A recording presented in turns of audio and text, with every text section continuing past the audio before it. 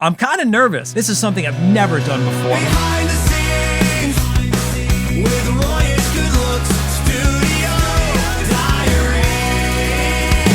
Today is March 12th, 2023. Literally just yesterday, I released my song, It's Like Poetry. Story rhymes, it's like poetry. I don't often start working on a new song the very next day after releasing one. I kind of get really lazy. I tend to take a week or two off until the motivation strikes again to actually get back into the game. But Bad Batch Season 2 has been on. Mandalorian Season 3 has been on. I've been really inspired by Star Wars lately. I've also been reading a lot of books about just working on your craft and not stopping. When you finish a song, start your next song. There's a lot to be said about maintaining that momentum. I don't have a full song right now, but I do have some bits and pieces of a song that I think I'm going to call The Mandalorian. I've got a verse, I've got a chorus. I just need some more lyrics to flesh out a second verse and maybe punch up the first verse. But I've got enough pieces that if I start working on this song, more and more pieces will fall into place. And before you know it, we'll probably have another song. You just have to work on it. There's only so many songs that are like lightning in a bottle moments that like it happens all at once in 5 minutes and you've got the whole thing start to finish. More often the case is you've got to battle for that song. So I'm going to start that battle today and I'm going to do my best to document the entire process, the entire journey through these studio diaries. This is something I've never done before. I spent a couple hours here today in OBS trying to set up my phone and a microphone and screen capture. I can't get the screen capture to work, but I'll figure some of this out as we go. I'm kind of nervous. I mean, I don't even really like being on camera, but we're going to do it anyway. Right now, I've got 2 voice memos of the rough idea of the song. But now I understand that it's not the best car steel that makes a man DeLorean. What makes a man DeLorean? What makes a man DeLorean? What makes a man? It is sort of like a full song. The way I've sang it in the voice memo is verse, chorus, sort of repeating the first verse, chorus, bridge, instrumental jam section to be determined, and then a final chorus. That's been really fun to listen to on the voice memo. The song's been stuck in my head. I'm excited to work on it. And we're only, right now, it's March 12th. There's only been 2 episodes of The Mandalorian so far. I'm thinking that I'll probably start this today, and I might end up even changing lyrics or like the direction of the song as we go through this season, which is sort of what I did with Rebellion while Andor was coming out. We all have our own rebellion.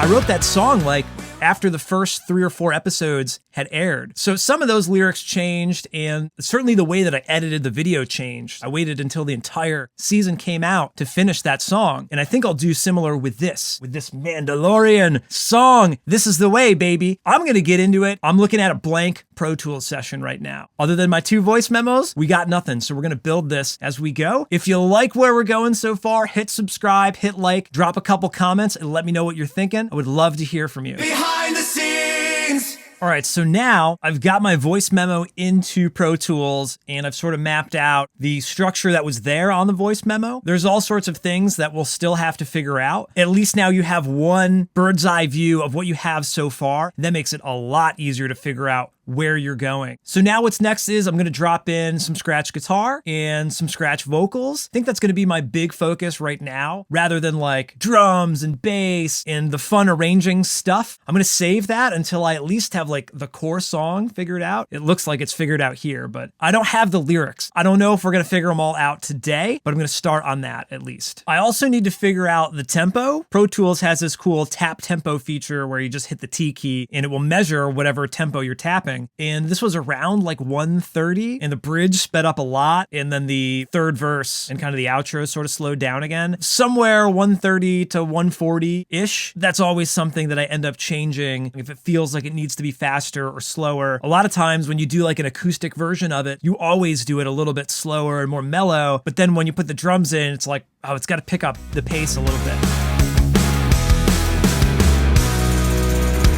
I think the song's probably going to open up with guitar and vocal. Like I said, when you're playing it on one instrument, you get a different vibe for it. I just figured out how I can get Pro Tools audio into OBS for the capture for the video. So maybe this will work a little bit better now. Here's the guitar tone that I'm working with.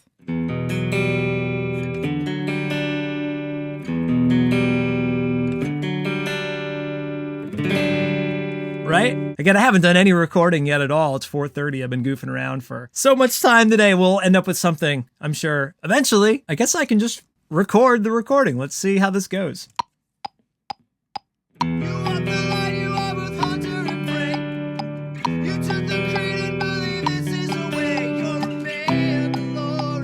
This is going to be hard to do without all the drums and stuff. I want to go overboard already with it.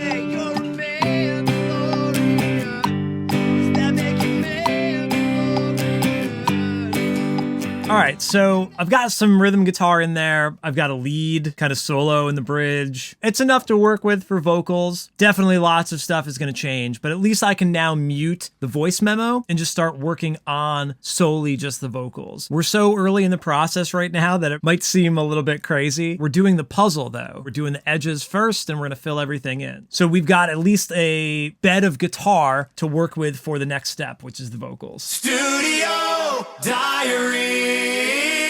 All right, so now things are getting complicated. I don't know how to not obscure my face if I'm gonna do vocals and kind of do the demo the way I normally would do it. So sorry if this is annoyingly in the way, but now I've got tracks for main vocals and doubles and a couple of harmonies. I try not to overcomplicate things from the get-go. It kind of sucks to hear vocals just like guitar without effects, without some reverb and whatnot. So I've just imported all my settings from my last song. So now I'm gonna record the parts that I already know are there from the demo. I might leave in placeholder lyrics and whatever. Also, I don't know what's going to happen with OBS because you're hearing this mic directly into OBS and you also can hear Pro Tools. Like if I play Pro Tools, you'll hear Pro Tools a little bit blended in. But if I start recording, all right, you're going to only hear me through Pro Tools for a second. So maybe this will sound good or not. We'll find out in a second though. Also, I got like the auto-tune on.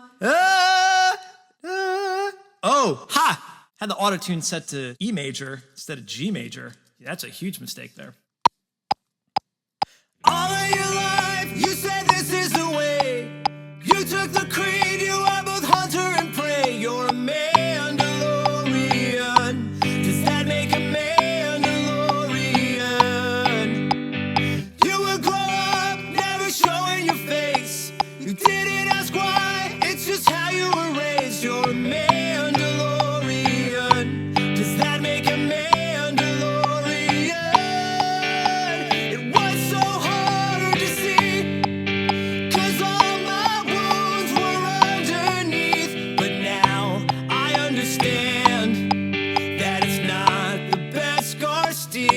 That makes the Mandalorian. What makes the Mandalorian? What makes the Mandalorian? What makes a man? This is weird, the singing on camera. Is this something that we're going to continue through this series? I don't know, but... Studio Diary. So we're only 2 takes into the song so far, and I'm learning more about trying to broadcast and film and document this, that this is way, way more distracting than just putting the song together, but I think this will be a good thing in the long run to have some of this footage. In case you're wondering, I've got different scenes that if I want you to hear just the dry mic right now with no processing, which I think will be best for monologues like this, talking directly to the camera, but if I want to go into Pro Tools and have you hear me with this mic inside of the mix and not dry and like blended together, then this should be that. Now you should hear me with some reverb and lots of EQ and compression and distortion and auto-tune, which will be nice when I'm singing and you don't have to actually hear all of the terrible notes I'm hitting. But obviously this is like not good for the VO right now. So we can have this dry VO and maybe I'll get good at switching that, maybe not. This is all part of it though. I think I just need to work on the song and forget about documenting it for a minute, and then I'll come back and recap everything with you, but I'm not getting as far as I should and focusing whatsoever. How does Andrew Huang do this? How does Rob Scallon do this? How does every other creator film themselves, talk to a camera, and actually get the work done? Obviously that's a muscle that you grow, but whoa, it's hard. So props to those guys. Behind the scenes, It is 7:13 p.m., March 12th, 2023. I have a version of a song entitled The Mandalorian. I'm assuming this is going to be episode 1 of a series ongoing. What cooler way to end it than to actually play you the first demo of this song? You took the creed and believe this is the way. All of your life you've been both hunter and prey. You're a Mandalorian. Does that make a Mandalorian? And you would grow up never showing your face. You didn't ask why, it's just how you were raised. You're a Mandalorian. Does that make a Mandalorian? It was so hard to see, 'cause all my wounds were underneath. But now I understand that it's not the best scar steel that makes the Mandalorian.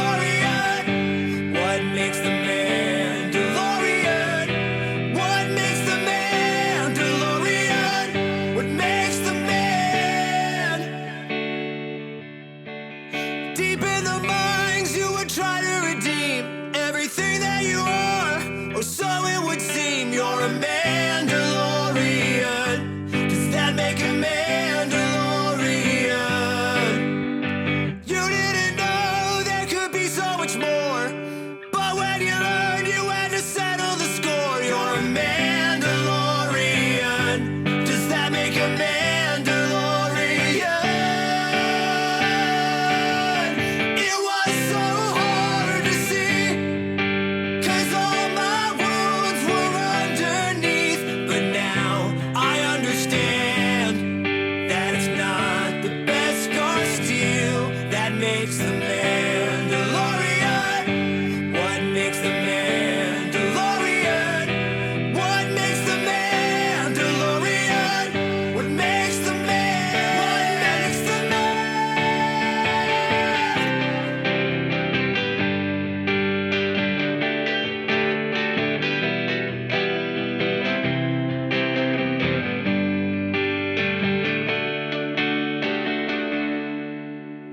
You took a chance when you decided to leave. We're all better off no matter what you believe. You're a Mandalorian. Always a Mandalorian.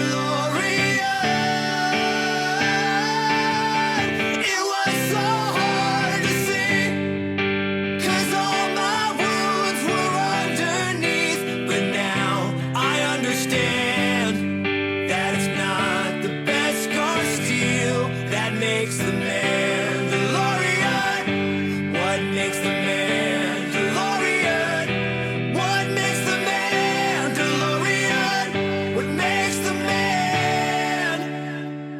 All right.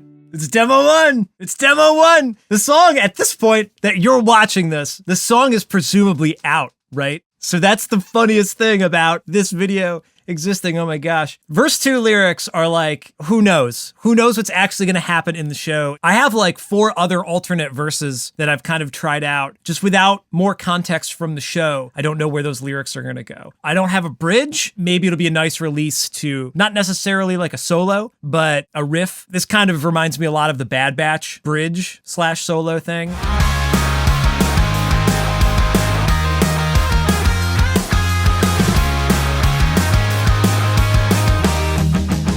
So something kind of like that, and going into a verse 3, kind of broken down and build back up for the last chorus. I love this little verse guitar riff. That'll be really fun to dress up in verse 1 and verse 2 with the production. Drums, no drums, single guitar, double guitar. I want to kind of spoof Open Your Eyes by Goldfinger. Open your eyes to the millions of I feel like this kind of has a similar arrangement to that, where we'll be small, we'll go big, small, go big, and hopefully that'll be really, really rock and roll, really satisfying. There's so much work left to do. But listening through that, like that's been the voice memo the last couple days that I've had, just guitar and vocals. And now hearing it with the doubles and the harmonies and having verses that aren't just kind of like mumbling words, it'll be a little easier to figure out. Like all we got to do is fit new words into those verses and we'll be just fine. I don't know, there'll be a new episode of Mandalorian on Wednesday. Maybe that will help. Next episode, if we keep this up, I will add some drums, I'll add some bass, and do like a stereotypical guitar arrangement for it. And this is it, piece by piece. Having this frame, you know, again, the puzzle, having the edges done, we can fill it in even easier now. I'm gonna make so many stupid metaphors. I want to apologize, but that's just kind of how I am. So there you have it. I will make this demo version available on my Patreon for those of you on the bonus tracks tier. And if you're excited for episode 2, please leave a comment down below. Make sure to subscribe if you're new here. And I will see you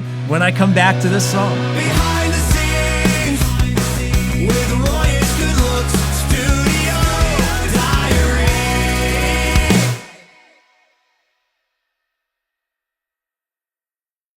I don't know what I'm doing. I'm just making it up. I was also kind of thinking it might be cool to do like a do-do-do-do-do-blah. Do-do-do-do-do-blah. Makes the man Sick. Note to self, Roy. Find all the interesting parts and put that in the video. behind the scenes with Royish good looks studio diary. Day 2 here with The Mandalorian. I'm learning a ton of stuff, so check this out. You and me, you, me, and Pro Tools. Just you and Pro Tools. How cool is that? Super cool. Behind the scenes. So one thing I want to talk about is the lyrics. I like the idea of like, what does it mean to be the Mandalorian or a Mandalorian? To me, Din is the Mandalorian. And I think he could lead by example and show everyone what it could mean to be a Mandalorian. The song kind of hinges on that right now, but of course these lyrics are kind of vague because I don't have a lot to work off of. So I'm hoping there'll be a few more like specific nuggets that I can nudge the song more towards like what actually happens in the show rather than speculating, which I am right now, and being very vague. But of course, these lyrics are sort of placeholders, so they're gonna change. The current state of them, though, is like just fine to work with. I'm actually really impressed with how this demo came out. So I'm really happy where it is as just this guitar and vocal thing, and we'll just keep working on it. The next goal is to drop in drums, and we'll start drum arranging because I don't want it to be just this guitar vocal thing, although it's kind of cool. It's got that like glycerine like kind of vibe to it when it's just like one guitar, still a ton of vocals, but I intend it to be a rock song. I listened to this demo a ton of times yesterday and even this morning. It's like 3:45 right now on March 13th. It's the next day. I'm so excited about this project. Now my goal will be to drop in some MIDI drums and start arranging that, maybe some MIDI bass, and eventually move on to guitars and basically doing another demo version as the rock version of the song. We did the voice memo, we did this kind of rough demo all the way through. Now we'll do the full band demo. All right, I've done a few tests and I'm a little bit worried it's gonna lag while I'm editing and recording all this stuff. So who knows how this is gonna come out. You took the creed and believe this is the way. All of your life you've been both hunter and prey. You're a man. I think that's where the drums are gonna come in. It's gonna be like just guitar, boom, and just cut right in. Mandalorian. Does that make a Mandalorian? Also kind of want to do the like, open your eyes thing. You would grow up. Yeah. You So would laggy. Mandalorian. All right, let's put in some cymbals. A man. I think this will open up like open guitar. Mandalorian. Does that make a Mandalorian? You would Crash, we'll do like Mandalorian. Does that make a Mandalorian? Mandalorian. You would grow up never showing your face. You didn't ask why, it's just how you were raised. You're a Mandalorian. Does that make a man? maybe we can do the fill into it. Just how you were raised. You're a Mandalorian. It's just how you were raised. You're a Mandalorian. Does that make a Mandalorian? Raised. You're a Mandalorian. Raised. You're a man. Raised. You're a Mandalorian. All right, so that would either be like a hold Yeah. into the chorus, or that would be like a build up.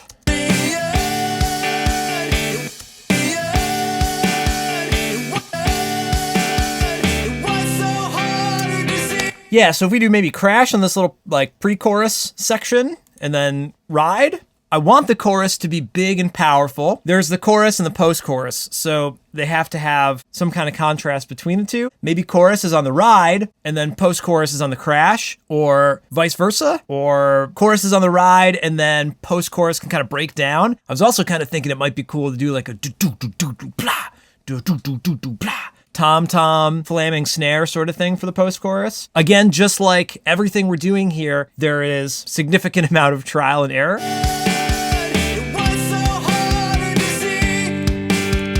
I also don't know if I want to use this stress beat, this do-do-do-bat, do-bat, do-do-do-bat, do-ba. I've only used that in like transition sections like that, I think. I've not really used that beat as the main beat in a song. So that's also new to me, and sometimes that can be kind of fatiguing, I think. Kind of cool to introduce it there in the pre-chorus. Maybe that comes back for the post-chorus instead. I also don't really, I don't want it to break up. I almost want it to be like 4 on the floor sort of thing.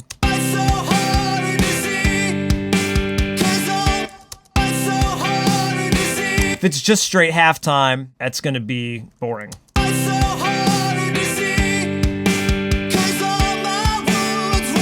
Yeah, I like it with the movement better. Double crash. So much lag. And then I usually bring the ride down a little bit in velocity. Yeah, maybe you can trade off like that.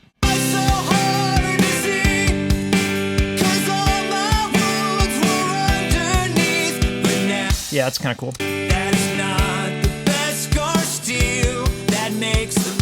Yeah, that first tag, I definitely want that first tag to be like, ooh, I should have talked about this earlier with the lyrics, but like, it's not the Beskar steel that makes the man. It's the punchline in the chorus here, the tagline, hook line, but that is the song that Din can then learn. It's not the suit of armor, it's not the rifles, it's not the gadgets, it's not the creed, it's not the Beskar steel that makes the man. DeLorean! I love it. It's so good. So that moment has to be just right. I want it to be pronounced. Got to figure out how to do that. I understand that it's not the Beskar steel.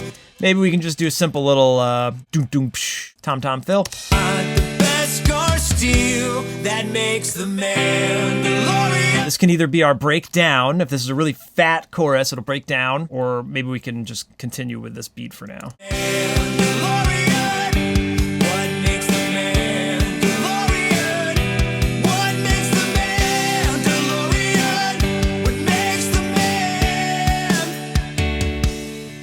The funny thing when you start to arrange the drums is we're copy and pasting the stuff that's perfectly on the grid. It's going to start really rigid and repetitive at first, and we'll pull out all of the unique stuff later when we figure out, like, that's the perfect way to highlight that moment. And then, is that going to be on ride there, or can we go back to maybe hi-hat would be maybe more interesting?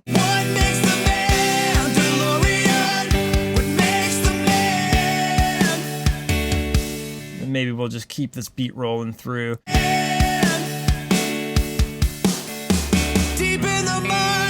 the only other thing that might be interesting is like if the crashes hit with those snares. And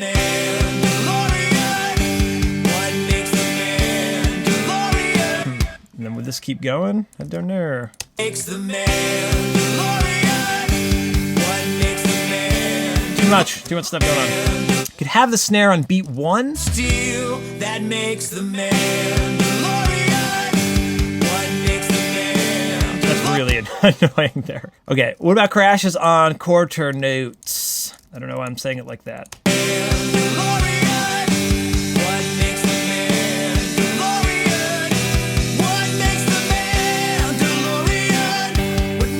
Yeah, no, hi-hat leaves a little bit more room. Save that crash for a bigger moment. I do kind of like the snare drum on beat 1.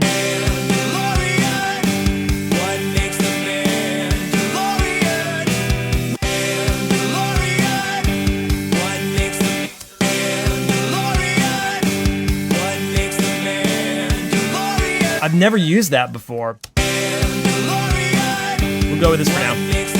Or so it would seem you're a man. If this is gonna totally be like Open Your Eyes, Goldfinger, the verse would be just like the overhead and room mics for the drums. It doesn't matter what the beat is, but the mixing won't be like the kick and snare drum close mics with the rest of the drums. We'll mute those or lower those so the drums will be a little bit thinner. I just need to think about the part right now, and we'll worry about the mixing later. Deep in the mines, you would try to redeem everything that you are. A little too exciting there. The other song that I was sort of thinking about when I started writing this is I heard Michael Jackson Beat It on the radio. It's such a catchy song. And so this melody and like chordal change has some kind of similarity with that. And the beat is also interesting. It's sort of like a modified 4 on the floor kind of rock thing. Maybe we can try some of that here. Deep in the mines, you would try to redeem everything. It's a little corny. Deep in the mines, you would try to redeem everything that you are, or so it would seem. I don't know. Let's try close hi-hat. Deep in the mines, you would try to redeem everything that you are. The other thing that's tricky when it's just the drums is it's not enough for the whole arrangement. So we're kind of like working in this box right now of drums, the scratch guitar, and the scratch vocals. You know, you never know what other cool stuff could come around it. You know, we're getting a feel for what it could be. And that's part of the discovery of this is like, we put in a drum beat, that will influence the bass, that will influence the guitar. If there's strings or piano or synths or, you know, more vocals, like what spaces did the drums leave that other instruments can fill in? Or so it would seem you're a Mandalorian. Or so it would seem you're a Mandalorian. Does that make a Mandalorian? And it could be cool to not go to the crash right after that. Make a Mandalorian. Right, suck it right in. You didn't know there could It's cool with the crash, but be a- You didn't know there could. what if it just goes to nothing? Deep in the mines, you would try to redeem everything. Deep in the mines, you would try to redeem. What if we do a accent on these snares? Deep in the mines, I don't know. deep in the mines, you would try to redeem. And then we do a crash on that, let it hang for a minute. I think it's really cool when you're going into a part and instead of it being like 1, 2, 3, 4, psh, you play like an auditory trick where you still get that like wash of sound transitioning you from one section to the other, but the crash can come that beat earlier. 1, 2, 3, psh, deep in the. It comes in a little bit earlier and lets the verse maybe brood a little bit more, like this deep in the mines. You know, I could see a lot of cool production of like sucking down the vocal, making it like weird for that moment, right? You had this big doubled up post chorus, and then we have this really dark and brooding verse without this traditional like, boom, here's the beginning of the verse. Like we're going into the mines, you know, the mines of Mandalore. Deep in the mines, you would try to redeem. Also wonder what it would be like with, you know, just this kind of like stress beat again. Deep in the mines, you would try. Oh yeah, I mean that would work 100%. Deep in the mines, you would try to redeem. It'd be cool to have like a like side stick along with that. Deep in the mi- Oh yeah, this could be cool. But it's been a while since I've used side stick for something. Deep in the mines, you would try to redeem everything that you are, or so it would seem you're a man. All right, that's definitely going to need mixing, number one, maybe different sample for it. And also, that has to have the hi-hat along with that. Deep in the mines, you would try to redeem everything. And then does it still need the snare on that other beat though? Deep in the mines, you would try to redeem everything. Definitely reminds me of some like getting some Police vibes from this, which would be cool. Like the riff kind of sounds like a message in a bottle a little bit to begin with. But I don't know if what that's reminding me of. Maybe something from Synchronicity or something. Kind of weird, you know, creepy, right? Snare drum on beat 2 and 4 really pushes it along versus that side stick. The side stick is like you're tapping on your wrist, you're waiting for something to happen. It's like a ticking time bomb sort of thing. You didn't know there could be so much more, but when you learned, you had to settle the score. You're Ooh, I can also hear like some feedback from the guitars there, maybe. You you know? I don't know how thematically that'll work with the lyrics, but I'm hearing a lot of cool ways of getting back into this big B section of the verse. Can it be brooding in that first half and rock in the second? Mandalorian, what makes the man? Deep in the mines, you would try to redeem everything that you are, or so it would seem. You're a Mandalorian. Does that make a Mandalorian? You didn't know there could be so much more, but when you learned, you had to settle the score. You're a Mandalorian. All right, I did kind of like it changing there. If verse 2, it can't be copy paste from verse 1. It's got to have more energy. It doesn't necessarily mean it's got to be like more rocking or whatever, but it has to have something new. You would want to hear that versus just skip to the next song. And a lot of times verse 2 is my favorite part because of that. You get really creative with it, have a little bit of fun with the arrangement, right? But this doot doot doot doot, I wonder if that beat needs to carry through. You didn't know there could be so much more. Maybe we put a tom-tom here? Rack tom maybe? Could be so much more. But when you Oh yeah. be so much more. But Oh no, that whole time we were only on the video there. So I'm not a drummer by trade, but I try to program the drums so that they seem relatively realistic, that a drummer would play them, even though that probably wouldn't always perfectly translate because I'm just not a drummer. In this instance, I'm not sure how a drummer would do this. you didn't know there could be so much more. But when you learn, Probably just a better fill rather than doing that the whole time. but when you learn, you had to settle the score. You're a Mandalorian. Does that make a Mandalorian? In course two. Okay, so that doesn't work. It was so It would be like 2 measures of that maybe. Knowing you're going into the chorus would be that beat, so maybe we can continue to rock out for a second here. Mandalorian.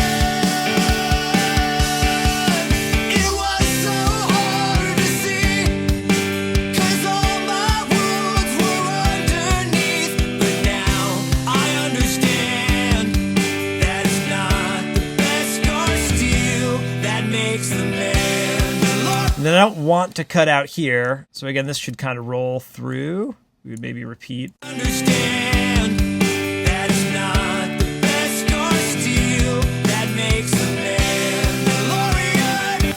I don't know if there would be like a moment here, like, That makes the man steel. That makes the man the best scar steel. That jatu, makes jatu. Does it cut out again? Maybe does cut out, rocks out a little bit more into it though. that is not the best scar steel. That makes the Mandalorian. I guess maybe it would be kind of like almost like the pre-chorus thing, like jump up to crash. The best scar steel. That makes the Mandalorian. Yeah, and then you could still pause on that 4th beat. I love when you can have that 4th beat be the push. Steel. That makes the man. And then maybe these would be lower. Scar steel. That makes the Mandalorian. What makes the Mandalorian? Let's just try what this would be like on a more average halftime beat and see if that's lame. Scar steel. That makes the Mandalorian. What makes the man? It definitely gets your head bobbing, right? Like, do we want it to be all stressful and then break in? You know, it was so hard to see. I'm stressed out, but that's not what makes the man. What makes the man? DeLorean. You get this actual release from the part when it goes to halftime there almost. I understand that it's not the best scar steel that makes the Mandalorian. What makes the Mandalorian? What makes the Mandalorian?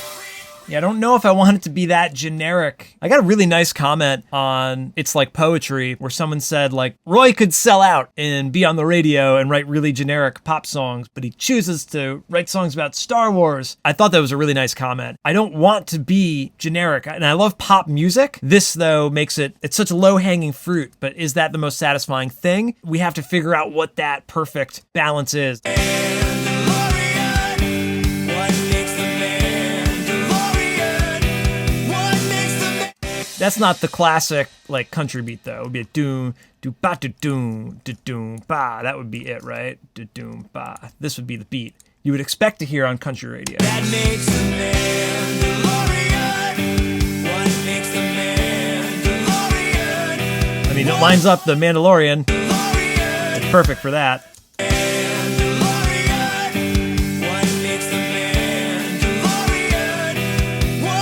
Yeah, and this is what I was thinking, like maybe there's nothing here. Maybe this is the breakdown thing, and then maybe it wouldn't be so goofy. Man, I shouldn't have said all that knocking like the beat, like, oh, this is the every bro country song ever. It just has to feel satisfying. So it doesn't matter what the beat is.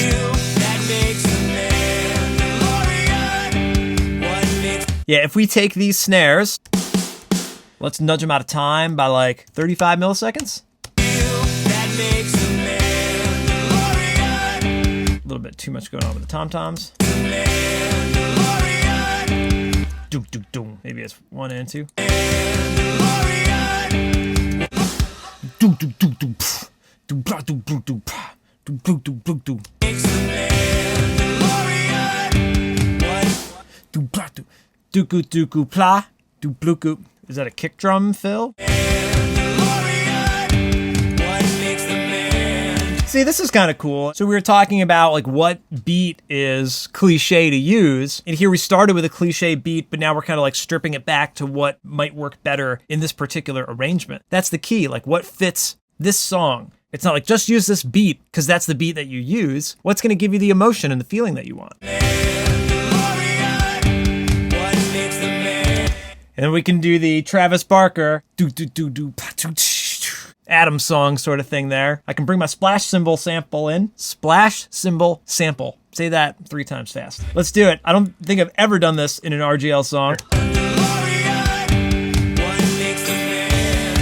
I do like this. I want it to be anthemic. That's kind of the cliche with a lot of my songs, I think. But this is definitely giving me that vibe, for sure. You just want every part to be as cool as it can be, contrast and unique from, whatever came before it. If this is all stressful, and we're riding through it or crashing through it, of course, like a chopped up part would be a little bit better rather than repeating the same sort of thing for another 8 bars, right? Now I understand that it's not the best car steel that makes a Mandalorian. What makes the Mandalorian? What makes the Mandalorian? And maybe there would be like a dooku dooku pss, blah. Maybe those would be crashes there. Yeah, and then we can break back in for the bridge.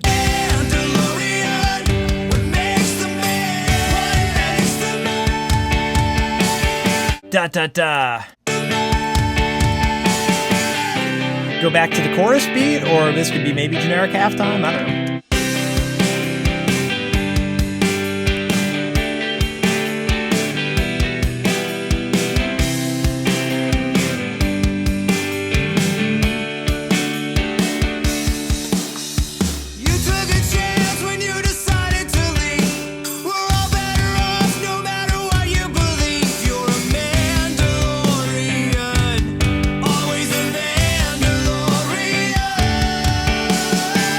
Okay, another really cool thing to try, which we've sort of done here a little bit. Take one beat for one section of the song, plop it over another section of the song. Or even like the chords, or the rhythm. Whatever it is, like take one part that you thought belonged in one section, move it to another section, and you get a whole new vibe, like this verse. You took a chance when you decided to leave. We're all better off.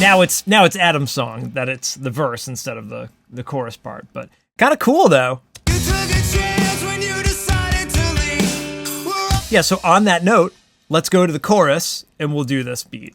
It was so hard to see, 'cause all my roots were underneath. But now I understand And then that it's not the best car steel that makes a Mandalorian. What makes the Mandalorian? So the opposite, you go to like the breakdown to the stress beat, which works better. I don't know, but you can figure that out by experimenting a little bit there. I think into this last verse, we'll have to do something like the first chorus again.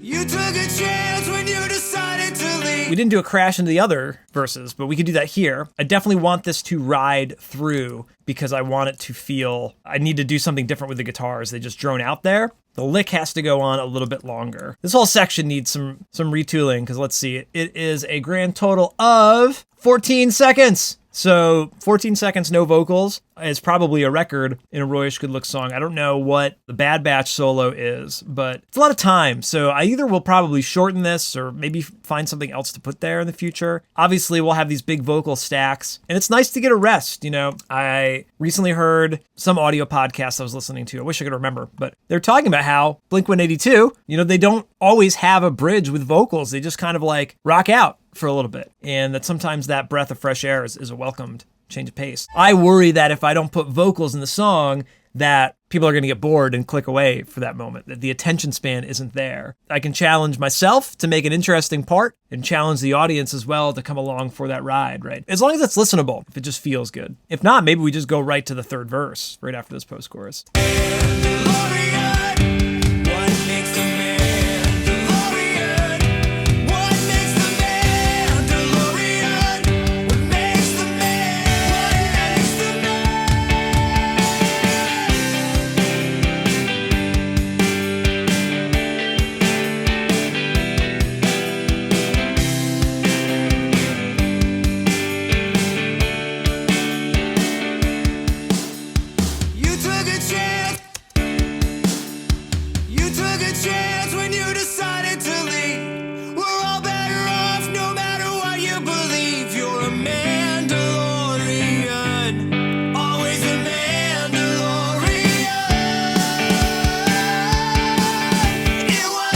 Yeah, I don't know if we're going to do this kind of like giddy up beat, which it's got a lot of energy to it.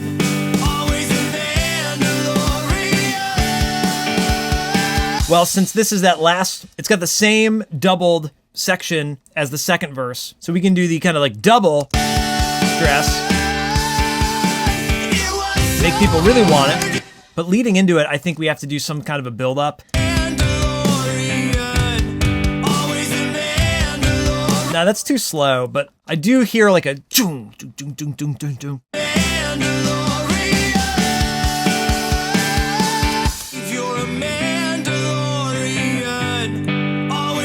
Maybe these turn into held out chords here. That's the other thing. We're not rearranging the guitars or the vocals at this point. The wheels are spinning, but maybe here, ring out, and then.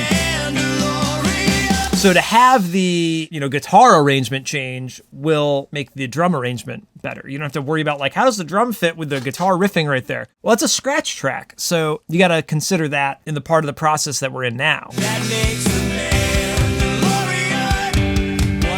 And again, guitar arrangement, the guitars here would have to do the dugu dugu taku, the dugu dugu taku. This will kind of be like the bridge and Never Tell Me the Odds, the da da da da doo. But we're on tom-toms here. I think that's on Crash. But maybe the same idea here. If we were concerned with the guitar arranging right now, what I might do is, we know we want to cut off 1 and 2 and cut. 1 and 2 and cut. So I might come here and make these crude edits on that guitar track.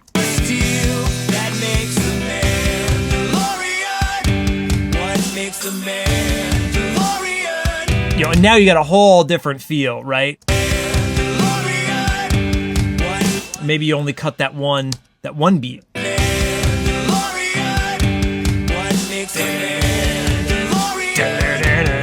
And that's another, now you have a guitar part that's coming into mind. I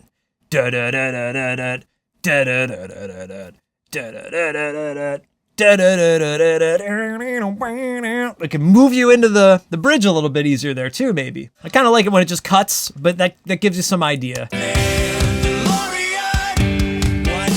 Another thing I wanted to address was what makes the man? What makes the man? I don't know if that's going to continue for the post-chorus here. What makes the Mandalorian? What makes the Mandalorian? On the demo right now, I do this like, what makes the man? What makes the man? What makes the man?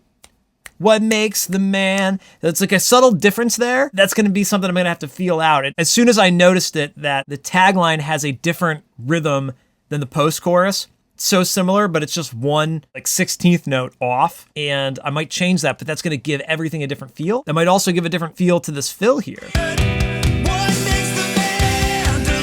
You can't crash while you're doing tom-toms. That doesn't make any sense. I don't know how long I've been going, like an hour or so, maybe more. Eventually you get to a point where you just have to stick with something and come back to it, and you'll figure it out later. Yeah, that makes more sense.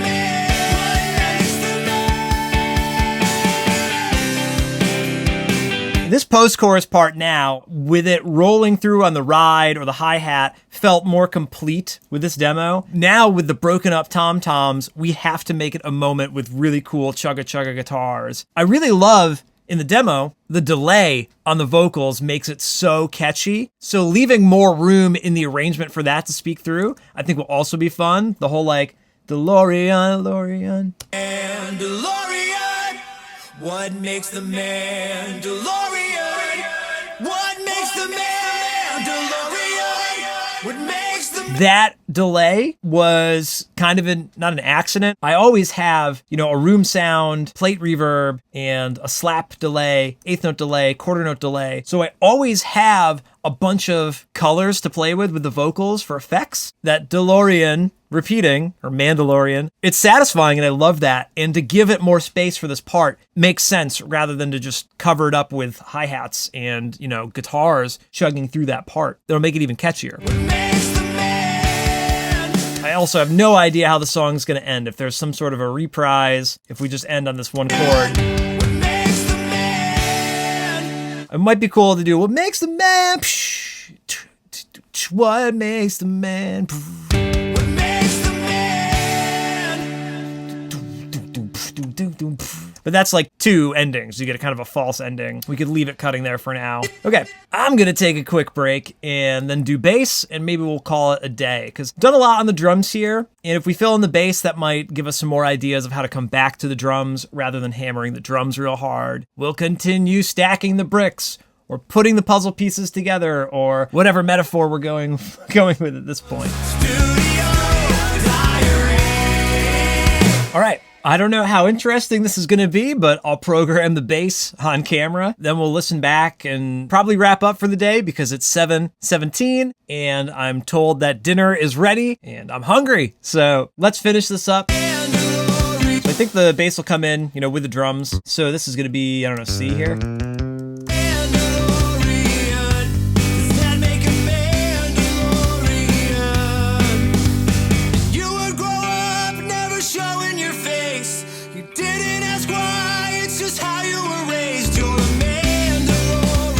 Yeah, do we want a little pickup there? Probably do like a slide. So I'll go back in and track real bass. I'm not gonna go in and record real drums. I'll put in the MIDI bass and that will help me figure out some of that guitar arranging stuff from earlier. Like sometimes if the scratch guitar doesn't have the right rhythm to it, you can influence how you're perceiving it in the demo with the bass MIDI, but I'll go back in and play live bass. But this is nice to have a placeholder for the next version of the demo. It'll sound a little bit more complete. It's just how you were raised, you're a Mandalorian. Sometimes I'll go heavy on the rhythms and get it right, but it doesn't have to be perfect. You can see how that, not having two eighth notes there makes that fill a little bit cleaner.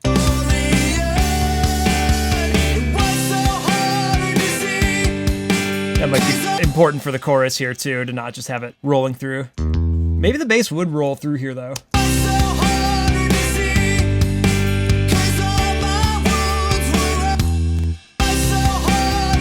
Yeah.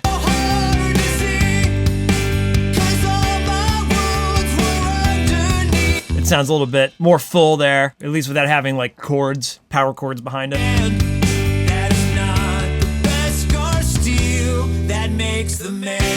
I think these are pretty much the same chord, so let's just duplicate. Command D, baby. Yeah, to cut this off.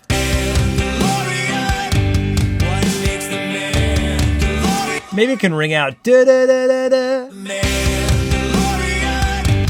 Oh, that could be cool. First time through, it's chopped up, and second time through, we elongate it. Talking with my hands. It's just what I do. So whether or not that's the bass rolling through on eighth notes, sustaining more, or the guitar is like chugging more, like there can be more development there, tambourine or something, pushing along the second half of the post-chorus. Mandalorian, what makes the Mandalorian?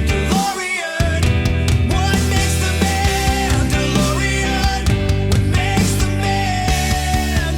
Deep in the mines, you would try to redeem everything that you. Obviously, experiment. We don't have to do whole notes and everything. You know, we could have this dun dun. Deep in the mines, you would try to redeem everything that you are. Okay, so now, can you hear the Michael Jackson Beat It come out now? Dun, dun, dun, dun, dun, dun. I don't want to go that far with it. That's such a good rhythm. I wish we could use that exact rhythm, but we can't do that exactly. We gotta switch it up a little bit. Deep in the mines, you would try to redeem.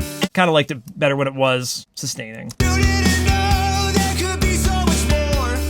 Let's see what this sounds like, kind of riffing through. You didn't know there could be so much more.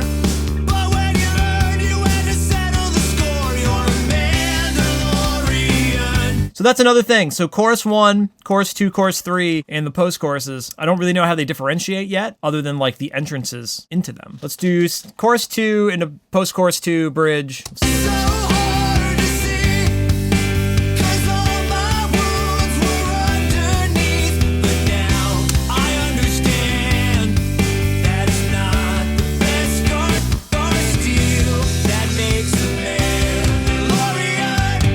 What makes the man? that guitar riffing doesn't kill it, but it certainly influences like how cool the part is. You're like, what's going on? That makes the Mandalorian. What makes the Mandalorian? What makes the Mandalorian?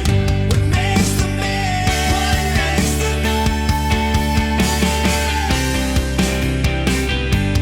I love those 3 snares. There's something about that. I do that a few times, and there's a couple of songs that I like that do that. There's something about that. And like 2 crashes, like da da da, but like an extra snare while that one crash is hanging. You took a chance when you decided to leave. What if it was just the bass there here? You know, we don't know where the song is going thematically if the words change, but it could be cool to like brood even further. You took a chance when you decided to leave. We're all better off no matter what you believe. You're a Mandalorian. Always a Mandalorian. Oh yeah, and we said we'd hold out chords here. It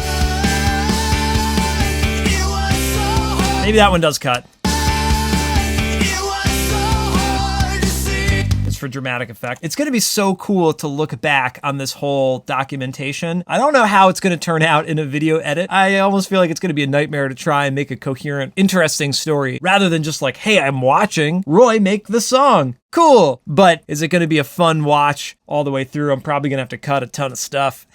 But it'll be really cool to see all of the work that went into it and all the different iterations and the weirdo thoughts that came out of it. That's what I have to find while I'm editing this. Note to self, Roy. Find all the interesting parts and put that in the video. We're all better off no matter what you I believe. guess I'll leave in the guitar for now just because it's weird without it. Or I guess maybe cut the bass? You took a chance when Yeah. you decided to leave. Now is it dun dun boom psh. We might be able to make that post-chorus part cooler if we, actually steal some of the strumming here maybe. Mandalorian. What makes the Mandalorian? What makes the Mandalorian? What makes the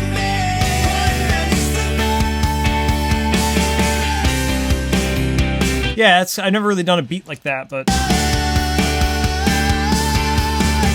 was so It was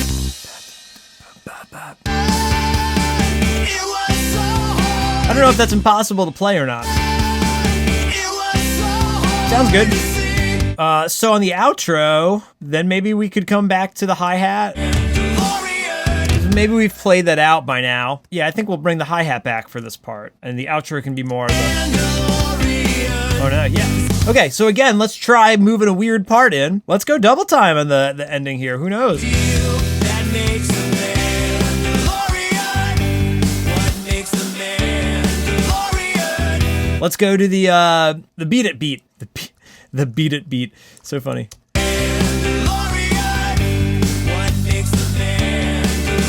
Yeah, a little bit too cliche. Let's do the stress beat.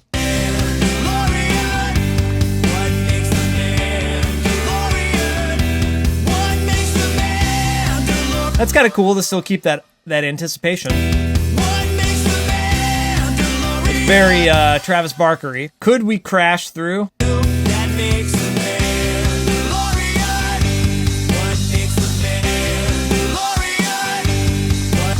Huh. Yeah, tough decision now. Like, do we keep it chopped up? I don't know what I'm doing. I'm just making it up.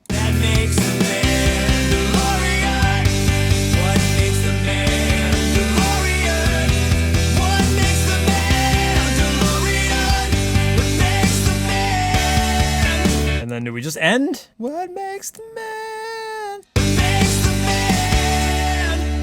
It's still kind of a cool ending. I've done this my last couple of songs, like on Rebellion, the outro is crashing like crazy. On Never Tell Me the Odds, we go up to the crash. That's kind of upbeat though. And then in It's Like Poetry, that last post, is that a post chorus there? Yeah, it's like an interlude post chorus. We're crashing. We're crashing!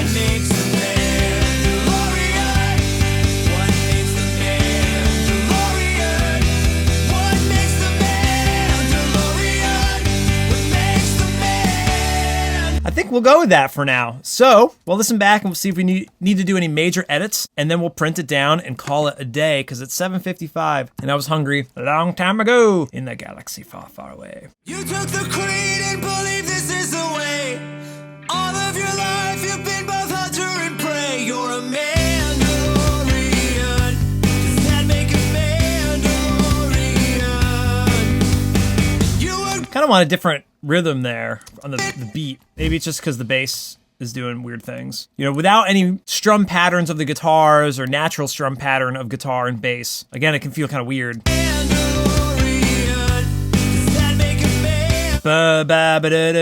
That's probably what the guitar will do. MIDI bass could do it for now, and that will give the impression of that. No drums for this second part?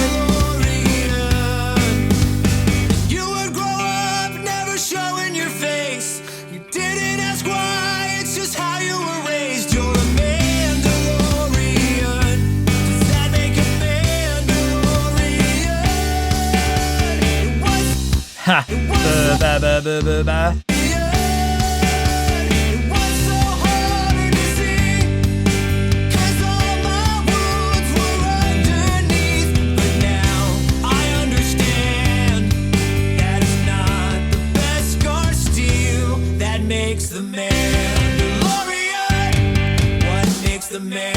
Sick.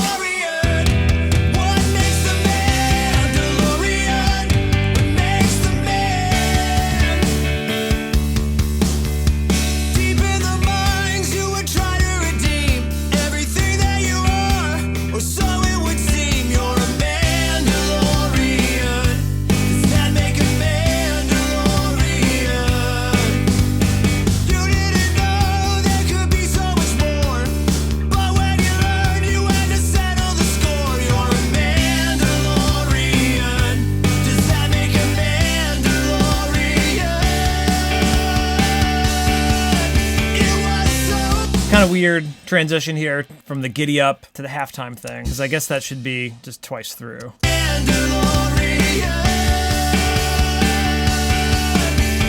Again, that pre-chorus can be sort of a clue into that last outro of the song if we go up to that crash. Gonna have to live with this a little while. Not 100% sold on it, but okay. So does that cut? Yeah, no cut. We're going into toms. You don't need a tom fill into toms. Let's do crash into toms.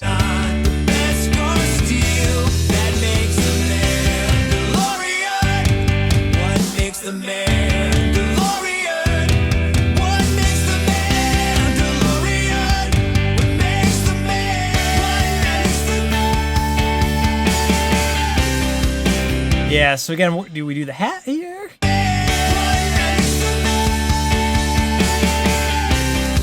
It differentiates better.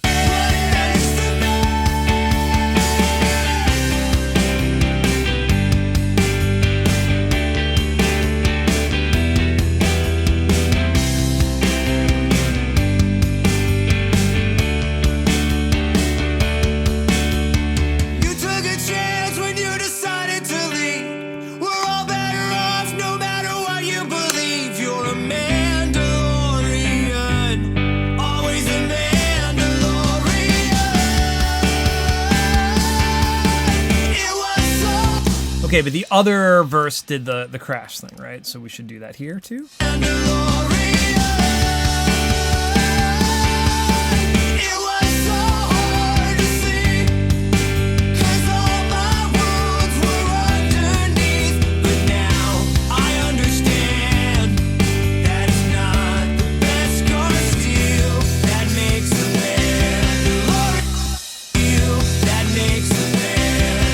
Yeah, so then this do do do do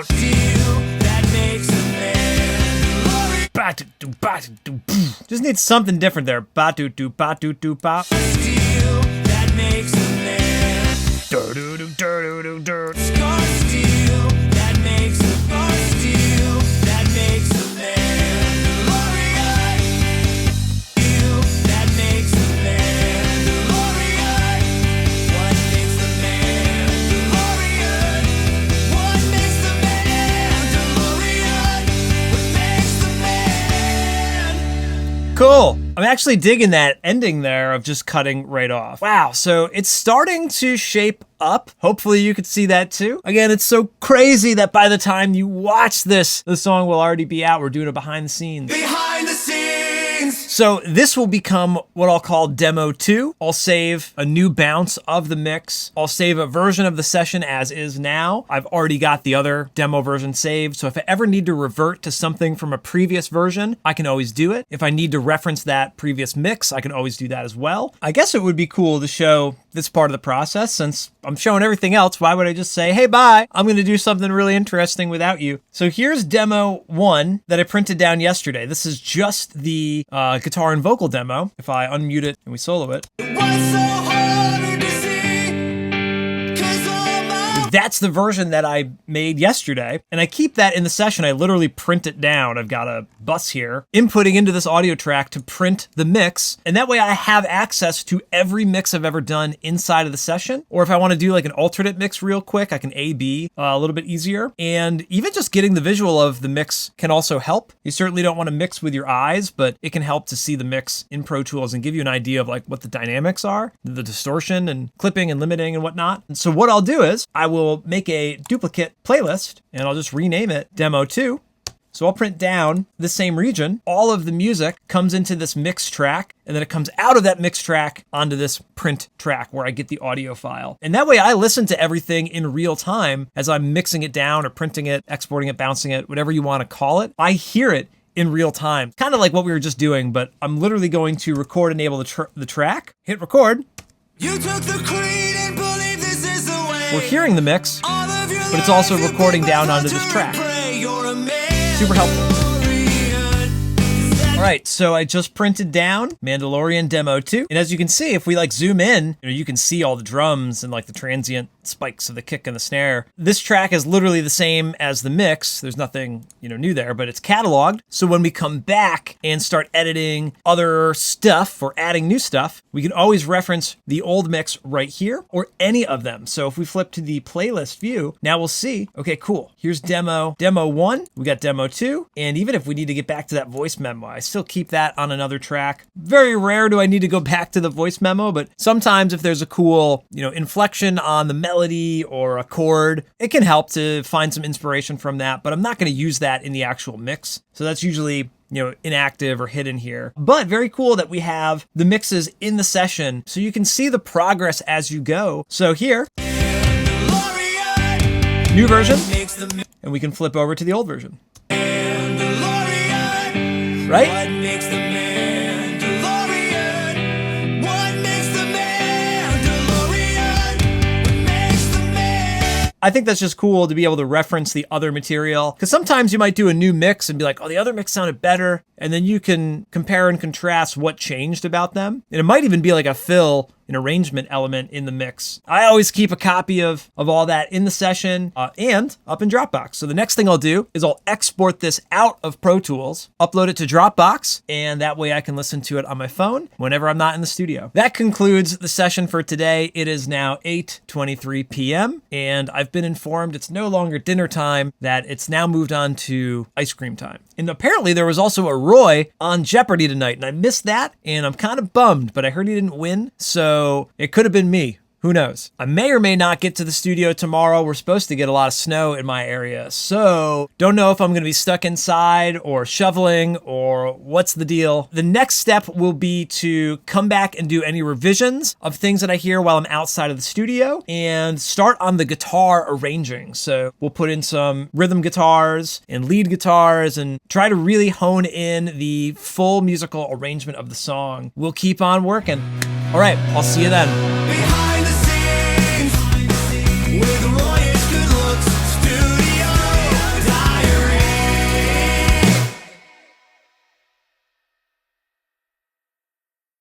This is going to be a little bit messy, probably really messy. Hey, check it out. Our first Pro Tools error. What are you trying to do here? Like, you're breaking it down, you're riding on the crash. Pick a beat, dude. One or the other, like do or do not, right? Crash or don't crash. We're on take 20, but you find a little happy accidents there. Who knows what the ending's gonna be like? Who knows? Who knows anything? Not me. Behind the scenes with Royish good looks studio diary. We are back. Today is Saturday, March 18th. My goal today is to record some guitars, demo guitars, maybe not the final guitars. It's becoming kind of a theme around here, right? I'm thinking that this series is going to be just the demo, and maybe when I get around to do the actual recording, like, the fine tuning for the production and the mix, I may or may not film all of that. That way I can kind of focus. I don't know, maybe I'll get really good at this as we go along.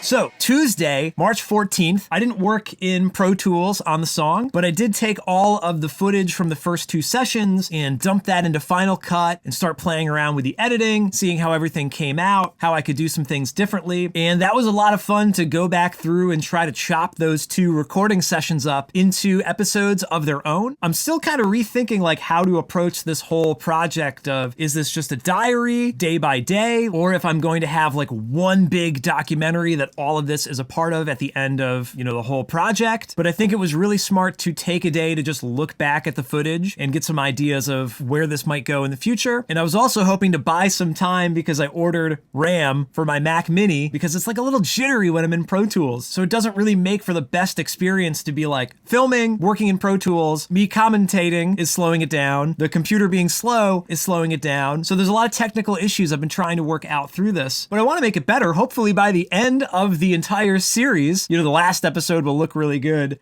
Wednesday, March 15th, that's when The Mandalorian came out, Bad Batch came out, so I watched those episodes in the morning. I spent the rest of the day podcasting on the Krypton to Alderaan podcast. We recorded reviews for those episodes. I edited the review for the Mandalorian episode, so that was another day of taking a break from working on the project. That's always a good thing. I was having a lot of trouble sleeping the first couple nights of starting the song. Having listened to it so much and having it stuck in my head, I tend to just lay in bed and like the song plays on a loop, because that's what you were doing all day. It's like when you play too much Tetris and you see the pieces falling down when you're trying to fall asleep. I think that's a good thing, that I'm really excited about the song, but I've been a little bit sleep deprived ever since. Then we have Thursday, March 16, and I took the day off to focus on finishing my taxes. That's been on my to-do list, and I finally crossed that off. So that felt really good. And again, another day of just not in Pro Tools, not listening to the song, and taking a step away to hopefully come back with some clear eyes. So like I said, I was trying to bide some time for this RAM to get shipped. Oh, I also got this iFixit toolkit to open up the Mac Mini, because you need special tools, I guess. So the tools to open up the Mac Mini came, but the RAM hasn't shown up yet. So Friday, I didn't want to jump back into recording because I want it to be a smooth thing. So Friday, March 17th, this is yesterday at time of filming, I had another sort of technical troubleshooting day. I cataloged some more footage from The Mandalorian. I cataloged some dialogue and lyric ideas, and I figured out how to output from OBS. I can have Pro Tools audio come out on on one track and also my voiceover come out on a separate track. That might seem like an obvious thing, but I didn't set that up for the first 2 days. I didn't know how, but now I figured that out. Or so we'll find out at the end of today. Behind the scenes! I have some idea of what kind of guitar stuff we're gonna do. I'm gonna start pretty straightforward with like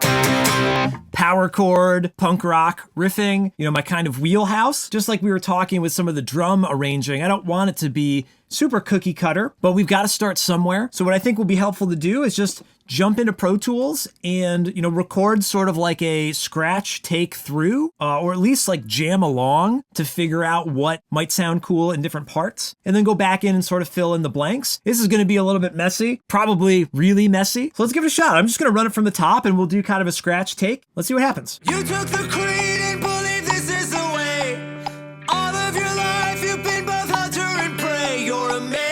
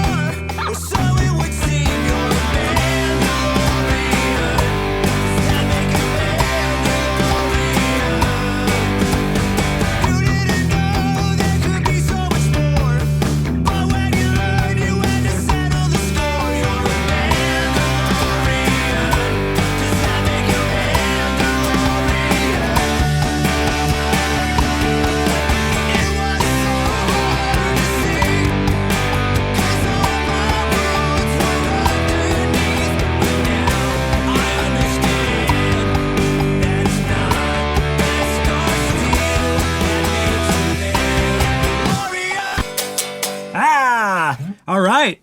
Hey, check it out. Our first Pro Tools error on screen here. I don't know if one has come up yet, but hey, didn't like me zooming in and out there, huh? I wanted to make sure that you could see what was going on. So what's really funny about this is, obviously I'm forgetting some of the chords and some of the transitions. Now, the wheels are starting to turn, so I'm gonna keep riffing.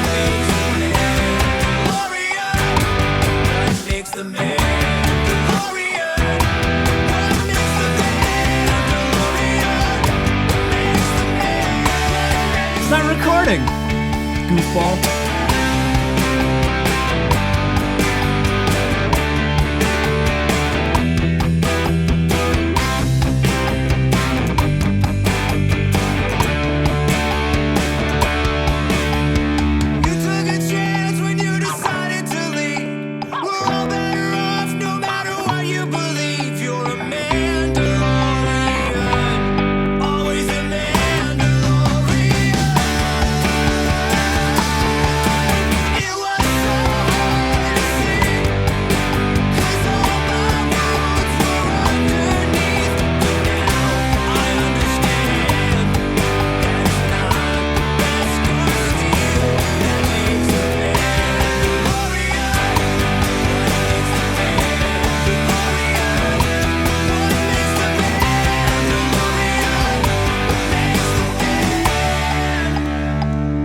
Yeah, so that ending there, I don't know if we're gonna chop up the last chorus. Like, it can't do that tom-tom thing every time. So I don't know if it'll be like crash, crash, crash with the sort of broken up thing. Crash, crash. But then second time through, crash, crash, crash, crash, crash. Have the same sort of structure of broken up, pulsing eighth notes. So we'll have to figure that out. So if you caught it, it looked like I wasn't recording, but I am in punch record mode here. So I should be able to trim back this clip and all that audio is still there. That's what I'm talking about, baby. Punch record mode, you'll never miss a thing. All right, I'm gonna pause, make sure the video's working. All right, seems like the recording came out Okay, now we'll go back through just like part by part and we'll fill it all in. Again, look at that kind of like a scratch track. Come on, Pro Tools, you can do it. We got to get this RAM, baby. It's so slow. I'll save this as just kind of a scratch playlist that we can get back to if we want to. And maybe we can pan these guitars, do it a little bit more traditional.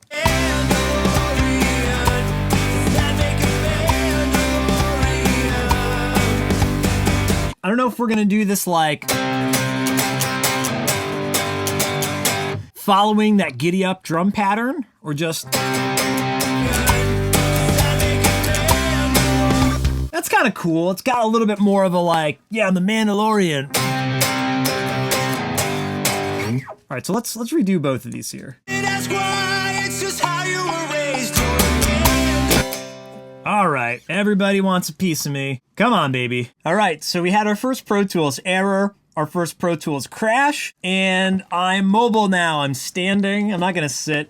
Maybe it'll be a little bit more fun, and I can get my butt out of the chair, which is something very rare for a recording engineer. All right, to hopefully save some power, I've frozen the vocal tracks. So I would freeze the drums too, but I think we might end up changing some of the drums and some of the bass. So I don't want to freeze them so we can get back to them. Hopefully this will save some power though. All right, let's go.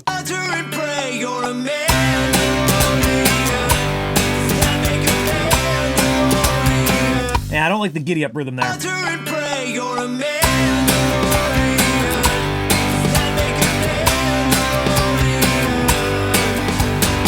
Okay, so pro tip, just take your first guitar, bring it down to your second guitar track, and then double it up.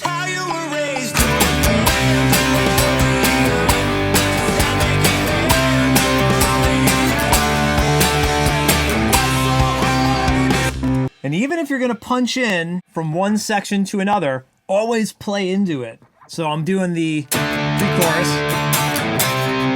I'm gonna end on the chorus chord though, so that when we punch in on the chorus, it'll sound good. Hey, we gotta pan these. Pan one left, one right, right? There we go.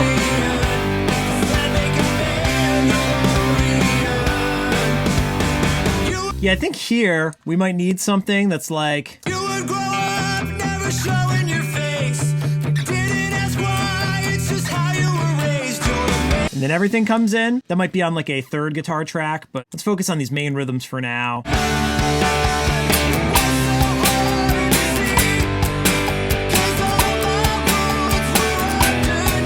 Maybe we go up to E minor, like every other time, down every other time, or maybe it's different in the chorus versus the post-chorus.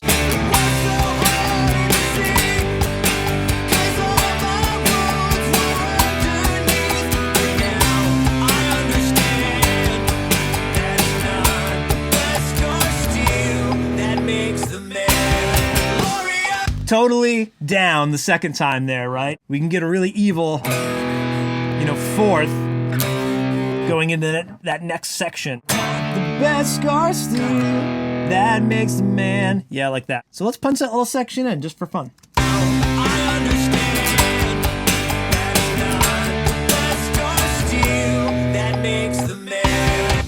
I don't know, we'll see. Nah, let's just go right to the chord.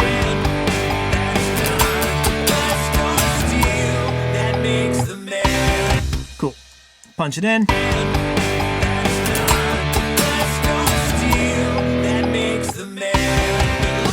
Almost needs some kind of accent on the pause there too, like a reverse cymbal, ta-da-ting, on the ride cymbal or something maybe. I'd also like there to be some kind of lead for the chorus to make it lift from the verse. Obviously the rhythms and the drums go into the ride cymbal. That is a change in the arrangement, but it's always nice when like the arrangement gets a lift, whether that's with the vocal doubles, vocal harmonies, or something on the guitar. Like,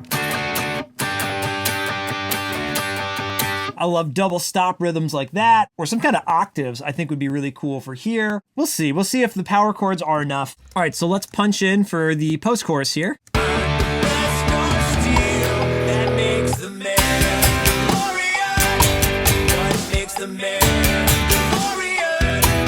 Oh, that's where it would have a little pickup there, right?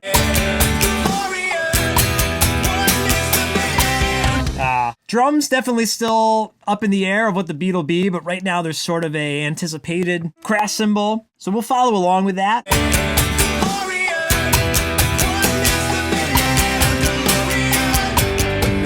And then second time through has to be some kind of like held out thing.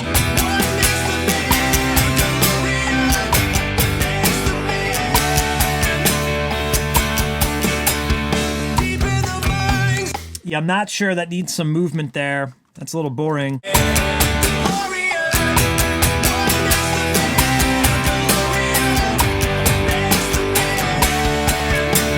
don't know if we're gonna strum through. I don't know if there needs to be a... That could be cool there in this pickup.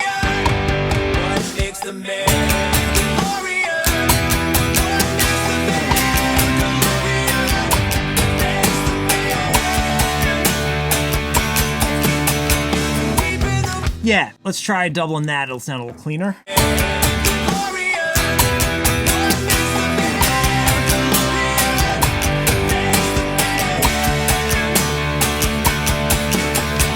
And then on the bass, we'll have to edit that to kind of match here. So we'll just take off 1/8 note there. Yeah, I don't know about this strum pattern, but it's closer. I also think if we add some leads, that will inform it. Last time I was coming up with some sort of like moving lead line almost for the rhythm, guitar and bass, like a...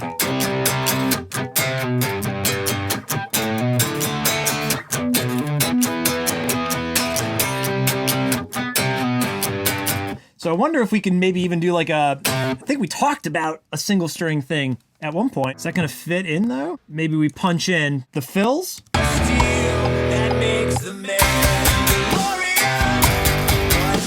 This will be a little crude, but let's try it out.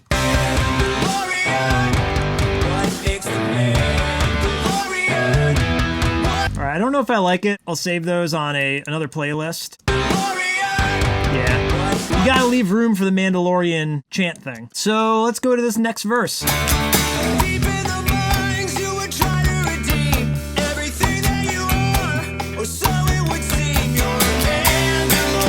Okay, so that works, because I think that's the fill here. Doop-ba-doo? Yeah.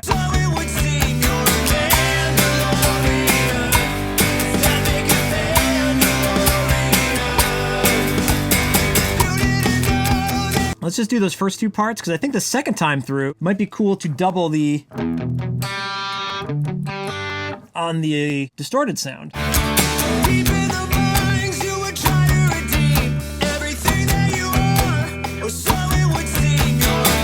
Yeah, we'll either continue this chopped up palm muting, or maybe we can do a little bit different of a palm muting pattern there. Hey, I'm just realizing that the mic's all the way down here, but I'm up here. So hopefully it doesn't sound too bad. I'll fix it later.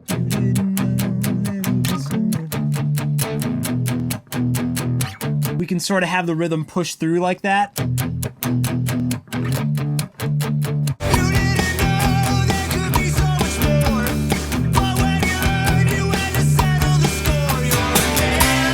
What are we gonna do here?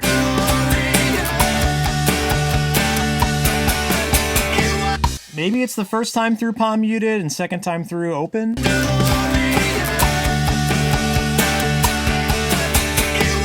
All on crash though.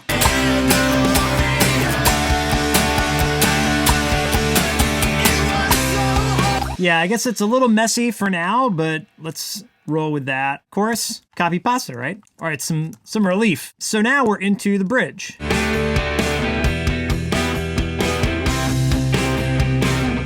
I kind of like this bridge with that palm muting, like, or the part at least. With the palm muting is different. It leaves a lot of space for this particular solo right now. The other option is to do diamonds instead of strumming eighth notes. Let it riff.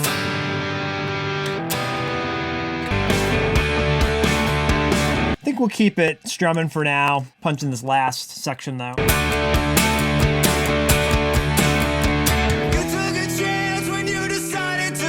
Something like that, maybe. If you're a Mandalorian. I like this little hint that we're getting into the...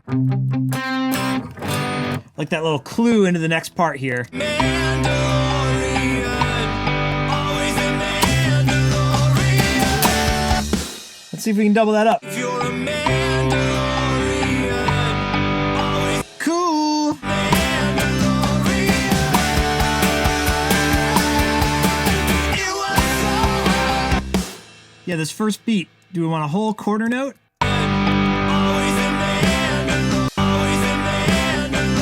Yeah, the eighth note is a little cooler there. We got a new ending here, so let's do these last two chords.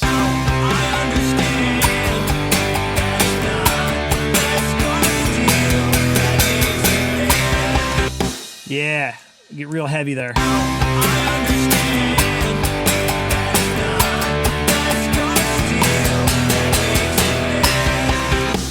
And then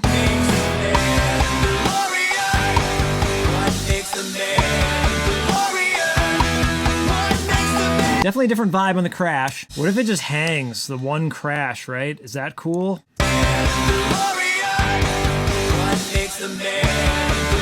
Kind of weird. It's just no different from the other section. So let's, I guess, riff through this.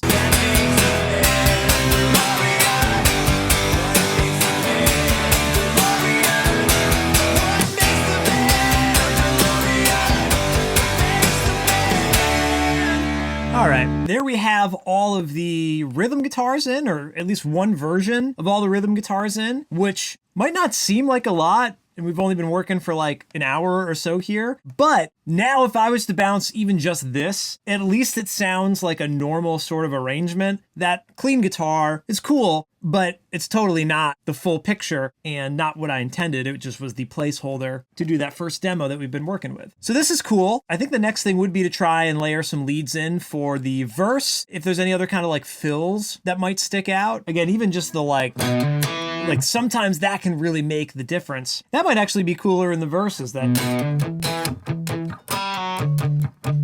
So there you go. We're thinking, okay, what can we do to make this more interesting? Let's go back to the verse and try that for a second here.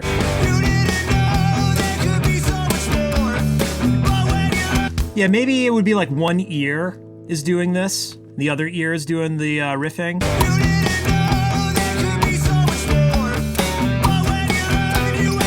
Yeah.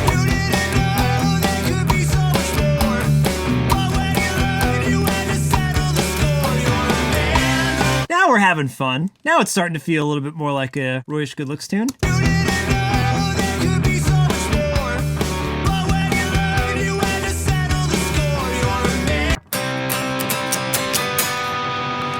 Yeah, maybe we can do a little bit different here.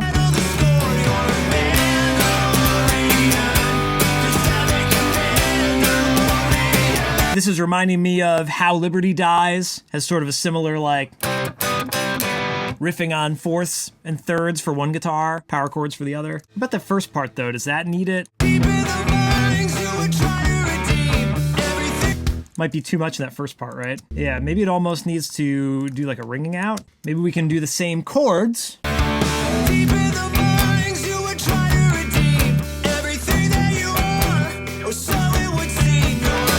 Yeah, I don't know.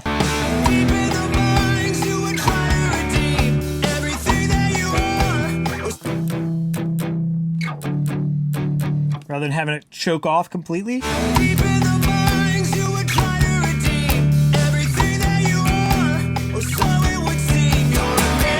What happens if we take the scratch out?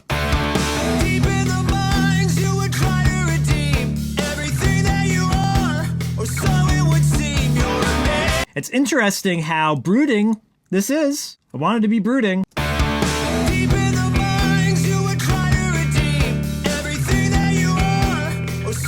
think they'll work well together if that's like a centered guitar, not so much, you know, crazy stereo watery as it is now. Also, I don't think I mentioned it, but the rhythm guitars are kind of pumped up a few dB in Pro Tools, but in general, nothing's mixed right now. But whatever you're recording, you've got to pump the volume up to be able to hear it, but it's definitely loud in the mix. And the rhythm versus the lead and vice versa, whatever, all those volume levels are going to change, you know, as soon as we turn these back down and turn the lead up maybe.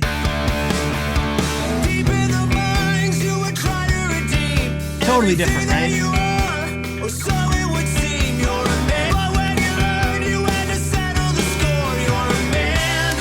right, I like this part, but it's moving around a little bit too much. Like, it could be that simple, right? But now, I can't hear my guitar, right? You know, it's 6 dB quieter than it was before. You have to have some foresight to know that the elements in the mix are going to change, the arrangement can change, and that all that is okay. I've done this enough that I sort of have a routine and I know how it's going to shape up. That's the way that I internalize it as I'm working, that it is constantly malleable. All right, so let's punch this little...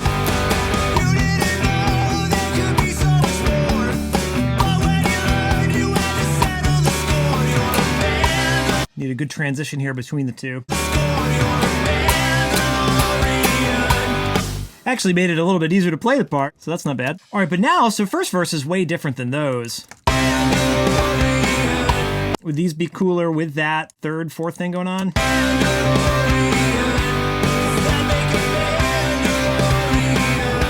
I guess I want to keep those simple for now. Let's pull up the lead tracks and see if we can drop in some leads for the chorus.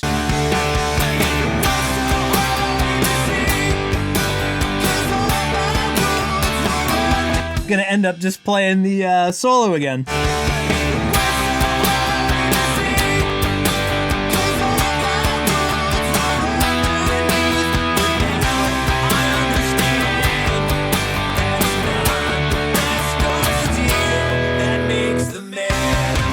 All right, I kind of like that, and dropping down to that fourth, kind of like what we were talking about with the rhythm guitar, that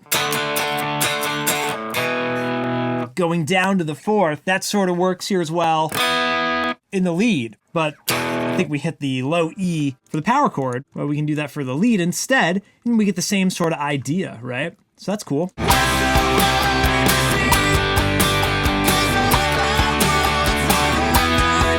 I don't know if we want this to like move from part to part, you know? So like...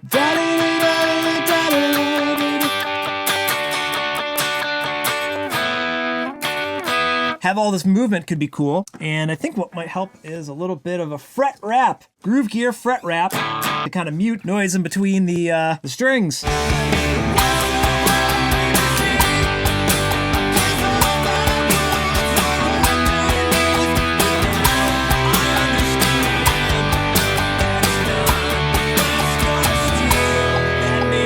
Hey, how come nobody told me these pans weren't tracked? Tracks weren't panned.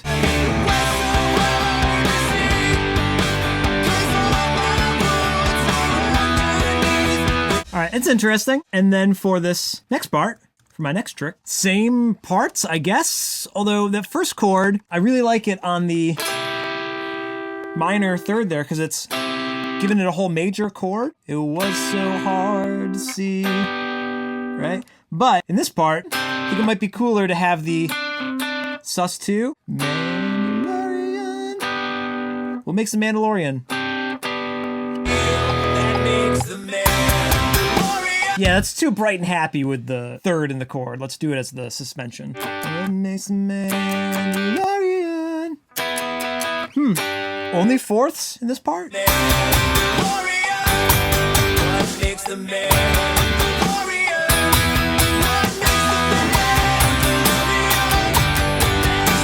yeah, that second time through, we need to kind of like relax on the strumming a little bit. Something's got to happen there. So let's listen back through the chorus to the post-chorus here.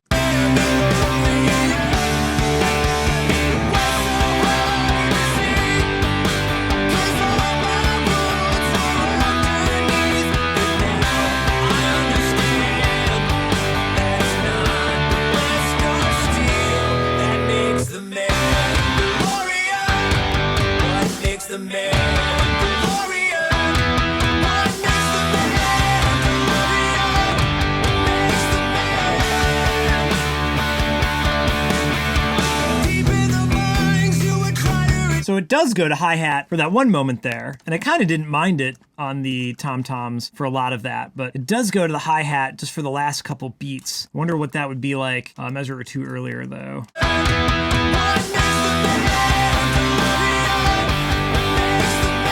Yeah, then we wouldn't have these double snare hits either. We just have the one hit wonder.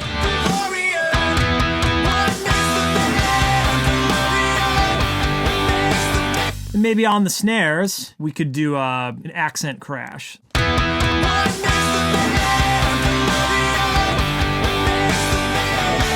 Yeah, one or the other, like do or do not, right? Crash or don't crash.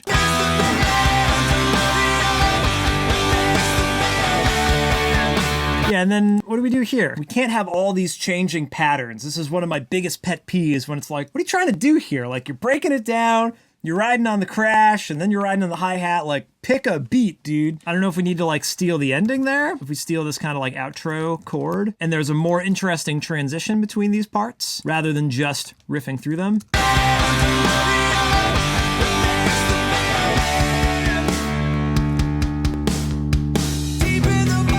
That definitely lends more of a like decrescendo into that other verse, but it's a really long section of time. You know, if we go to the minutes and seconds here, 3 seconds, 3.6 seconds of not a lot going on.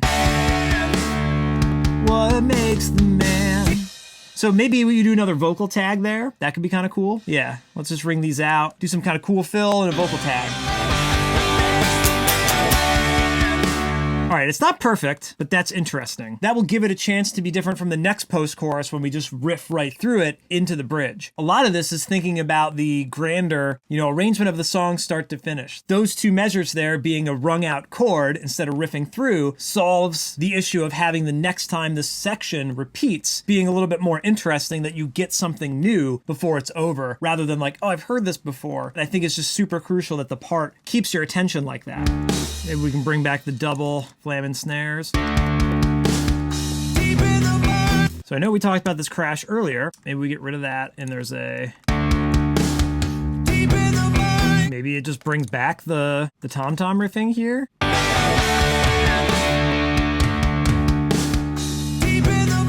And maybe we can do an open hi-hat into it. That could be cool.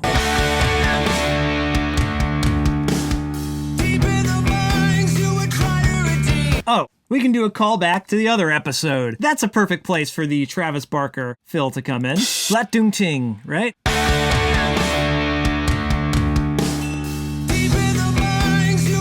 Oh, and we said we were gonna do splash. Cool. So there you go. That was unexpected, but that's kind of a cooler little transition now. So now let's roll it back a little bit. We'll hear that transition one more time.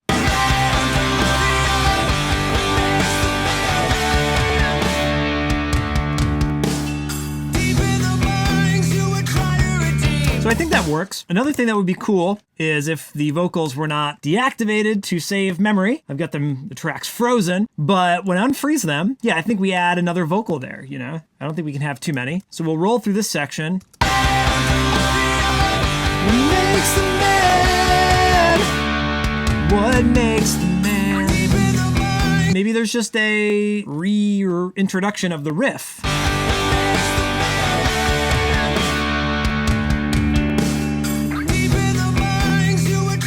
Maybe we need something for the extended pre-chorus section here.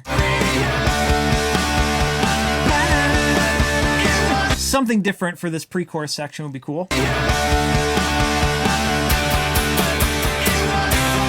Does it come in right away though? Might need to come in right on top of that.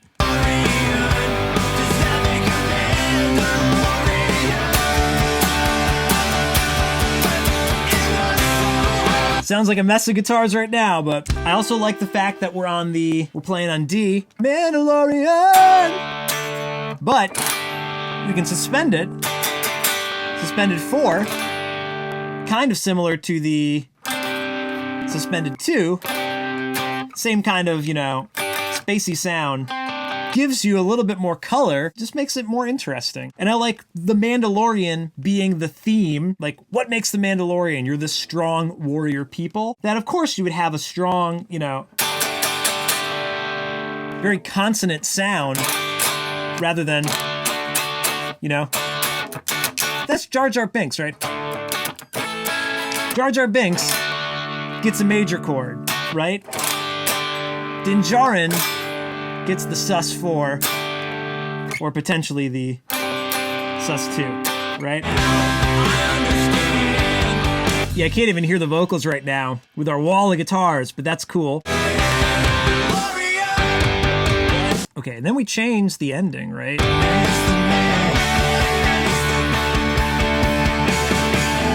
that makes sense now. We just roll through with the hi-hats. Instead of having these hi-hats in the first section, you know, we got rid of those and we brought the tom-toms in. This makes sense though.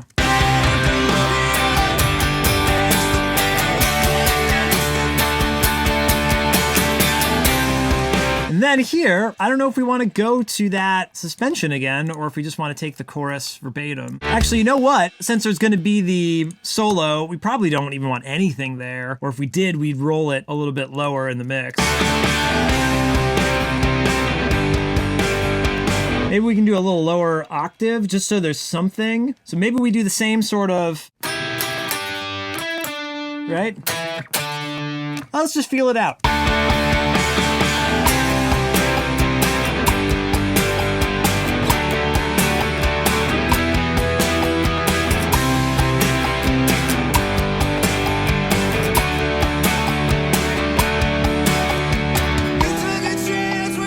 Yeah, I don't know, that's something to work with for now at least. So again, the cool thing about that, we don't totally lose like the double tracks here. So we still have a rhythm track and a, you know, lead to help kind of fill in. I mean, these are really, they serve the same purpose as to be a wall of sound, but these octaves are a little bit darker. A little bit darker, you know, one octave down than the lead from the chorus, right?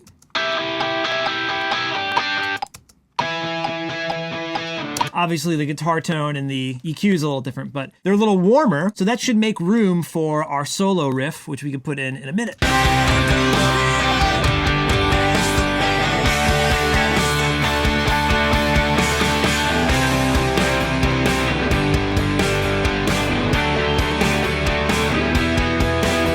We'll do our lead build up here.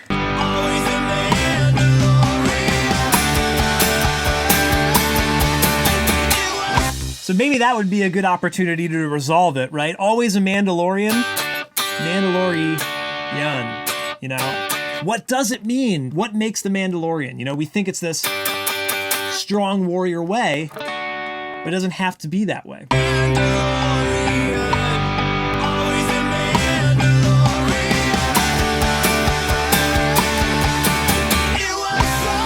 Yeah, we get a real dramatic pause there. I think that'll work.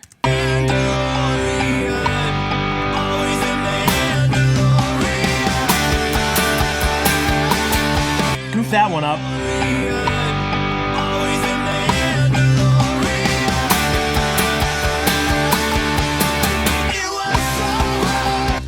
Yeah, that's fun that we can rip into this next section here. All right, post-chorus.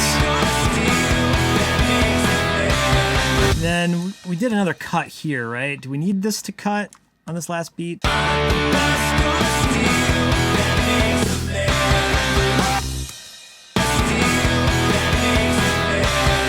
The other choruses do a snare drum and floor tom into them, I believe. So instead of having there be this double flaming snare, we can have snare and floor tom.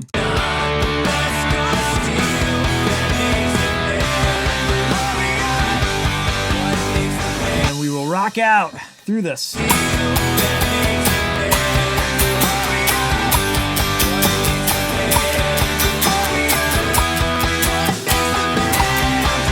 I'm feeling almost this like da-da-da-da-da. I'm feeling another change in the drums instead of this do-do-do-do-pa, do-do-do-do-do-pa. Kind of like a do-do-do-da-da, do-do-do-do-do-da-da. Totally different feel, but I kind of love this like aggressive nature of it. Rocking out right now, it feels good.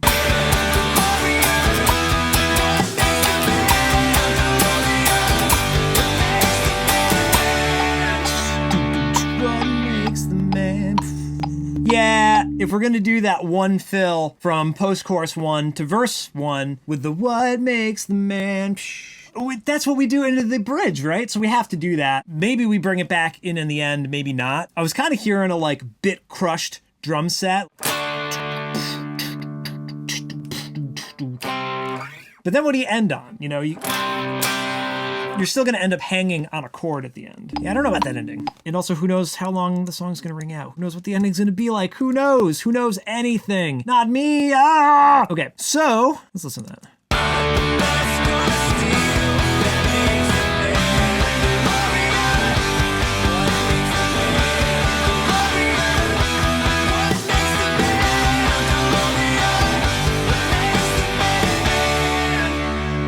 interlude section here. Got a little bit too much fun, Roy. Look at how off of the timing here. You're way early on this particular clip here. Oi. So we can fix the timing of this section a little bit, and that might make it feel a little bit better. That's another thing with the lag, is it's making it hard to perform on time. I've got a big buffer in Pro Tools. I think I'm at 512 samples, which is a little long. Of course, just whatever this computer lag is. Like, who knows what if it's just adding more latency. Yeah, so just fixing the edit there sounds a little better too. What about this double drum hit though? Da da da da da.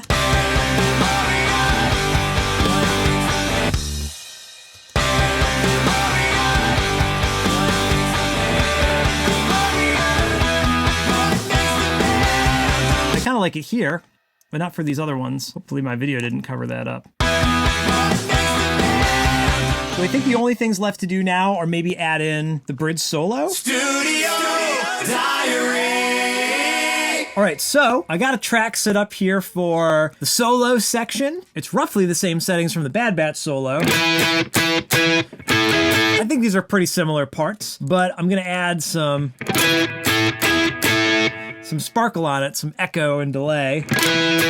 And I don't know exactly what I'm gonna do yet. I've got an idea and we'll figure it out, and maybe we'll do a couple of takes. So maybe let's set up some playlists. We'll just keep tracking and seeing what happens.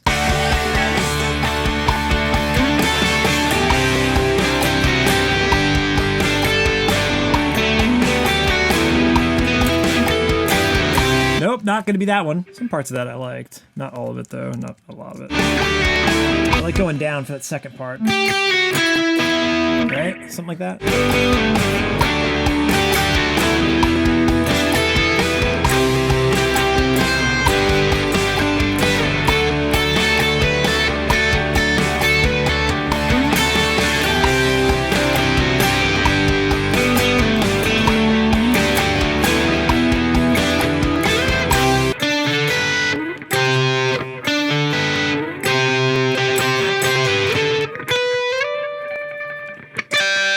Yeah, something there.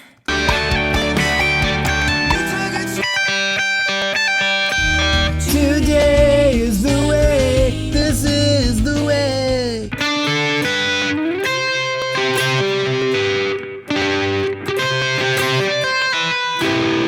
What's that last line? It's just like the chorus. It's the last two measures, you know, are hard to make interesting. Almost getting to the point where I want to punch some of this in, but let's give it a shot. You can do this.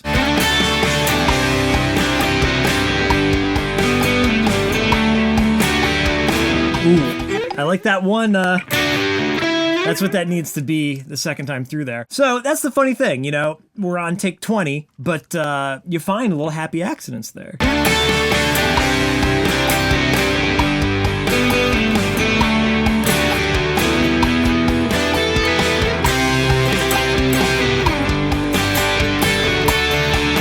Yeah, so now, getting closer. So that was 21. Is take 22 the one? No. Just want to punch at that end just to make this easier. It's fun to get these full takes though. I think the benefit of doing the full takes is you hear the full musical sentence. You know, you hear the whole phrase. Like number one, I could play it and it would feel like a natural solo, or comping it together would still feel natural. But either way, you hear the entire idea. Hopefully that'll be satisfying rather than doing it bit by bit. And we could definitely make a really crazy solo, chopping it up one measure at a time. We could play it really well. We could play things that maybe would be impossible or more difficult to play cleanly if we were doing it all at once. Trying to do a full take certainly gives it character you would not get otherwise.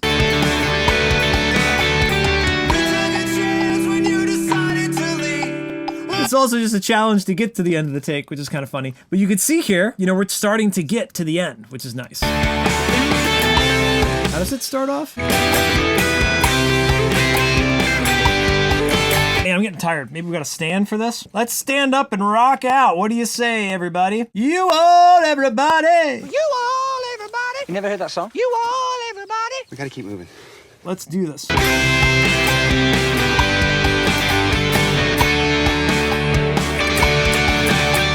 Got two fat fingers to play up there. We're getting there though, it's so close.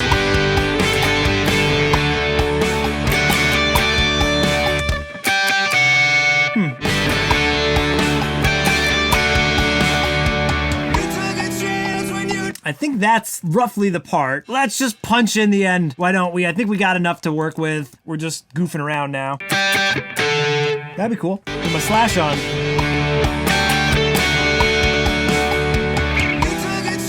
I don't know if that needs a slide.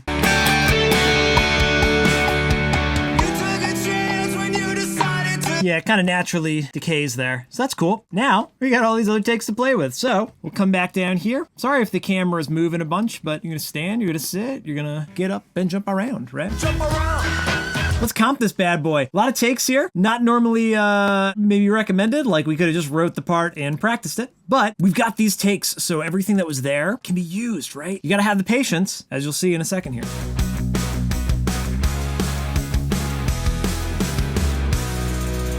Okay, so there we go. Here's our solo. We're only on the video for that. Bummer. So you can see I've comped together the best of all the takes that we just did. So let's take a listen to it.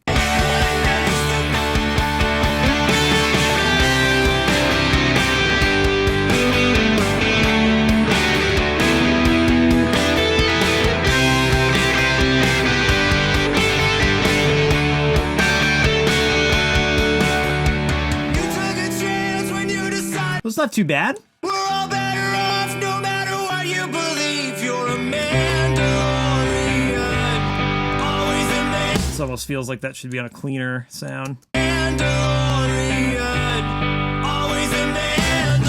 Maybe we'll put on here, but we can take the gain down a little bit. Mandalorian. But we did say that these should ring out, right? And we can punch in on the bridge there, or the third verse. Yeah, we don't need all that there, right? So let's record on this track now. I don't remember what we were on. Push-pull pots, so. I think it was pulled. I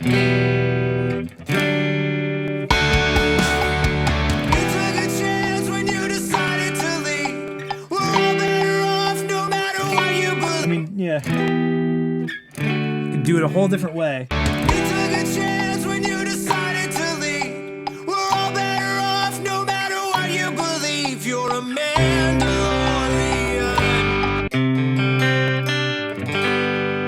Almost do that pick part here and just have diamonds on the distorted rhythms. That could potentially be a thing. Can't play well today. You believe you're a Mandalorian, always a Mandalorian. Is that enough for this verse part? Let's listen back. See, this particular arrangement makes me want to do the palm muting a little earlier. Mandalorian. Listen to the click, mister. Mandalorian.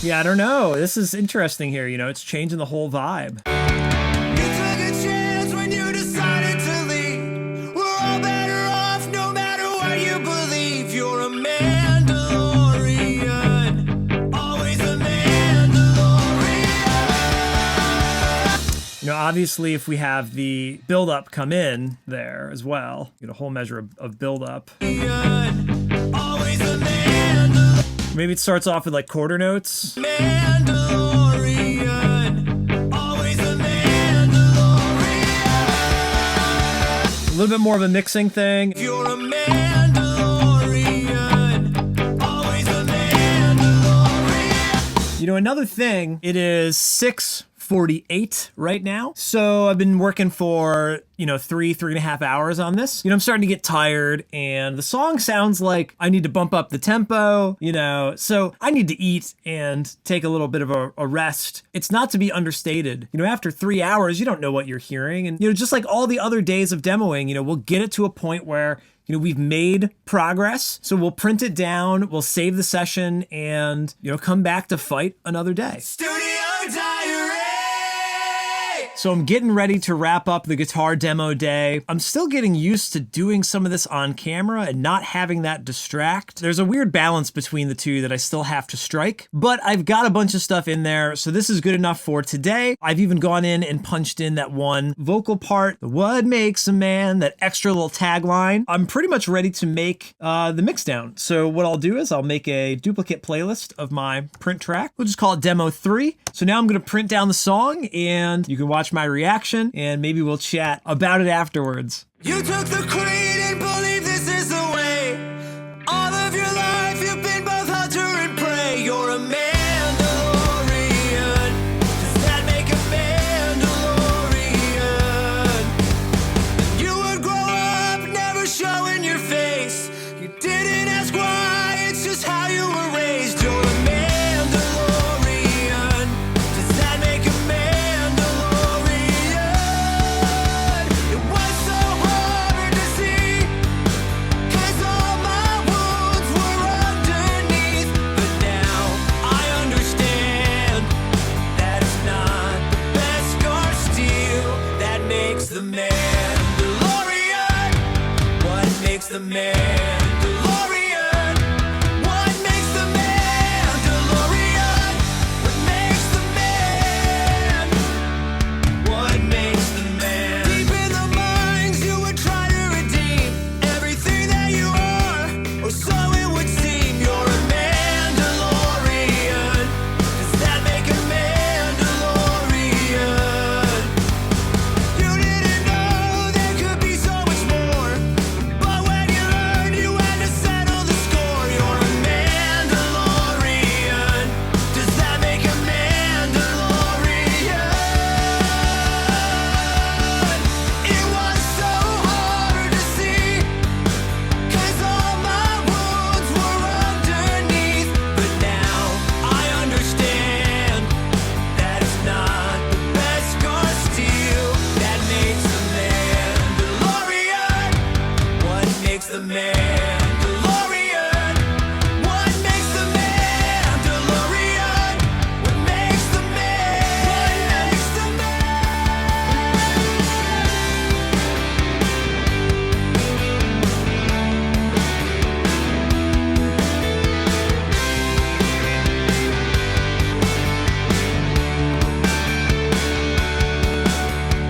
You took a chance when you decided to leave. We're all better off no matter what you believe. You're a Mandalorian. Always a Mandalorian. It was so hard to see, 'cause all my wounds were underneath. But now I understand that it's not the best scar steel that makes the Mandalorian. What makes the Mandalorian? What makes the Mandalorian? What makes the man?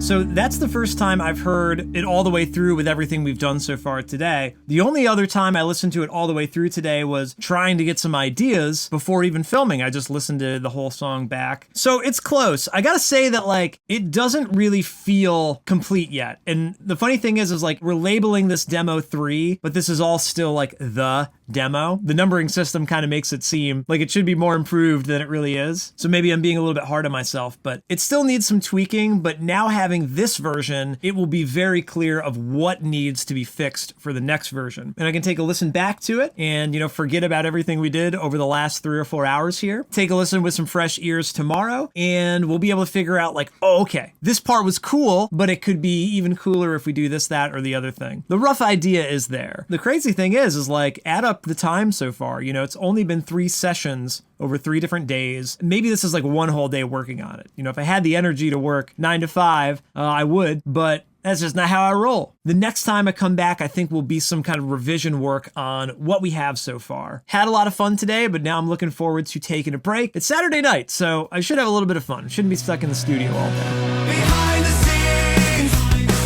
with Royish Good Looks Studio Diary.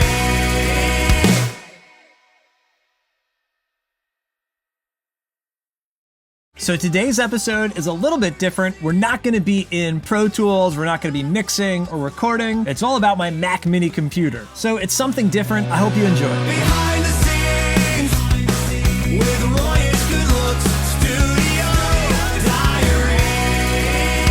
Today is Tuesday, March 21, and look what just showed up. So I've been waiting for about a week for this RAM to show up. This is 64 gigabytes of RAM, which is going to be an upgrade from the 8 gigabytes that I have right now. I got this Mac Mini in the summer of 2019, and I just got it with the stock RAM because I think it would have been like a $600 or $800 upgrade to get 64. You're paying the Apple price for that upgrade. So I always intended to do an aftermarket upgrade myself. I just never got around to it because the computer worked so well out of the box. But I think after doing this Pro Tools recording, video, and screen capturing all at once, we're kind of pushing the computer to its limits. So I'm gonna open it up with my iFixit toolkit and we're gonna do this upgrade. Behind the scenes.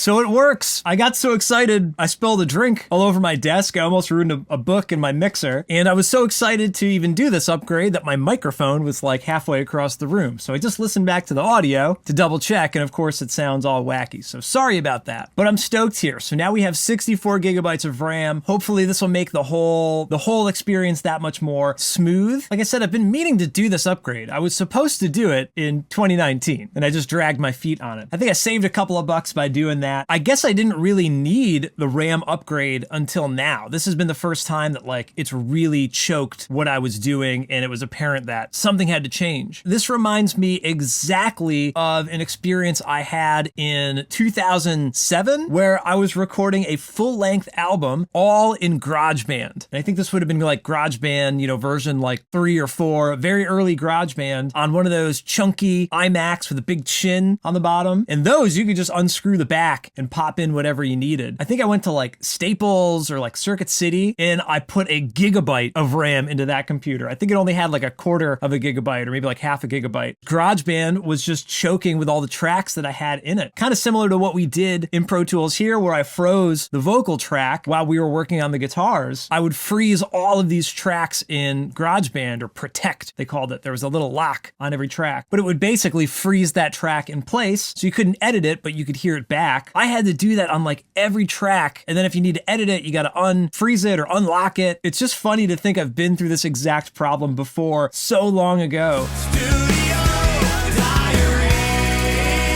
So the install was actually pretty straightforward. I was following some videos from 9to5Mac. Since my Mac Mini's been sitting in the corner of my studio for like 3 or 4 years, it definitely had collected a lot of like dust and gunk and a lot of the things that were supposed to just like, the video says like, this is really easy to disconnect. You have to push the entire computer out of the chassis. And that took a lot more power than I thought it would. It was just kind of like, it's not rusted in there, but it's just kind of stuck in place. It took a little bit longer than I expected it would. It was maybe a little bit over an hour, and I got stuck with these little rubber clips that you have to put back on the RAM. It just wouldn't like sit over top of it. It was really annoying. I used to have a Hackintosh computer, which was all PC parts, but it ran Mac OS. That was something I opened up a lot more to do upgrades and finagle with, which was always a headache. I don't want to have to be like building computers. I just want to make music. So when I had it all put back together, I hit power, the little power light came on, which there's a special cable you have to connect just for that. So I was like, okay, cool. That cable was connected. Then nothing happened. My screen was just blank for like a good minute or two. It was one of those like holding your breath moments, but then it all booted up. It took the RAM just fine, and I'm filming this video in Pro Tools. Ta-da! You would grow up, never We can listen to the song, we can record the audio, we can record the video. We're ready for the next step of this puzzle. So again, a little bit of a detour today. Of course, I'm happy to talk this troubleshooting technical stuff, Macintosh, Pro Tools, OBS. It's not what I'm best at, hence why there's so much troubleshooting going on. What I'm best at is making okay punk rock songs. Unfortunately, this is kind of a busy week for me, so I don't know how much time I'm going to spend really working long hours on the project, but I have been listening to the mix a bunch, and I have notes notes that just keep on going. So next time I have like a full day to spend on this, I'm going to hit a bunch of revisions, a lot of production and sort of mixing stuff that I want to try now that can inform some of the arrangement stuff that we've been working on. And of course, tomorrow, there's another episode of The Mandalorian. There's going to be some more lyric ideas. Even yesterday, I was writing out some more ideas. I got a few new stanzas that we can potentially work on. So there will be lots more Studio Diary updates coming. I think that's where we're going to leave it for now. I'm going to see how many applications I can open before my computer explodes, and I'll see you next time.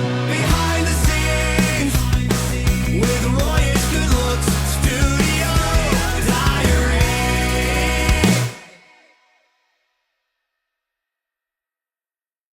Had a coffee before I came out here. The wheels are spinning. Am I making any sense here, or am I just Sound like a madman. Behind the scenes with Royish good looks, Studio Diary.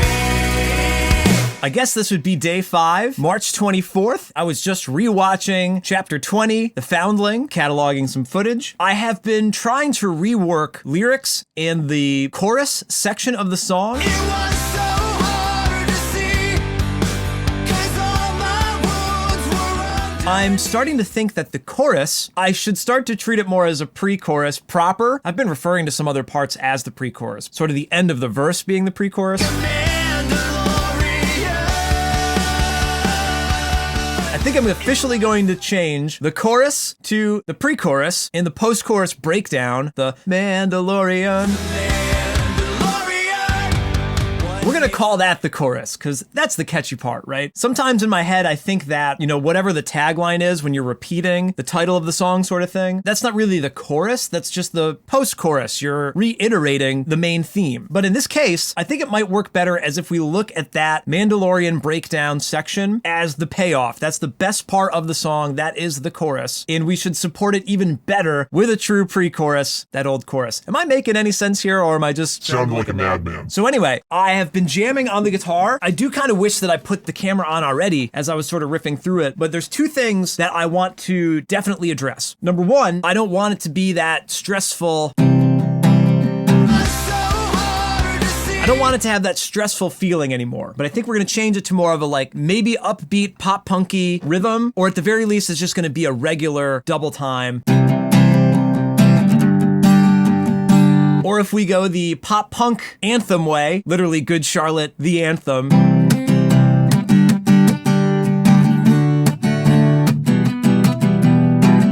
Which I think has so much more push and energy to it, and that will make the breakdown even better.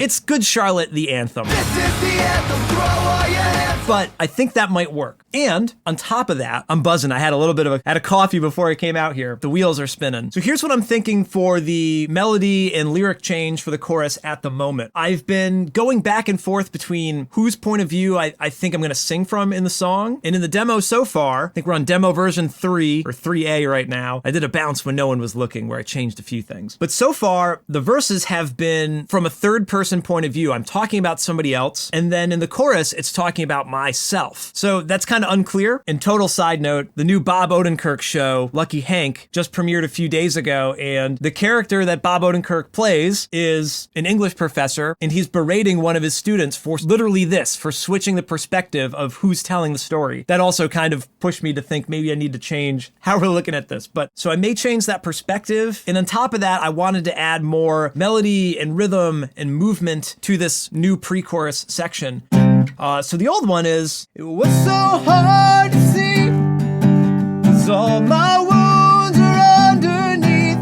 There's all this space in between in that stressful sort of strumming pattern and rhythm. So here's what I'm thinking for this new pre-chorus section. I know you want to keep it all down underneath, but one day you'll understand that it's not the best scar steel that makes the Mandalorian. What makes the Mandalorian? Something kind of like that. It's not quite perfect yet, but at least it pulses a little bit more, and I think the energy will be like, yeah, let's go, and then we'll break it down. Whereas that stress beat is, it was so hard to see. I think it's got too much, for lack of a better term, it's got kind of too much baggage and stress behind it. I would rather it just feel good and just have a nice climax rather than like, oh, I just can't wait till we get out of this part for relief. Obviously, that's a powerful arrangement technique, that contrast, but I think it might be better executed like this. Now, I'm still jamming on it and figuring it out. I will definitely go back into Pro Tools, rearrange the drums, rearrange the guitars, drop in the new vocals. Obviously, it's a new version of the demo. We'll call it Demo 4. I don't know if it seems crazy going through this documentary with me, but that's just the process. You figure out like, oh, this is what we should do. This could be a lot cooler. A few months ago, I was reading Creativity Inc. by Ed Catmull, founder of Pixar. He was talking about how we think Pixar movies are just awesome from day one, that, wow, these geniuses are putting together this story and these animations, and it comes out beautifully, and the whole process must be a breeze. And in reality, every Pixar movie is not without flaws early on in the process, and it's through this iteration and reiteration that the amazing film that we come to see in theaters is unearthed. So it's basically what I'm trying to do here, except I'm only one guy. I'm doing the best I can. But I think this is kind of cool. This, I know you want to keep it all down underneath, but one day you'll understand that it's not the bed scar steel that makes the Mandalorian. What makes the And I'm even thinking that the solo could use that stress beat as part of our, like, why would we want to listen to the bridge or the solo? Well, we'll step away from the vocals, we'll have a guitar lead, and we'll even switch up the drums. So it really will be its own independent part rather than just kind of copy and pasting. So I think that might also be a benefit of changing this chorus, pre-chorus section up. Feeling good about it, and I can't wait to spend some more time on it, but it is not this day. Behind the scenes with Royish good looks studio diary. This changes everything. Does that make sense? Bingo. I love that. To really draw people in, it has to be 110%. Things are wild now. Let's roll it from the beginning. See how weird this is. That was an accident, but that'll be really cool. I like that fill. Yeah, man, I must look absolutely nuts. But I love it. I love it. Okay, so this is gonna be weird. Deep in the minds. Oh, I love this verse too. Deep in the minds, you redeem and restart. Forever forged are the words in your heart. One of them now, a surprise to be sure. Will you walk the way of the Mandalorian? If you don't try new things, you won't discover that. Like, how much of this is literally just the discovery, right? Now we're getting somewhere. I don't know what we're doing here. What am I doing? What am I doing? Behind the scenes with Royish good looks studio diary. So this is day 6, diary entry number 6, star date number 6. It is Saturday, March 25th, and I've got a ton of stuff to do today. I've got a whole list in Notes app that we can bang through here. Number 1, I got to re-record a lot of lyrics, a lot of melodies. Vocals are certainly a big one because I've been retooling all of the lyrics. I spent a lot of time last night and this morning just looking through all my notes, trying to wrangle in the theme and the most satisfying stanzas, just lyrically speaking. You know, it's funny how the melody and everything is sort of already there for the verses, but the story's key. So I've got a bunch of new stuff to record just for the lyrics, and there's a ton of notes for rearranging drums and guitars. It feels like a lot. It feels like we have so much more to go with this song. You know, I don't know how many notes I have here, maybe like 2 or 3 dozen different notes, but I'm gonna go through them kind of one by one here. I sort of have them arranged from like start to finish in the song. That's not how I initially took the notes, but I spent a couple of minutes to try and rearrange them, maybe make my life a little bit easier. So we'll jump back and forth between editing and mixing to recording, and hopefully in another couple hours, we will have demo version 4, which should be much improved from demo 3A, which is the one that I based all these notes off of. And just as a reminder, there's only been 4 episodes of The Mandalorian so far. So again, lyrics subject to change. This is going to be so fun to look back on afterwards. How many times are you going to say that in this? Can we do a supercut of how many times I've been talking about that? Anyway, we got a lot to do, so let's jump in. Behind the scenes. So number 1 on the list is re-record lyrics. I think we're going to save that to the end. My voice definitely isn't warmed up enough to do that justice, and that could be a whole can of worms. So we'll tackle the rest of these first, and we'll come back to that. BPM up, so beats per minute. I think the song's a little too slow as is. We're at 132 BPM right now, and needs to be a little bit faster. Not quite sure how fast, but even just 2 beats per minute or so could really make a difference. So let's make sure that we're setting all the tracks here to ticks. And if we don't have polyphonic mode enabled, we're gonna have to do that. So just make sure that Pro Tools is ready to pump up the tempo, but also stretch out all the audio at the same time. What makes the Mandalorian? Yeah, so let's try 134. What makes the Mandalorian? What makes the man? It feels okay. Let's do 136. What makes the Mandalorian? What makes the Mandalorian? What makes the man? Huh, that feels good. Of course, if you're gonna play it acoustic or like clean guitar like I did on the demo, the tempo is probably gonna be a little bit more laid back. You put drums in, you put the full band in, and it feels like it probably needs more energy. You'd naturally perform it a little bit quicker if you're rocking out, 132 to 136, that's a big jump, but it still feels like it could go more. Let's try 138. What makes the Mandalorian? What makes the Mandalorian? What makes the man? What makes the man? Deep in the mines, you would try to redeem everything that you own. It's a little hard to tell with all the vocal stretching there. Let's maybe split the difference. Let's go down to like 137 and see what that feels like. What makes the Mandalorian? No, I think it might be too quick. How about 136 again? What makes the Mandalorian? So that's 4 BPM faster, and that's starting to feel good. Yeah, so just like every other iteration, if this ends up being too fast, we'll bring it back down a BPM. If it still feels too slow, we'll pump it back up. It's always that middle ground that you have to find. I think this will work for now. It's certainly faster than it was. All right, so note number 2, let's check this off. BPM, woo, all the way to the bottom. All right, markers, pre-C, C, and post-C swap. What I meant by this was, I just mentioned it in the last diary, I want to call the chorus a pre-chorus, and I want to call the post-chorus the chorus. This doesn't really change anything about the song, but in my head, it might be a little bit easier to wrap my brain around the arrangement and what purpose things serve. It's just like color coding the tracks here. It doesn't matter what color the tracks are, but it makes sense to me, and that helps me work through the mixing and the editing, and same with the nomenclature of the parts. So for this, let's call the C1 pre-C1, and then post-C1 we'll just call C1. And same thing, let's move along here. So this is gonna be pre-C2, and then it will just be regular C2. What the heck happened here? Guitar demo view. Okay, that's interesting. Saved a marker for nefarious purposes there.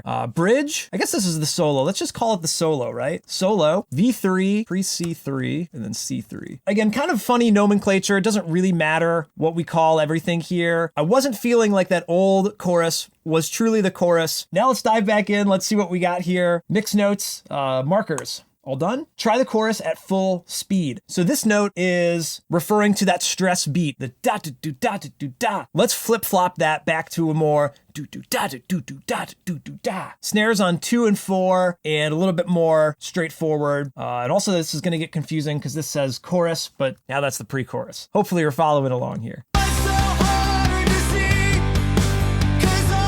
I think this might entail re-recording the guitars as well, but for now, let's just at least chop this up and get the beat in line, and then we'll re-record any guitars if necessary. Like you can see all the guitars here have accents, da da da da da da da. That's gonna have to change. Whoop, that would be too fast. That's gonna be the punk beat, right? That's if we were gonna make this like a Flogging Molly track, but not Flogging Molly. We want Good Charlotte, I think was the reference yesterday. Oh, wait. Dun, dun, dun, what's so hot? Dun. My voice memo's on the phone. I can't pull the voice memo up. Maybe I could pull up one of the other videos that we had. This is so silly. We need to watch the old video to see what the rhythm was. One day you'll understand that it's not the best scar steel that makes the man. Doonch, doon, doonch, doon, doonch, doon, doonch, doon, doon, doon, doon, doon, doon, doon. Does that make sense? Oh, this is gonna change the everything, man. It's gonna change everything. See, now this still feels too slow. It might be the way that we're playing the guitars. Like if we zoom in here, you could see even the guitars here, they're a little bit behind the beat. So that's another thing is like, if you're recording whatever you're stacking on top of, like in the demo version, it was just electric guitar. That was recorded over click track. And then we recorded vocals over that electric guitar. Well, now we've added drums and bass, and we're gonna have to then redo the guitars over this drum beat to get the strum pattern right. The tempo change obviously might influence that as well. It's crazy, right? But now I understand. Maybe the kick is pushing through this a little bit more. Do do da do do do da. Yeah, it's a little bit cooler there.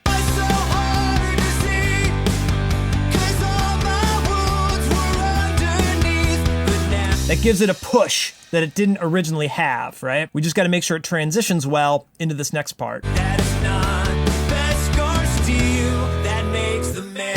Ah, yeah, it dies off there a little bit. Yeah, so a little bit different of a fill has to come out of it. I guess maybe we can do what kind of goes into the chorus, the ja-doom psh. That is not best scar steel that makes the man. Yeah, that's fine. Maybe a little bit cliche that how we start going into the chorus. Oh, crud. Pre-chorus, that snare and tom fill. You know, now that we're gonna pick it up, maybe this fill into the pre-chorus will have a little bit different energy than just that tom fill. Yeah, that could be cool. Maybe it's a roll.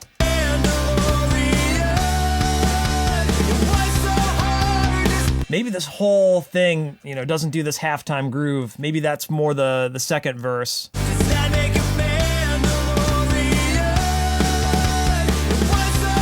Oh, I kind of like that. I kind of like that this is still picking up the pace, and we jump to the crash, which still has energy, but we haven't given away this halftime thing yet. Maybe that'll be more fun for that second verse. Maybe it's only got the giddy up beat for this sort of transition from the verse to the pre-chorus. Because another note I had was to get rid of the giddy up beat in this verse interlude section. So this might be a new sort of tag into the pre-chorus.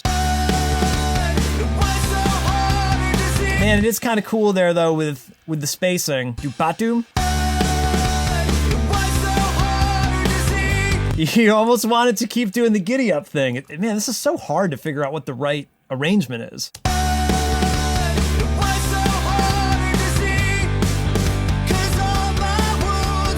Maybe the kick rolling through with that kind of giddy up beat. Is that cool? Do-do-ba, ba-do-boop-ba.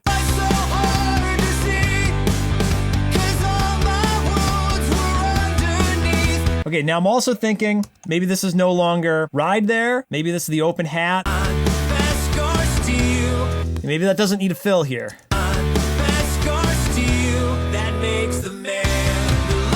And then this, we had this light crash. Totally different feel we're coming up with.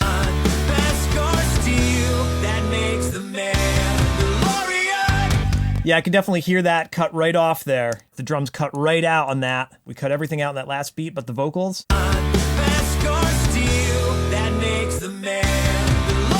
Bingo. I think that's what'll make it hit. Then maybe, do we go back to the crashes here, right before the interlude between the two sections? I understand that it's not the best scar steel.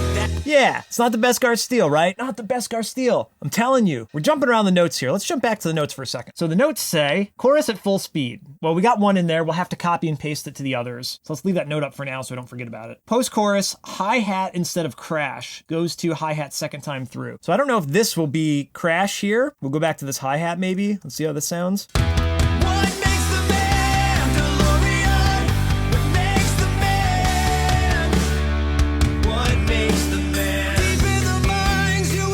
Definitely have to get used to it. Let's roll the whole chorus back and see how it feels.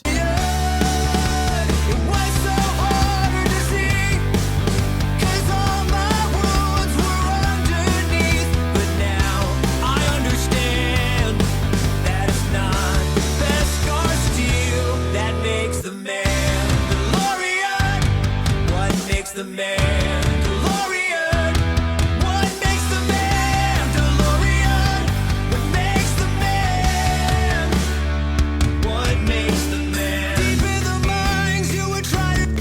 kind of cool. It's kind of cool. Let's maybe take some of this and see if we can copy pasta into the next chorus. Some of this changes, so we don't want to take all of it. Pre-chorus and chorus, Roy. Also, gonna be singing different vocals over this, so that's gonna change everything as well, but we'll get to that.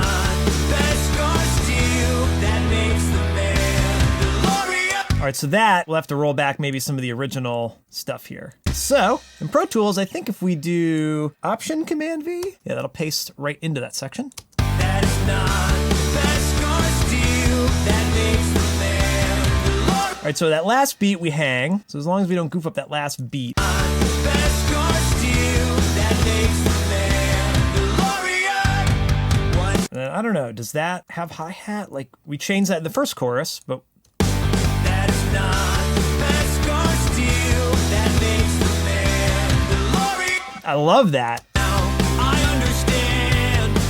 That is not the best cause deal that makes the man the Lord. It's different from the first pre-chorus, which is a little weird, but I understand. That is not the best cause. yeah, so I guess that wouldn't need to roll through on Crash there. That is not the best cause deal that makes the man the Lord. What makes Yeah, that might work for now. That lets it be a little bit different from this other pre-chorus. That is not the best cause deal that makes the man Love that. DeLorean. What makes the man DeLorean? What makes the man DeLorean?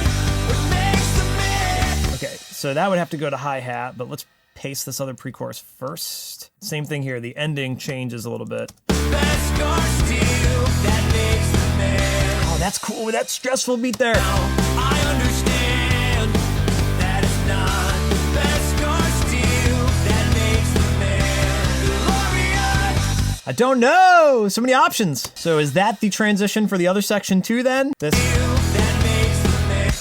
because I think the issue was last time we didn't want to do a tom fill into the toms, so that wouldn't really make much sense here, but let's try it anyway. Not the best cause deal that makes the man DeLorean. Maybe it just isn't the tom, maybe we stay in the Crash. Best cause deal that makes the man DeLorean. Could be fine, let's roll it back. I understand. That is not the best cause deal that makes the man DeLorean. Yeah. That works. I don't know if it's just me flailing my arm around, but I don't mind that. Okay, in the first chorus breakdown, And DeLorean, what makes the man we went back to hat here. DeLorean, what makes the man? We're on hat in the pre-chorus though. What makes the man DeLorean? What makes the man?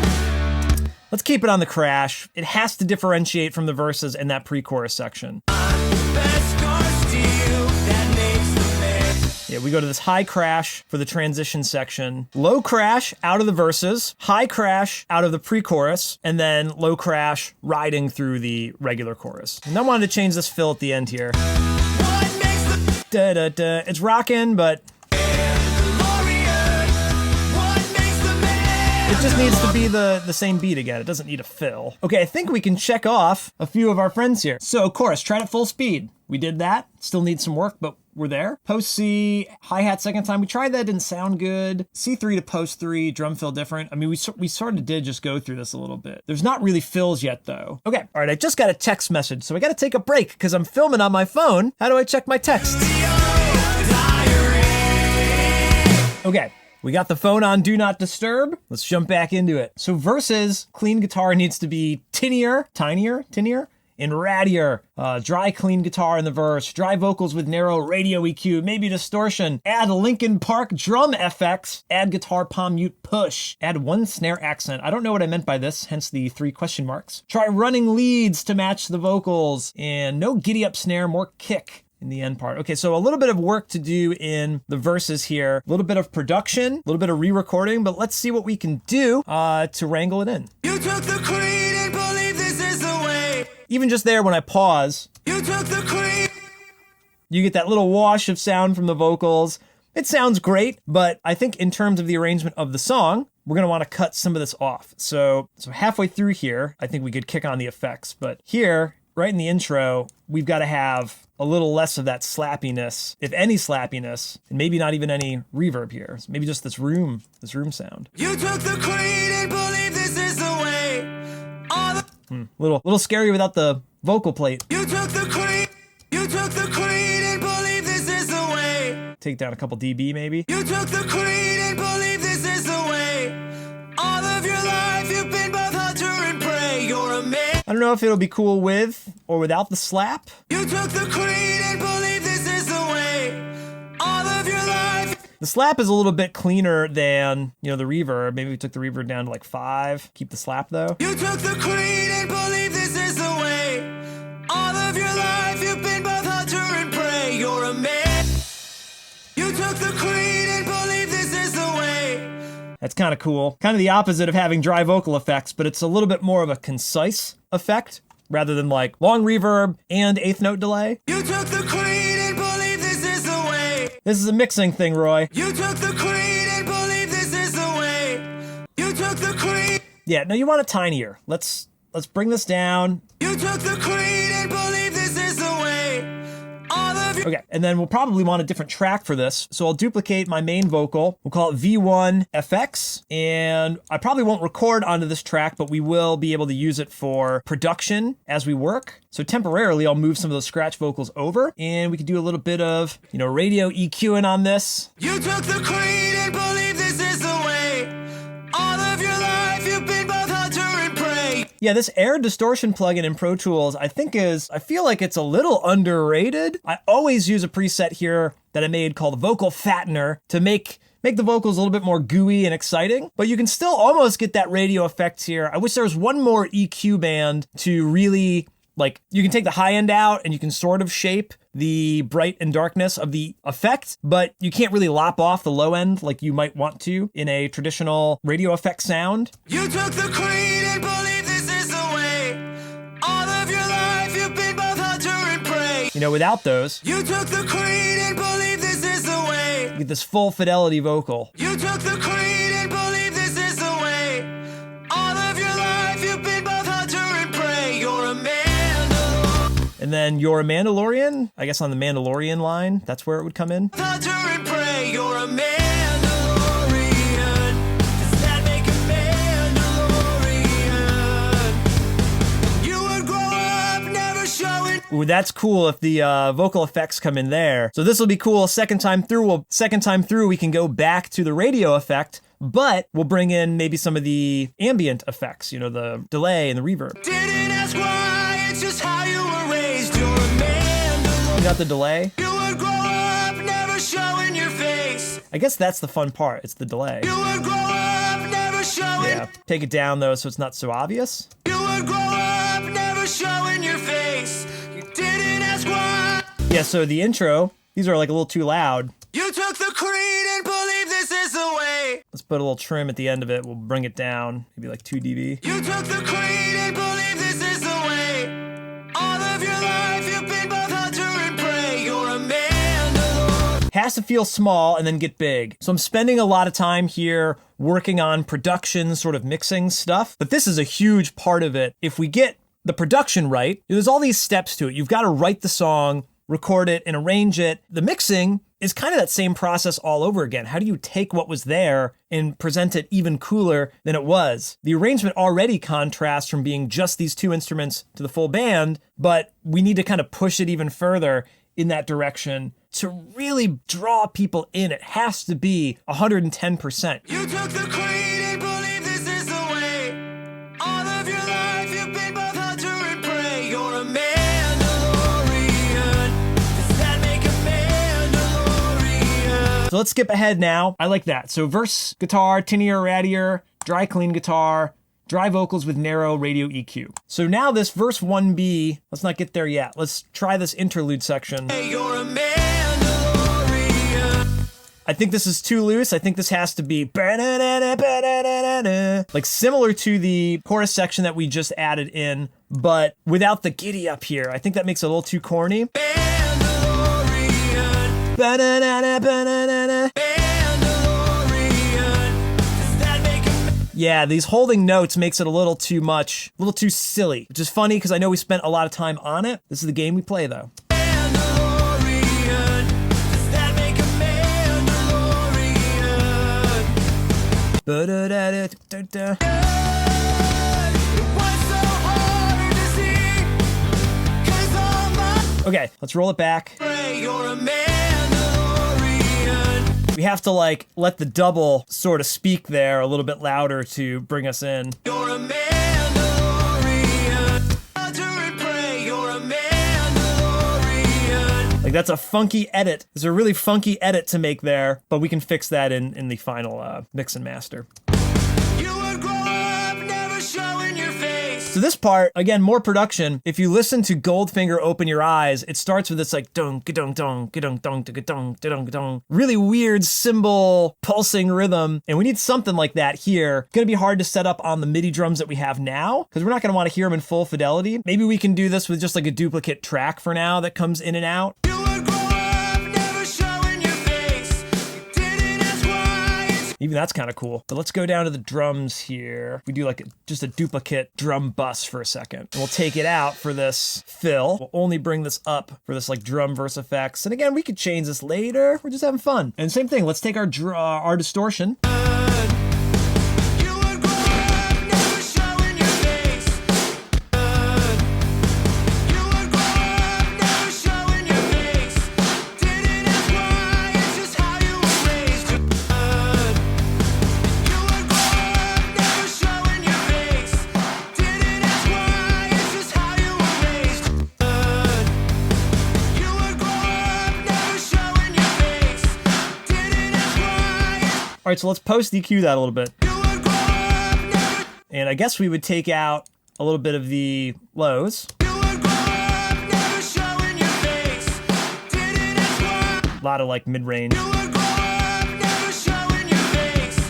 Didn't ask why. It's just Maybe let's turn all the room mics down for this like first half. how you were raised. You're a Mandalorian. It's gonna be mixing nightmare. You would grow up never showing your face. Didn't ask why. Bring the rooms down and then like snare, kick and snare close down. You would grow up never showing your face. Almost needs to sound like gated. We might need to take even more off. You would grow up never showing your face. Maybe it's the reverb. We wouldn't want reverb there. So much stuff to manage here. You would grow up never showing your face. Didn't ask why. You would grow up never showing your face. Yeah, and I wonder even if it would be like just snare. You would grow up never showing your face. Didn't ask why. Yeah, it wouldn't have this rolling kick. We would maybe just have a few kicks, and that might make it blend a little bit easier too, right?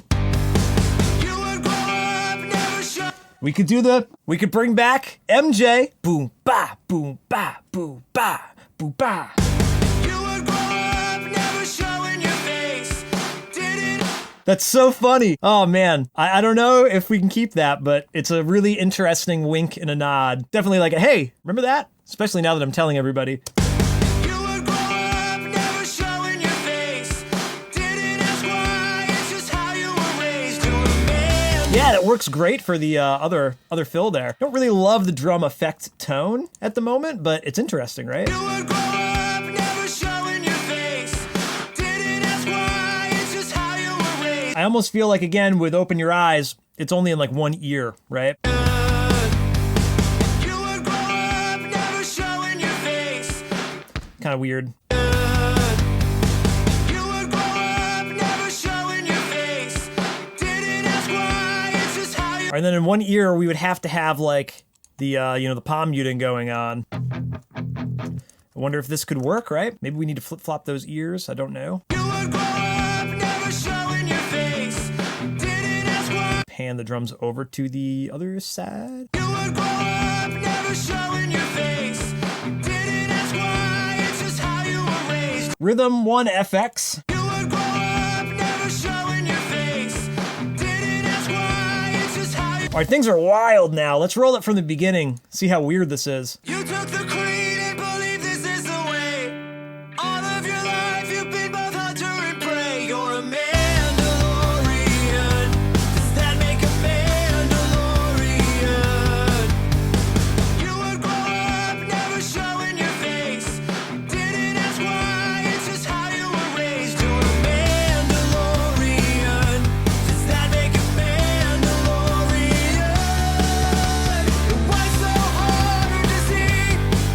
All right, interesting. For this second part, maybe we need to do some closed hi-hat just to push it through for a moment. You were grown up, never showing your face. Didn't ask why, it's just how you. Okay. Man, it's a little bit different. We're doing some wild stuff here, but it's making it fun, you know? And it's not like I'm putting this out tomorrow, so we can be crazy with it and see how we feel about it. Nice! Totally unforeseen circumstance. Is that on accident that the drum effects came back in for whatever reason there? Oh, because we had automation. We had automation on that other drum track, so that was an accident. But that'll be really cool. We can bring up all that extra effects during the chorus breakdown section.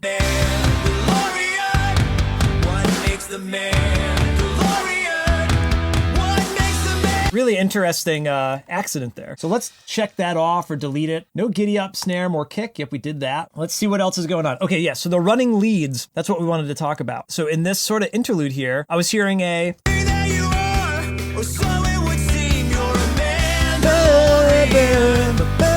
maybe it's a callback between the two. You're a Mandalorian. Does that make a Mandalorian? No, I guess not, but I was either thinking we would run along with the vocals.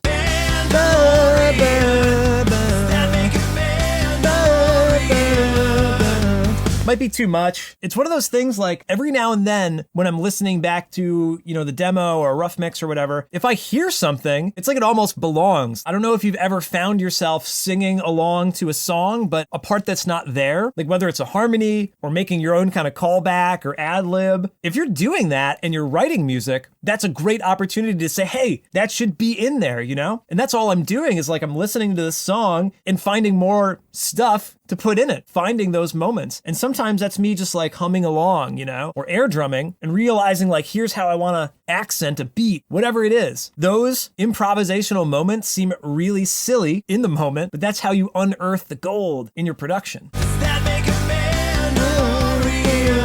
Might be cool to do that maybe on that sort of double stop pattern.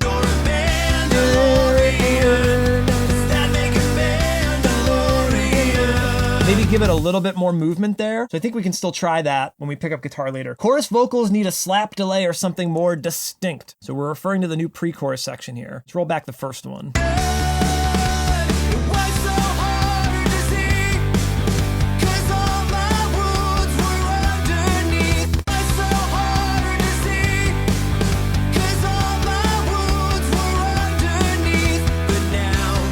Might be as simple as just turning that up a couple of dB there, right?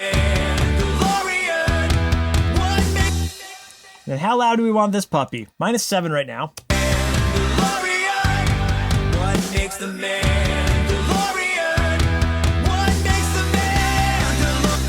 And I really only want it to do the ending. I think I'm gonna need to automate this so that it's like, what makes the Mandalorian, have that coming out at those specific moments. Maybe if we add a new master fader for that track. So that is the Voc 1.4. This what? I don't want the what in there. That's such a weird accent with the delay. What makes the Mandalorian? So at the very least, What makes the Mandalorian? that has to come out. What makes the Mandalorian? What makes the Mandalorian? Now maybe we can crank up the delay a little bit more. What makes the Mandalorian? You can see how mixing can be dry as a brick, but it must be done. Okay, vocals need a slap delay, something more distinct. We did that, and we even messed with the post-chorus. No leads in the chorus. Yeah, so this is interesting. I want to re-record the guitars, but maybe...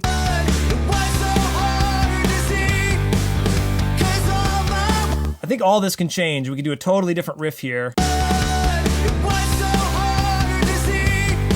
Yeah, so now it sounds a little bit more pre-chorusy. All right, and another note was let's bring in the tam. Let's bring in some tambourine shake and some tambourine strike and clap. Let's do it. I guess let's bring all these in because I don't know exactly what I want or what these were originally. All right, so we want a tam shake, shake, shake, shake in the pre-chorus. Can we break this group apart? Okay, so we can get that running through here. Steel that makes the Mandalorian.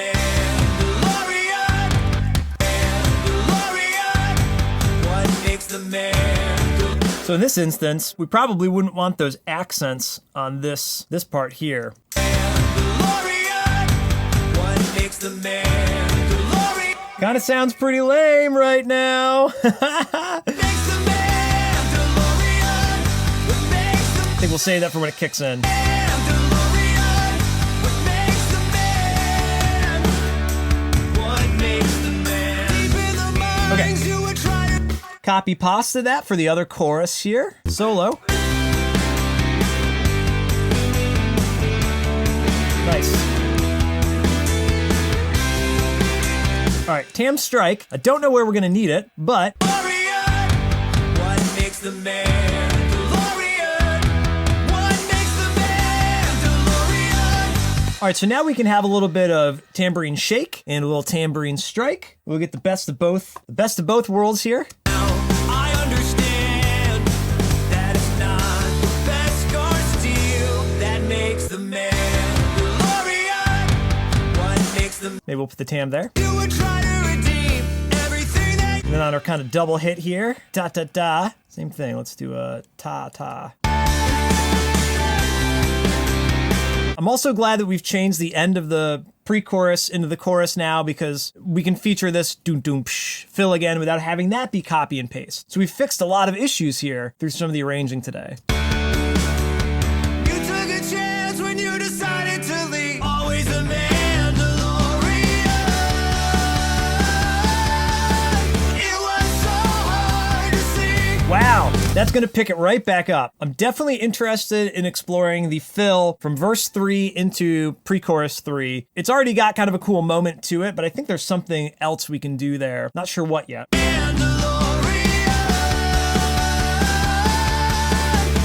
Let's try to enact the air drumming and see if that can help us figure it out. Always a Mandalorian. It was so I think there's just a weird accent for some of the drums here. That one comes in early. it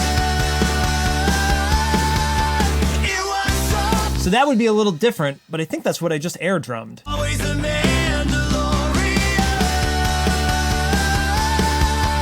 It was so So a little bit different, but I think that works. Maybe it's an accent with melody leads instead of palm muting, you know, something like that.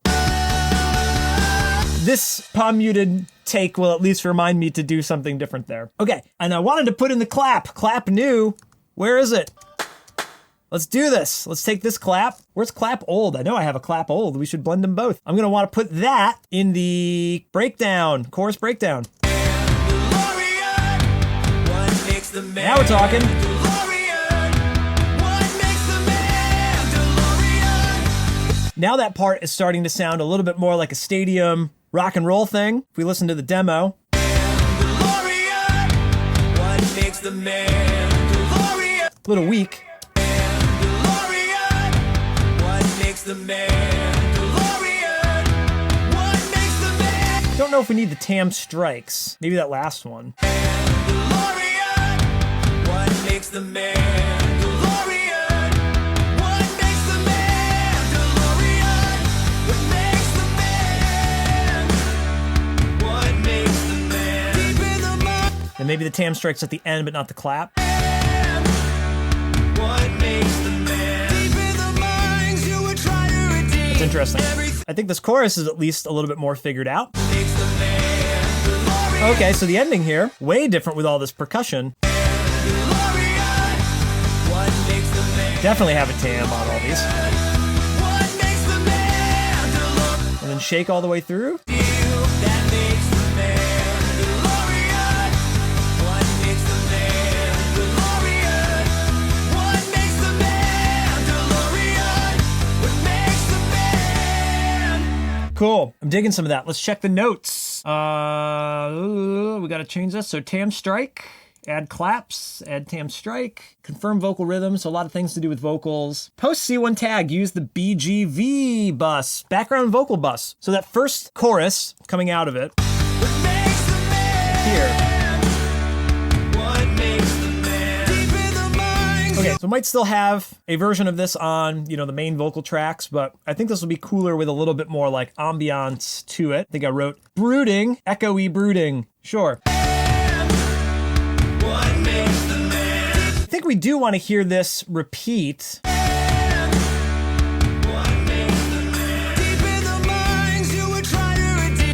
Yeah, these sound real woolly here. Yeah, I guess that's just the low vocal there. Maybe that's the...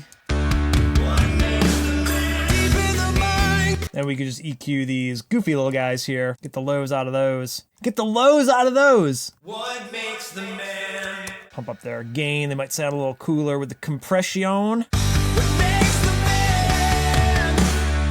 What makes the man? Deep in the Versus the old mix. What makes the man? They're real awkward. Oh, so awkward and boring here. What makes the man?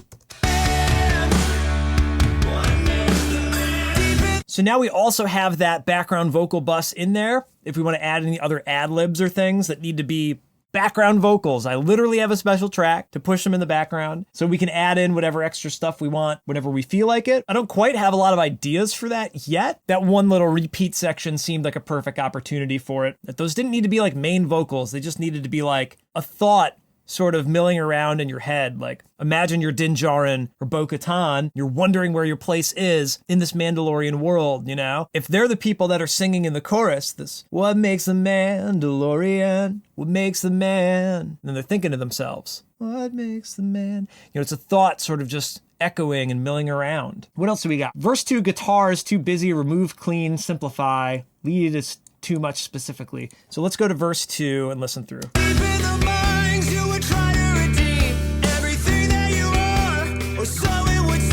I think that sounds a little bit cleaner with this like EQ that we put on to lop off some lows. What if we took it out?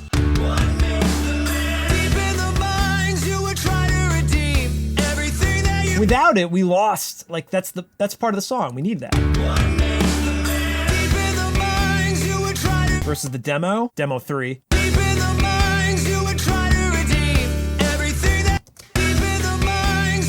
I don't mind that. I think this was the lead I was referring to, maybe that was 2.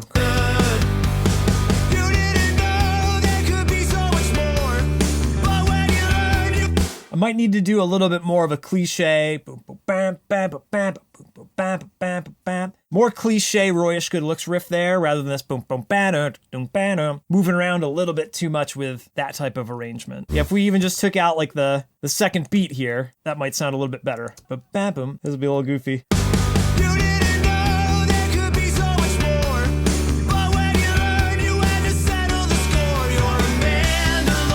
And then we could maybe even open that up here. Oh, it's cool. That's cool. And then D, where's D?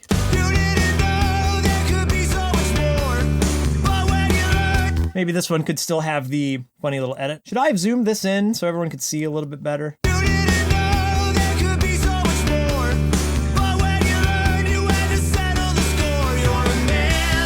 Cool.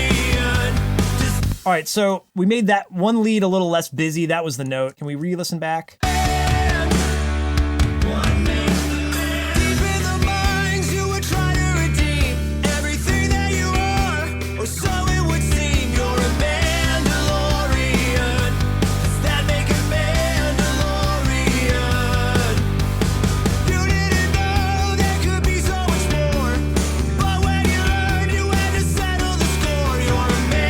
I like the riffing there. The drum beat is weird though. It works in this first half when we have this sort of broken up beat.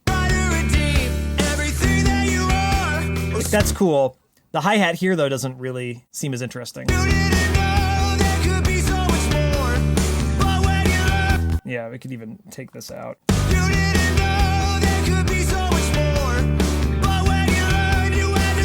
there have to be any open thing there? It would have to be on the and, I think.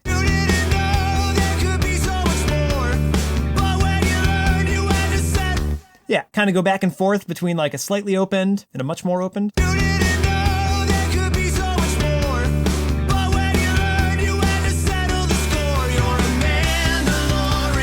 I'm not sure how I feel about this. I like that fill. Do-ba. How do you even play it? Do-ba-doom. Psh. Is cool. Do-do-da-do-do-ba-doom. Psh. Da-ba-do-do. It's a little bit too happy-go-lucky, though. There has to be some kind of accent before it. Maybe there's a crash on this snare. Or... It could be kind of cool to accent something there. That's a little bit more interesting, at least. Do-do-da-do. Maybe there'd be kind of two accents on open hat.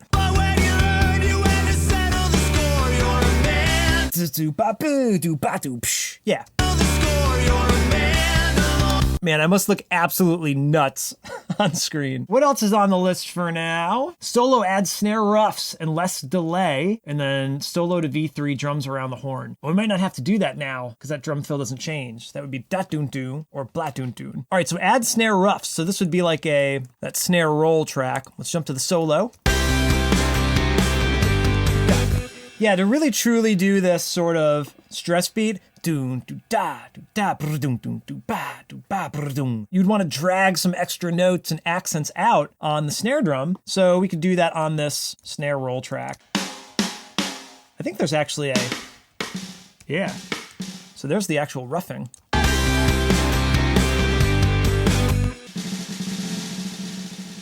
Don't know if we want the roughing or an actual pattern.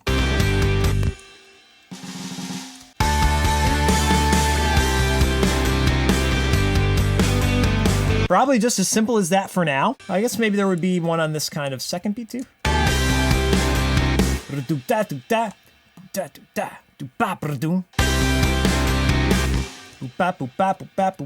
kind of have this jump in between all these snares.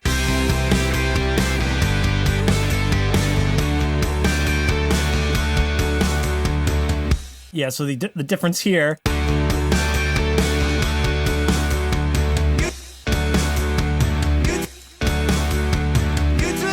Ba-do-do-do. Maybe we wanted a snare here.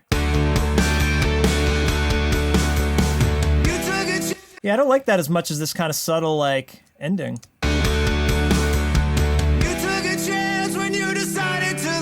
But I love it. I love it. Add ruffs, solo less delay. So I think we were playing around with the solo delay right before we ended, and I was like, I'm going to make the effects crazy. We got 38% of delay here.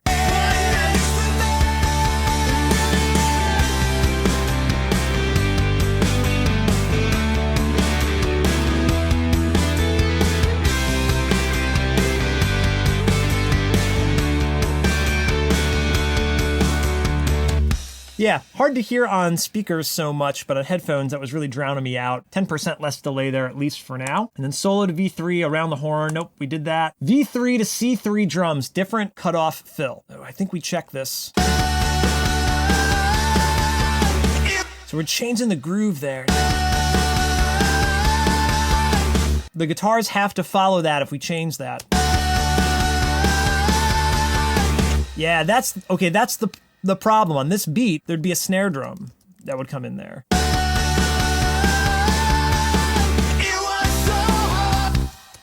It was that at one point.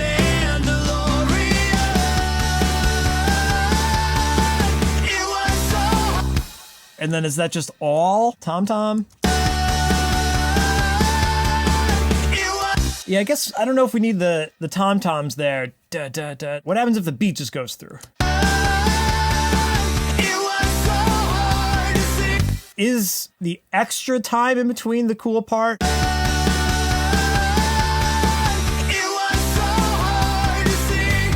I guess it's that there's more of a pause there than the other sections, right?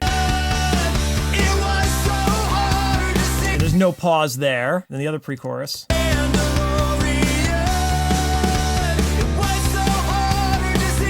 We could roll with that for now. Who knows, who knows, who knows? C3 to post C3 palm mute guitar fill. All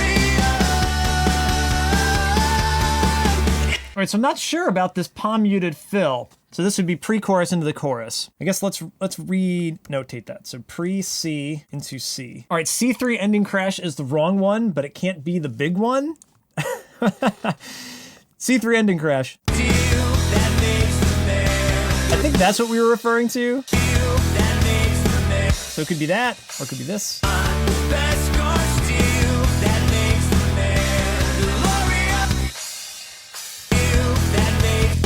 This low one sounds better if you're going to be riding through. I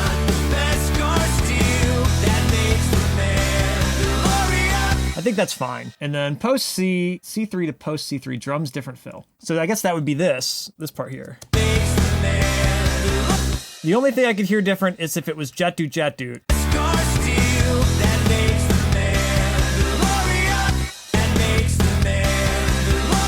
Yeah, maybe we want to do this a little.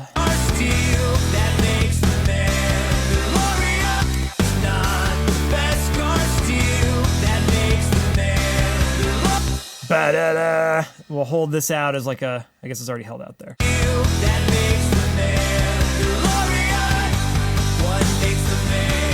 All right, that's definitely different. I'm not sure if I care. Yeah, I think that's okay for now. Pick scrape, and then intro, outro drums more distinct. I don't know what that means. Intro, outro drums. Check. All right, so pick scrape, that's something we could have to re-record. So C3, so that would be this section here. This would be cool, right? Right? So that's cool. We'll add that. Maybe we'll bold things we got to re-record, right? Bold that, bold that, bold that. Synth ARP. That's something we got to do. Bold that. Double stops in the chorus. No leads. Save the double stops for post-chorus. So yeah, we're going to redo the chorus riff. I think we only muted it the one time. Let's mute it these other times too. Maybe not. Second chorus. Might need that. So we do like power chord, cool fourths, and then these on top, or these will be single strings. I don't know. We'll mess around with the pre-chorus riff. So let's rename these two. Pre-C1, no leads. Pre-C1, 2, 3. Use lower double stops or alternate chords / octaves. Yeah, and this would be pre-C, 1, 2, 3. Try synth ARP. Yep, we already did that. V1, 2, try running leads, and then re-record lyrics. Okay, so we've checked off a bunch of arranging and a couple of production things too, which is kind of cool. But there's still lyrics to re-record and guitars to re-record, and I'm getting kind of hungry. So I'm gonna take a break for lunch, and we'll come back and drop in some more of these parts. All right, let's get into guitars here and some vocals. I think this is gonna be a lot more fun than just the editing on screen. You get to see me singing a little bit. You'll get to see me playing guitar a little bit. I think the song's gonna feel much more complete in the next hour or two, having done a new version with new lyrics and punching in some of this guitar stuff, cleaning it up a little bit. You know, it's only gonna be demo 4 or whatever, the 4th iteration, but it will most certainly be improved from what it was. So I'm looking forward to it. Let's jump back in. So looking at the notes here, so there's a lot of stuff to do. Maybe we should just start from the top and I can punch in things that are bugging me. You took the creed and believe this is the way. All of your life you've been both hunter and prey. You're a man. Let's re-record the rhythms here, right? And let's go back down. We'll turn the guitar track up, although we can't do that because it's automated, right? Turn the automation off. Let's turn that up a couple dB. Hunter and prey. You're a man.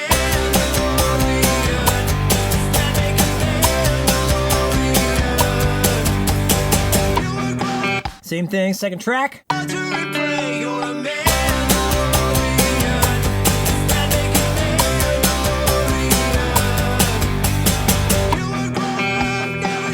All right.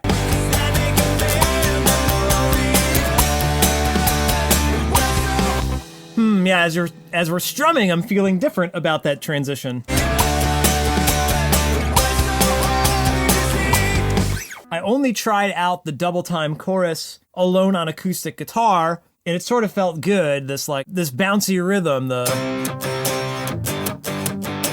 sort of Good Charlotte thing as I was jamming alone. We don't quite have that here. So there's a little bit of like, is this gonna work? Let's find out.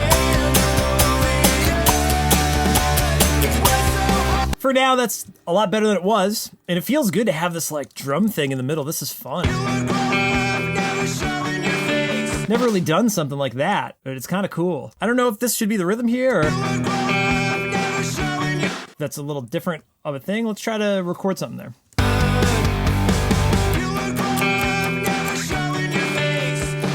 Yeah, maybe just a single string.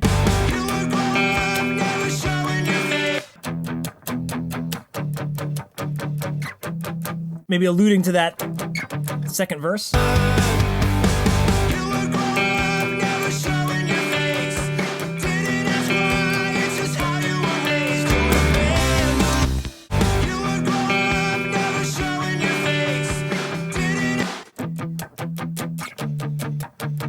Nah, let's do it like that. And let's get a little fret wrap going so we get rid of some of that noise.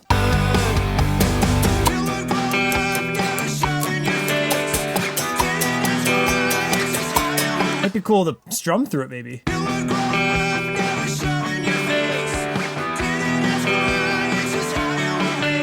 Interesting.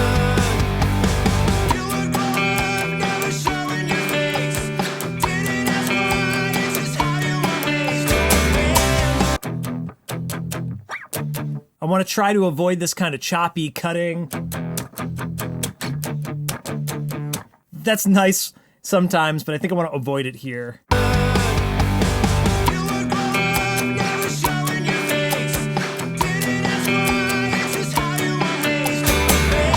little bit rough in there. Obviously, you know, maybe not necessarily the final takes. We can continue to refine. Much like the Mandalorian steel, we refine our takes, right? Okay, so let's retrack this chorus part here too.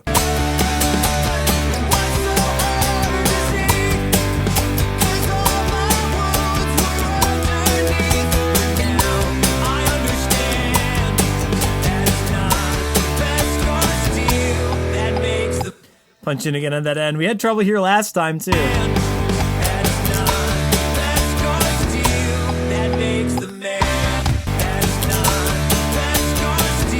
I got this stupid thing going on. You can't play open if you got a fret wrap.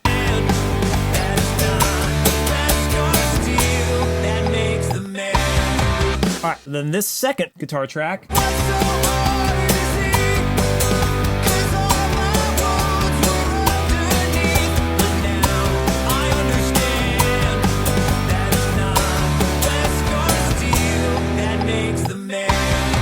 Is that inspiring? That particular structure? That jump down? I don't like that. I guess that should be that should go back to the same chord.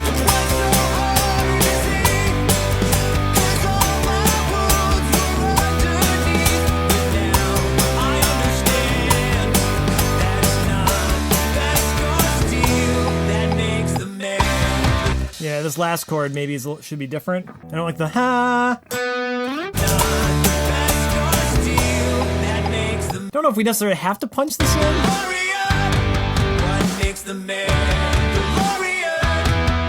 It did feel like it was kind of out of time to me though, and you can see I went back through and did some editing here. Maybe for good measure, let's punch this in just so we can get like a new fresh take on this that's a little bit more badass.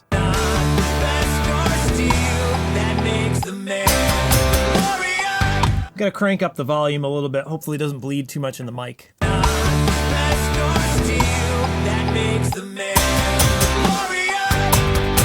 Yeah, maybe those were up and downs and we need all downs. I don't remember.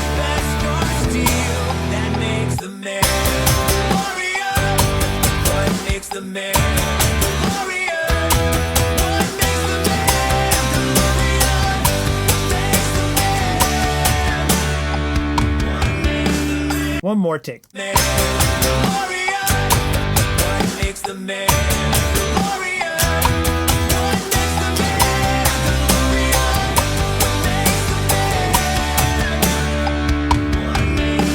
Kind of like those accents there. Not sure if we played it any more or less in time than before. Yeah, I did not play this any better.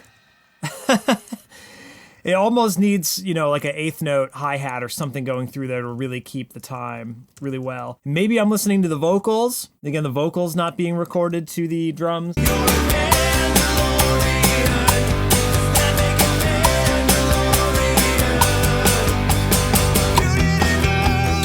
Okay. The other thing about doing these demo guitars is I'm writing a part, I'm practicing a part, whether or not this is the take and we end up using this in the final, which happens all the time that I can't beat the scratch track and that ends up going into the final mix. Either way, it's good rehearsal of like, I can find out where the trouble spots are. When I bounce this down and listen back, I'll get a feel for, oh, that should be a little bit different. Maybe we're going in circles here, but even just a little thing like that, how do I get from this chord to that?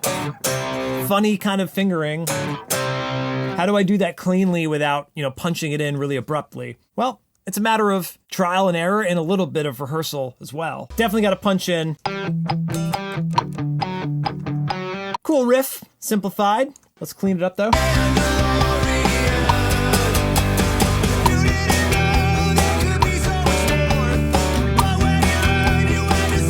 Do we accent that little drum beat though? Could be cool. Let's do the other ear now.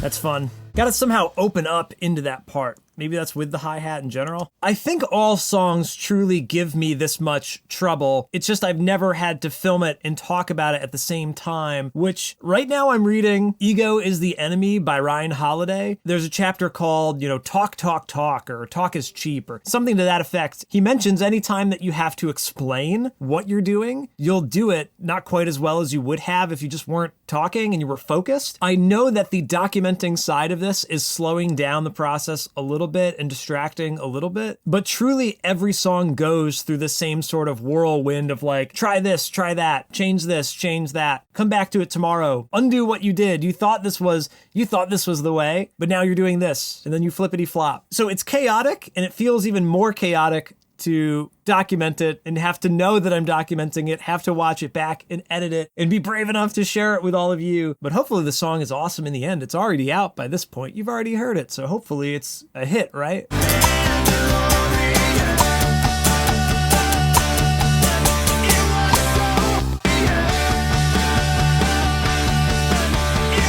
Maybe it needs to resolve.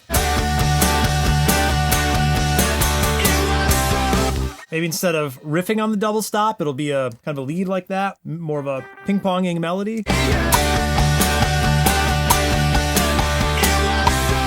That's kind of cool. We were talking thematically about like what chords are Mandalorian.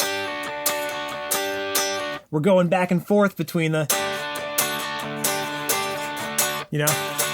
go back and forth between that suspension. I don't know where I lie, right? It's kind of cool.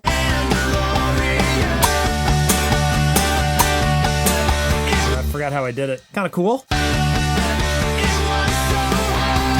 That way, we get the best of both worlds here with the palm muting. Maybe not quite perfect, but a little better arranging that this palm muted rhythm sort of pushes it along. The leads now move back and forth, and they're open. So it sort of sustains through. It's kind of cool. Let's do something different here. I do like the fourths at the end. The second time through, let's do something different than those. Let's say them on a different playlist because they were kind of cool. Maybe octaves.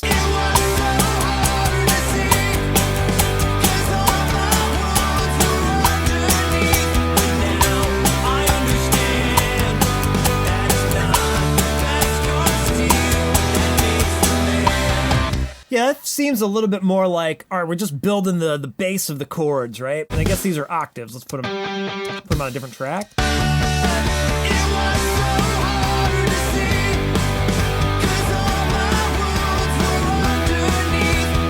Yeah, we should have them riff through at the end. That will bring back the double stops.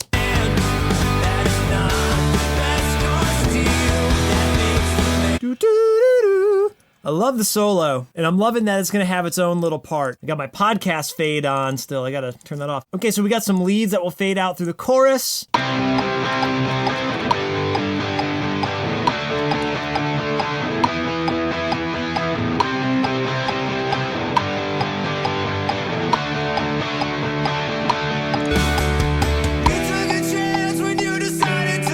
Okay, I like this. The rhythm guitars will be doing their like regular chords through the solo. We've got octaves again, so similar to the pre-chorus, but the pre-chorus has like two separate rhythms plus octaves, but we'll kind of keep the two rhythms in tandem with each other to not distract for the solo so much, but still have some octaves to beef it up. And we get the verse 3 call back. And then maybe we do the same build up from the other verse. It's perfect, right? It just doesn't have the extra beat at the end.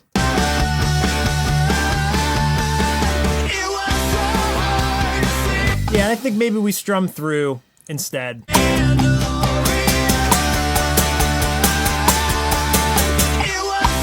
So the jumping off here at the end,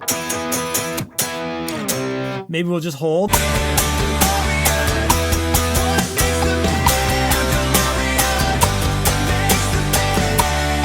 Let's steal that for some of these other ones too. There's still something that feels like it's dragging in that, but I don't know what it is. It's gotta be the vocals, right?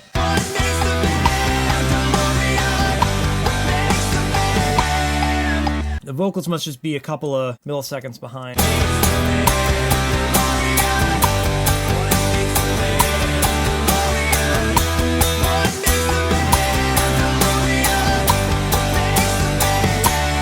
Cool. What needs to change? Does anything need to change? So the other interesting thing about the tempo is, like, obviously if you have drums and a click track, you're gonna try to play to that tempo, but maybe it's like a live show. It's like, I wanna go. So that might be telling us that it's still too slow. It's certainly faster than it was though. But let's check the notes here. We've got verse 2 running lead. I mean, I think I thought about that, but it might be too chaotic. Let's check it off. Double stops in the pre-chorus. Try synth ARP lead. That may not be necessary after doubling the time up, changing the guitar arrangement, and we're gonna change the vocals in a minute. So we'll probably leave that for now. Not check it off, because I'd like to experiment with a... Oh, what's the name of the song? How Liberty Dies. In the chorus, I think it's actually a finger-tapped part. It's either, yeah, it might be a finger-tap part, but it's sort of like an arpeggiated synth sort of sound, but I think it's on guitar. Something like that might be cool here. Listen to that song. It's kind of tucked into the chorus.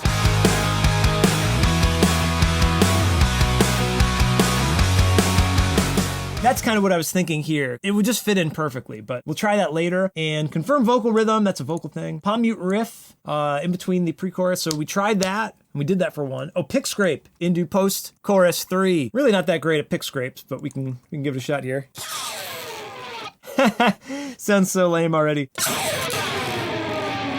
I've heard people like try it with a quarter or something. What if I do it with my keys?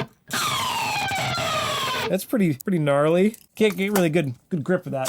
Let's just try it with a pick. Okay. We'll double it up.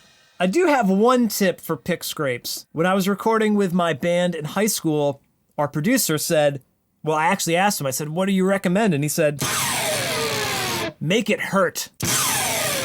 Probably said one of the coolest producer things I've ever heard, and that's stuck with me ever since, and I think that's probably the best way to do it.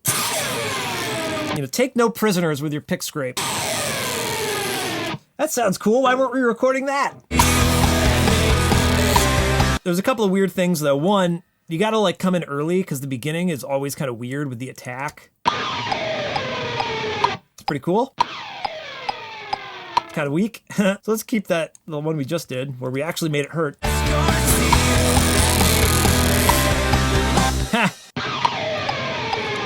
Yeah, see that beginning is always a little like, wow, a little, it's kind of like R2-D2 almost. All right, I think we made it hurt there. That'll work. And we'll just trim off these yucky endings. Not sure if it really fits in the mix quite yet, but we can work on that.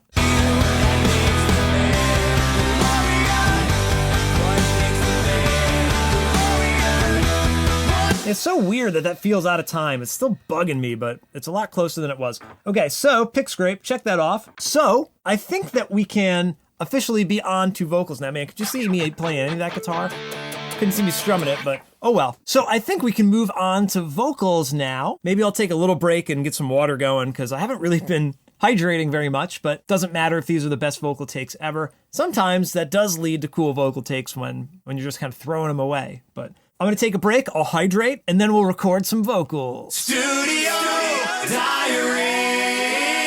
Okay, so this is going to be weird for a number of reasons. 1, I'm going to wear headphones. 2, I'm singing on camera. 3, we're going to record this mic dry, but we're also going to be recording Pro Tools through OBS, which you're going to hear this mic with processing.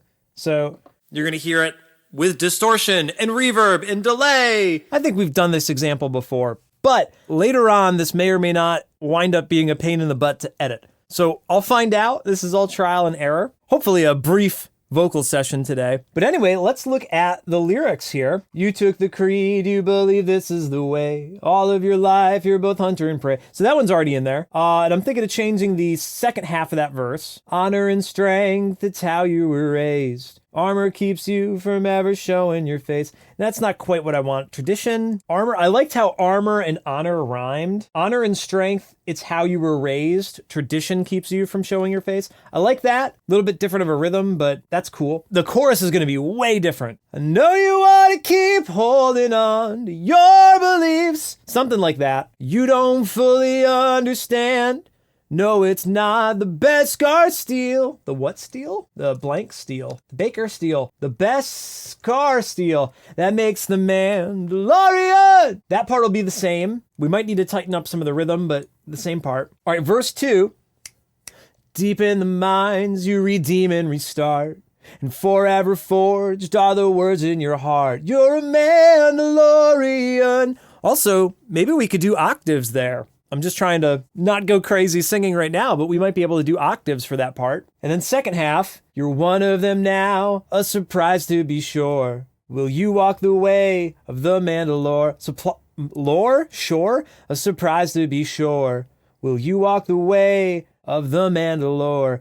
Kind of a weird one, but I think we're going to hint to maybe Bo-Katan for that part of the verse. Like, she was in the mind and she also got redeemed, even though she didn't recite the creed or whatever, but the armorer said that she was redeemed as well. So she's one of them now, a surprise to be sure. Will she walk the way of the Mandalore? Shore, lore? I think that works. And then verse 3, scattered like stars through the galaxy. Where do you belong? What do you believe? You're a Mandalorian. Always a Mandalorian. So I like that because Bo-Katan says, hey, we're fractured, or people are scattered through the stars. Maybe Din says that. It's kind of a beautiful line. These verses are working for me right now-ish. I know that we're going to get more lyrical fodder and themes from the next couple episodes. I'm sure there'll be more ideas that we could replace or, try out alternate ideas. But I think this is getting closer to feeling like a real complete set of lyrics. So let's start recording. Verse 1 is mostly the same. Honor and strength, that's how you were raised. Tradition keeps you. So we'll just punch in for this kind of first half here.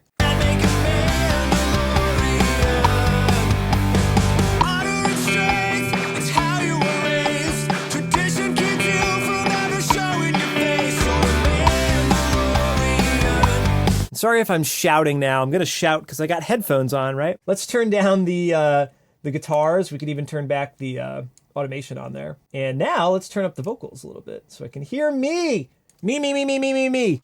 Honor and strength is how you were raised. Tradition keeps you from ever showing your face. You're a Mandalorian. Well, let's try again. We're warming up a little bit. Honor and strength. Strength is a hard word to sing. Maybe we shouldn't use that one. How does that fare to the other line?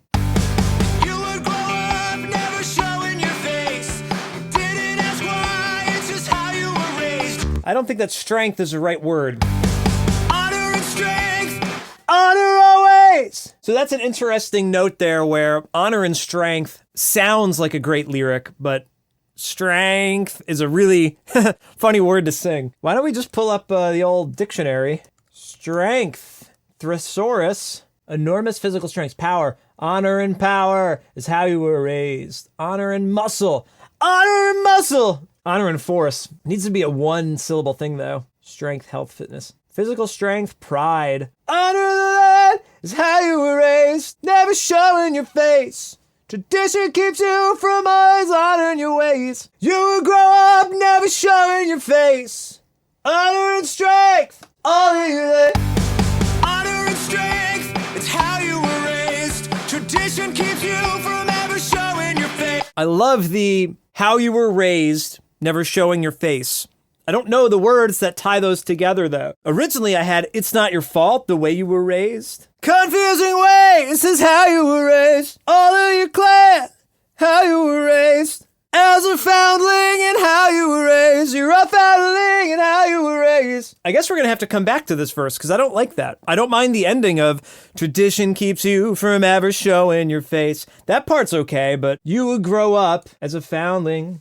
You would grow up as a foundling who raised. Yeah, I guess, so we'll pause that for now. And let's go to verse 2, which is deep in the minds. Oh, I love this verse 2. Deep in the mind to redeem and restart. And forever forged are the words in your heart.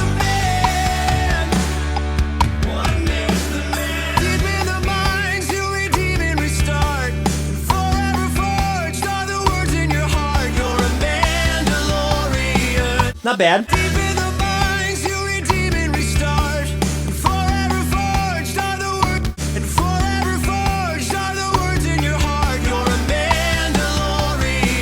All right, so this part's different. You're one of them now, a surprise to be sure. Will you walk the way? It's a little weird. Sure, sure, lore, sure. Surprise to be sure. You didn't know there could be so much more. A surprise to be sure, sure. You're one of them now, a surprise to be sure. Will you walk the way of the Mandalorian? Oh, that was goofy, but let's listen. Will you walk the way of the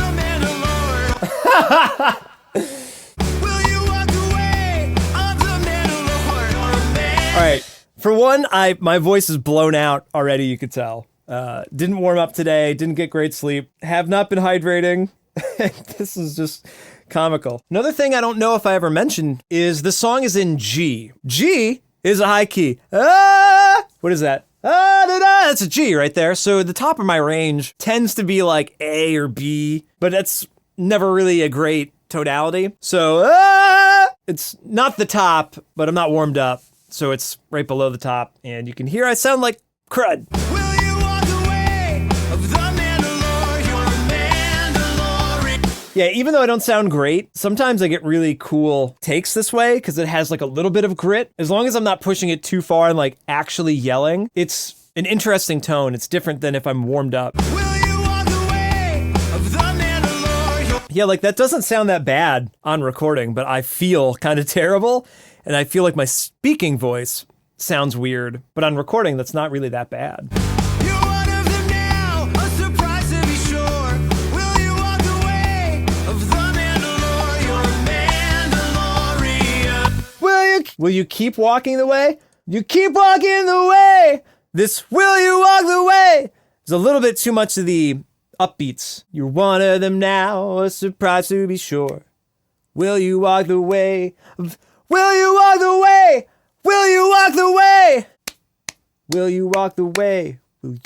Will you walk the way? Will you walk the way? Is that gonna be cool on beat like that? Will you walk the way of the Mandalore? You're a Mandalore. It's a little square. It's so silly. Do you keep on the way? Will you fall from the way? You're one of them now, a surprise to be sure. Will you fall from the way of the Mandalore? It's rough, man. This is rough. I want to say something like, will you keep walking the way of the Mandalore? You know, like, you're redeemed, you're one of us now, and you can stay as long as you would like. You're one of them now, a surprise to be sure.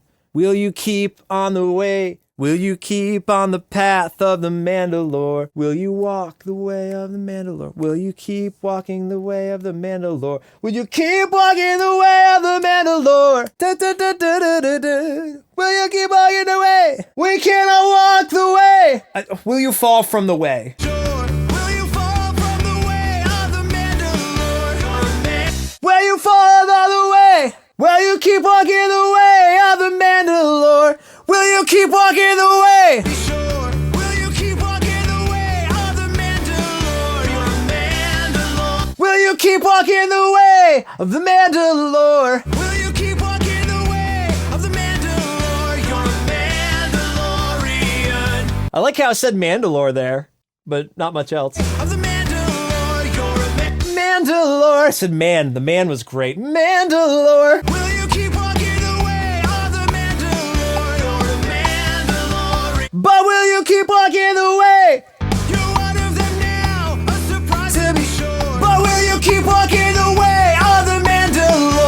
a Mandalorian.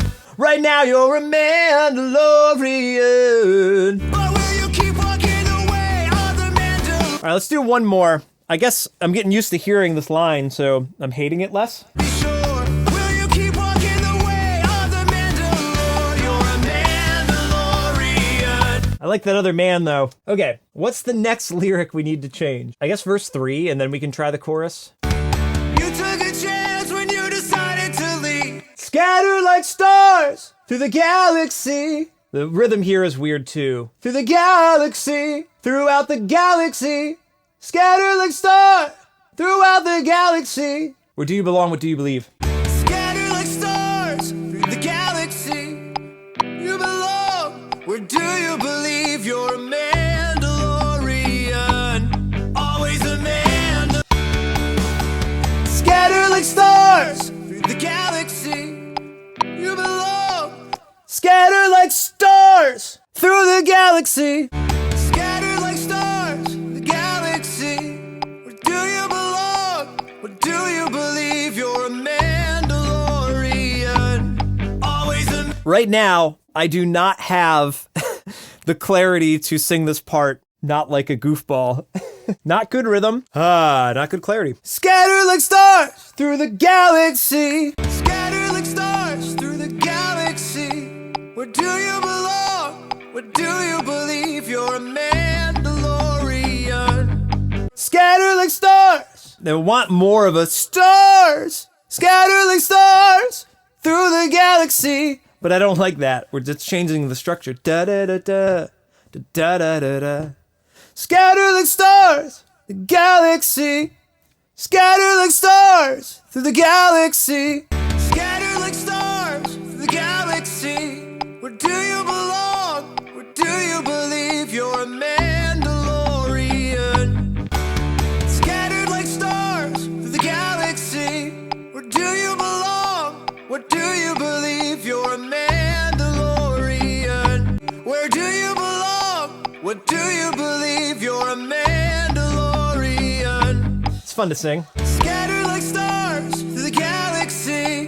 Where do you belong? What do you believe? You're a Mandalorian. All right, that works, except for these really annoying clicks in my mouth that need to go.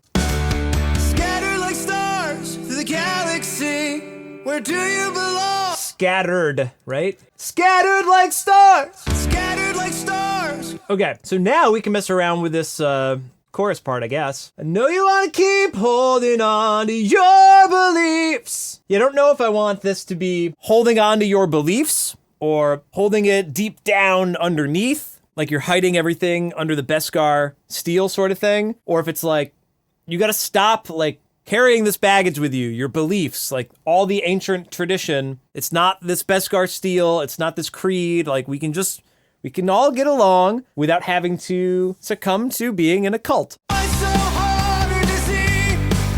'Cause all my wounds were underneath. I like how I sounded on this day. This was a pretty interesting day. Beskar steel that makes the Mandalorian. Okay, let's see what we can do here. I know you want to keep holding on. Mandalorian. I know you want to keep holding on to your beliefs. Wow, this felt a lot faster jamming along with myself. I don't know if I like that. I know you want to keep holding on to your beliefs. But one day you'll understand that it's not the Beskar steel that makes the Mandalorian. Yeah, huh. We thought this was going to be the ace up our sleeve. Doesn't sound that good, though. All right, we're at 136. What happens if we just go to 140 for a second? Does that make a Mandalorian? I know you want to keep holding on to your beliefs. But one day you'll understand that it's not the Beskar steel that makes the Mandalorian. What makes the Mandalorian? What makes the Mandalorian? I know you want to keep holding on to Now, on the guitars, sorry, I'm yelling. I'm hearing on the guitars, I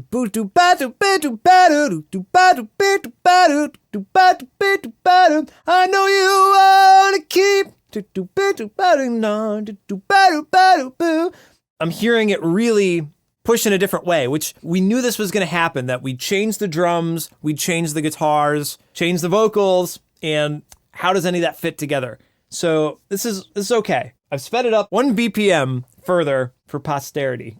Let's do a couple more takes and just get in the groove. It's kind of funny that you just have to get used to hearing something a few times too. That's why like bouncing it, taking an evening off, coming back to it another day, that seems to usually work for me because I can then reiterate with a fresh perspective rather than like having to commit to it now and not having any clue whether or not this is good. It's like, well, let it sink in for a minute. Kind of like when people watch a Star Wars and then immediately take to Twitter or whatever with their opinion. You got to live with it for a little bit. I know you wanna keep holding on to your beliefs, but one day you'll understand. No, it's not the best car steel that makes the Mandalorian. Okay, don't really love the take yet, but let's give my voice a break for a minute. And what if, after all of that, what if we brought back the stress beat? Because I don't know if the drum part was the thing that really was messing with me, you know? It could have just been the vocals. Does that make a Mandalorian? I know you wanna keep holding on to your beliefs, but one day you'll understand. No, it's not the best car steel that makes the Mandalorian. What makes the man? Okay, it obviously still works with that beat. I know you wanna keep holding on to your beliefs, but one day you'll understand. No, it's not the best car steel that makes the Mandalorian. Day you'll understand that no, it's not. Day you'll understand, you'll know it's not. One day you'll that you've done all you can, but it's not the best car steel. I know you wanna keep holding on to your beliefs, but one day you'll understand. No, it's not. Let's change that. Let's get that rhythm kind of pulsing a little bit more. I know you wanna keep holding on to your beliefs, but one day you'll understand. No, it's not the best car steel that makes the Mandalorian. What? 629 was a take that we used, but I kind of like that one there. One more take. I know you wanna keep holding on to your beliefs, but one day you'll understand that it's not the best car steel that makes the Mandalorian. Okay, not a great take. We're getting the feel though. I know you wanna keep holding on to your beliefs, but one day you'll understand.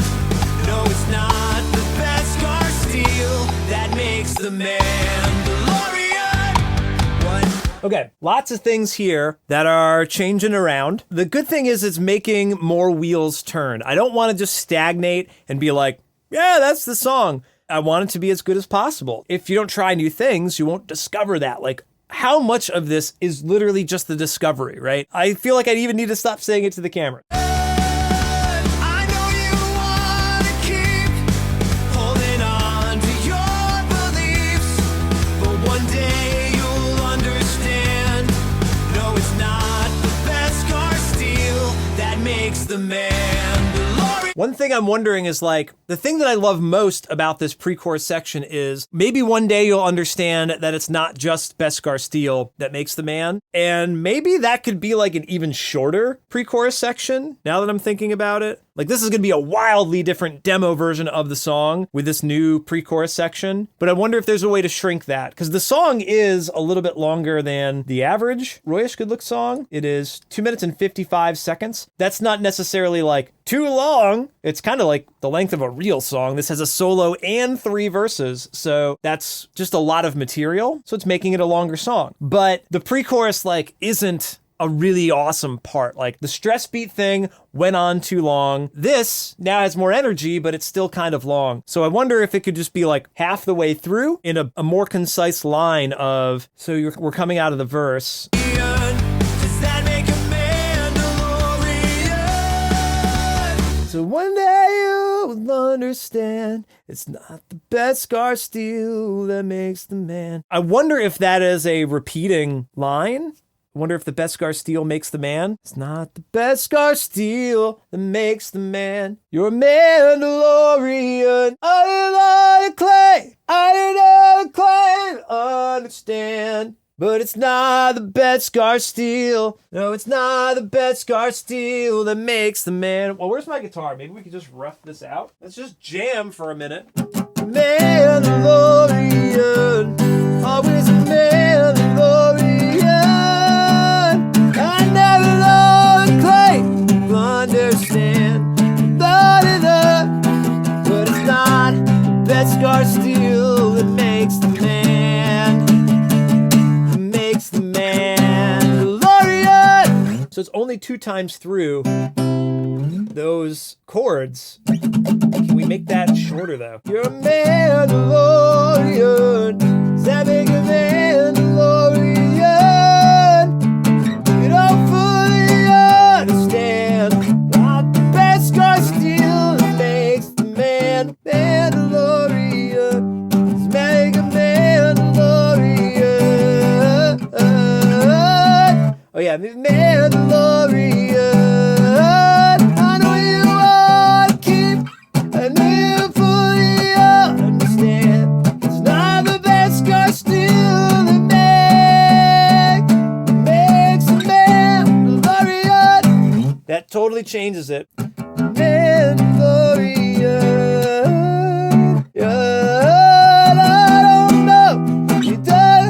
I don't know who I am. Best scar steel don't make the man.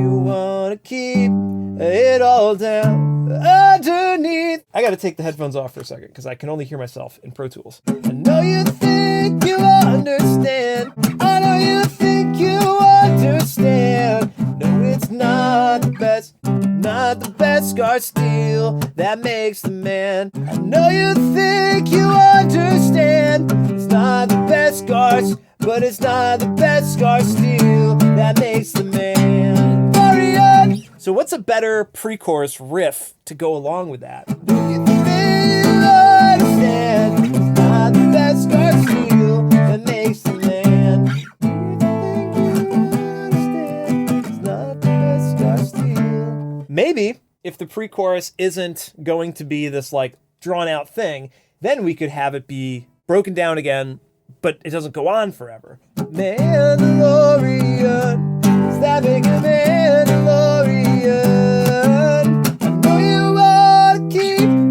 Oh, shit. I know you think you understand. It's not the best scar steel that makes the Mandalorian. Yeah, this half chorus I think is the way to go. Don't bore us. Get to the chorus. Don't bore us. Turn the chorus into the pre-chorus, make it half as long, and then turn the post-chorus into the chorus. I think that's what Dave Grohl was trying to get at. All right, now we're getting somewhere. At least, again, jamming on the acoustic. Who knows how this actually is going to sound in the session. No, you think you understand. It's not the best scar steel that makes the Mandalorian. That makes the man. All right, man, my voice is shot. That's simple enough, as a pre-chorus should be, right? I thought you loved democracy, but you just want to rule the galaxy. Keep it simple, right? Pre-choruses should never be the same length as the chorus. Okay, there's your giant takeaway from today's session. Pre-choruses should never be the same length as the chorus. Now, the chorus, I think could be the same length as the post-chorus. But the idea there is that you're just going to be repeating the tagline. You know, who cares if you keep repeating the tag because everybody loves that part. But the pre-chorus should be getting you to the next thing. You know, that's your launch sequence, right? 4, 3, 2, 1, pff, chorus. Don't bore us. Get to the chorus. I'm going to pause the video because this changes everything, right? And we're going to have to shrink both pre-choruses half as long, put that old drum arrangement in, I think. It almost seems like we can do diamonds here and like chill out a little bit. And then we need to sing a new take. So why don't I do some of that with a little break in between? That was a good talk we just had. Behind the scenes. Okay, so this is going to be not impossible, but it's going to be a little annoying. We got to turn our all group on. We're going to delete 4 bars here. Yeah, 4 bars for this pre-chorus. We'll put it in shuffle mode, so it should shuffle back. Does that make a Mandalorian? I know you'll understand. No, it's not the Beskar steel that makes the Mandalorian. So funny. Okay, so this will be pre-C1. Then we need to do that with this other pre-chorus. Shuffle mode. Bring all those back. Pre-C2. Now I understand that it's not the Beskar steel that makes the man. This is interesting because then we'll get to the pre-chorus part, or the solo, and that will still be twice as long. So this is so interesting the way this is shaping up. All right, so the next. It's so hard to see, 'cause all my wounds were under. Vocals are like shouting here. Okay, one last time. 4 bars, shuffle mode, delete, new marker. How do I gotta figure out how to do that without deleting the marker there. Now I understand. So that is really going to shrink down the song. So try that one more time here on the mix down. That will end up being a 2 minute and 30 second mix down. Now we're in Royish Good Looks territory. Isn't that more of what we would expect to hear from Royish Good Looks? The 2 minutes and 30 seconds is all I got. That's all I got in me. We still need to goof around. So I think that we can make that pre-chorus section like diamonds, which would once again really change the vibe. We could do that later. Let's record more vocals. Can I just do it from here? I would love to stand, but there's so much computer stuff to do. Man, and I'm touching the mic here. This has got to be so annoying for the actual recording. The Beskar steel that makes the man. Let's try this. I don't think you understand. So I just got a text message from my oldest brother, Rob, and he says his neighbor is part of the camp that feels Andor is the epitome of Star Wars television. And apparently my brother has been writing him about season 3 of Mando being the epitome of Star Wars television. He says, Darksaber, TIE interceptors, Mythosaur, Mando's battling pterodactyls, come on! So funny. So my retort to him is going to be that, well, Mando season 3 is great, but the dialogue pales in comparison to Andor. We'll see what he says. I'll let you know. Yeah, we gotta figure out this melody. I don't think you understand. Oh, didn't we change the everything about this? Everything's different. It started, the way we played it on guitar, started with E, then it went to C, C and then G, and then D. I should have done some of this off camera.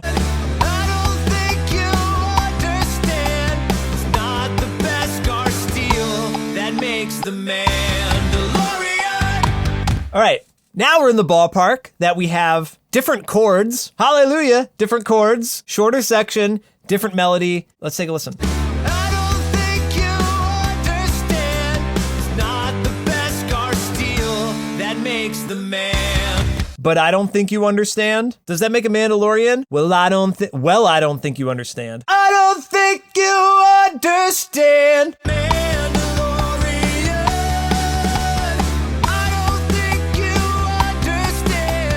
I think you understand. I don't think you understand. I don't think you understand. It's not the best. I don't think you understand. I don't think you understand. It's not the Beskar steel that makes the Mandalorian. Mandalorian. Maybe we can change this melody going into it so it's not so impressive. Does that make a Mandalorian? I don't Definitely done this exact phrasing before, but that's okay. Does that make a Mandalorian?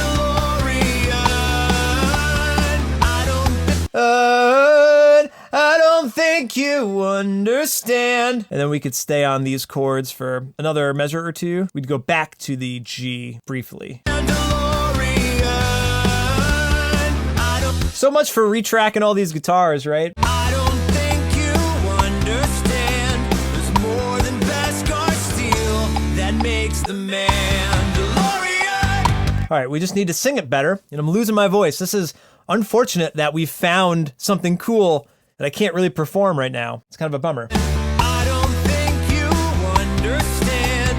It's more than Beskar steel that makes the Mandalorian.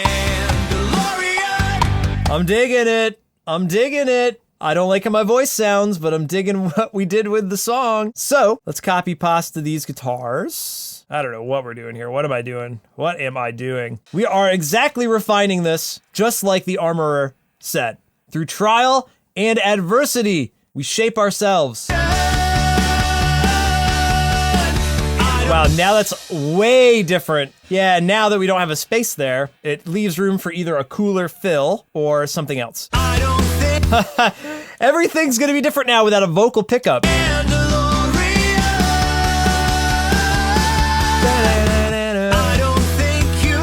Gotta be a jaku jaku. It's so funny how much of a hole you can dig yourself into. I don't think you. Maybe that's where the pick scrape goes. I don't think you understand. But I don't think you understand. Yeah, maybe we need to change it to like 1, 2, 3, but I don't think you understand. I liked it coming in on just like, I don't think, but I don't think, but I don't think you but I don't think you understand. but if you, and if you, And if you only understand, it's more than if you only understand. if you only understand. Maybe the whole thing is, if you'd only understand. If you'd only understand, it's more. And that melody, if you'd only understand, I'm just playing around there. So that could change too, you know? If you'd only understand, it's more than Beskar steel that makes the man. You know, who knows? Behind the scene. Man, I am pretty tired. So it is 6:53, and I didn't really have a big lunch. I had a muffin and a fruit cup and some M&Ms at 2:40 or whenever we broke last time. So about 4 hours later, and I'm fading, man. I'm freaking tired, and I wanted to chill out tonight and read a book and reset. We've made a lot of cool progress on the song, but this is like the point of diminishing returns. I can't even think straight on this harmony here. I'm going to try to work for another couple minutes, see if I can power through, but clearly at the point of needing a break, both physically and mentally. Even though we're not quite done with everything I wanted to accomplish in the demo, we certainly improved it though, which is the name of the game. The best solution right now is to just not do harmonies for this section. If you'd only understand, it's more than Beskar steel that makes the man. Right? And then it can just come in on the tag. It's more than Beskar steel that makes the man. It's more than Beskar steel. If you'd only understand. Man, I am running on fumes here. I just want to go to bed, really. If you only And then I said, if you'd only, I think it's a little bit cooler here. only understand. So do we like that with the double time beat there? Always a Mandalorian.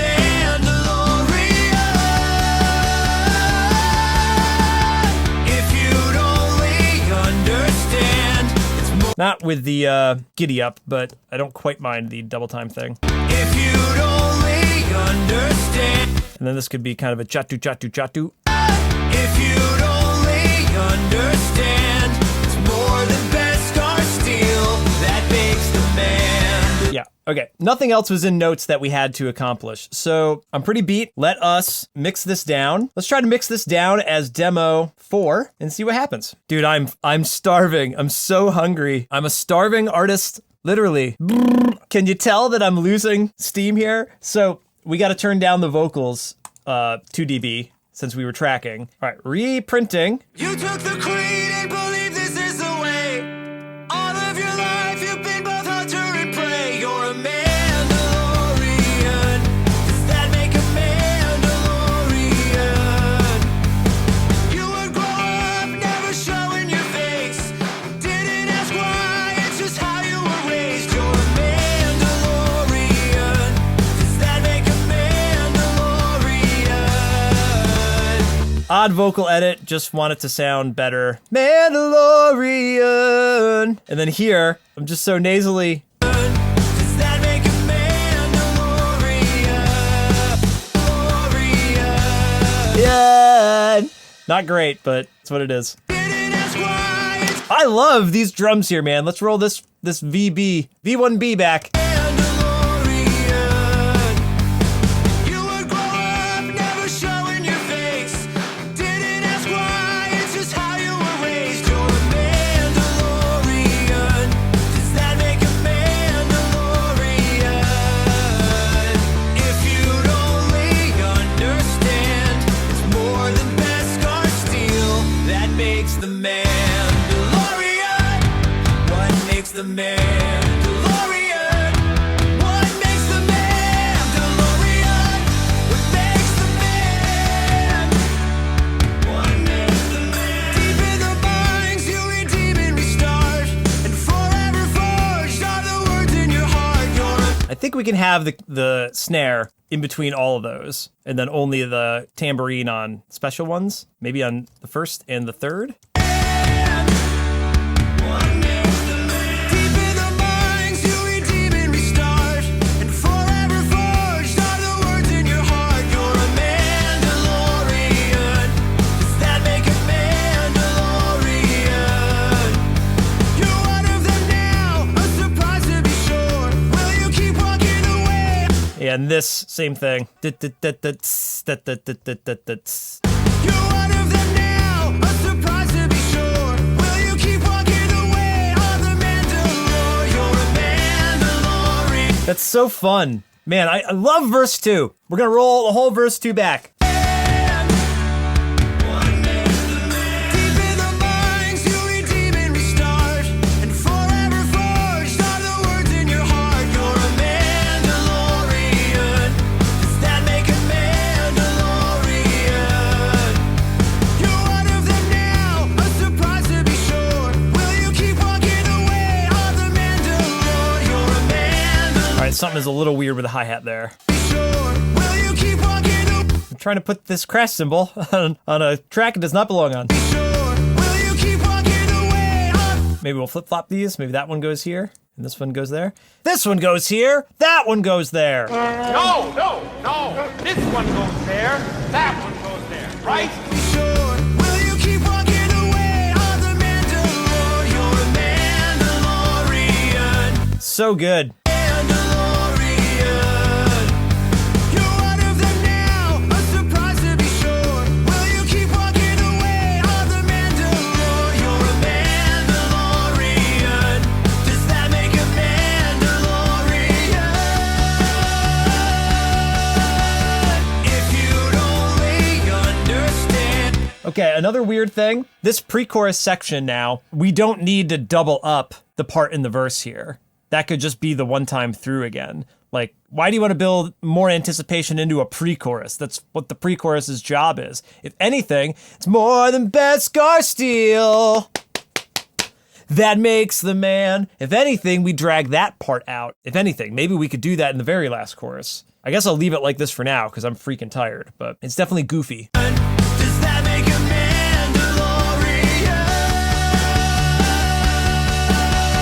If you'd only understand, it's more than Beskar steel that makes the Mandalorian. What makes the Mandalorian? What makes the Mandalorian? What makes the man? What makes the man?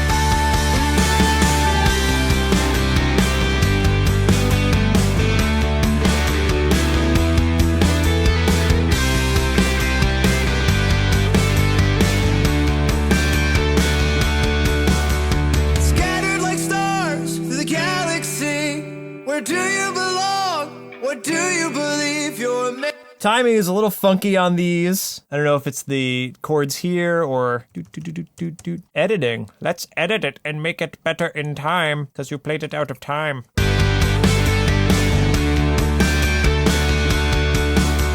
Scattered like stars through the galaxy. Where do you belong? What do you believe you're a Mandalorian? Always a Mandalorian.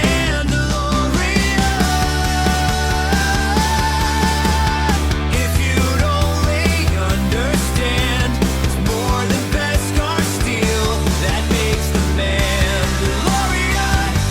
What makes the Mandalorian? What makes the Mandalorian? What makes the man? All right, I've got a couple other gripes. I'm not done with my gripes yet. We've got a new version of the demo printed down. I could consolidate that and put it up on Dropbox. But what I think, another thing I'm thinking about is that this verse 3, always a Mandalorian. I don't know, like, that's almost 2 minutes into the song. So, like, could it just stop there?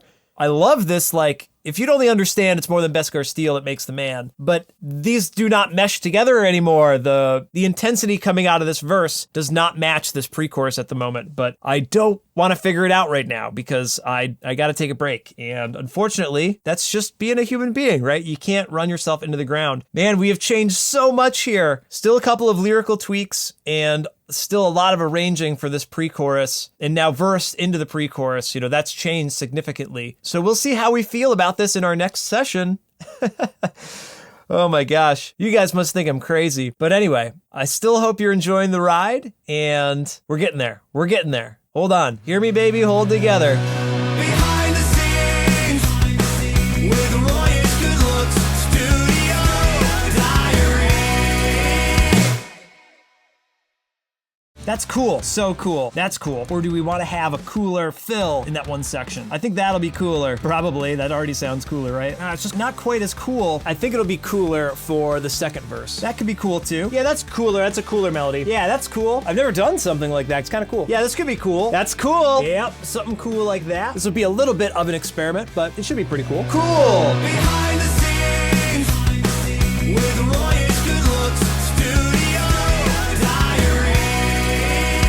Welcome back. This is day 7 of the Mandalorian demo song studio diary. It is March 28th, and let me give a quick recap for you. Today is Tuesday. Last time we worked in Pro Tools was on Saturday. On Sunday, I recorded and edited a new podcast with Krypton to Alderaan, and that was a lot of fun. Yesterday, Monday, I edited a ton of more footage for this behind the scenes. I am still really torn as to whether or not we're going to keep everything long and unfiltered like that Peter Jackson Beatles documentary, or if I'm going to parse everything down to just a few key moments. I really love showing the nitty-gritty and how much actually goes into working on a song, even though it's not always exciting, and maybe it's exciting to some people, but man, just editing it, it's like, wow, I didn't realize how much work really does go into a song. Of course, I know how much work goes into it. I'm doing it. But when you're watching it, it can certainly be painful. I'm hoping this isn't painful to watch at home. So if you are enjoying this journey, let me know in the comments how you've been enjoying the ride so far. I have also ordered a brand new solid state drive to store all this footage on because I'm filling up all of my drives. I really don't do a lot of video work, and holy cow, does video take up a lot of storage. It's insane. No matter what you end up seeing in the actual documentary, like, imagine how much footage I've cut out. You know, but I'm getting off track here. So today I'm going to hit some major revisions on this new pre-chorus. We've got to tweak the melody. I was so tired that I didn't sing the melody that I think I should have sang. So I'm going to tweak that, and we've got to tweak how the verses transition into the pre-choruses. We need to shorten some of those transitions, change some of the melodies, and there's a few other random production notes throughout the song for a bunch of different sections. It's not really a ton, so I'm hoping this can be a relatively quick session. I would really love if this was only like an hour to an hour and a half or so. I don't want to edit down 6 hours of footage, which was basically day 6. We put in a ton of work. The song needed it, but filming all of that and having to edit it down, the work is just compounding for me. As of today, I've finished editing day 1, day 2, and day 4 and 5, because those were sort of short episodes I was able to bang out. And I'm about 3/4 through episode 3, which was another really long session. I think that was maybe 2 or 3 hours of footage, hoping to cut that down to under 2 hours or less. I have no idea. And like I mentioned, day 6, I haven't started it yet, but that's 6 hours of footage. So I know that's already going to be a slog. I don't want today to be a slog. And I'm honestly hoping that this is the last day that we need to do major revisions. I'm hoping we can sort of move on and solidify everything, that whatever demo we print down today is like 85 to 90% the arrangement, and we can just get ready to re-record the final version. And for my own sanity, I don't think I'm going to film the actual recording or editing or mixing, at least not all of it. Maybe we can do sort of a quick recap for all of those points in the production process rather than like filming the whole thing, showing the whole thing. I think I've probably already shown you a lot of the process. I like being ambitious, but maybe let's curtail our ambitions for the next one, Roy. So as usual, a bunch of stuff to get to. We're already talking too much here. Behind the scenes. I think number 1 is that BPM still feels kind of slow to me. So we're at 136.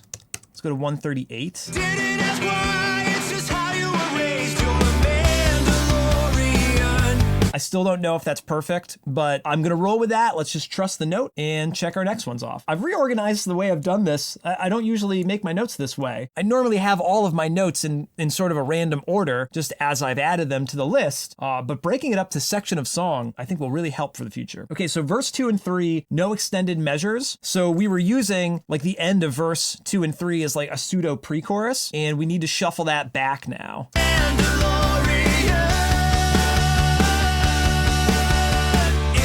I love that melody and the extension there, but since that's no longer a quote-unquote pre-chorus, we only need to cut 1 measure, not 2. Shuffle that back, take a listen.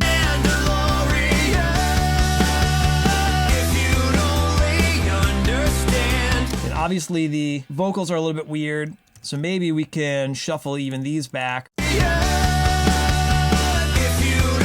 Oh wait, and I'm gonna change in the pre-chorus here. I don't want it to be 1, 2, 3, 4, if you'd only. I want to come in 1, 2, 3, 4, if you would only understand. We're going to use it as a pickup. We're going to need the and of 4 open here in this measure. But we got to move the harmony too. Some very crude edits here. I don't recommend for final versions, but totally cool for the demo. If you would only.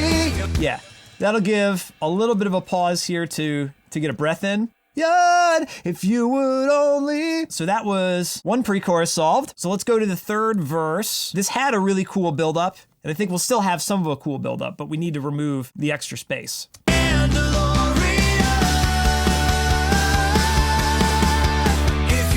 So I think we got to preemptively strike on some of this. We'll bring back these guitars that are kind of building up, the pick scrape, and then we can bring these vocals back. I don't know if we'll be able to do the same sort of yawn, which I really like, but we have to make some concessions.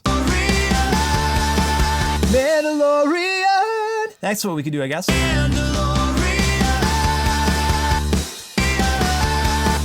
Yeah. We don't really have the time to do this whole walking line, Mandalorian. Like, let's just cut to it, Mandalorian. If you... We'll do something there. I think I want to change the melody a little bit, but obviously it's got to be faster to fit in that 1 measure.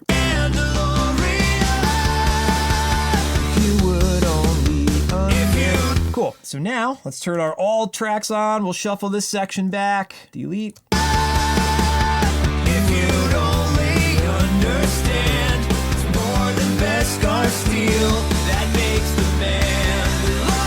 Cool. Maybe instead of doing the tom-toms there, let's do the crash just like we did in the other pre-chorus. I mean, maybe it could even be that same beat. The thing we can exchange is this first snare drum. Yeah, cool. And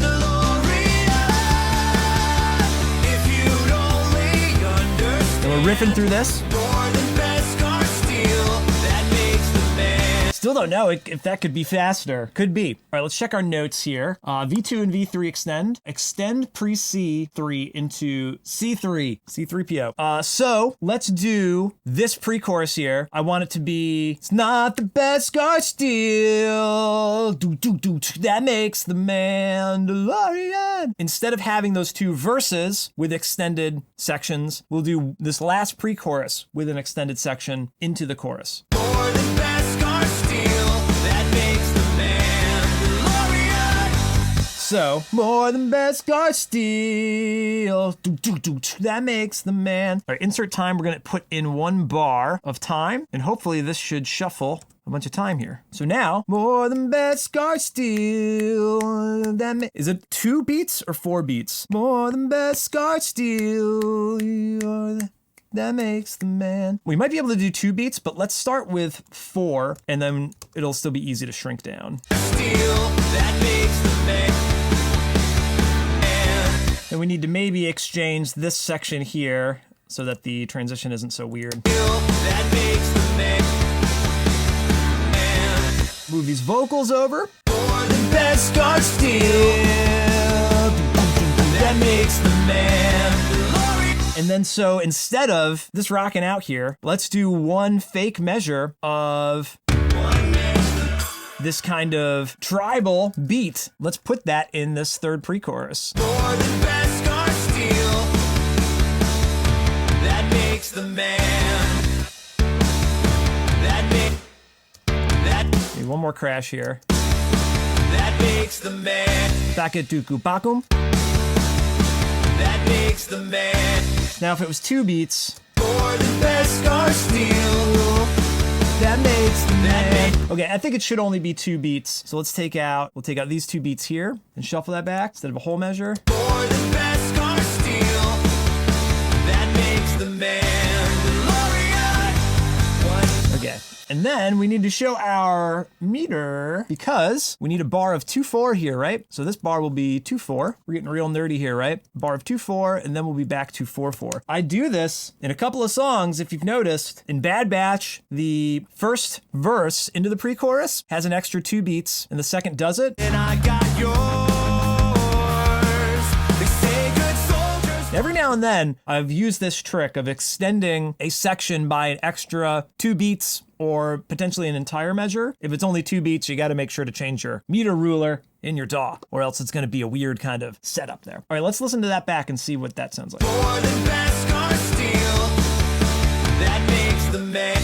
So that's a little bit different, but I think it's cool to have a pause before going to that last chorus, because again, it's a little foreshadowing of a moment, like, oh, they're already doing that tom-tom breakdown beat. We're not gonna do that in the chorus. We're gonna rock out on the crash. What else are on our notes? We jumped around again, just like we did the other day, but extend the pre-chorus 3. What can we do that's not singing? Your Mandalorian delay throw V3. Okay, Where do you belong? Right here? Where do you believe you're a Mandalorian? Always a I think right there, we need to hear some interesting stuff. So let's pull up our quarter note delay. I don't know if this is a quarter note or maybe a half note here. Mandalorian. Always a man. Do we want to hear Mandalorian? Just that part? Mandalorian. Always a So this will work for now. And then C1 tag. Okay, EQ, reverb, cymbal splash. one makes the man. Deep in the mind. That splash cymbal there. Let's see what's happening on the EQ. Yeah, it does have this.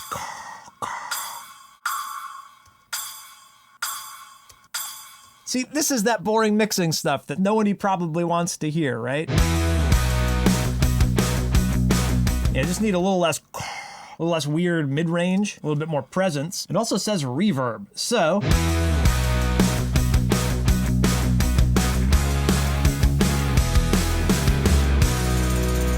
So there is exactly why we can't film the editing and mixing, because that was like 10 minutes engaged there with the splash cymbal for better or worse. So I'm gonna shrink that down. I'll cut that down for this edit, and we won't include it in future episodes. EQ, reverb, splash cymbal, check. Snare flaming timing longer. So as we're speeding this up, the song, I feel like the snare drums are not as pronounced. So maybe the snare drum at the very least. Let's nudge it. There's 40, maybe 45. So do these all need to be 45 instead of 40? Might be a little bit too much for these parts. Let's split the difference at like 42. Maybe that one. This might be a tom-tom and snare together. Bluku, bluku, bop, poof. And then maybe it's a double crash. That's cool. That's so cool. Let's take that and we'll fly that over to C2. So cool. And does that make sense for the last? That might only make sense if we do another like pick up into this. That might be too much information though.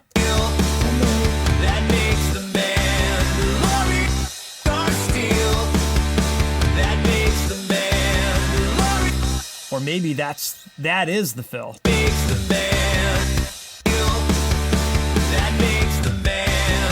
That's cool.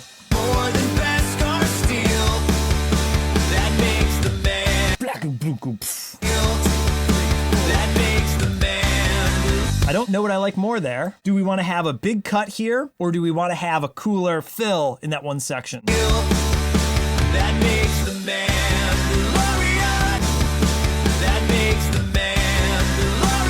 I think that'll be cooler. Let's go with that for now. Let's check out the list. Snare flam timing longer. Well, let's just double check the pre-chorus tag, which was the point. So that was the 45, right? Yep, those are the same there. Cool. So 45 seconds is the key if you're at 130 BPM. C123 drum effects isn't automated. So this is a funny snafu. Let's check the automation.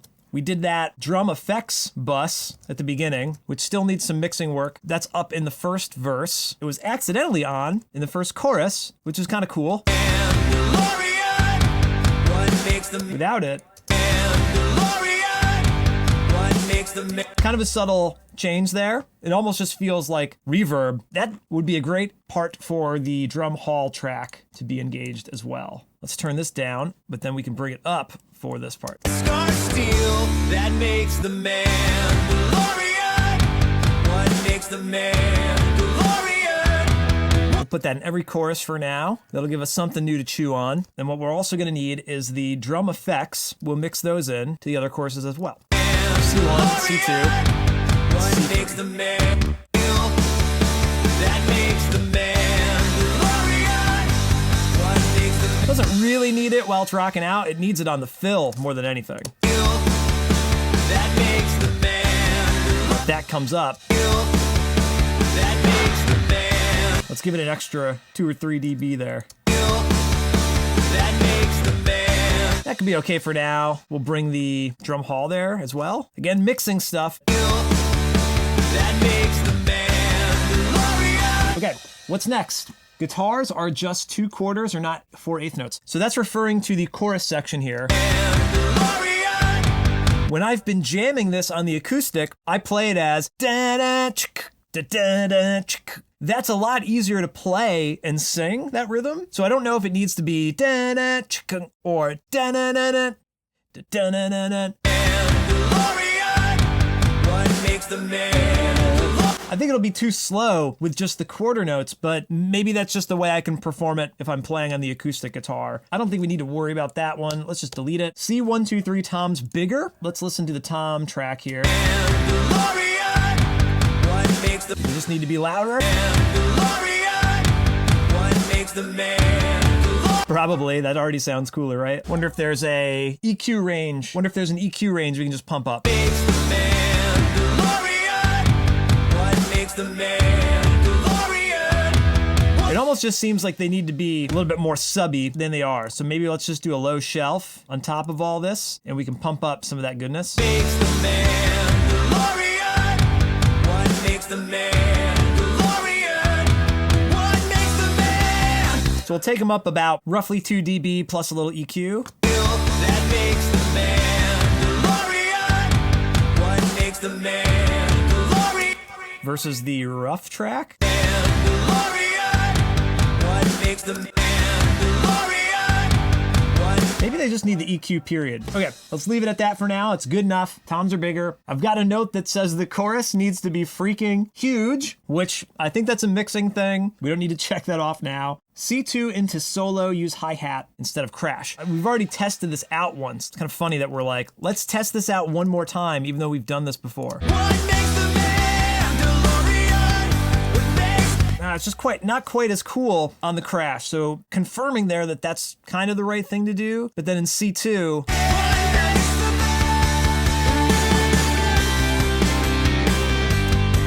you're focusing on the vocals, not the drums there. So that can check off. And you know what? Let's delete all these. Let's feel really good and delete all these annoying things, right? Goodbye, goodbye, goodbye. Mix notes new. We don't need you. All right, now we got a manageable list of things. Outro, bring back drum effects. What makes the man doom? So in the outro, here's what I think I want to do. What makes the man doom? And make it a little bit evil there, but don't know how to do that. I guess that's the chorus breakdown beat. Or the tagline beat into verse 2. Pop this here. And instead of the hi-hats there, let's do floor tom, the doo-doon.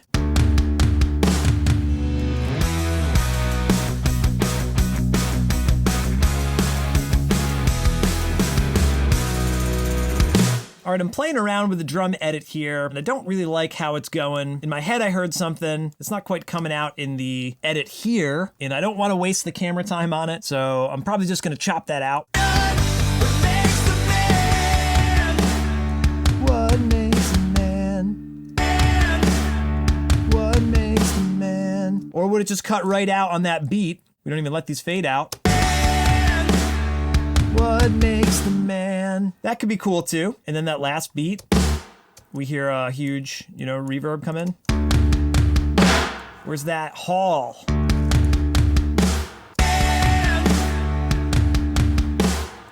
So that might solve the issue. We don't need to change the guitars. We just hang on this last beat here, and we can cut everything else off early. And hopefully, we'll have a great vocal take to go there. For now, let's steal these BGVs from C1, copy pasta to the end here.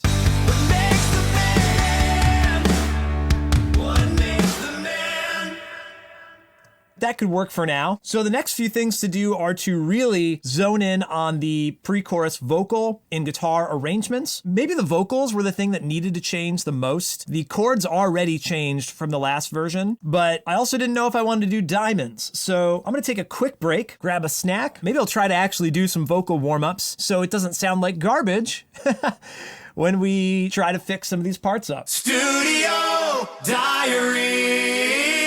And we're back. I've done some rudimentary vocal warm-ups. Not feeling the best I've ever felt, but more warmed up than I was the other day when I totally blew my voice out. I've been not really sleeping great lately, and for the first time in my life, I've had like a lot of seasonal allergies this year. So again, scratch tracks, none to worry, but I think we're gonna start with some of the vocal octaves, maybe in the verses here, and also maybe to just get warmed up. I'm just gonna sing along with the main part of the verses, not the interludes, and maybe also even in the pre-chorus and the chorus, like layering in this sort of lower octave is a unique opportunity in a song like this, since it's in the key of G, which tends to be either like the top of my range or the bottom of my range. So we can kind of put in 2 layers of vocals. This will be a little bit of an experiment, but it should be pretty cool. Oh, good. Good stuff. I guess we'll have to raise the buffer. And we'll deal with a little bit of delay. You took the creed. You took the creed and believe this is the way. All of your life you've been both hunter and prey. You're a Mandalorian. Does that make a Mandalorian? I don't even remember what the next word is, but let's take a listen to that. All of your life you've been both hunter and prey. You're a Mandalorian. Maybe not in the first verse, but let's do some takes and just get warmed up. I think this might be best in just the second verse. You would grow up, never showing your face. You didn't ask why, it's just how you were raised. Not really feeling it for the first verse, but let's jump into the second verse and see how we feel there. Echo! I think it'll be cooler for the second verse. Deep in the minds, you redeem and restart, and forever forged are the words in your heart. You're a Mandalorian. Does that make a man?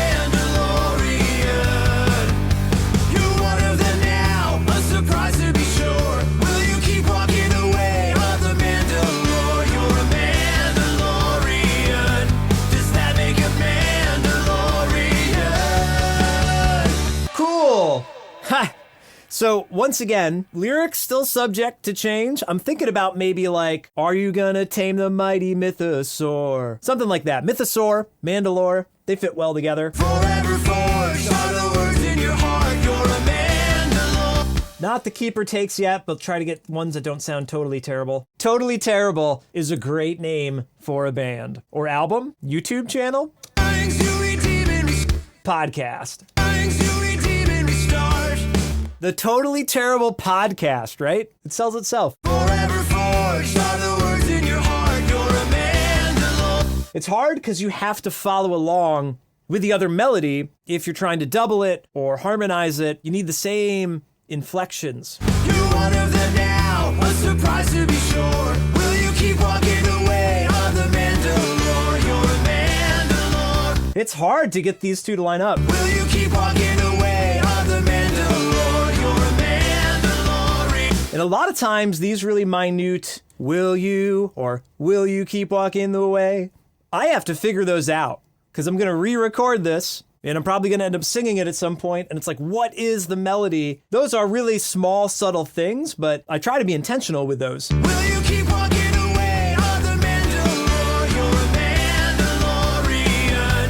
Does that make a Mandalorian? All right, and then let's also put a little like EQ, because this gets kind of woolly. You're one of them now, a surprise to be sure. Will you keep walking the way of the Mandalore? You're a Mandalorian. Will you keep walking away of the Mandalore? You're a Mandalorian. Yeah, just tuck it in there. Doesn't have to be super loud. Let's try it also in the third verse. Scattered, If I can remember the words. scattered like stars through the galaxy. Where do you belong? What do you believe? You're a Mandalorian. Always a Mandalorian. Yeah, so the first chorus, always a Mandalorian. Second verse, I guess, first verse. Second verse, always a Mandalorian. Always a Mandalorian.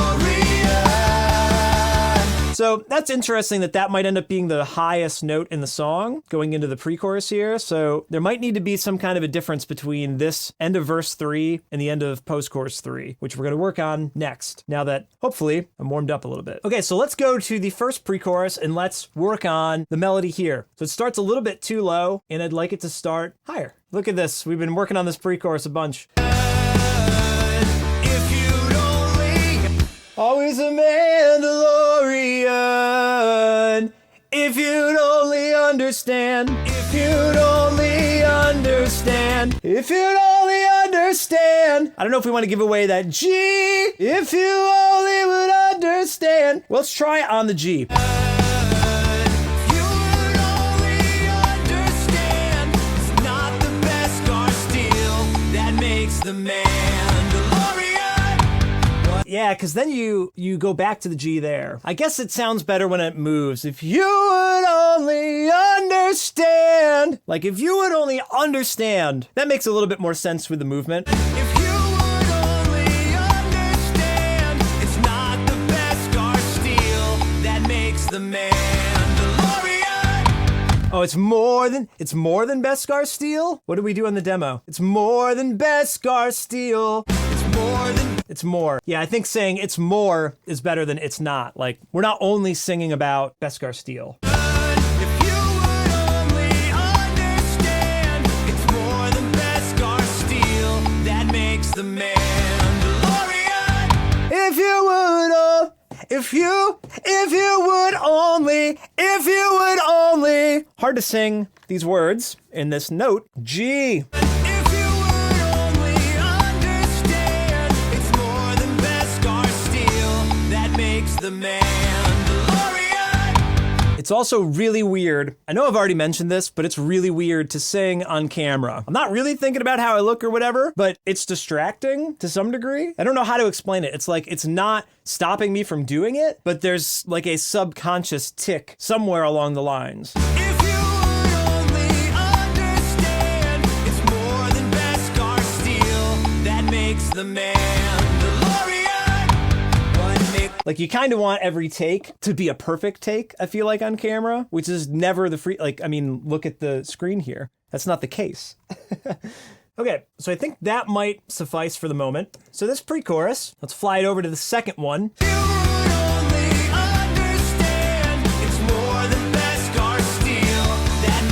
More than Beskar Steel, more than Beskar Steel. On one of the voice memos or one of the early demos, I started singing more than Beskar Steel, Beskar Steel, Beskar Steel. Do we go down? I don't know which one I like better. It's more than Beskar Steel that makes the man. Beskar Steel that makes the man. Yeah, that's cooler. That's a cooler melody. It's more than Beskar Steel. All right, pre-chorus 3. If you'd only understand. Yeah, much better melody too. If you'd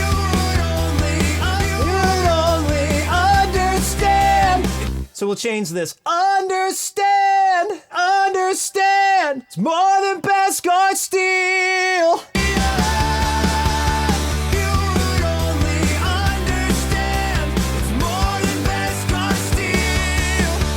More than Beskar Steel. You would only understand. It's more than Beskar Steel. More than Beskar Steel. That makes the man. That makes the man. Maybe that's a V2 punch in. That makes the man. That makes the man. That makes the man. That makes the man. I do like that changed melody. We just gotta sing it better. That makes the man. Yeah, one more. That makes the man. Makes the man. Or maybe it's cuts off earlier. That makes the man. That makes the man. Man, tough decisions here. Maybe it can be the long, drawn out thing. And then maybe this whole last chorus. Just listening to that, maybe we need to have the whole last chorus. Obviously, it's copy pasted at the moment, but maybe this last chorus is just like wailing on the top of our lungs. What makes a man DeLorean? Or is it just ad libs? What makes the man DeLorean? What makes the man? I guess let's just have this first beat be a little bit different. This first measure hangs while the background vocals do the actual lyrical part of it. All right, let's do a couple more takes here. The third pre-chorus, we can double it up. If you would only understand, it's more than Beskar Steel. The pre-roll was off. Darn it, that was gonna be a good take. I don't know how to end on that beat. Steel 2, 3. 1, 2, 3, 4. That makes. So 1, 2, 3 off. If you would only understand, it's more than Beskar Steel that makes the man. Maybe it's got to end on beat 2. 1, 2 off. It's kind of what the other one was. If you would only understand, it's more than Beskar Steel that makes the man. A little bit of a rough take at the end. One more time. More than Beskar Steel that makes the man. Yeah, that's cool. That's almost reminding me of some like My Chemical Romance stuff. Truly emo stuff. So I'm cool with that. Kind of a different, I've never done something like that going into the last chorus like, belting the vocal over while the harmonies underneath do their thing. It's kind of cool. All right, let's fix the verse 3 going into it though. Always a Mandalorian. If you Mandalorian! Did we already do T in the other pre-chorus? That one we didn't punch in, but that's the melody there.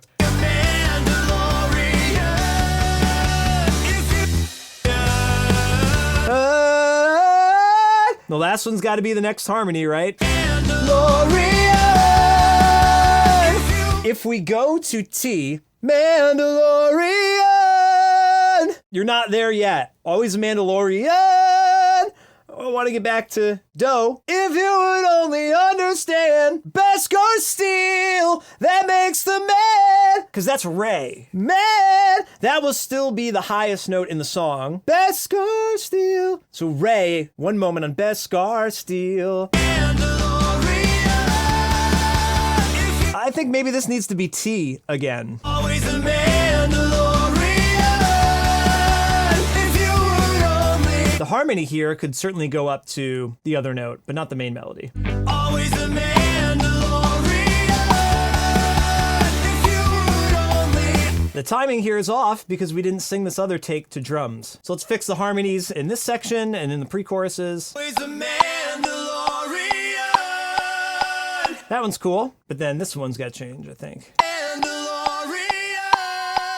Ha! No, tritone. DeLorean, Mandalorian. I guess this harmony will go to Ray.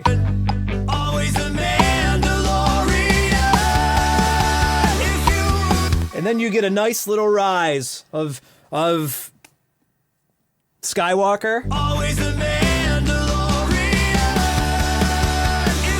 Huh, maybe we only need those two. Always a Mandalorian. Mandalorian. Mandalorian. Yeah, because you don't want this section to be too big. A little bit more concise there, I think. Let's try the second pre-chorus first. If you would only understand. If you would only understand. If you would only understand. That's awful. Want to hear how awful that is? You would only understand. You would only understand. La. If you would only understand. It's more. La. You would only. If you would only understand. You would only understand. If you would only understand. It's more. On the main vocal, I'm going, understand. Just dropping off. Maybe we can make that understand. Quantify it a little bit better. If you would only understand. It's more. Kind of cool to have it be a melody rather than just like, stand. If you would only understand. It's more than Beskar Steel. More than Beskar Steel. More than Beskar Steel. More than Beskar Steel. More than Beskar Steel. Kind of a weird harmony. It's more than Beskar Steel. That makes the man. I don't know about that movement though. Understand. It's more than Beskar Steel. That. More than Beskar Steel. I think I just want to stay in the same note. It's more than Beskar Steel. That makes the man. That will be some unisons, but maybe that's cool. It's more than Beskar Steel. That makes the man. I haven't even been looking at what this looks like on OBS. More. Probably should have centered it more, right? If I was over here, I don't know. And then what's this? It's more than Beskar Steel. That makes the man. That's funny. Same thing there. So that solves the first pre-chorus, and then the second one, maybe we can overdub another harmony. Oh, the melody's changed totally here. If you would only understand. You would only understand. You would only understand. If you would only understand. It's more than Beskar Steel. That makes the. 1, 2 off. If you would only understand. It's more than Beskar Steel. That. So there's a common phenomenon that if you... Common phenomenon, another great name for a band, YouTube channel, or podcast. You're welcome. But another common phenomenon, if you have to like count the rhythm, or if you've got to read the lyrics, or like think about what you're doing, or think about being on camera, it's not going to be any good. So just get into the zone. I felt like I was just getting into the zone for the second with that take. So that was pretty good. So let's do another one. Haven't been drinking enough water. This is why I blow my voice out, because I don't drink enough water and I just try to power through. Keep your head down, power through. Now I don't even remember what I did. That's so funny. You said you're getting in the zone, you talked about it, and you forgot what you were doing. You would only understand. If you would only understand. It's more than Beskar Steel. It's more than Beskar Steel. More than Beskar Steel. More than Beskar Steel. Not very exciting, but I guess that's it. More than Beskar Steel. It's more than Beskar Steel. Little clicky there. Beskar. Chewing my gum. Making too much mouth noise. It's more than Beskar Steel. Beskar Steel. Ah, it's on the main vocal there. Beskar Steel. Understand. It's more than Beskar Steel. A little bit better. You would only understand. It's more than Beskar Steel. That makes the man. What makes the man glorious? I wonder on the background vocal, do we do like, makes the man? That makes the man. Because it needs something to continue the melody. The Mandalorian. Ha! What makes the Mandalorian? What makes the Mandalorian? What makes the man? This almost sounds, this harmony we did the other day, almost sounds like that should be V2 thing. Let's test it. That makes the man. What makes the Mandalorian? What makes the Mandalorian? What makes the man? What makes the man? It makes the Mandalorian! That's cool. So here we are ripping the vocals. Mandalorian! Yeah. B? Gotta hit the B. Mandalorian! It's kind of cool. Maybe we just leave it on that other track though. It makes the Mandalorian. What makes the Mandalorian? What makes the Mandalorian? What makes the man? Yeah, this could be cool. The Mandalorian. What makes the Mandalorian? What makes the Mandalorian? What makes the man? All right, so that, I think we would want to bring, come on, play nice. I think we would want to bring that way down in the mix. Makes the Mandalorian. What makes the Mandalorian? What makes the Mandalorian? What makes the man? What makes the man? Do this outro again, I guess. What makes the man? Or is that on the VFX as we bring these like effect drums in? What makes the man? That's kind of cool. What makes the man? Yep, something cool like that. Behind the scenes! Dare I say that we are done for the day. Man, I'm full of this poetry stuff today. I got a lot of good ideas. Maybe this is good. This is a good vibe to end this episode on, maybe. So I'm going to clean up some of the vocals that we just did. I'll save you from the monotony of that, and I'll do a listen back, print this down. This will become demo 5. These last couple of tweaks may seem incredibly monotonous, but we're getting so close to the top. Obviously not the final version of the song, but a completed demo arrangement of what could be. You know, when we get the vocals fully warmed up, it'll be great. So next time you see me, we might even be doing the final recording and mixing and mastering and working on the video edit. We're getting close, and I don't know what to do in these outros here. I'm blabbering on again. I got work to do. I'll see you next time. Behind the scenes with Royish Good Looks Studio Diary. Maybe this is the one. This is feeling good. I keep goofing that up. Just realizing what I'm really ripping off with this song, right? Ba-da-da-da-da-da-chugga. Oh, that one eighth note was not perfect. Ooh-ba-ooh-ba-boop, ooh-ba-boo-ba-boo-ba-boop. Man, I hate when this happens. You can see how bad I am at guitar. I don't even remember how to play this. Oh, boy. Recording is so hard. Behind the scenes with Royish Good Looks Studio Diary.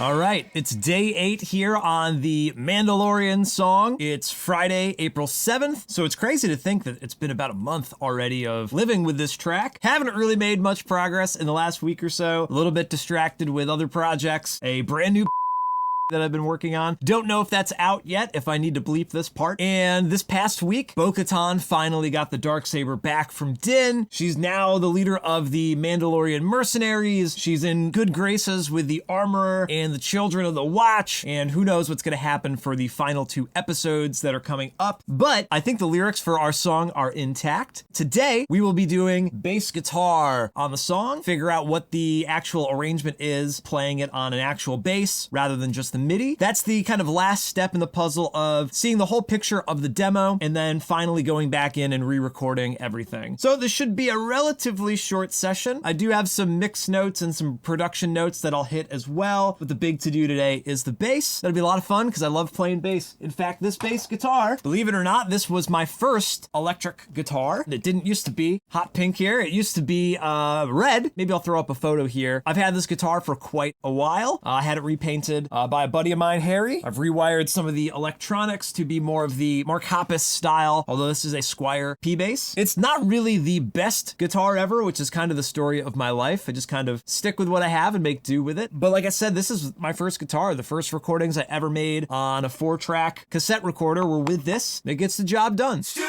Diary! All right. Been doing a little bit of like a rough rehearsal here, not too much. I'm gonna do a scratch take through to just like work out some more of the kinks, get warmed up, and you know the drill. I gotta get in the zone. I gotta shake the nerves off from being on the stupid camera, but let's have some fun. You took the queen and believe this is a way. All of your life you've been both hunter and prey. You're a man.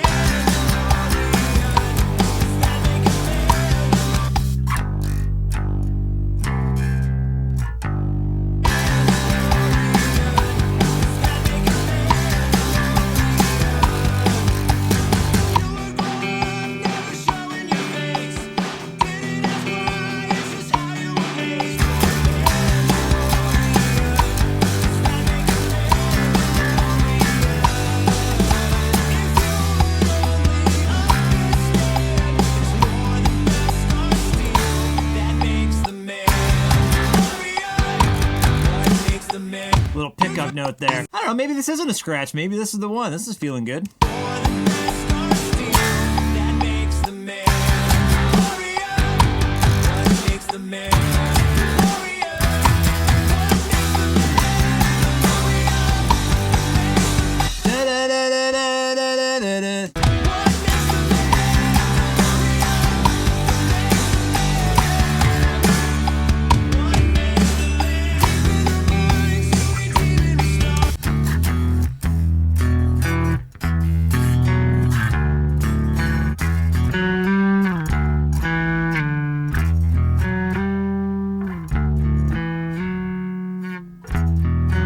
Just realizing what I'm really ripping off with this song, right? Little Red Hot Chili Peppers rip off there, maybe.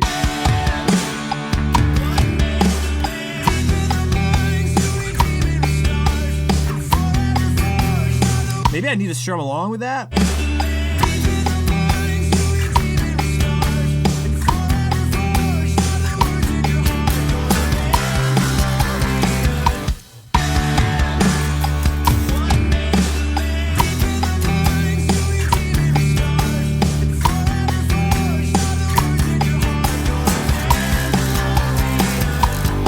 I don't like how it leads into that though. It's a little too sludgy.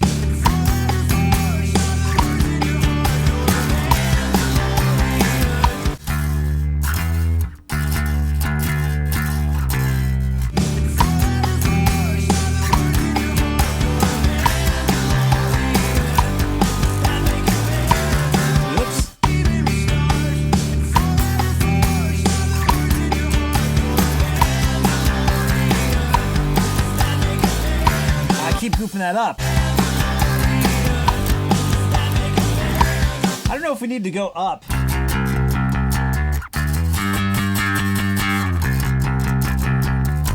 You know, up and down.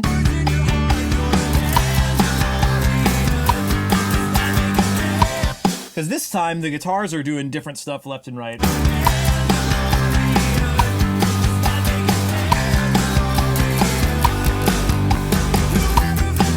Yeah, I want to hear that extra little pickup though. I don't think we're actually recording that.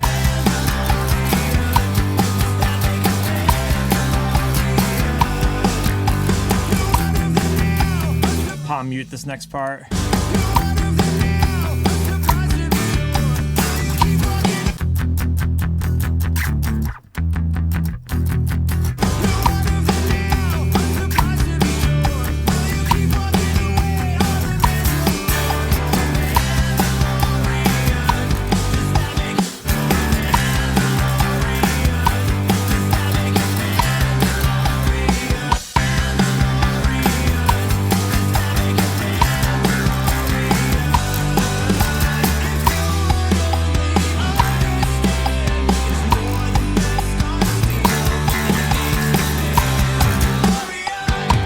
Yeah, I don't know if we're going to do diamonds here or not on the guitars.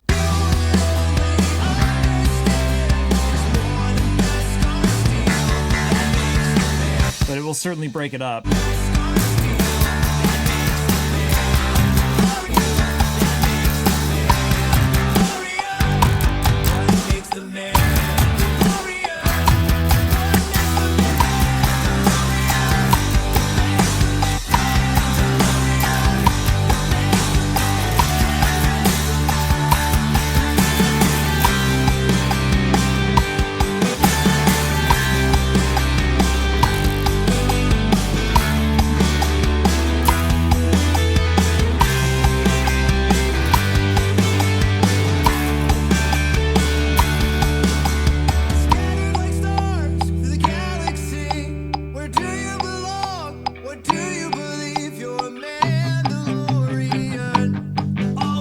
That was pretty clean. Do you believe you're a Mandalorian?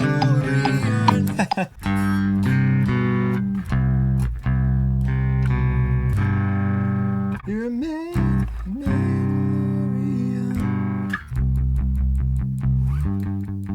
Do you belong? Or do you believe you're a Mandalorian? Always a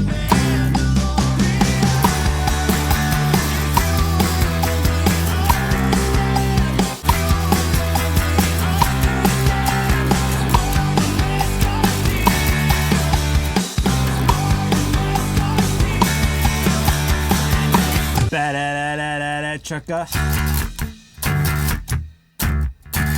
1 and 2 and 3 and 4 and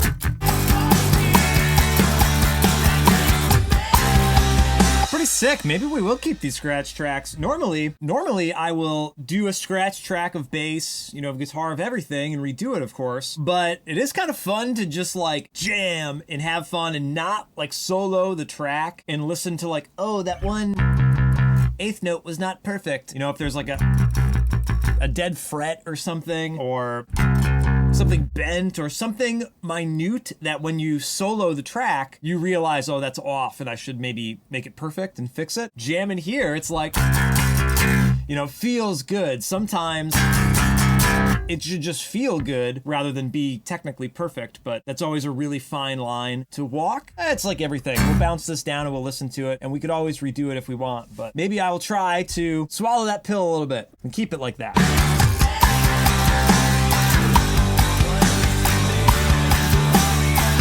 I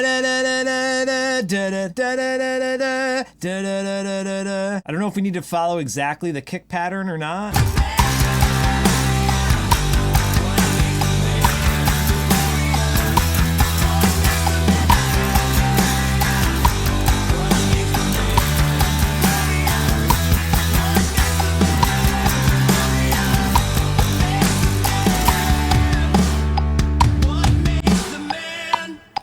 Pretty cool, pretty cool. Yeah, see, a moment like this here, having a little bit too much fun. Okay, so here's what I would do. I would say that this, it's so interesting, like, not even edited or anything, just live takes, very rock and roll. If we go to this playlist view, my favorite view, we will hit Shift, Option, down arrow, and we can save this as the, scratch take. Bass DI, I'll put an X in front of it. So that's kind of my scratch take. And if we come in to redo things, we can redo that. If we're thinking of other fills to drop in or whatever, we can do that. But we'll always have that scratch version to work with to get back to. And there you have it, Bass DI. How long did that take? 18 minutes. Kind of crazy, considering it's like 2.5 minutes that you could record one part of the song for 18 minutes. But as you've been seeing through this, sometimes it takes a while, even as simple as playing one note at a time. Occasionally, two. Yeah, that part in the second verse,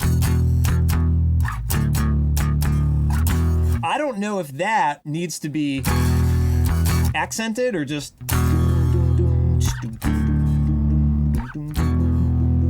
So I'm gonna have to do some listening back. It's like anything, you gotta let it grow on you. So this most recent week of The Mandalorian, it was the Plaisir episode where they were chasing down the malfunctioning droids and Jack Black was a guest star. And there's been a lot of discourse, people enjoying it, not enjoying it, I've been making the analogy of, hey, sometimes you don't like every song on the album, sometimes you don't like every album from the band, but if you still love the band, you will stick it out and see what happens next. And maybe you will watch the episode again, or maybe you will listen to the album again and find new love and joy in it. That's kind of like the demo here. That's kind of like the scratch bass here. We'll live with it a while and we'll see how we feel. Behind the scenes! All right, it's been a bit of a day. I've played a lot of bass. I've had a lot of fun. I really love playing bass. You know, every part of the process is annoying at some point and has its own sort of like tricky difficulties to it. Like I said, this is my first guitar. How could I not love this guitar and playing it? Anyway, so check this out. Look at how much freaking bass I've played. This is all the bass I played today. So, you know, I kept my scratch track, but to be honest, as soon as I listened back to it, I'm like, you know what? This is always what happens. Here's what happens when I have too much fun while standing up with the bass.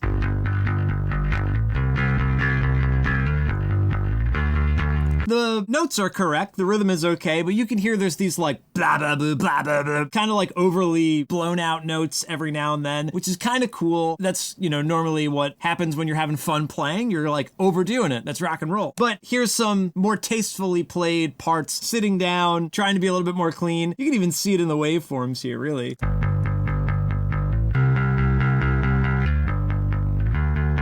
You know, so much cleaner.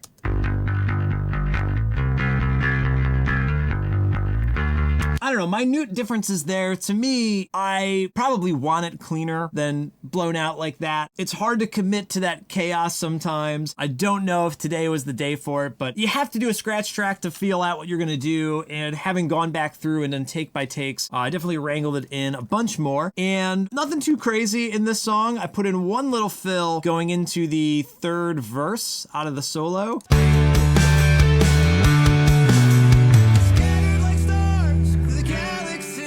And you can see it took a couple of takes to get it right and comp it together, but that's really the only kind of fun moment of bass here. So now the next thing I'm gonna do is, I got food on the way, ordered some food. Always comes down to food at these recording sessions. I'm gonna drop in a few parts for guitar. There is the pre-chorus section.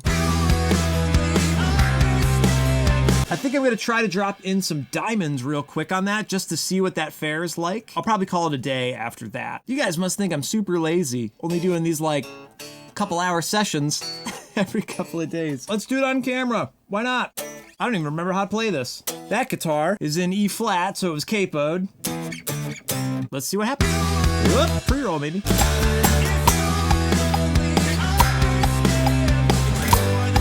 Yeah, it's gonna change everything. This changes everything. You know what? I think I turned the guitar track down, right? Oh no, I didn't. Interesting. Maybe the DI bass is a little bit brighter or louder than the MIDI was.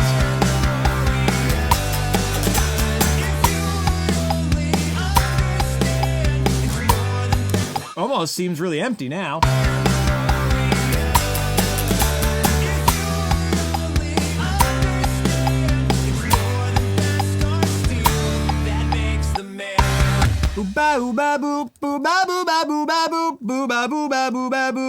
Maybe it's gonna need a lead though to push it along. The diamonds leave a lot of space, leave a lot of contrast, but it's kind of boring. So maybe we need something to push. And I muted the tambourine because I thought we didn't need tambourine there. Maybe that's part of it too. What if you brought that back? Now it's still real boring. That's crazy. All right, so let's either experiment with a lead for a second here. Yeah, I've been having trouble with this pre-chorus part. Ever since this song began, this pre-chorus has been giving such trouble to this song. I don't want it to just be lame. I don't want it to be overcooked, and it's hard to find this middle ground of like, what should this be? I don't want it to be pushing through in the same respect that the verse already does, and the chorus already sort of does.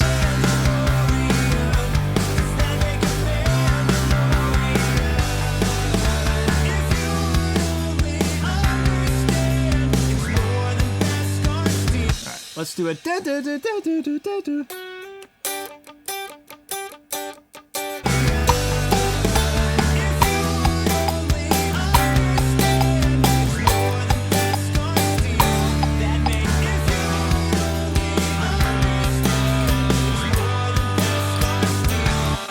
What is that? I'll be dancing with myself. Oh, oh, oh, oh.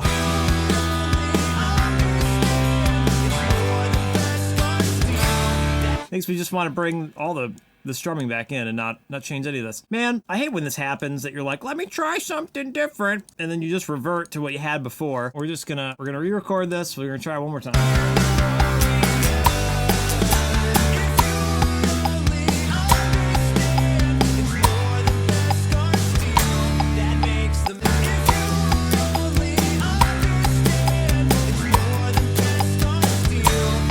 So maybe that's it. Maybe there's fat chords on one side and kind of a lead on the other, and then we get to the big chorus.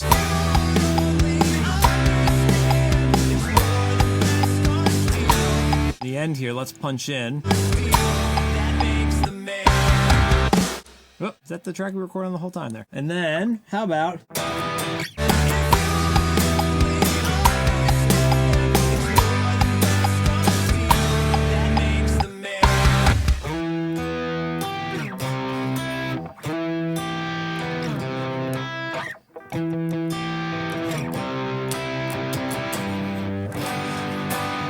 Put on our old friend Fret Rap, Mr. Rap, first name Fret. Let's go. Let's go.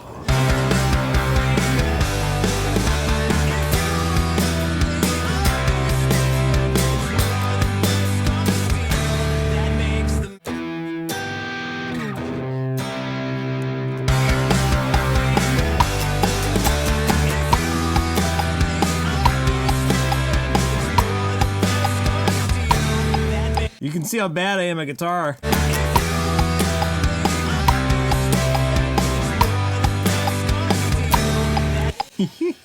And then I guess this other track has to chill out a little.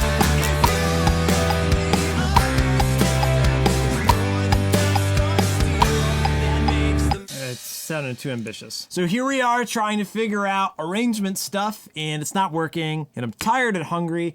And I want to go to bed. I guess let's print down the demo as is, come back with fresh ears, fresh belly full of food, and live to record another day. Behind the scene. I think I solved the problem, or we're starting to solve it at least. Let's see, if we go back to Pro Tools here, we're still gonna do diamonds in this pre-chorus, but how about we'll bring the clean guitar in for the movement that I think I was missing.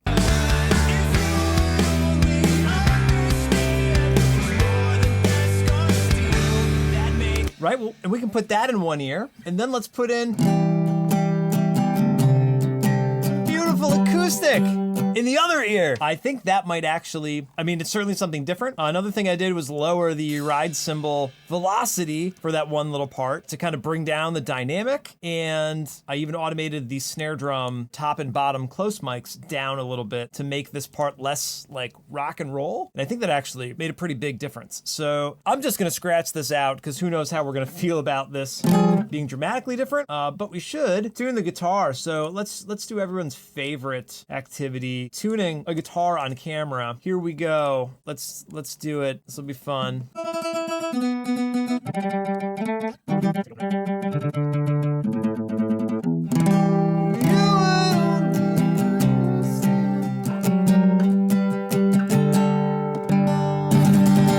I hate tuning.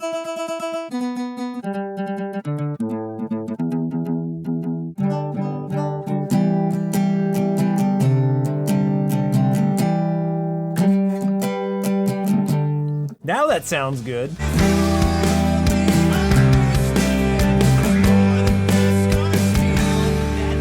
Yeah, I don't really know how these are gonna mix together, if they mix together at all, but it's kind of a cool idea.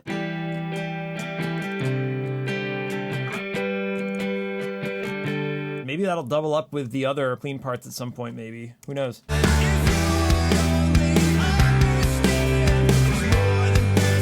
All right, maybe not left, right, maybe just down the center.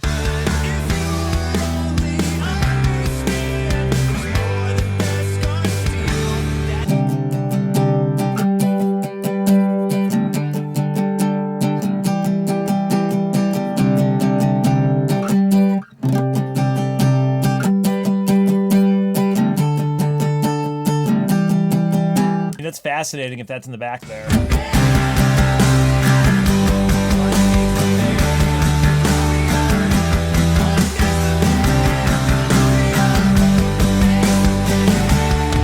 let's bounce this down. So this is gonna be another demo version here. Man, I can't believe how tired I am. But I think we cracked it this time. I think we did a good job. It always takes one little breakthrough and then the whole thing can fall into place. One single thing will break the siege. Remember this. Try.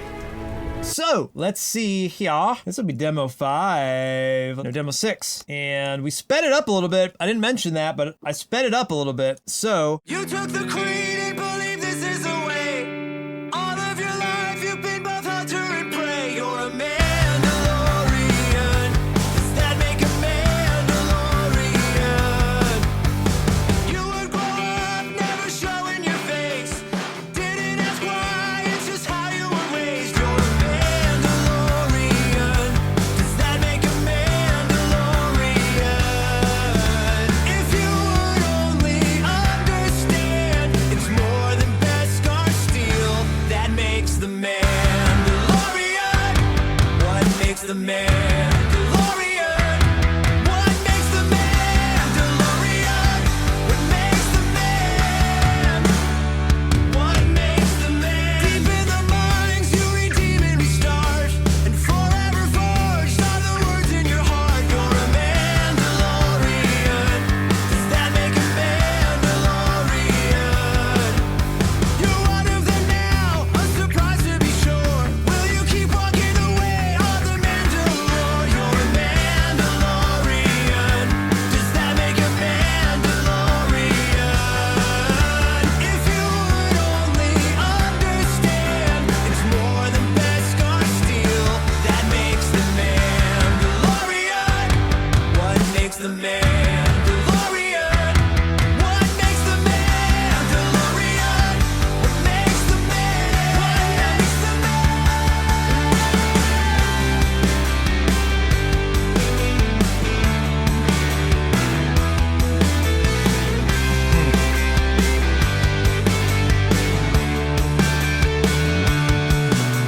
Scattered like stars through the galaxy. Where do you belong? What do you believe? You're a Mandalorian. Always a Mandalorian.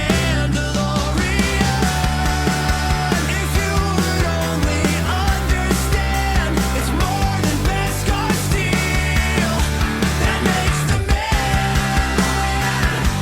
What makes the Mandalorian? What makes the Mandalorian? What makes the man? What oh, you had to goof around, didn't you? I added all this EQ boost that I don't think is necessary. The bass is really distracting, is it not? I guess let's compare and just see how loud the other bass was. So average volume is similar, but it's just not nearly as dark as the other one was. Do we use Nova? Nova, yeah, huh? Maybe that's why. we understand? It's more than Beskar steel. Yeah. All right, let's print it down one more time. You're a Mandalorian. Always a Mandalorian. Why did that not come through, the echo there? Always a Voke 1-4. Mandalorian. The automation moved, I guess. God, I gotta print the whole thing over again. This is all gooped up here.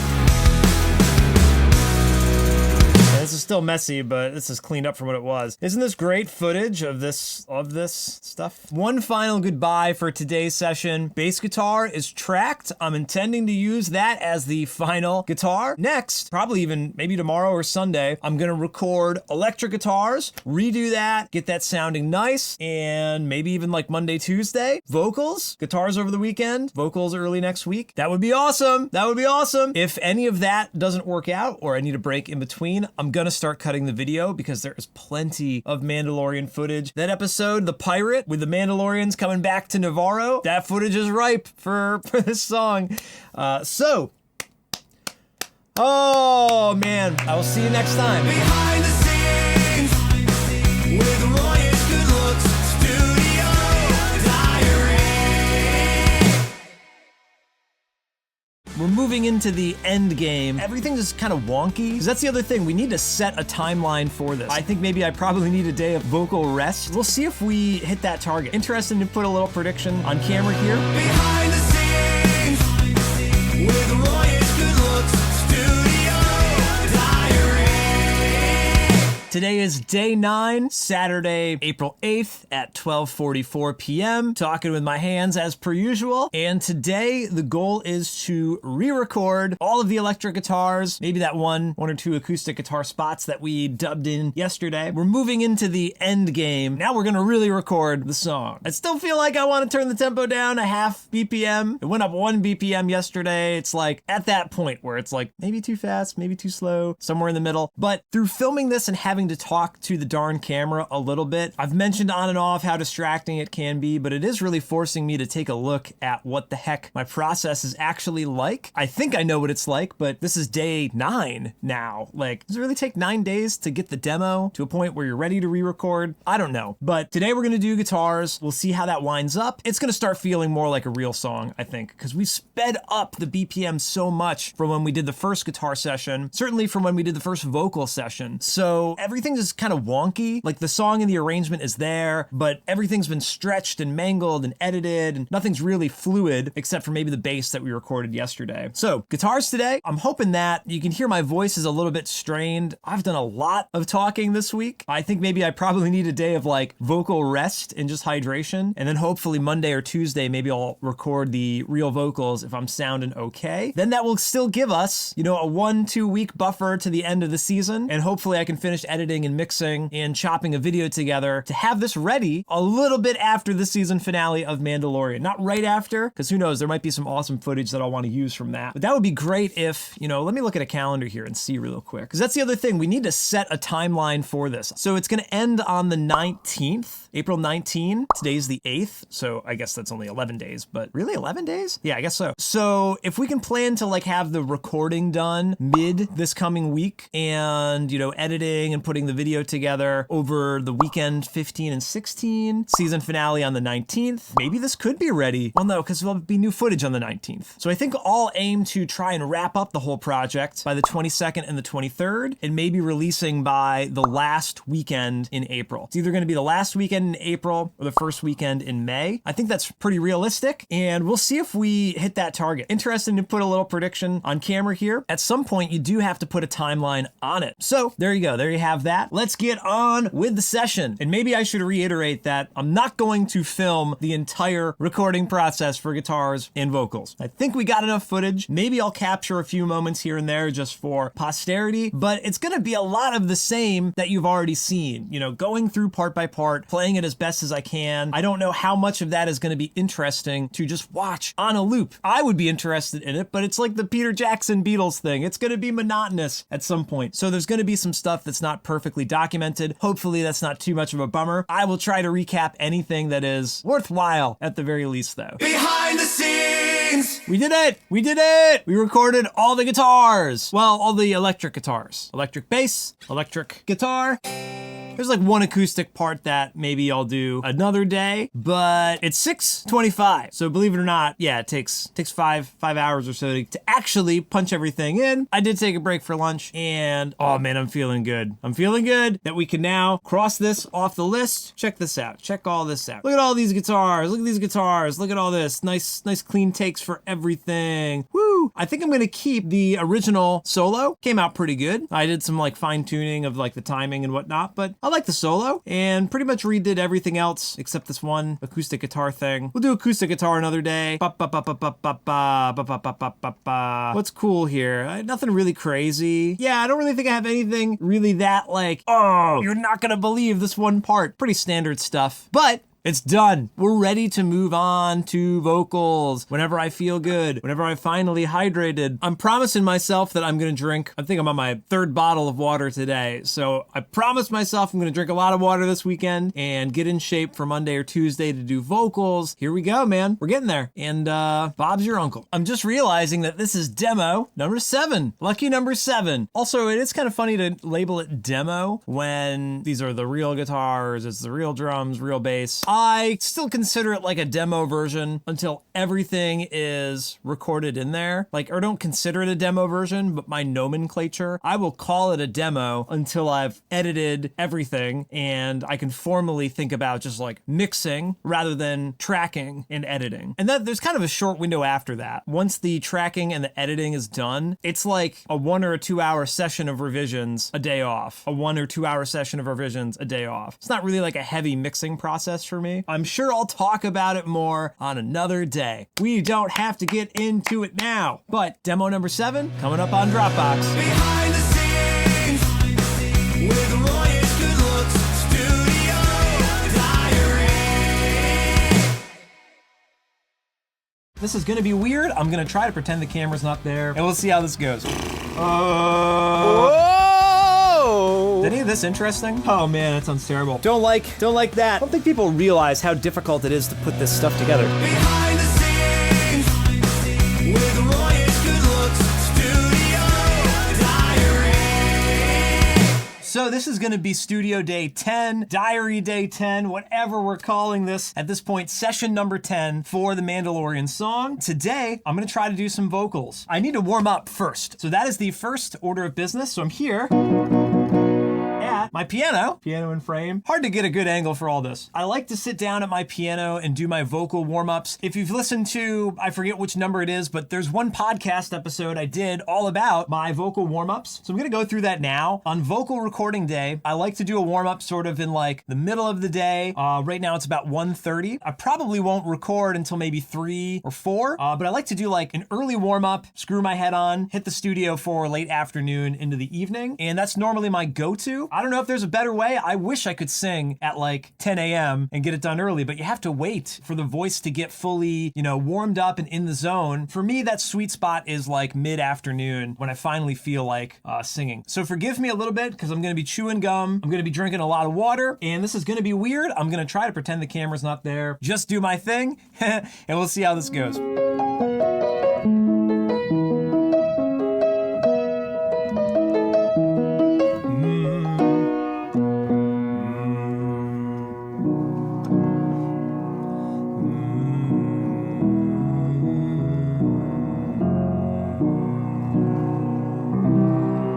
Ignore the out-of-tune piano.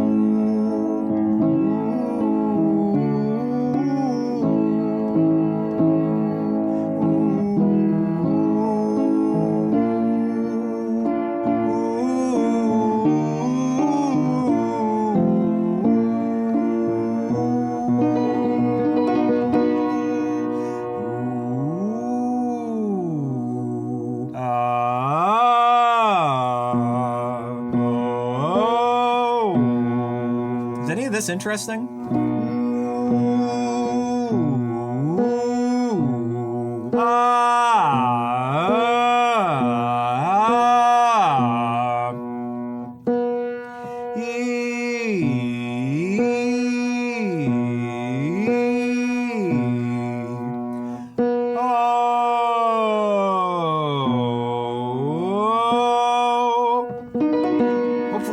background doesn't look too disheveled and wacky, and hey, it's a studio. John Stork once said, the famous studio designer, studios are like workshops. They're meant to be used. If they look messy, it just means that they're being put to good use. So don't feel bad about your messy studio.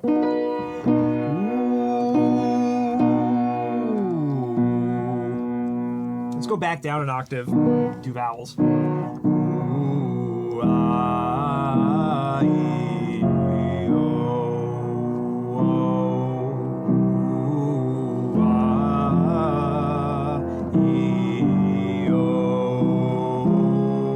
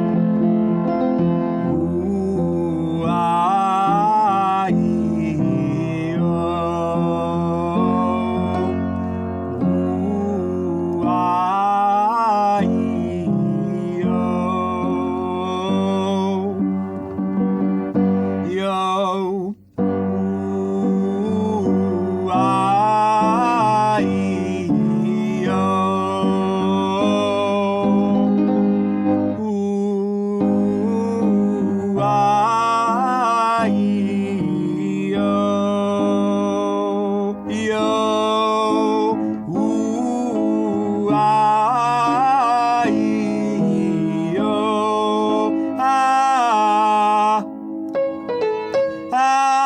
D, or I guess that's D flat.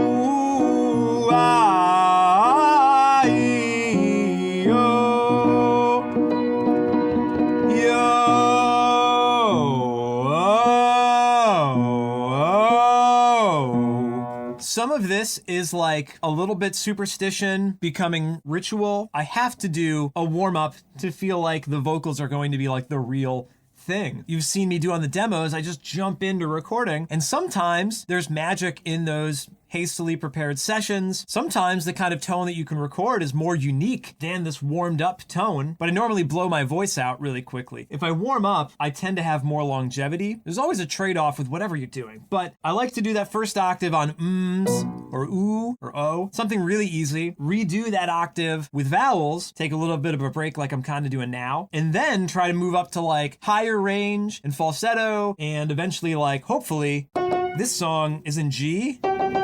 So it hits a G. I think my piano is a step flat, so I think this is a G. Nah. Yeah. So G. And I think it hits one A.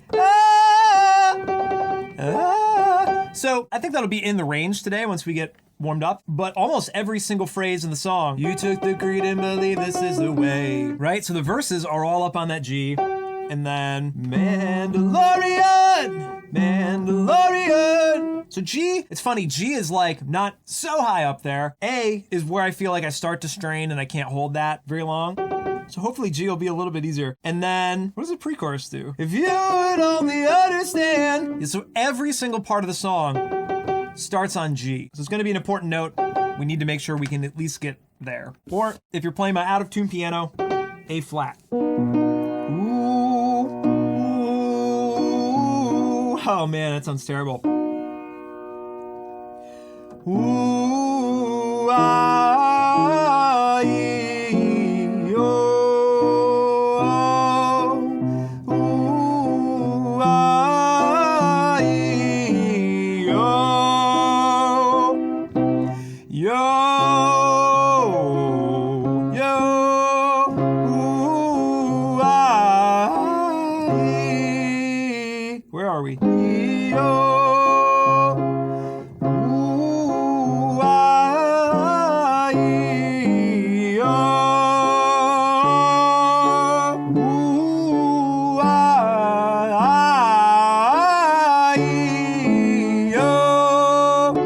not sounding great there.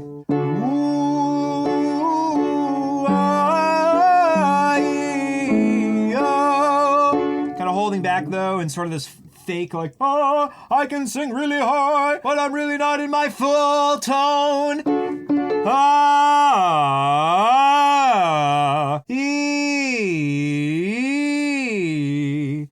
Goo. Maybe we should do do. Goo,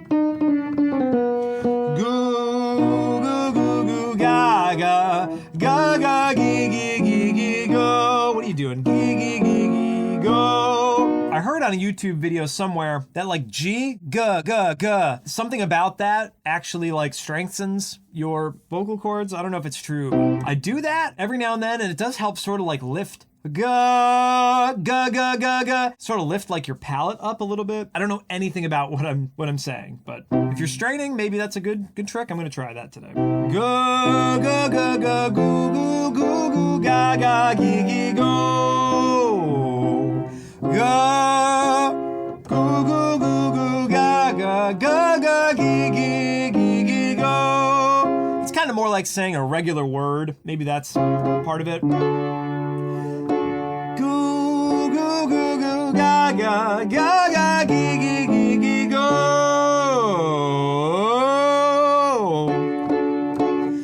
Go, goo, goo, goo, goo, goo, ga, ga, ga, ga, gee, gee, gee, gee, go. Go, go, go. So now we're in E. But it's F on my piano. Goo, goo, goo, goo, ga, ga, ga, ga. So there's A flat, ga, ga, or G sharp, ga, ga, gee, gee, gee, gee, gee, gee, gee, gee, go, go. So that's also interesting. That exercise brings you up to me. So really, we don't need to go higher than F sharp. Goo, goo, goo, goo, ga, ga, ga, ga, gee, gee, gee, gee,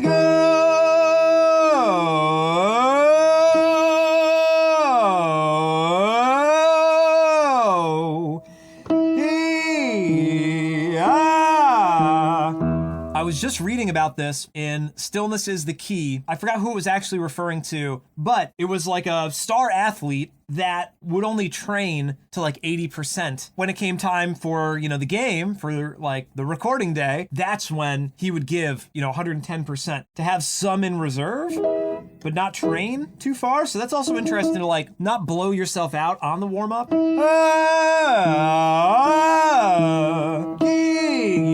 Go, go, ga, ga, oh, oh,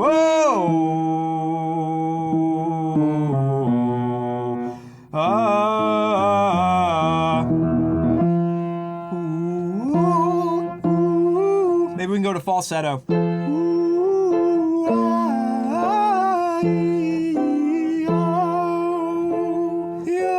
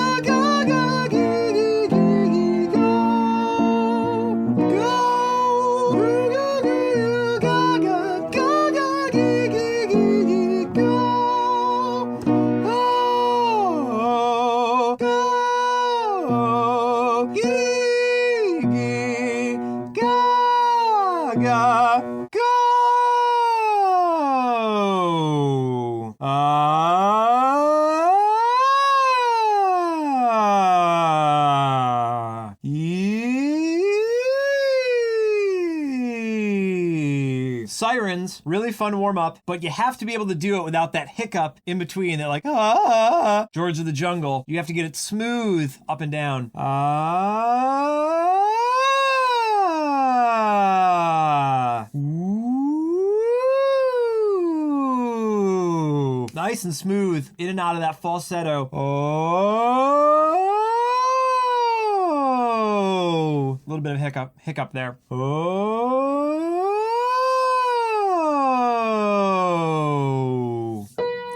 Ah. All right, so that is actually like pretty decent warm up. There's still gonna be more dust to shake off, especially just going from the vowel to like goo goo gaga gee gee. You're gonna say actual words. You took the creed and believe this is the way. There's so much more to that. You took the creed and believe this is the way. All of your life you've been both hunter and prey. You're a man. What key are we in? Does that make a Mandalorian? You would grow up, never showing your face. You didn't know why, it's just how you were raised. You're a man, Mandalorian. Does that make a Mandalorian? If you would only understand, it's more than Beskar steel that makes the Mandalorian. What makes the Mandalorian? What makes the Mandalorian? What makes the man? What makes the man? Deep in the minds of living, deep in the minds, you redeem and restart, and forever forged are the words in your heart. You're a Mandalorian. Does that make a Mandalorian? You're one of them now, a surprise to be sure. Will you keep walking the way of the Mandalore?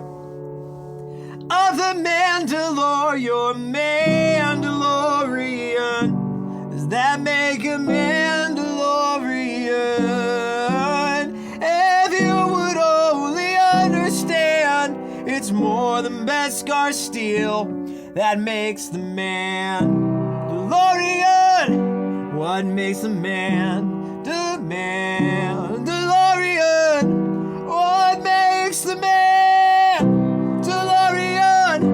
Makes the man scatter like stars through the galaxy. Where do you belong? What do you believe? You're a Mandalorian, always a Mandalorian. If you would only understand, it's more than Beskar steel that makes the man.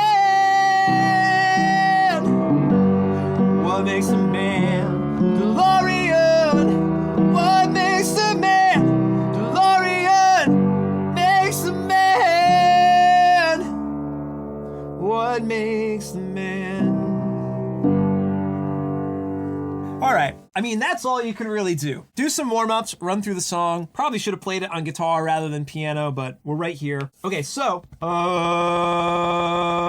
gonna take a little bit of a rest, drink some more water. We'll come back to this for the official recording in a couple hours, and I think it's gonna be great.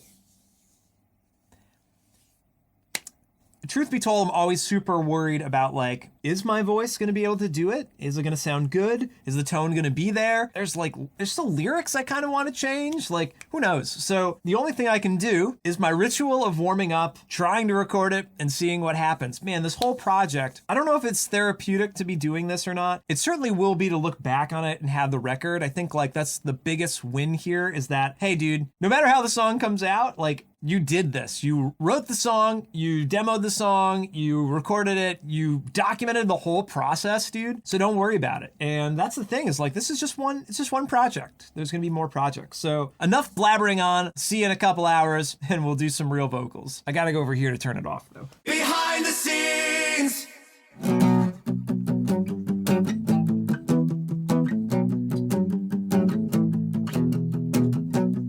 Just a castaway in island lost at sea. Oh, Another lonely day, no one here but me. Oh, more loneliness than any man could bear. Rescue me before I fall into despair. I'll send an SOS to the world. I'll send an SOS to the world. And hope that someone gets my. I hope that someone gets my. I hope that someone gets my message in a bottle. There's G. Okay, great. Message in a bottle.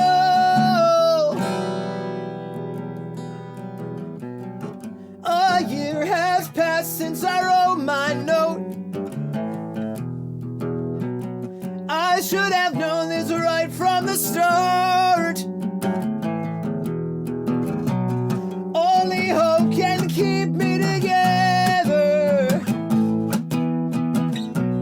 Love can mend your life, but love can break your heart. And I'll send an SOS to the world. I'll send an SOS to the world and hope that someone gets my. Hope that someone gets my.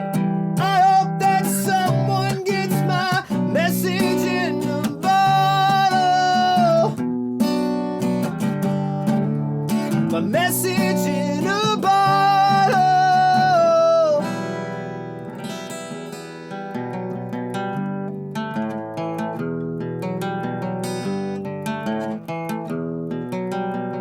Woke up, yeah. Woke up this morning and don't believe what I saw. 100 billion bottles washed up on the shore. It seems I'm not alone at being alone. 100 billion castaways are looking for a home. And I'll send an SOS to the world. I'll send an SOS to the world and hope that someone gets my. I hope that someone gets my. I hope that someone gets my message in a bottle. My message in a bottle.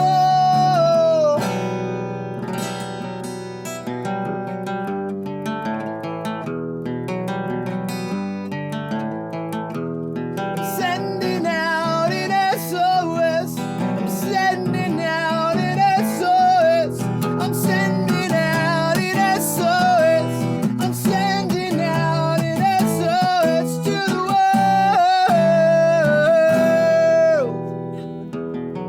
You to the creed and believe this is a way. My message in a bottle. That's all I have to say. You're a Mandalorian. All right, a little bit of a warm up there, and now,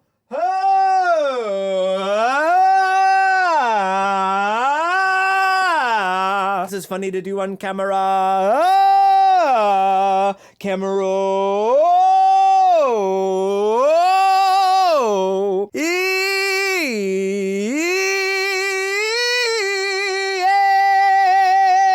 Yeah! Let's go! Studio Diary!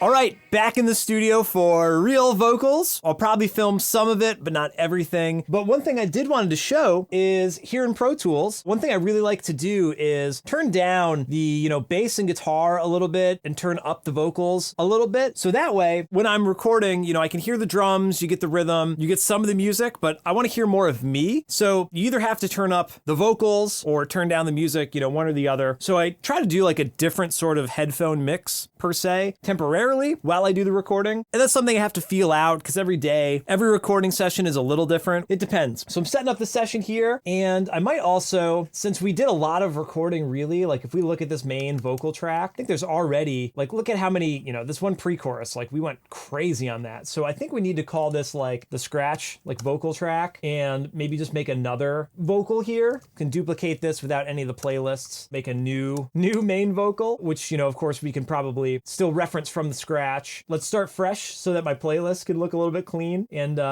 maybe we'll color this none, so that we know it's a scratch track. That's kind of one little hack there to just set up the vocal session. And now is go time. So we gotta see if we can do this. Yo! Your face. Did it as why? It's just how you were raised. You're a Mandalorian. Does that make a Mandalorian?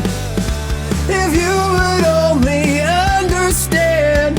Where's the click track, Roy? It's right there. It's not working though. Oh, it's only on during record. Okay, that's a new thing I've been using. The click track only on record. I don't normally do that, but it saved me a lot of time the other day. Sometimes I'll start right from the beginning of the song and kind of work my way through. Sometimes I'll do first verse, second verse, and then the choruses, and then the bridge. Sometimes I'll start in the chorus, you might jump around to see what your voice is feeling like. There's not really like an easy part of the song. Like I said, they all start on that G and kind of work their way down. Honestly, the chorus might be the easy part, the Mandalorian, because there's such a break in between everything rather than the verse, like a lot more can go wrong there. But I'll probably start at the beginning. Yeah, we'll just play it by ear. That's all we can do. You took the creed and believe this is the way. All of your life you've been both hunter and prey. You're a Mandalorian. Probably punch in there. And then these gotta go down. I don't want to hear You that. took the creed and believe this is the way. You took the creed and believe this is the way. All of your life you've been both hunter and prey. You're a Mandalorian. Not bad. All of your life. You took the creed and believe this is the way. All of your life you've been both hunter and prey. You're a man. Not quite opened up yet, but we're getting there. You're a Mandalorian. Does that make a Mandalorian? Hunter and prey. You're a Mandalorian. Does that make a Mandalorian? Does that make Does that make a Mandalorian? Now this part, I do think I want to change some of the lyrics here. You would grow up never showing your face. You're proud of your clan and how you were raised. You're a man. Something like that. Proud of your clan. You would grow up never showing your face. You're proud of your clan and how you were raised. You're a man. You can already see how this G is giving me trouble. You would grow up never showing your face. Your clan and how you were raised. You're a man. And you would grow up never showing your face. You're proud of your clan and how you were raised. You're a man. You're proud of your clan and how you were raised. Honor and strength is how you were raised. Don't like that. Don't like that. Didn't ask why, it's just how you were raised. You would grow up never showing your face. It's part of your clan and how you were raised. We're gonna have to come back to it. I have no idea what to do there. You're a Mandalorian. Does that make a Mandalorian? Does that make a Mandalorian? Does that make Does that make a Mandalorian? If you would only understand, it's more than Beskar steel that makes the Mandalorian. stand? All right, we're getting there. If you would only understand, stand. Increase the hardware buffer size. A Mandalorian. Oh, come on. See, this stuff kills a recording session. If you would only understand, it's more than Beskar steel that makes the Mandalorian. Now we're getting there. If you would only understand, it's more than Beskar steel that makes the Mandalorian. All right, now it's starting to feel good. If you would only understand, it's more than Beskar steel that makes the Mandalorian.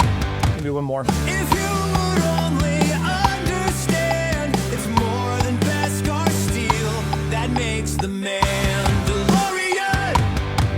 Mandalorian. Mandalorian. Probably gonna do this part by part. Makes the Mandalorian. The Mandalorian. The Mandalorian. What makes the Mandalorian? What makes the Mandalorian? Makes the man. Yeah, this is hard. What makes the man? What makes the man? Maybe this has to be all one thing here. The Mandalorian. What makes the Mandalorian? What makes the Mandalorian? What makes the Mandalorian? What makes the Mandalorian? What makes the Mandalorian? What makes the man? There's this tricky thing that happens that you go back to re-record it and it doesn't sound anything like the original. And you're like, this is lame. And like now it's all on me to give a performance that sounds good. And eventually I'll pull it all together through all these stupid takes, but it's tricky in the moment. You're like, that doesn't sound like how I want it to sound. I don't think people realize how difficult it is to put this stuff together sometimes. Mandalorian. What makes the Mandalorian? What makes the Mandalorian? What makes the Mandalorian? What makes the Mandalorian? What makes the Mandalorian?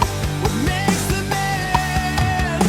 That man looks like that's going to be a good take. What makes the Mandalorian?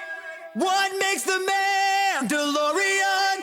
What makes Yeah, these are so much better. Mandalorian! the Mandalorian?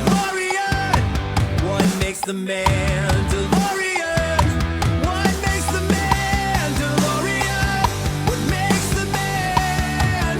Does the enunciation make it any better? One more thing I try to keep in mind is like, once you've got, 8, 9, 10 takes, that's probably all it's gonna be for now. Probably not gonna change too much, and you're gonna end up blowing your voice out. So let's go to verse 2. We can do some new takes for chorus 2 after that. And then there's always a give and take, like chorus 1 is gonna sound one way because you're still kind of warming up and getting in the zone and getting in the headspace. By chorus 2, you might be totally differently warmed up, or you might just blow your voice out and realize you gotta come back another day. This is what happens. What makes the man? What makes the man?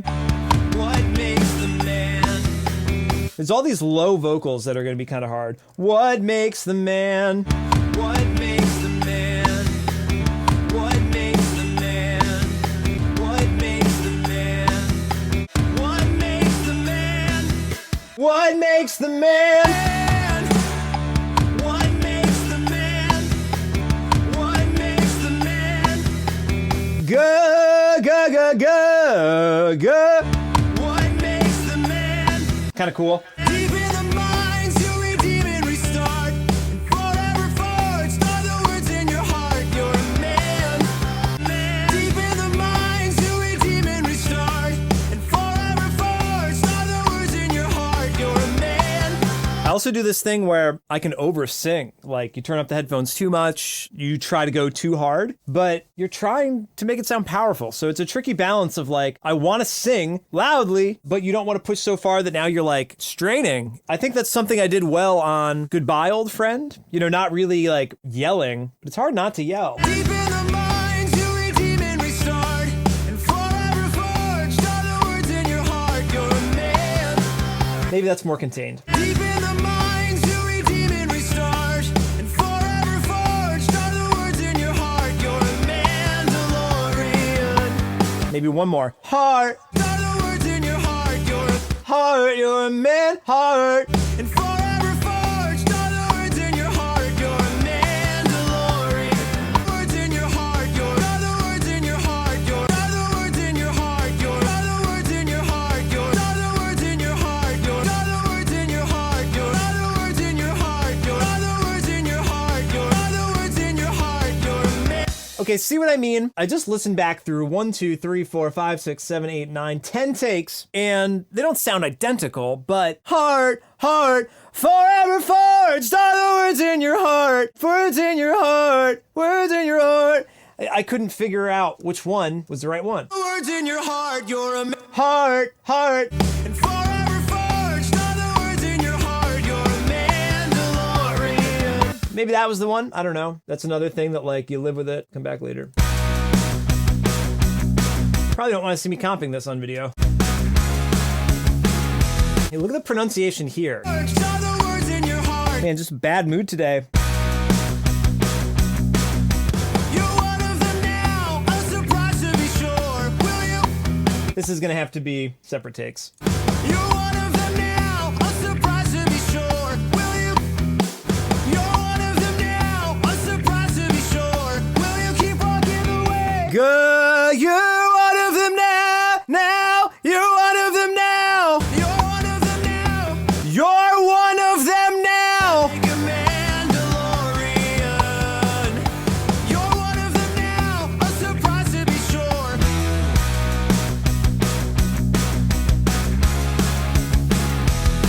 Will you keep walking the way of the Mandalore? You're a Mandalorian. Will you keep walking the way of the Mandalore? You're a Mandalore. I really loved the demo version. Will you keep walking the way of the Mandalore? You're Mandalore. Okay, so one thing I forgot about today with the typical, like, the camera's on and, okay, it's recording day, it's gotta be great. You gotta have fun with it. You know, this is silly. I'm thinking about Star Wars here, so I always have to remember, like, if I'm keeping time along with it and I'm, like, actually in the moment, it can turn out a little bit better, maybe. Will you keep walking the way of the Mandalore? You're a Mandalore. Yeah, I also feel like my voice isn't blown out, but I don't have the Mandalore, go, go, go, go, go, go, ga, ga, ga. Will you keep walking the way of the Mandalore? You're a Mandalorian. Gotta get that boy band voice going. To be sure. Will you keep walking the way of the Mandalore? You're a man. All right, it's getting there now. That's feeling a little bit more like the normal take it should be. Sure. Will you keep walking the way of the Mandalore? You're a Mandalorian. But that felt pretty good. I like that. Will you keep walking the way of the Mandalore? You're a Mandalorian. A little bit concerned about the way Way of the Mandalore. of the Mandalore. It's just hard to sing. Will you keep walking the way of the Mandalore? You're a Mandalorian. Yeah, it's trying too hard, right? That's the thing. Sure. Will you keep walking the way of the Mandalore? You're a Mandalorian. Mandalore, you're a Mandalorian. Does that make a Mandalorian? If you would, does that make a Mandalorian?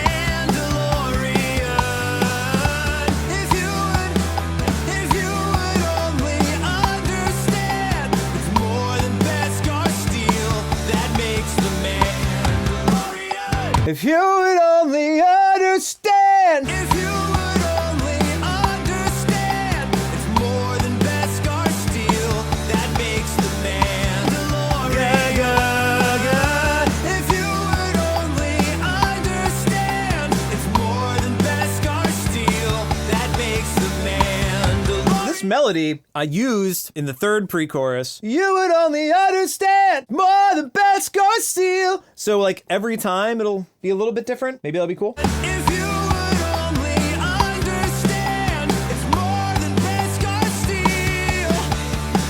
steel. Oops, shouldn't have sang that melody because that no longer belongs there and it belongs here. Belongs in a museum. That belongs in a museum. So do you. Mandalorian. If you would only understand, it's more than Beskar. Okay, it's hard now. I've goofed all this up. We really only need the second half or first half. If you would only understand. Let's jump to the third verse. Scattered like stars through the galaxy. Where do you belong? What do you believe? You're a Mandalorian. Does that make a Mandalorian? If you scatter like stars through the galaxy, where do you belong? you're a Mandalorian. Always a Mandalorian. If you would scatter like stars through the galaxy, where do you belong? What do you believe? You're a Mandalorian. Always a Mandalorian. Scattered like stars through the galaxy. Scattered like stars. Scattered like stars through the galaxy. Where do you belong? What do you believe? You're a Mandalorian. Always a Mandalorian. Scattered like stars through the galaxy. Where do you belong? What do you believe? You're a Mandalorian. Always a Mandalorian. If you would There's something about this that like it's just pissing me off. I guess we're just going too hard again. scattered like stars through the galaxy. Where do you belong? What do you believe? You're a Mandalorian. Always a Mandalorian. If you All right, it's getting close. were scattered like stars through the galaxy. Not that one. Where do you belong? What do you believe? You're a Mandalorian. All right, let's try to comp that.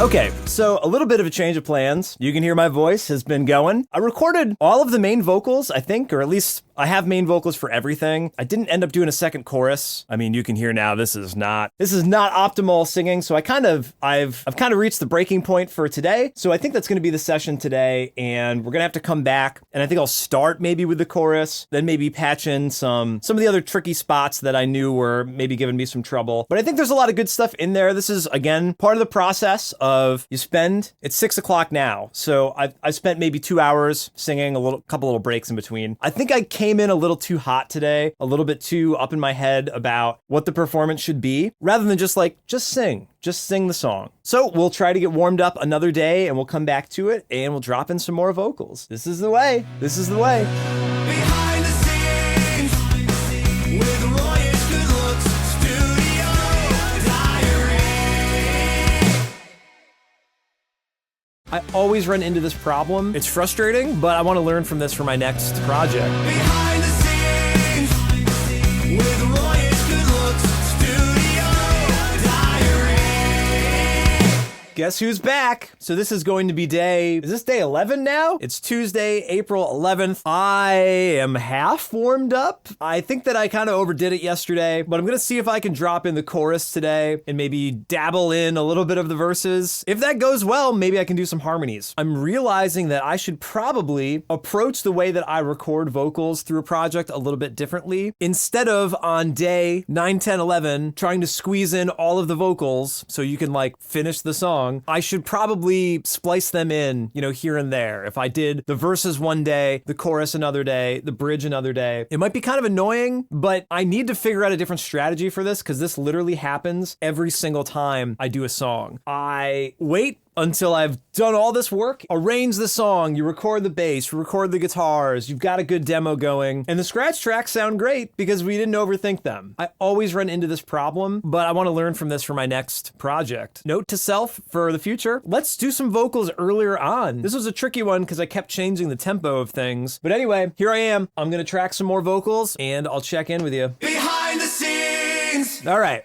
We are 1, 2, 3, 4, 5, 6, 7 takes in and not feeling it. Obviously, you can hear from me talking. If I don't sound good talking, why would I sound good singing? So you just feel this pressure of you've got to get the takes into the song. And clearly I did a lot of singing yesterday. Man, I worked on this bridge for so long. It's just really it's wearing on me right now. I wish I had the power to just step up to the mic and have the voice of an angel on command. That's the hardest thing. There's a quote from Sound City that, you're going to go to the studio and you're going to go for great. And a lot of times you're going to fall short of that And then you got to live with that at the end of the day. And it's like, well, your voice can't hack it today, and you just got to live with that. You got to rest, and you'll sound better another day. But that's the frustrating thing, is you have to then take the time off and come back. It's not like you got to do it tonight to put it out tomorrow, but it does seem that way sometimes. So I'm going to give myself a break, comp together some of these vocals. We'll check back in. Studio Diary. Okay, comp some stuff, tried to sing some harmonies, don't sound great. So let's come back another day and we actually sound good. Believe it or not, this is how I end a lot of my singing sessions, is you give it all and you're just, you're wiped at the end of it. It's frustrating, but I'll rest and we will live to sing another day. Behind the scenes with Royish good looks. Studio Diary. Holy cow, how about that Mandalorian episode 7, The Spies? Oh my gosh. Behind the scenes. It is Wednesday, April 12th, 11 a.m. I just finished watching the Mandalorian episode this week. I've been texting my buddy Joey about it. Man, we are excited to podcast about this episode. The whole season just flipped on its head. It is now, we are in the end game now, as we so often say. So awesome. Great episode. I am really excited for the finale. We got all of the Mandalorians coming together. And then we go to Mandalore and we meet even more Mandalorians. We're all a big happy family. I love it. I think a lot of it is still going to work well for the theme of the song. I did like something Din said about honor and loyalty and character, and there's something to that line that I'm going to have to use at some point. The back when the songs were written, your song has not yet been written. I'm going to serve you until it is. Man, there was almost too much in that episode. I told Joey, I said, this could have been a 2-part finale if they wanted it to be. Holy cow. I mean, what a difference a couple hours can make. I am flying high right now. And today, this will be Studio Day 12, I suppose, officially. I'm going to work on the video edit today because, as you can hear, it's 11 a.m. and I don't know, Mandalorian! Mandalorian! What makes the Mandalorian? I don't know if I'm gonna do some singing. Yeah, I can't do some singing yet, but I am excited, and I'm gonna put in some work. I'm gonna start cutting some video for the songs, music video. That's always a nice change of pace. It's something productive I can do that doesn't put strain on my vocal cords, doesn't put a lot of strain on my ears. I've also got to work on a thumbnail, which is always really hard to do with the Mandalorian helmet. There's not much there, there's no emotion there. It's not crazy reaction, typical YouTube thumbnail face. Gonna have to figure out how to make a cool thumbnail, maybe a couple different Mandalorians, we'll see. But that's where we are today. If I get anything cool done with the video edit, maybe I'll show you some behind the scenes on that as well. Other than that, let's go, baby! Behind the scenes with Royish good looks. Studio Diary. All right, studio update, day 13. Behind the scenes. Today is April 16th. I spent Friday and Saturday editing video for the music video, and I've got a rough cut all the way through from start to finish. I've got footage everywhere. I even have the lyrics put through for everything, which is always it's not necessary, but it's always a nice touch of okay, it feels a little bit more complete that we've got the karaoke lyrics on top of the video. Of course, there is an episode coming up this Wednesday, so I'll probably have some more footage to shuffle around and new context maybe applied to the whole thing, but there's a rough version there. I wanted to show more of it on screen, but so what the heck happened on the last time I was filming in the studio? That was Wednesday, I think, was it not? Wednesday, April 12th? Yes, last Wednesday when Mandalorian came out, I got episodes 1 through 7, took all the scenes out that I thought were the most exciting. I shrunk the entire series down to an hour and 10 minutes, I think, of just awesome footage. And then I took that and shrunk that down to about 8 minutes. And so that 8 minutes is what I used to basically put the song together. It's pretty crazy when you think about it. I'm not trying to do a recap of the whole season, but that's sort of how the song will play through roughly. There are some specific lyrics that I'm using specific scenes for, but the chorus is so generic that that's just kind of Mandalorian action. Anyway, so now the big elephant in the room, as always, is the vocals. I'm really hoping to do some singing today. I didn't do any warm-ups yet, but I feel like I could probably just jump in. Not 100% sure that's a great idea. Might do some warm-ups as soon as I get off camera here. The goal today, though, is to drop in a few more vocal takes, hopefully. And over the next couple days, check vocals off the list. That's it. That's the next thing to do. So I'm gonna get back to work. Behind the scenes. Good news, everyone. Check it out. We have some vocals for The Mandalorian. The chorus, specifically, because that was really giving me trouble the other day. I do have vocals for the whole song, but I'm still not in love with all of them. It's just been really hard for me. It's just been really hard for me lately to get in a groove of singing one song start to finish. I think certainly through this project of trying to document some of this stuff, I've been up in my head a bunch, and it's not great. But I'm pretty happy with the vocals we laid down today, and I'm trying this new thing of, I would normally do like the main vocal and then a double. Well, I can just show you because we're looking at it, right? I would normally do, a main vocal and then a double, and then save the harmonies like for left and right, like these. But this time I tried main vocal, mono double, and a second mono double. It might be a little bit of overkill, but right now it's giving me a lot more confidence, which I think is why that technique exists, is you have a singer and you want them to sound better than they really sounded, so you double them a couple of times. It's great. To be honest, I wasn't super optimistic about what I was going to accomplish today. It's not done, but we've put in a lot of work, and I'm going to take a break. I'm not going to try and overdo it, and I'm gonna come back hopefully tomorrow, try to do some harmonies, and we'll see where we lie. Behind the scenes with Royish good looks, studio diary. All right, it is day 14 of the Studio Diary. Behind the scenes. It is April 17th at about 6 p.m. I'm happy to report, bada boom, we've got vocals, lots of vocals, main vocals, harmony vocals. Look at all these doubles. We got effects tracks. We got background tracks. Well, that's not a background track, but you get the idea. I have got pretty much everything in the song. There actually is a background part that I want to record with a more fresh voice, but I've got a lot more stuff in the ballpark today. You can hear I'm shouting, right? Because I have made fire. Look what I have created! So, feels good. I guess I feel a little bit bad that I didn't film more of it, but the vocals are there. So tomorrow I'm gonna come back and listen through everything, clean it up, work on the vocal comps, do some vocal editing, and maybe even vocal tuning. We'll see how that goes. Now it's gonna really start shaping up, that we've got something to work with that I can commit to, and stop being like, well, the vocals aren't done yet. I can't do the next thing until the vocals are done. So this is a huge win, and I'm excited to come back tomorrow. Behind the scenes with Royish good looks, studio diary. I'm losing it. I'm losing my mind here, because this is taking forever. Sounds crazy, but I'm doing it for you guys. Behind the scenes with Royish good looks, studio diary. All right, Studio Diary, day 15, April 18th. Today is all about vocal editing, probably one of my favorite things to do. There's something about it that is super zen. You have one sole focus. You're not thinking about like the arrangement of things. It's like you're paying attention to this one line and every syllable in it. All of the rhythm, all of the melody, the inflections, the vibe, the character, the grit. There's something about finding the right take and working on that is both really fulfilling when you finally get it and you're like, that just sounds amazing.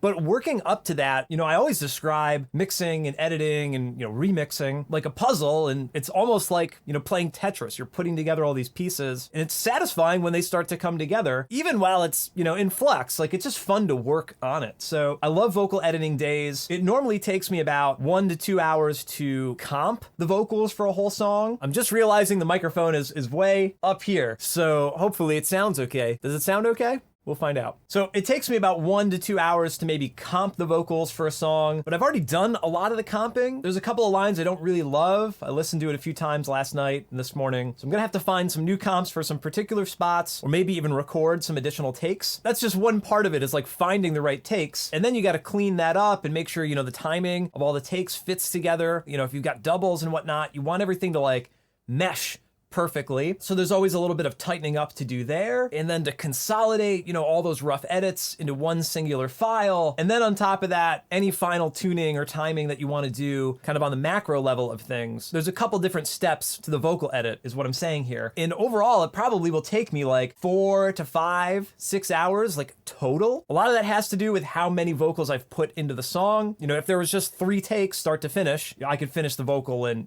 half an hour. But with all the doubles and the harmony harmonies or background parts, and especially the fact that there's just a lot of takes to comp from, it creates a lot more work on the back end. But I love it, and that's what we're gonna do today. So I'll try to screen capture a little bit. I don't think it's gonna be incredibly interesting to watch it start to finish, but I would love to put some of it on screen here, have some B-roll to work with maybe. And I also don't wanna do too much talking, because I would like to sing. So gonna rest my voice a little bit, and we'll just shoot for some B-roll here. Studio Diary.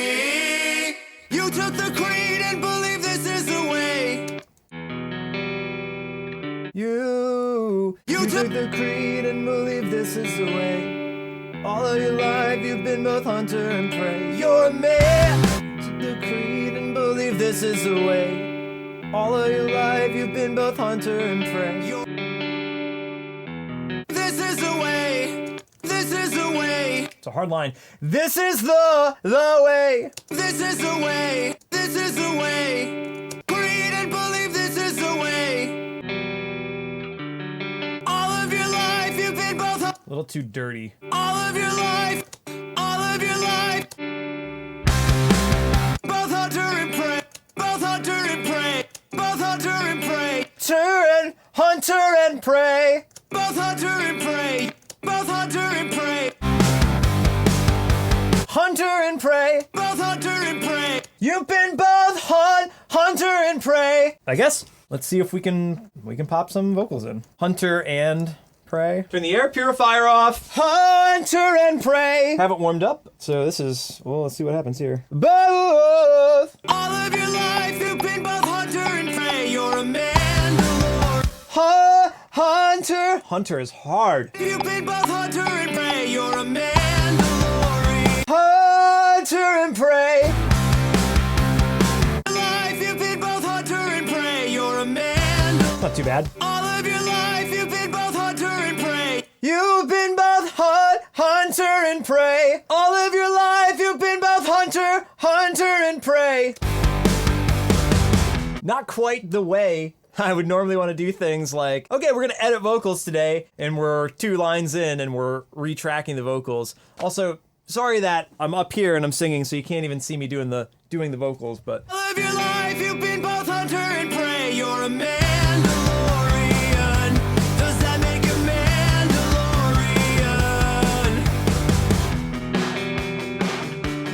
Mandalorian. Mandalorian. Does that make a Mandalorian? Does that make a Mandalorian? Turn this back on for a moment. And you would grow up never showing your face. Never showing your face. You and your tribe, it's just how you were raised. You and your tribe, it's just how you. You and your tribe. You and your tribe, All right, I think we need another tribe. you and your tribe, it's just how you were raised. You're a man. You and your tribe, it's just how you were raised. You're a man. You and your tribe. I don't like any of these. You and your tribe, it's just how you were raised. You and your tribe, it's just how you were raised. Not bad. Coming together. Just takes a little time. I think it'll shape up after this because this verse is tough to start the song. And you would grow up never showing your face. You and your tribe, it's just how you were raised. You're a man. All right, now we're getting there. You're a Mandalorian. Does that make a Mandalorian? If you would only understand, it's more than Beskar steel. Understand, it's more than Beskar. Understand. Understand, understand. I like that one. It's more. It's more than Beskar steel. It's more than. It's more. That one, it's more. So let's find another it. It's more than best. It's more than bet. It's more. It's more. It's more.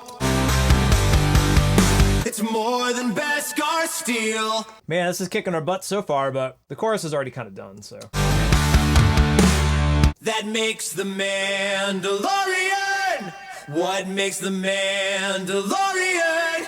Probably should turn off the crazy vocal effects here. Let's turn off the delays. That makes the Mandalorian.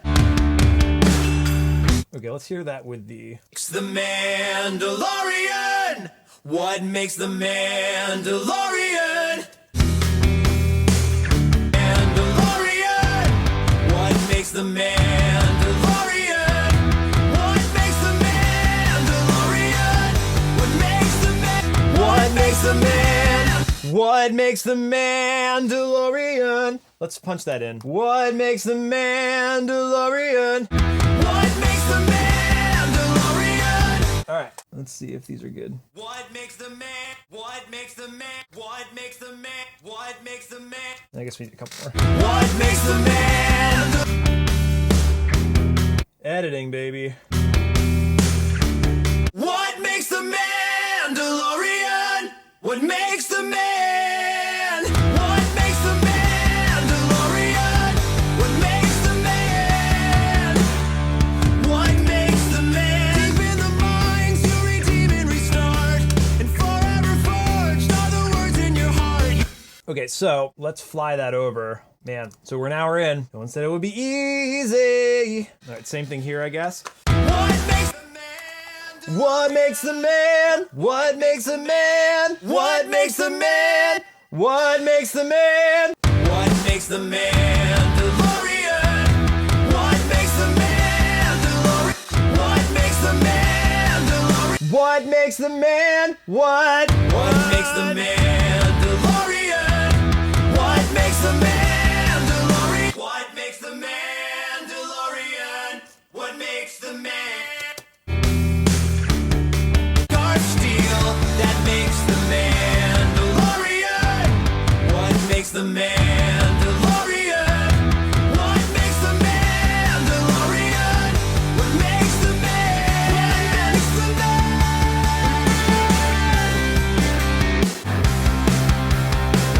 that makes the man? Okay, so that's interesting. Check this out. Into chorus 2, there was a mono harmony and then a stereo secondary harmony. And I said, okay, I want both harmonies to be stereo. That makes the man is one option. And then the other option is that makes the man. The way I have it set up now, chorus 2 and chorus 3 are a little bit different. So here is into chorus 2, That makes the Mandalorian. pretty tight. And then into chorus 3, That makes the man. there's that makes the man. Can't really do that with the way that I have the main melody set up. That makes the man. If I take out these 3 here, That makes the man. it rubs a little bit. So I'm gonna keep that for now, just to have something fun there, but it should probably change, right? If we listen back. That makes the Mandalorian. That makes the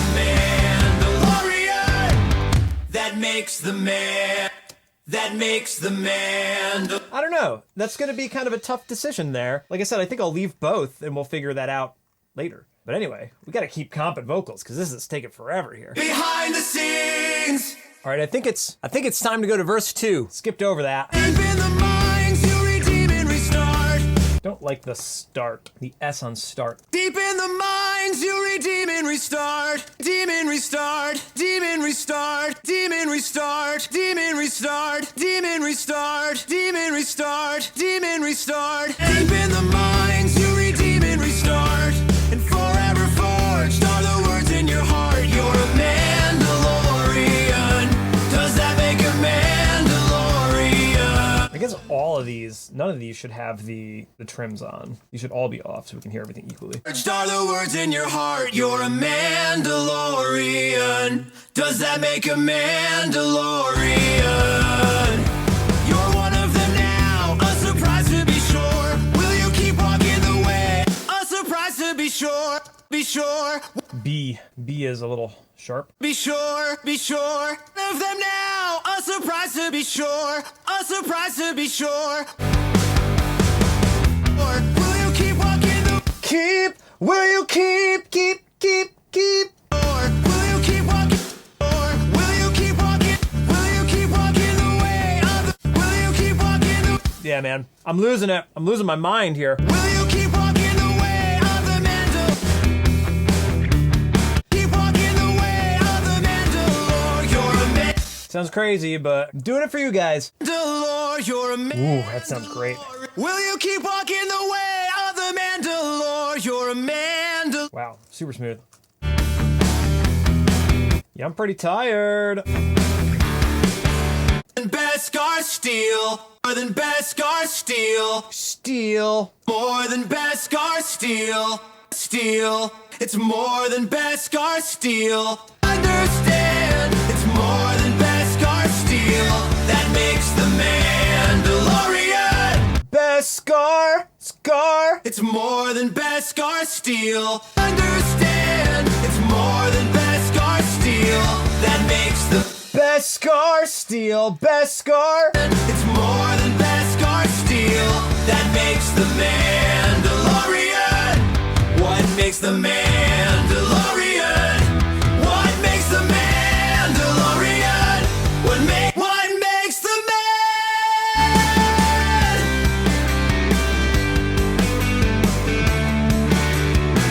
All right, bridge. That's cool. Unintentional, but very cool. Scattered like stars through the galaxy. Where do you belong? Yeah, how's this supposed to work? Always a Mandalorian. Why would these be... Always a Mandalorian.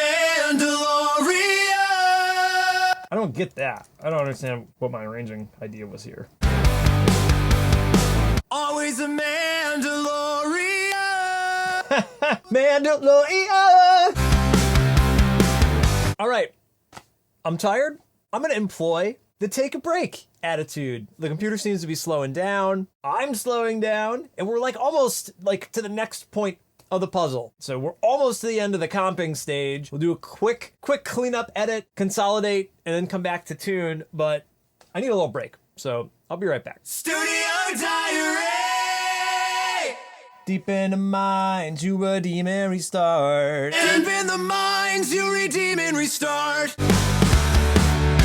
And forever forged are the words in your heart. And forever and forever and The f is kind of annoying. And f. and forever and forever and forever and forever and forever forged are the words in your heart. You see forged a little bit better there. Just a little loud.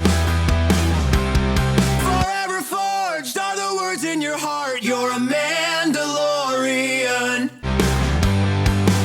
Or will you keep walking the way of the Mandalore? You gotta zoom in.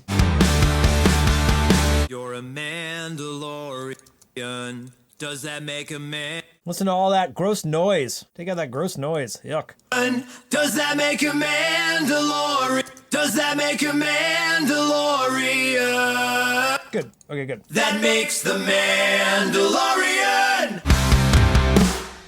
Scattered like stars through the galaxy. Where do you belong? What do you believe? A lot of sibilance in this part. Where do you belong? Belong! What do you believe? You're a man. What do you believe? You're a man. Sometimes I like the very hard pronunciation, but What do you believe? in this part of the song, What do you believe? You're a Mandalorian. Mandalorian. this all has to get retimed here. Yeah, a little bit worried about this part, but there's no effects here. Like, this is going to be on this effect track up here, so... Do you believe you're a Mandalorian? Always a man. Every now and then, you gotta move the tracks around so you can see what you're doing, even though that's not really how I want it in the mix. More than Beskar steel. That makes the man. Yeah, so there's some extra, like, crud on these. I don't know if it needs to be, like, totally gone, but let's just turn it down so we don't get the in between there. It's more than Beskar steel. That makes the Mandalorian. That makes the Mandalorian. So funny to hear without processing. Really warm. That makes the Mandalorian. Or not no processing, but just right out of the track. That makes the Mandalorian. Okay. That makes the Mandalorian. Just turn the S's down now, because you're going to turn them down later. Do we want the breath at the end? I don't remember. What makes the man? What makes the man? I guess we could just go to the playlist and we'll see if there's a breath there. There's no breath there. Mystery solved, no breath. All right, we're getting there. Almost ready to consolidate this. Almost. That makes the Mandalorian. What makes the Mandalorian? What makes the Mandalorian? What makes the man? All right, what are we doing now? Let's listen to these. That makes the man. What makes the man? All right, what's left to check then? What's left to check? Background vocals? I guess that's it. Let's do one more listen through, back up, and then we'll consolidate. Still not in love with that Hunter. It's close though. All of your life you've been both hunter and prey. You're a Mandalorian.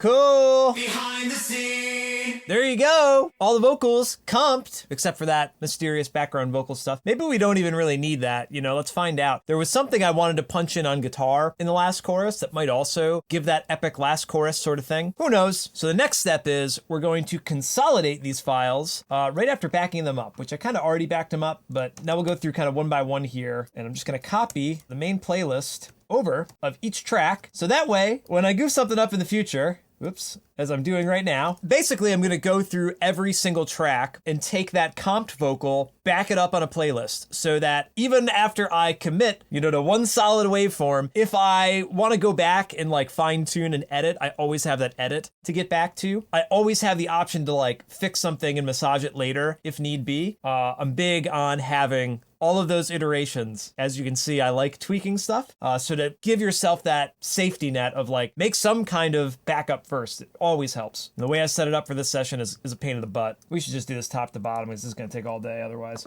Playlist view. How did all these get out of order here?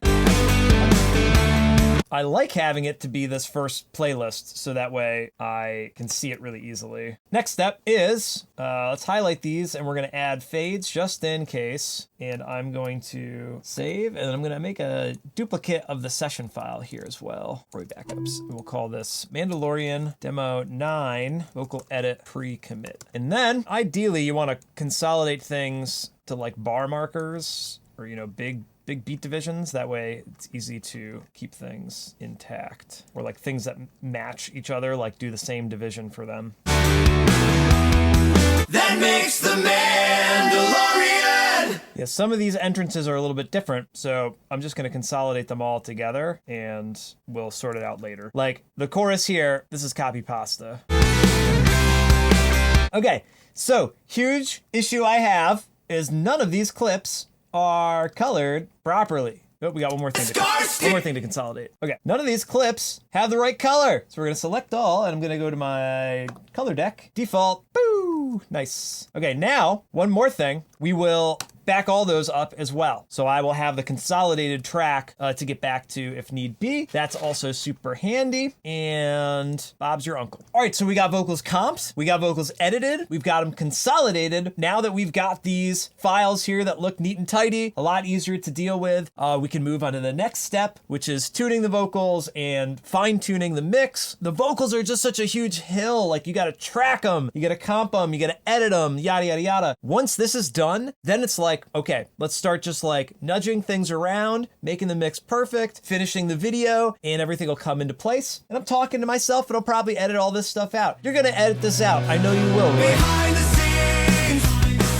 with Royish good looks studio diary. This is exciting, right? Exciting content. Let's blow my nose for some more exciting content. Behind the scenes with Royish good looks studio diary. All right, today is April 20th. It is day 16, working on the Mandalorian song. And yesterday was the season finale of The Mandalorian. It was awesome. Everyone lives happily ever after on Navarro. The Mandalorian is literally kicking it back. I love it. Earlier today, I recorded the Krypton to Alderaan season finale review with my buddy Joey. Luckily, no major characters died. No major plot points turned around the theme of our song. Although I think that there are a lot of other ideas maybe percolating exciting for future songs. A lot of other themes that I think we could explore with Bo-Katan and with the two Mandalorian tribes kind of meeting together. There's definitely more Mandalorian songs. I don't know about Grogu songs. This season was maybe not Grogu light, but I'm not sure what like the through line is for Grogu. Maybe like finding your place within the tribe and him breaking up the fights between the two paths and with Axe. Maybe even like saving Din towards the end. So who knows? Enough chit chat about the Mandalorian though. As far as working on our song today, of course, we've got vocals, and the goal is for us to tighten up the editing for them. That includes timing and tuning and kind of double checking the takes, even though we've kind of consolidated stuff. It's inevitable that I'm going to be like, you know what? This isn't the right take. I always end up swapping something at some point. We're trying to re-record something at the last minute. Probably going to take me at least an hour or two to get through this. I'm hoping that by tomorrow, Friday, or maybe Saturday, I can have like mix one basically ready and then jump back into the video, making the video perfect, fine-tuning the mix, doing a couple revisions, and maybe having this ready for next. I think we mentioned this a few episodes ago or a few studio entries ago. It's either going to be the last weekend in April or the first weekend in May, but probably more likely the first weekend in May 6th. At the latest, May 13th. So we'll find out if we hit any of those dates. No, I said this before. I'm saying it again, but we'll see what happens. Behind the scenes. All right, yesterday off camera, I tuned a couple of things, these two tracks here. I like to mute everything from the get-go. You can see all my vocal tracks are muted here, and just go through one by one, tune them, unmute, tune the next one, and eventually we'll have them all. These grayed out sections here, these are places where it's gonna be copy-pasted. So sorry if that removes some of the allure of the song, but right now I'm gonna have these copy pasted in a few spots, unless we listen back and we wanna make things a little bit different from chorus to chorus, but that saves some time there. So all the colored regions here, that's what we have to tune. So let's start from the top. Maybe we'll do some of these like shorter sections first and work our way down. Oh, I already tuned these. Never mind. These are all done already. Okay, great. We'll start from the first verse. You took the cream. Man, these verses are hard to sing, so we have to fix a little bit of this. We'll tighten it up. Hard to hit that G. You took the creed and believe this is. Since we're in G minor, but it's G major. Way. This is the way. All of your life you've been both. All of your life, a little bit too wild there. This was one that I was thinking we need another take for. All of your life you've been both hunter and. Oops. If you hit the star button, star on the numerical keypad will let you type in what measure you're on. So I keep an eye on what measure I'm in Melodyne, then I can jump to it. So if I want to be on measure 5, I hit asterisk, 5, enter, and then we'll be right on measure 5. All of your life you've been both hunter and prey. You're a. This line was so hard. Cool. Close there. All of your life you've been both hunter and prey. You're a. And you would grow up never showing your face. You and your tribe, it's just how you were. And you would grow. So, star 13. You and your tribe, it's just how you were raised. And then this is just Melodyne goofing up. Shouldn't be there. It should be down here. There we go. You and your tribe, it's just how you were raised. You're a.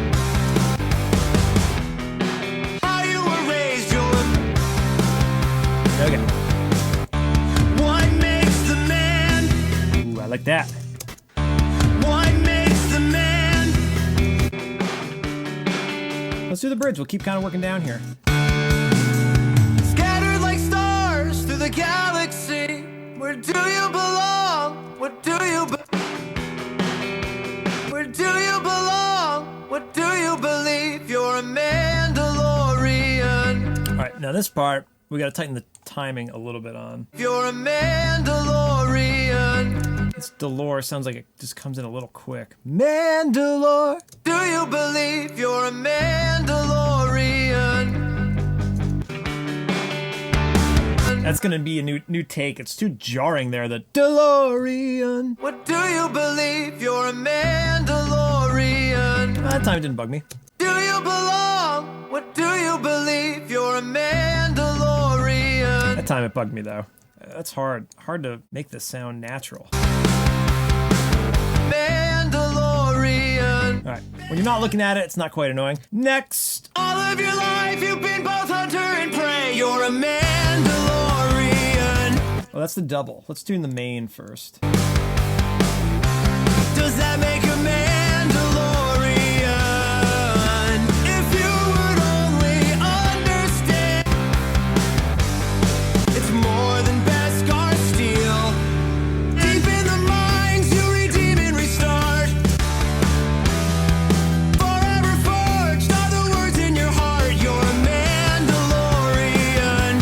I can tell that section here. Forever forged are the words in your heart. You're Forged! And then heart that we don't want. Wow, that's retune speed 50. That's insane. That we want even lower retune speed for that section. forever forged are the words in your heart. You're a man. Forever forged are the words in your heart. You're a man. You're one of them now. A surprise to be sure. Now, 39. One of them now. A surprise to be sure. A surprise to be sure. You're one of them now. A surprise to be sure. Will you keep walking the way? Keep walking the way of the Mandalorian. You're I guess that's another one. keep walking the way of the Mandalorian. The way of the will you keep walking the way of the Mandalorian? Does that make you Mandalorian? If you would Come on, what's up? See that funny line there? That's not supposed to be there. That don't make no sense. If you would only understand, it's more than Beskar steel. All right, is that all the main ones there? If you would only understand, it's I sing this one a little bit slower. You would only. if you would only it's more than Beskar steel. Man, this one this was a hard one to sing. If you would only understand, it's more than Beskar steel. That line normally goes away when you like pull. Okay, there we go.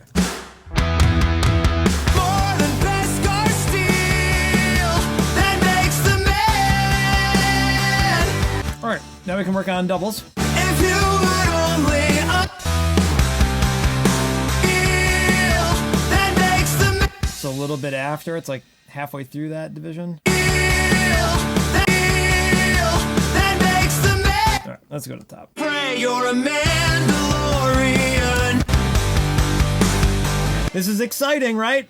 Exciting content. I bet this will look a lot cooler if we speed this up and just show it in the background as B-roll. That way, you don't have to be totally bored to tears. The funny thing is I actually love this so much. This is like zen for me. Obviously, it's not for everybody, but it is for me. Does that make a Mandalorian? If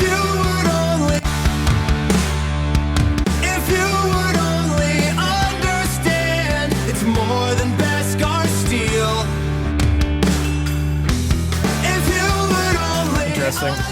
Background vocals kind of scooped in, but the main vocal didn't. If you would only understand, All right, let's do this low octave. This will be fun. man, deep in the mines you redeem and restart.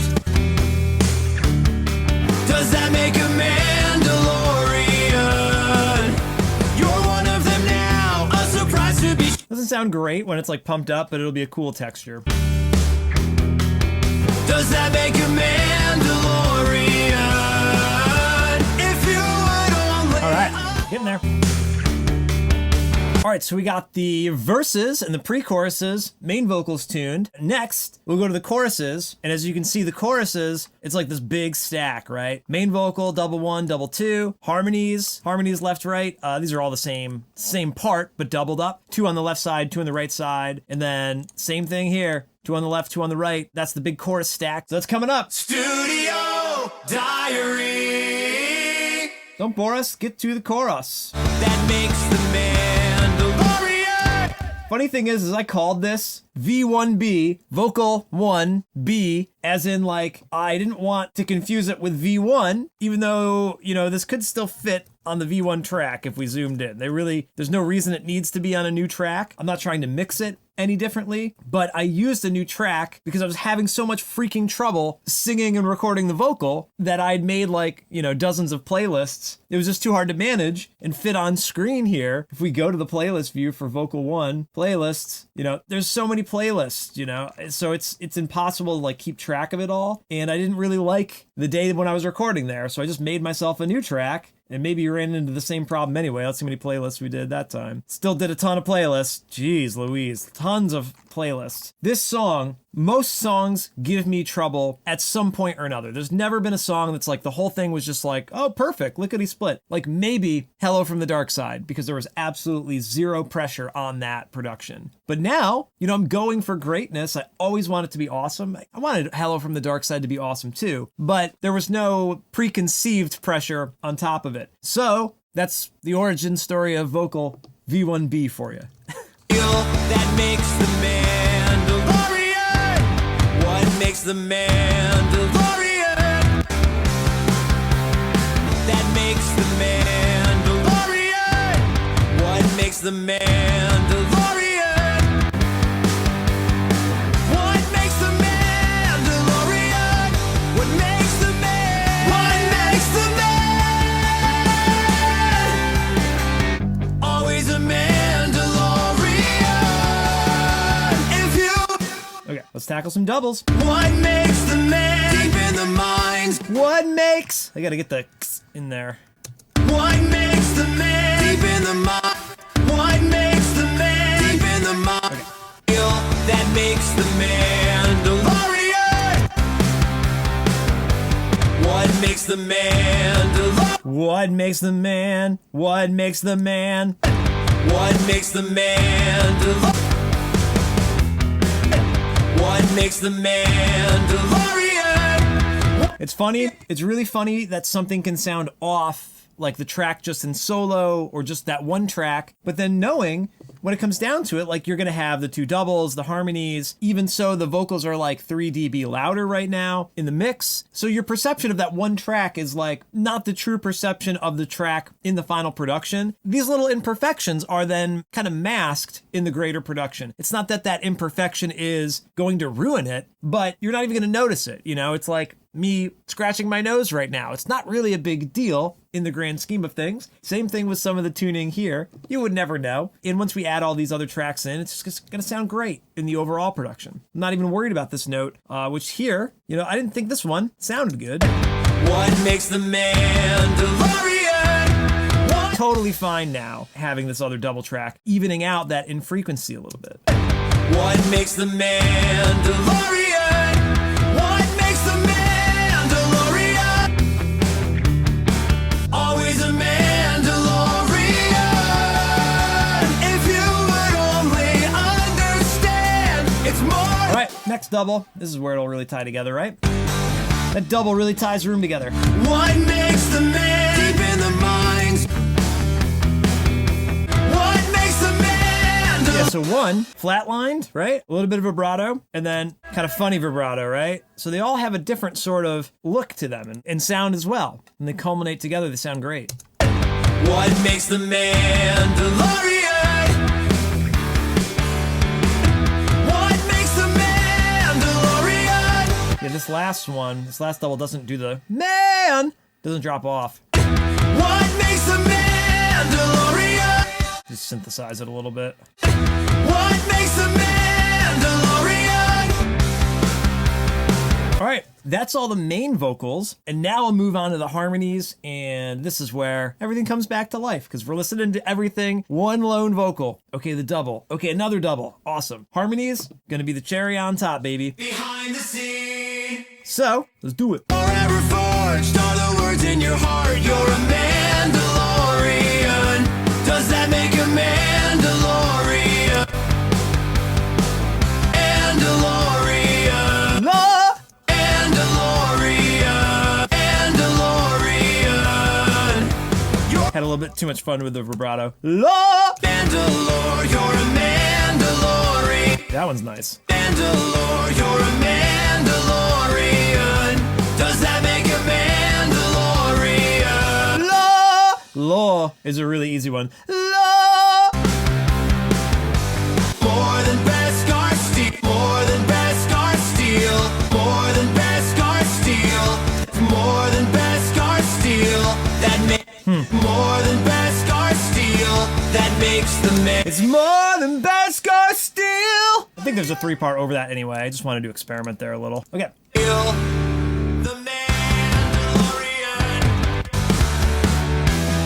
Okay, now we can go on to doubles of that. 3 more doubles of that. The Mandalorian.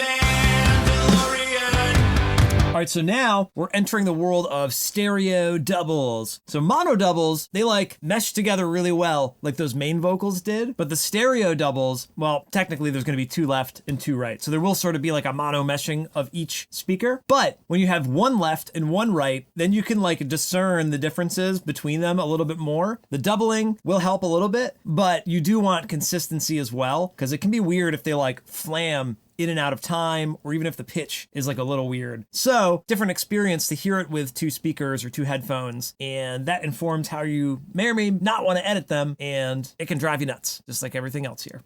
The Mandalorian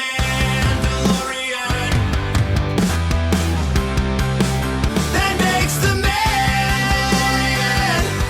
man. All right, only 2 more. All right, 1 more of those. Man. The man. Okay, new harmony now. Enough of that line. And it's more than Beskar steel that makes the Mandalorian. Mandalorian. What? Now we're sounding like a choir. Mandalorian. What makes the Mandalorian? What makes the Mandalorian? What makes the man? What makes the man? If you would only understand. Okay, 2 more doubles, and that's everything that we can review. That makes the Mandalorian. What makes the Mandalorian? That makes the Mandalorian. All right, last one. That makes the Mandalorian. What makes the Mandalorian? That makes the Mandalorian. Okay, so now we've got everything run through Melodyne. Didn't really do a ton with timing, but everything kind of sounded decent to begin with. Now what I like to do is like proofread this a little bit. I'll throw headphones on maybe and kind of zone in, maybe even just listen to the vocals solo, but double check that we like the tuning. Like I mentioned, there's still some takes that maybe I don't want to use, but when you tune a rough take, it might sound a little bit better, which, you know, is kind of like the saving grace of using any kind of pitch correction like Melodyne, where that you can have a take that's like almost there and you just nudge it into place with the editing. So yeah, those first verses I'm still a little bit worried about, but everything else sounds roughly like in the zone. You know, I think I might still have to fine tune either the tuning in that first verse or different takes. Like I said, it's just the way it goes. I'm rambling in circles here, but a lot of proofreading as usual and making sure that we can be satisfied with it. So I'll throw headphones on. Let's take a listen, double check everything. You took the creed and believe this is the way. All of your life you've been both hunter and prey. You're a Mandalorian. Does that make a Mandalorian? Seems like they might end at different times. Mandalorian. Double ends a little. Mandalorian. And you would grow up never showing your face. You and your tribe, it's just how you were raised. You're Hey, that's not automated here. Okay, so let's automate that. Automate, and show me the automation line, please. a creed and believe this is the way. Way. The way. All of your life you've been both hunter and prey. You're a man and prey. You're a Mandalorian. You would grow up never showing your face. In your face. You and your tribe, it's just how you were raised. Your tribe, it's just how you. Yeah, this was bugging me earlier, but not anymore. You and your tribe, it's just how you were raised. You're a Mandalorian. Raised, you're a Mandalorian. Does that make a Mandalorian? If you would only understand, it's more than. If you would only understand, it's more than Beskar. More. It's more than Beskar. Whole step or half step? It's more than Beskar. It's more than Beskar steel. Kind of an in-between step on the main track. It's more than Beskar steel. The Mandalorian. Something came in early on duh. Yeah, left track. The Mandalorian. The Mandalorian. What makes the man? Deep in the mines you redeem and restart. and forever forged are the words in your heart. You're a Mandalorian. Does that make a Mandalorian? Make is a little early on the double. Does that make a Mandalorian? Does that make a Mandalorian? Does that make a Mandalorian? You're one of them now, a surprise to be sure. Will you keep Surprise is tough. now, a surprise to be sure. Them now, a surprise to be sure. Will you keep walking the way? Will you keep walking the way of the man? It's a weird click on will. Will you keep walking? Amplitude tool, mute, Will you keep walking the way? and then we can just kind of find the perfect spot here. Will you keep walking the way of the Mandalorian? Nice, that's fun. One of them now, a surprise to be sure. Yeah, that's a little early there. One of them now, a surprise to be sure. Will you keep walking the way of the Mandalore? You're a Mandalore. Same thing here, a little early. Way of the Mandalore.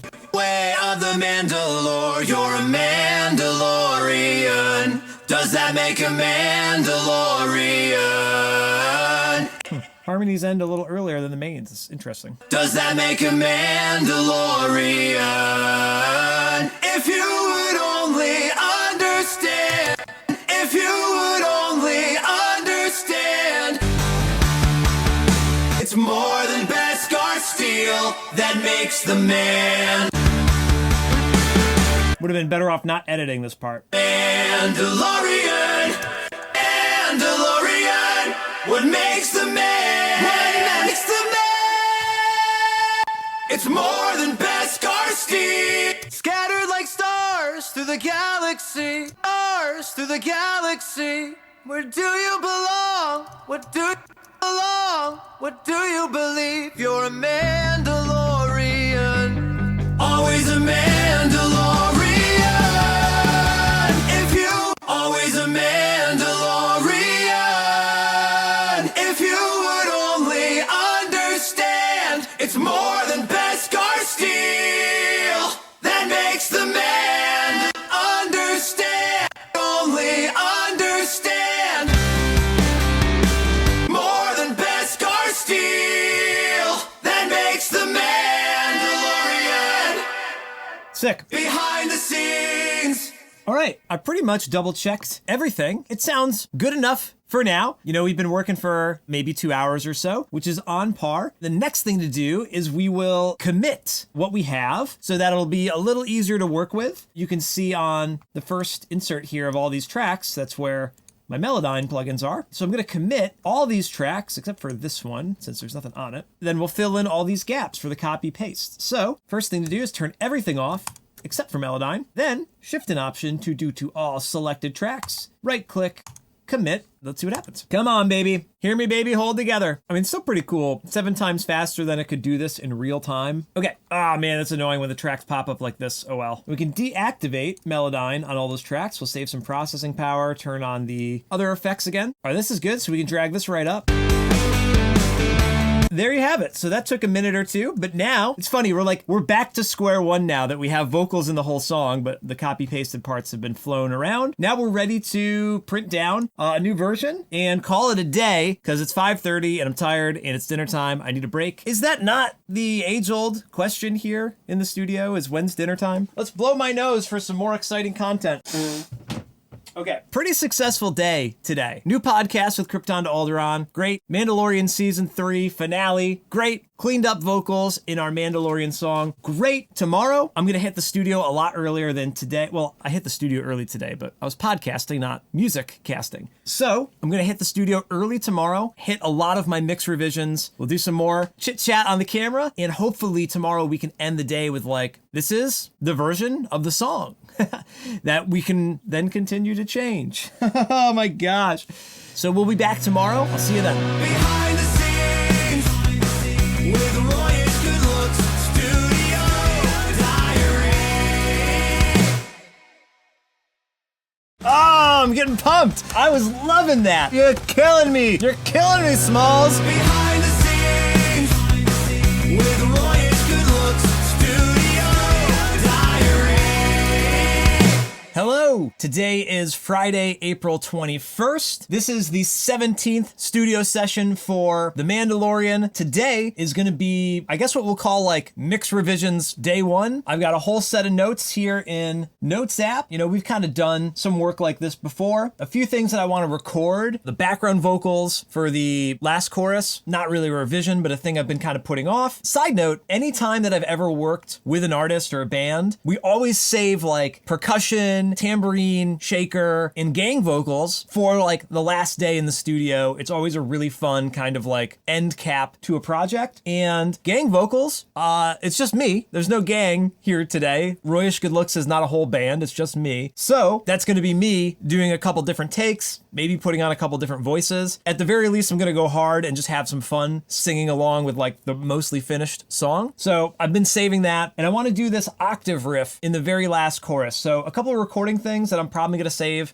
till after the rest of these mix notes. Bunch of random things for the verses, a few things in the pre-chorus, a couple things in the chorus. The solo, I took like the same note a bunch of different times here of like, it's just loud and piercing and annoying, and I needed to tuck it in to the mix a little bit more. And then just a couple other random things to check. So not really a whole lot to do, little like details here and there. If you've thought the process so far has been long and drawn out and monotonous, now is when it really gets into the weeds of like, let's turn this thing up by 2 dB, or let's turn this down by 1 dB, or left or right, and get really minute with the changes we're making on the mix when, you know, it kind of sounds the way it's going to sound roughly. It's not going to be much different in the final version, but I'm going for that, you know, special sauce, which is where these details matter the most. The kind of thing that, yeah, you will miss if you're listening to the song on YouTube at 480p and in low resolution on a phone or laptop speakers, but maybe on headphones or nice speakers, you know, some of these details will matter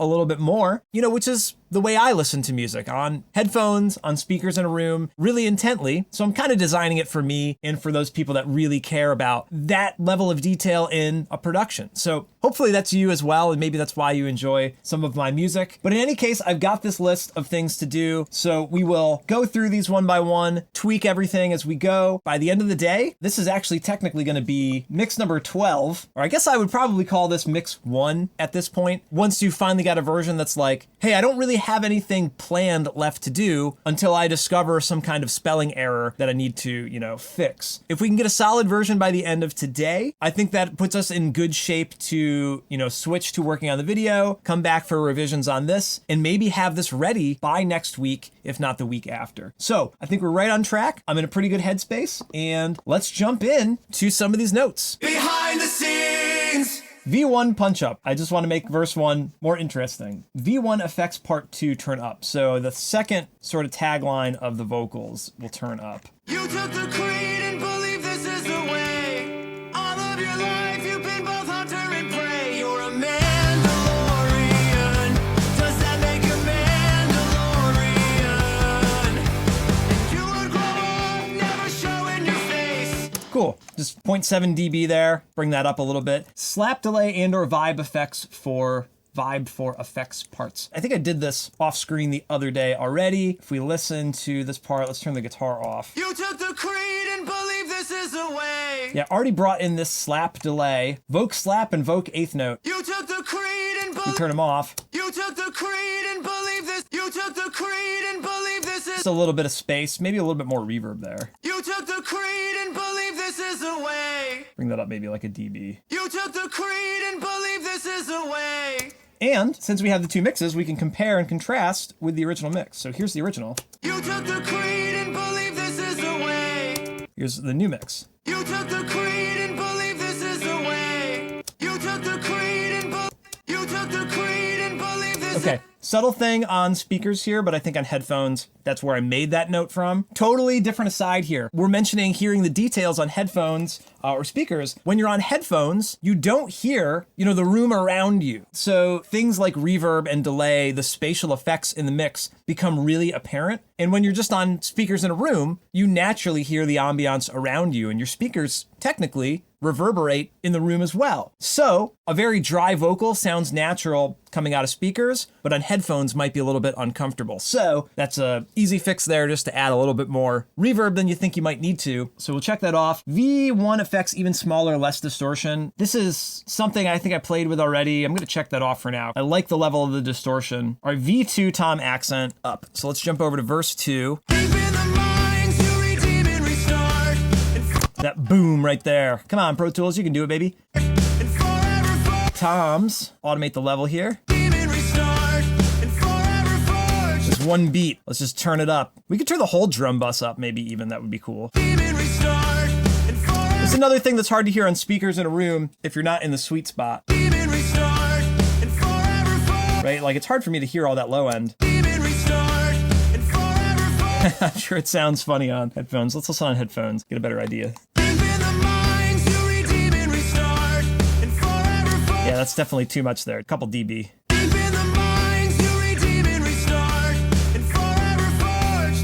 Let's see what would happen if we did the whole drum bus, though. Turn all the drums up by 2 dB.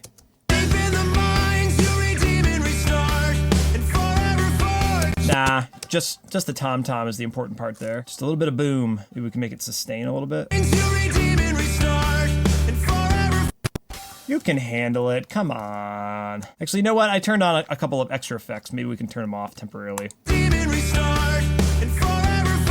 All right, a little better than it was. All right, V2B to pre-C2, not halftime, use V1B beat. I think we've already fixed this as well. There's some old notes that I just never checked off. So let's listen to the drums. Yeah, see, I might have fixed this already. Does that make a Mandalorian? Yeah, so that's fixed, right? Yeah, that's done. Check. V2B, lead R, palm mute, not rocking enough. I also think we fixed this the other day, potentially off camera, this riff here.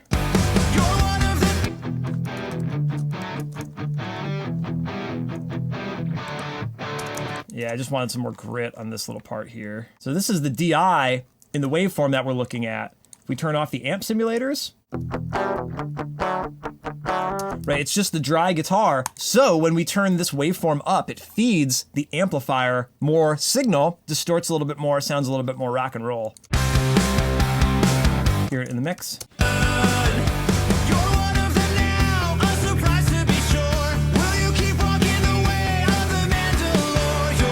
A little cooler now. Verse guitars versus chorus guitars, big versus small. So I don't know if this means we need to do like 2 different amp simulators or just reduce the gain. Like if we literally just said we're gonna reduce the gain here.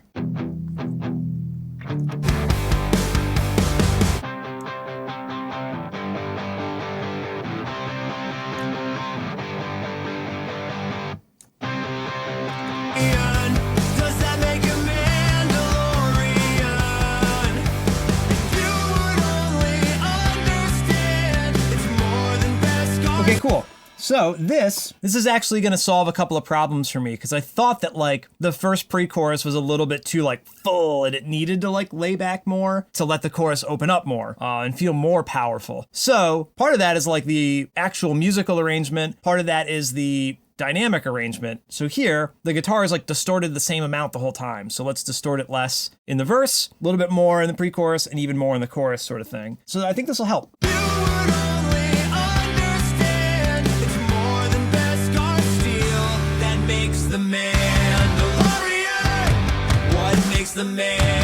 Okay, but then this being 12, I guess is not necessarily the case. We can bring this back up to 8. You know, I've never really done this on such a macro level before. Like, for sure, I've had different distorted guitars that kind of like come in and out during the song, but never really spent a lot of time like, you know, clicking the distortion pedal on one track to boost the level up a little bit. So this clip gain thing, it's kind of a really cool workaround for this. Big to small, we can call that. V2 guitars automate lower, higher between main section and interlude. So on that same sort of note,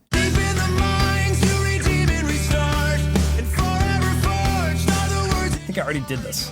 Yeah, they're down a dB here.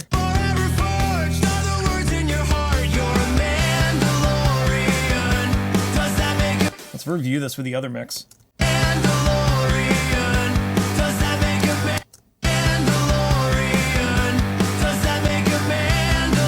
Subtle difference, but let's go with it. Trust your gut. V2 lead R into pre-chorus. C2 has weird arranging with no thirds after V2. So this might be a recording thing. I don't know, because this, if we solo it, the right guitar here is doing this cool third.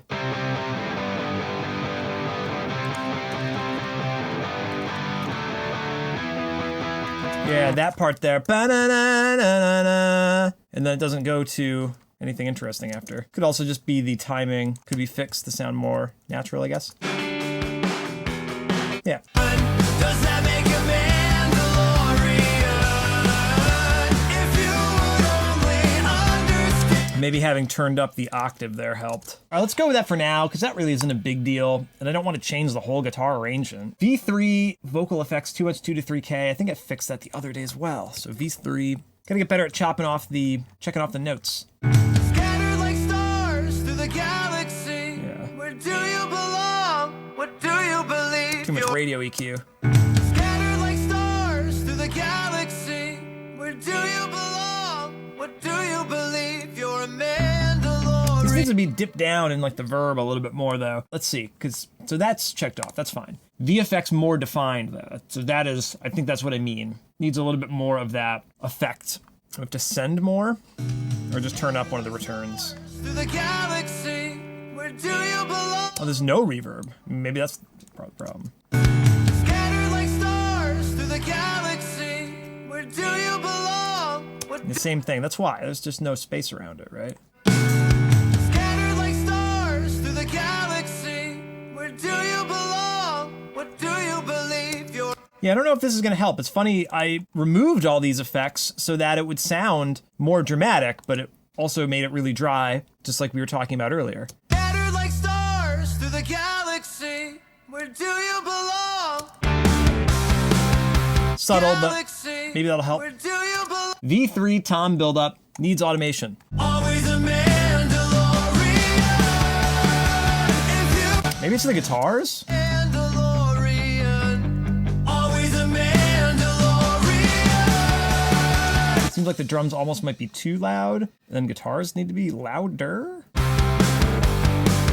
Mandalorian. Always a Mandalorian. They overdid it, but it's funny, you have to overdo it. Mandalorian. Always a Mandalorian. Could almost be the entire mix in general. Mandalorian. Always a Mandalorian. You're a Mandalorian. Always a Mandalorian. You know what? There should be like a huge room splash there. Drum hall we've not used. Wonder if we can just ratchet that up. The Mandalorian. That's funny. Let's do a drum hall master and only feed it that one beat. Master fader, drum hall master. Always a Mandalorian. Only want to send it that one moment though.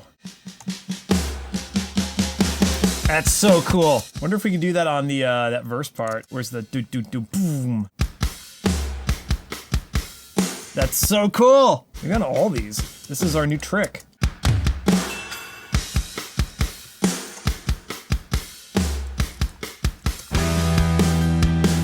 You know what? That side stick, wherever that is, let's automate an EQ for this one section on off. There's this quack here.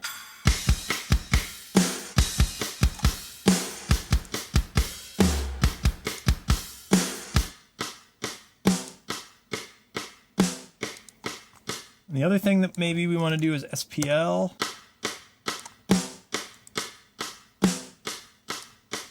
A little more punchy and defined.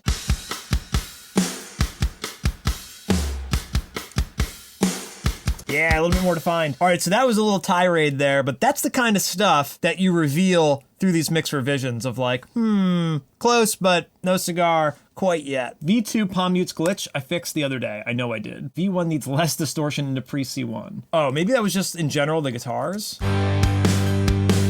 V2B, bass run down from high octave or run down low. V2B. One of them now, a surprise to be sure. Will you keep walking the way of the Mandalore? You're a Mandalorian.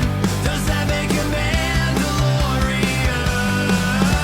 If you would Don't know. I'm gonna check that off because if I want to come back to that. Here's the other thing. If I have a note and the note doesn't resonate with me, it's like I've either already forgotten about it and it's not a big deal, or I guess that's it. I don't have the same feeling right now. The saving grace would be that I'm gonna listen to this again a million times, and if it's still an issue, then I'm gonna end up making a note of it. Like you'll see, I have like 5 different notes about the same thing for the guitar solo, which is like, the guitar solo is annoying me. I know I need to work on it. Whereas if the bass needs this fill, I'll hear that it needs the fill again. I guess we can listen one more time from like the whole verse, but that doesn't make any sense to me, that note. Deep in the mines to redeem and restart, and forever forged are the words in your heart. You're a Mandalorian. Does that make you Mandalorian? You're one of them now, a surprise to be sure. Will you keep walking the way of the Mandalore? You're a Mandalorian. Does that make you Mandalorian? If you would only understand. Nah, I don't hear it. I think what I might have been thinking was like, but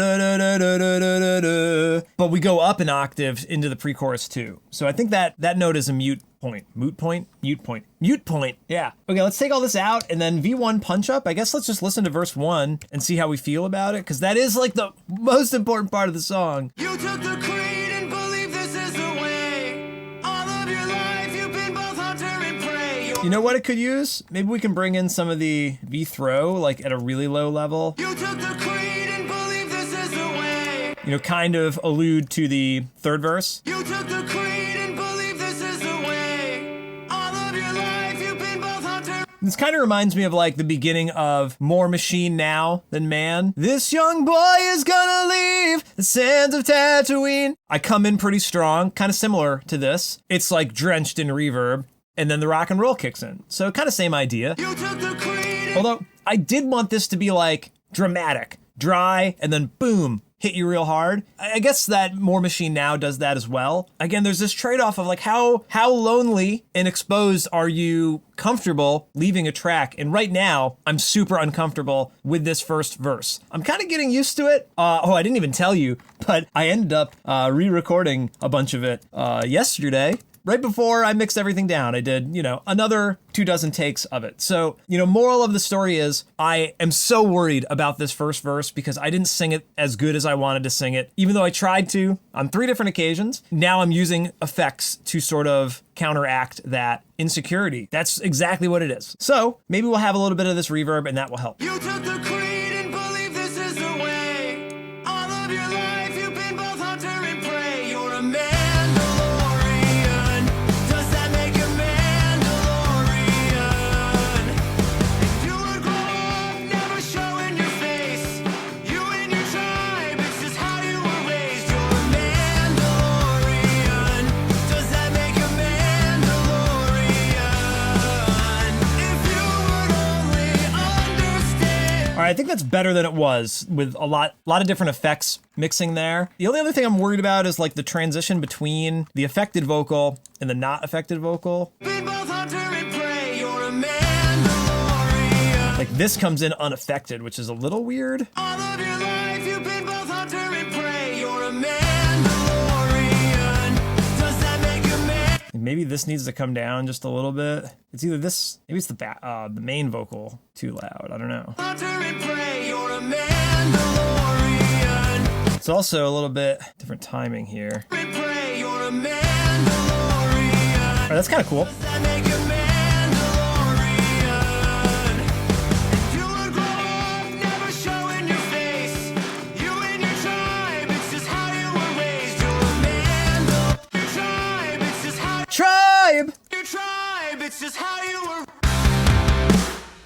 All right, that smoothed that out a little bit. Next on the list, V1 punch up. So let's take that, cross it out. Pre-C, some other melodic push other than guitar or ping pong. Pre-C stand punch up. I think I already did this. You would only understand. It's more than best. Yeah, I don't mind that. I think what this needs, all right, so let's make a BG music.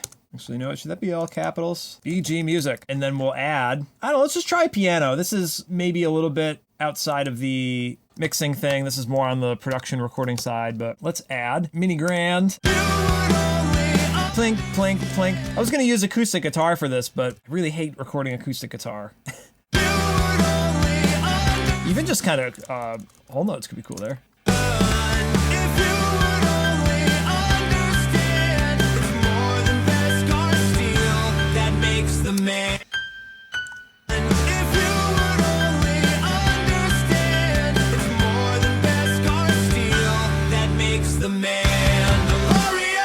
I don't really have a favorite color for MIDI instruments.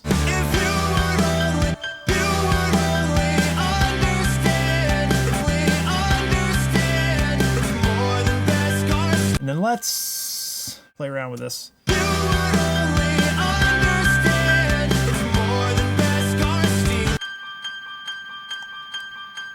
you know what? Let's just put Soothe on it and we can commit it maybe later. Maybe this needs a little plate after it.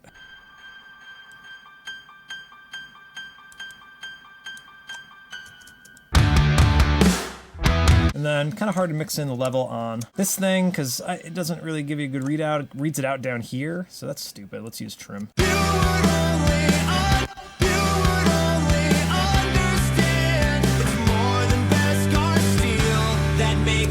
What makes a man? Is this gonna sound good in the next pre-chorus?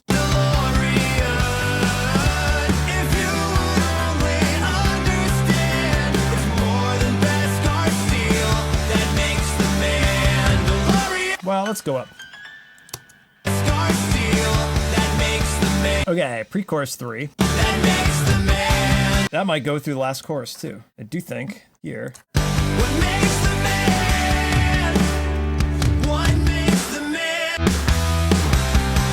So, piano, let's commit that. Edit selection, do it. All right, so now we can make that piano hidden and inactive. Pro Tools will be a little less angry at us. The fact that it's kind of leaning to one side too is another thing that I would want to work on. Mid-side EQ maybe?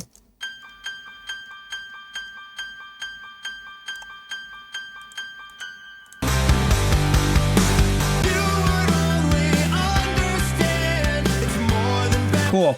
I love how that just kind of pushes the track along. It's the classic Jimmy Eat World sweetness. The very last chorus and outro, there's this fifth that just punches right through. I love that. Such an easy trick. And we can do that in every pre-chorus and then the last chorus as well. What else is on the list? That was only the first thing. Stand, I think we did. C2 needs 3-part harm double into chorus. I think we already did that. That was a recording thing.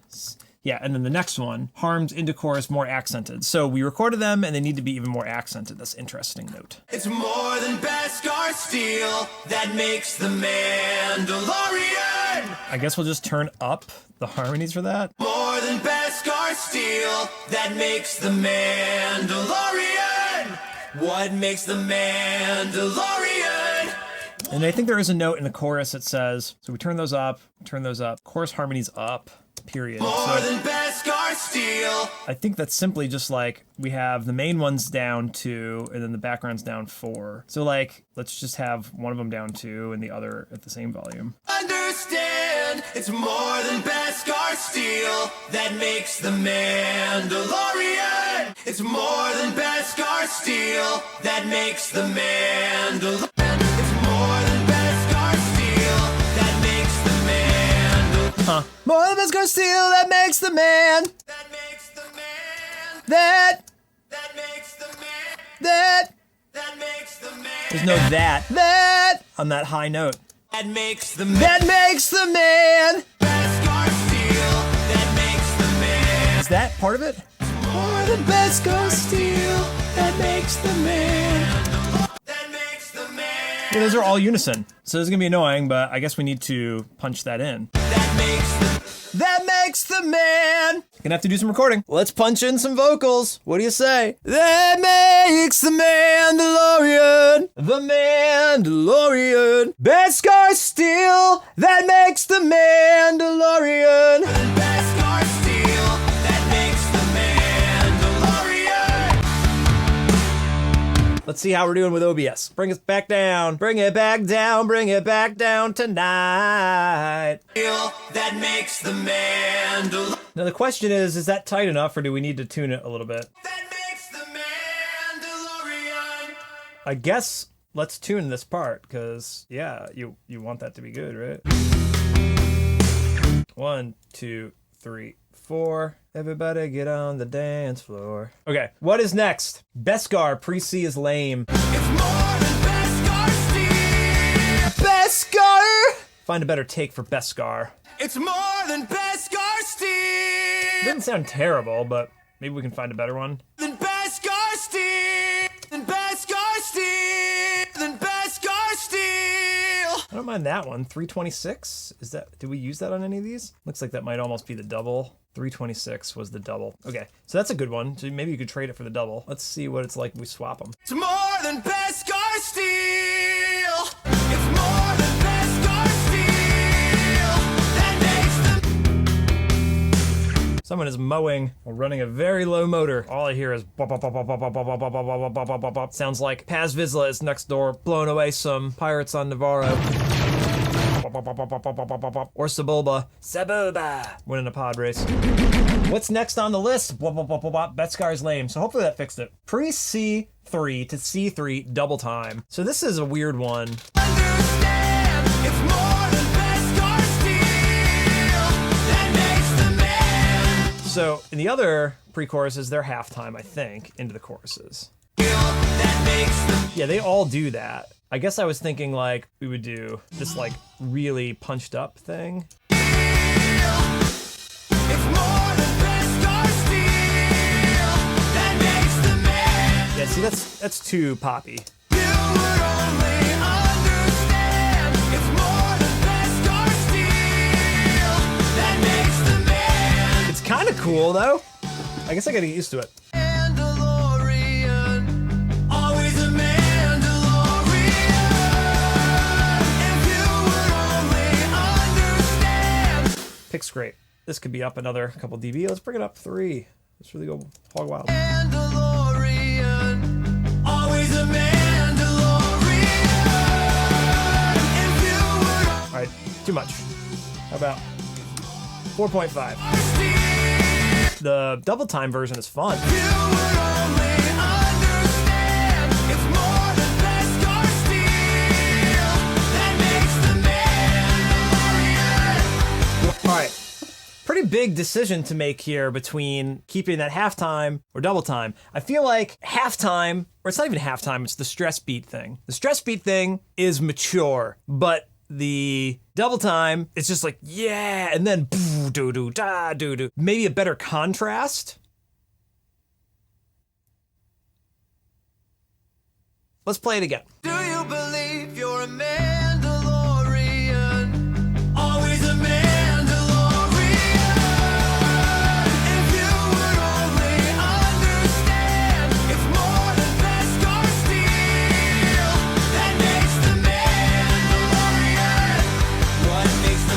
All right, I think that's the way to go. That's a little bit more exciting, right? You know, we can mix up the guitars for that moment. More than Beskar steel. That makes the Mandalorian. They could even come up another dB there too. Let's bring them up one more dB. It's one louder. The numbers all go to 11. Is it any louder? Well, it's one louder, isn't it? More than Beskar steel. That makes the Mandalorian. What makes the man? Okay, again. So I wanted to go on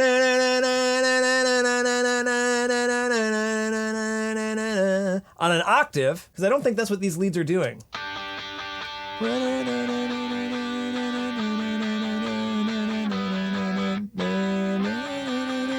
So we'll overdub a part on the octaves here. That will give it another extra push. I also feel like that chorus will need like a like bass drop, sub drop thing, or maybe just more crashing into it. Turn the crashes up. The whole part, maybe just bring the crash up a little. It's more than Beskar steel.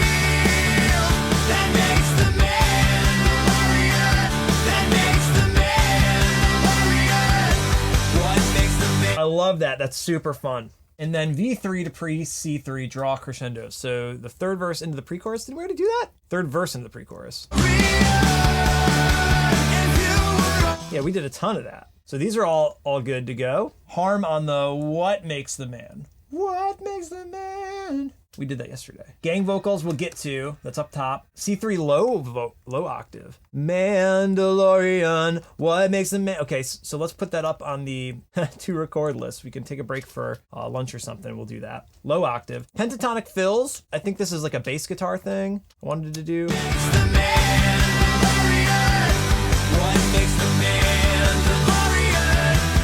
Do-do-do. We can steal that from the solo maybe.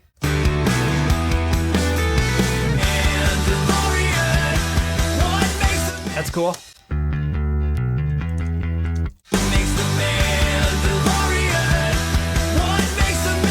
That's a cool one. Pentatonic fill, done. Crescendo into C3, which I think we just kind of solved with turning the cymbals up and those guitars up. But let's look at the main buses here.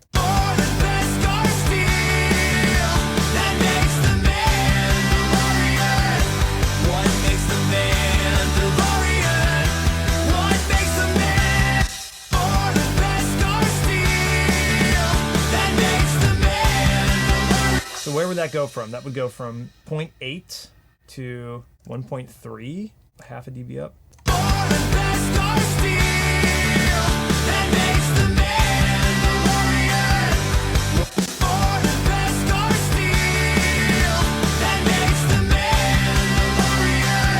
Oh, and you know what? The crescendo needs to reach the max on the actual, like, beat here, right? All right, cymbals are starting to distract me a little bit. Definitely a little bit more energy, but I got carried away there. So cymbals were up 2 dB. Let's bring them up just, 1 dB maybe. You can check some messages real quick. Joey from Krypton to Alderaan says, I need a close-up of Din for the thumbnail. I think I can't find a large HD one. I was gonna do Grogu, but I don't know if that's enticing for people. Something like this. You know what? Maybe this is almost a good time to take a break. Yeah, good time to take a break, and maybe we can find this little thumbnail for Joey, and I'll be back. Studio Diary! So we're back temporarily. I've got a pizza on the way. It's gonna be here soon. So we gotta rip through the rest of these here. Chorus leads up. All right, so we'll just get rid of the trim. Makes the Mandalorian. What makes the Mandalorian?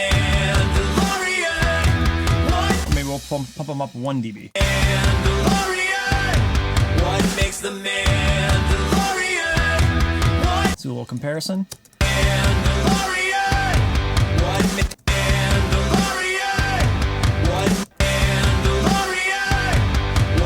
Definitely a little brighter. Let's bring it down to maybe 0.5, because that would be up 2.5. That's still pretty significant. Okay, so chorus leads up, chorus harms up. So we kind of already did that, at least with the third part. What about the first part? that makes the Mandalorian? I don't know if we're gonna need that with the lift from the guitars, the guitar leads being up. I'm gonna hold off on that one. Plus we did raise the harmonies for chorus 2 and 3. C3 vocal stack, we fixed that. That was the lead vocal thing here, right? Yeah, we automated that down a couple dB, right? So we fixed that. And then ending, what makes our too low? Oh yeah, so the de-essing is weird. So let's turn the de-essers back to a nominal level. What makes the man? That one's okay, but then we have another one I think that ducks too far. What makes the man? What makes the man? All right, let's jump that on everybody, because I think that's a huge problem with this. Yeah, 3 dB less of that on everything. The de-essing might be annoying because the background vocals, aren't independently de-essed, so maybe this will help a little bit. I like to double de-ess things because it's just annoying. S's are annoying. What makes the man? What makes the man? So is that better? What makes the man? What makes the man? Yeah, a couple dB better there. Okay, those are really the main parts. Solo, down, 2 piercing, no 4 and kick. 4 and kick. That's a fix, right? Was that where it was? That's where it was. So that's fixed. Solo down, 2 piercing. I do agree with that still. Maybe it's a like soothe thing on here. Soothe or maybe even Nova.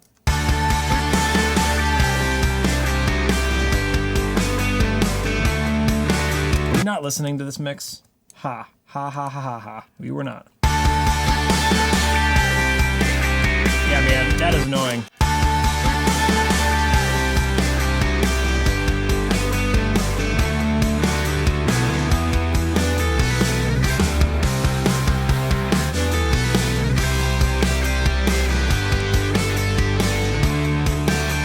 That blends in a little bit more, and then we also wanted some more effects.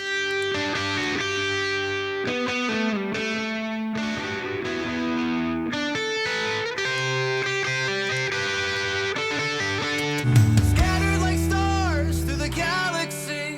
Where do you belong? Ooh, yeah, this needs the DS though. Scattered like stars through the galaxy.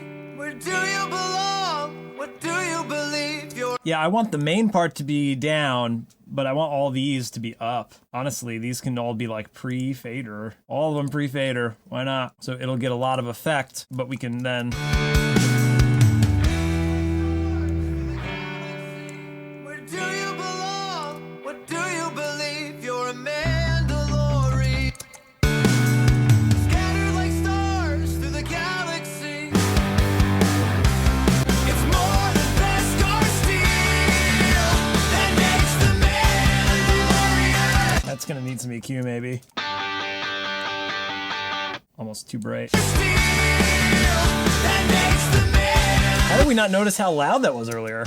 Oh, because we already turned these up, right? That was -2. So this doesn't even need to get turned up there. Steel that makes the Mandalorian. There you go.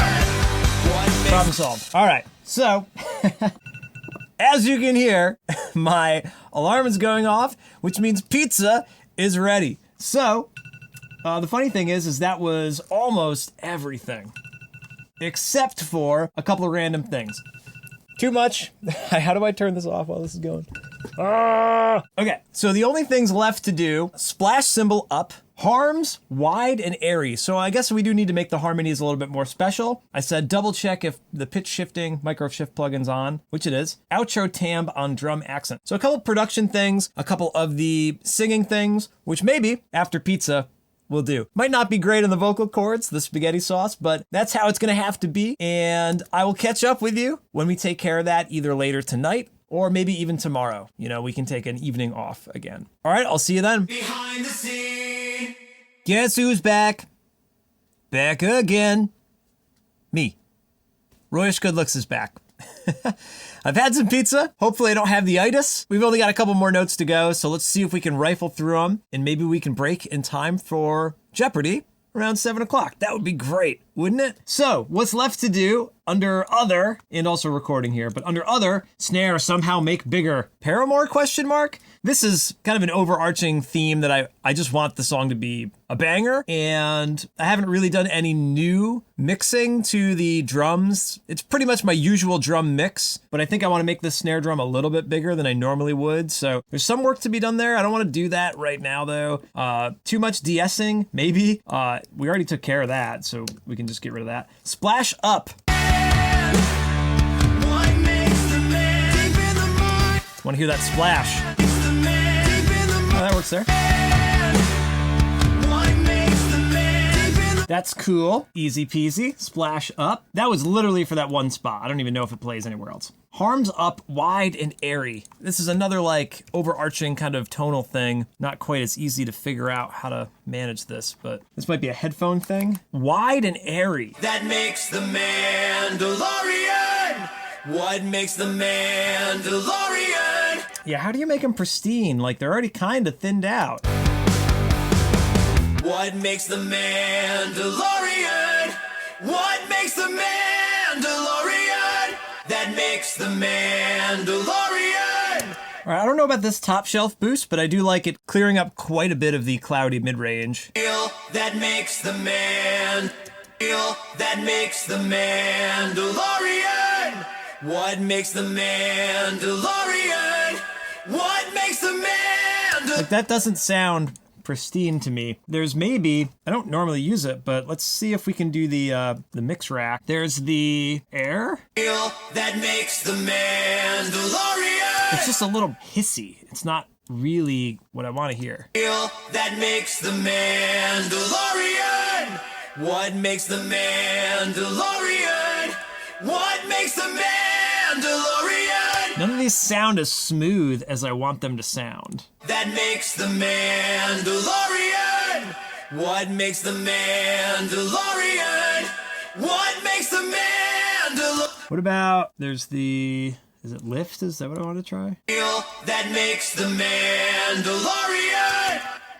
That makes the Mandalorian. Still like that one more. And then what about Revival, right? Revival's a cool one. That makes the Mandalorian. That makes the Mandalorian.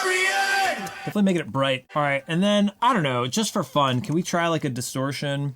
Maybe decapitator? The Mandalorian. Kind of cool there. That makes the Mandalorian. What makes the Mandalorian? Yeah, real full there. That makes the Mandalorian. Let's go with that for now. So you can see how you can get really distracted, like, hey, I want to do something different to this particular track, some different effect. You pull the effect up, and you spend a ton of time tweaking the effect. Here, that was a pretty dramatic difference. We like thinned out the vocal, really brightened it, and gave it a little grit. There's a different sound there, and we're listening in solo, not in context with the mix. You spend all this time working on it, and then you have to figure out, like, is that actually what I wanted to do? Is it helping in the song? So let's take a listen with the actual music going on, because that was not just the chorus vocals. That was the, verse vocals will have that effect as well, unless we automate that on or off.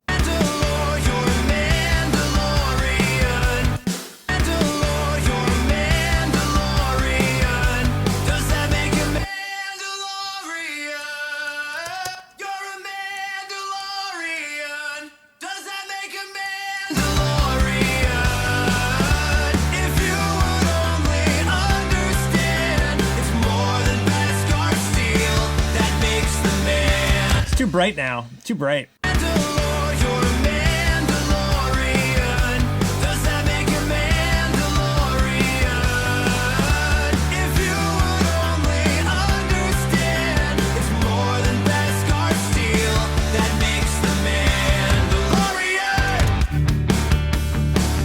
And again, we can compare with the original to see what the other chorus sounded like.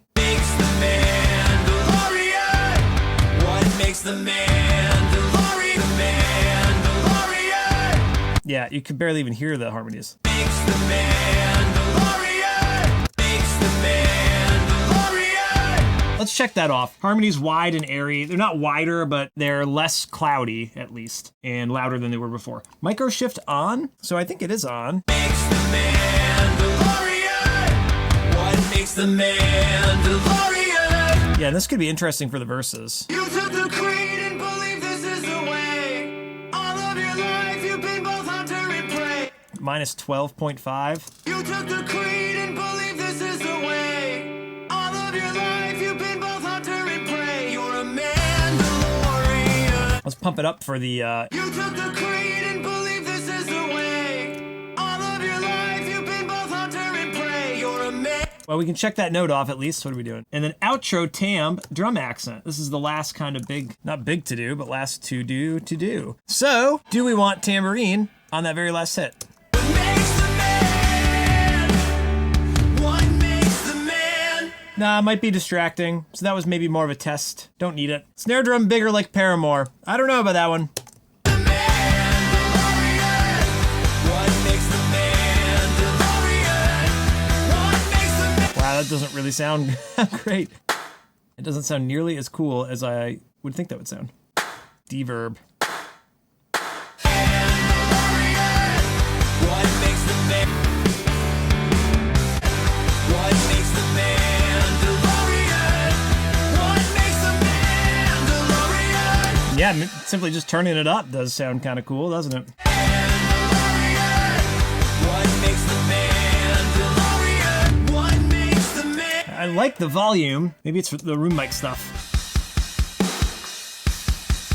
I mean, it sounds good. That's the other weird thing is like, you're mixing, especially now that I had pizza and it's late and I'm tired and I'm already like, I'm gonna quit for Jeopardy. It already sounds pretty good. And you make a note, hey, I wanna make it sound better. And it doesn't have to sound better. It's just gonna sound different. It's not bad, doesn't need to be fixed. And if you're not inspired to work on it, don't work on it. Roy? Yeah, how about that? How about them apples, Roy? I guess the next thing's to do, background vocals, main line of the chorus in a low octave. You know, I might just take some alternate takes for that. And I guess gang vocals is the same thing. Descending guitar octave. So, guitar. I'll be right back. Studio Diary. So here's what I'm thinking for, actually I don't know what I'm thinking, we gotta figure it out. For the last chorus though.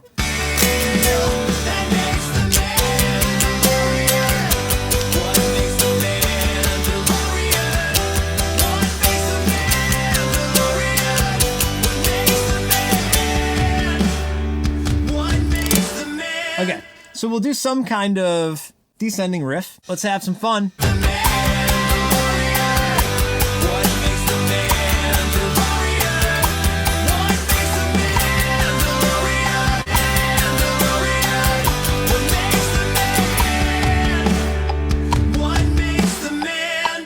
All right, double that up, see how that sounds.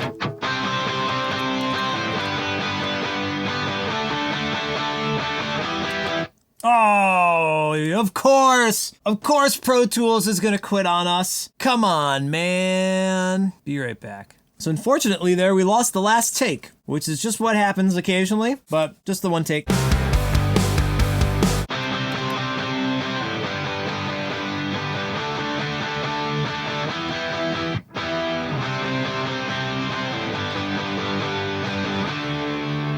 Let's just double check the editing a little bit.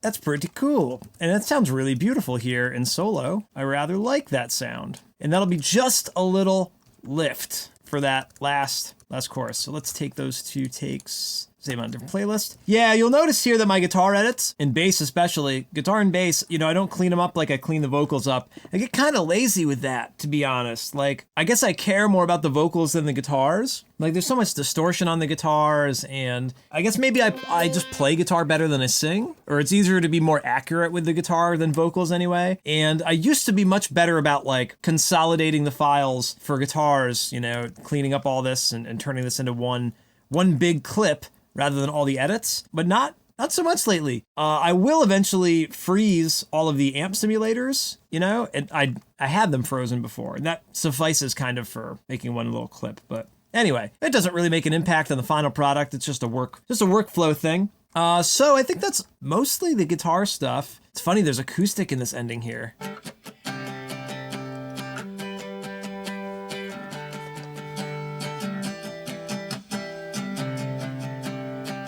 That's in there. That's so funny.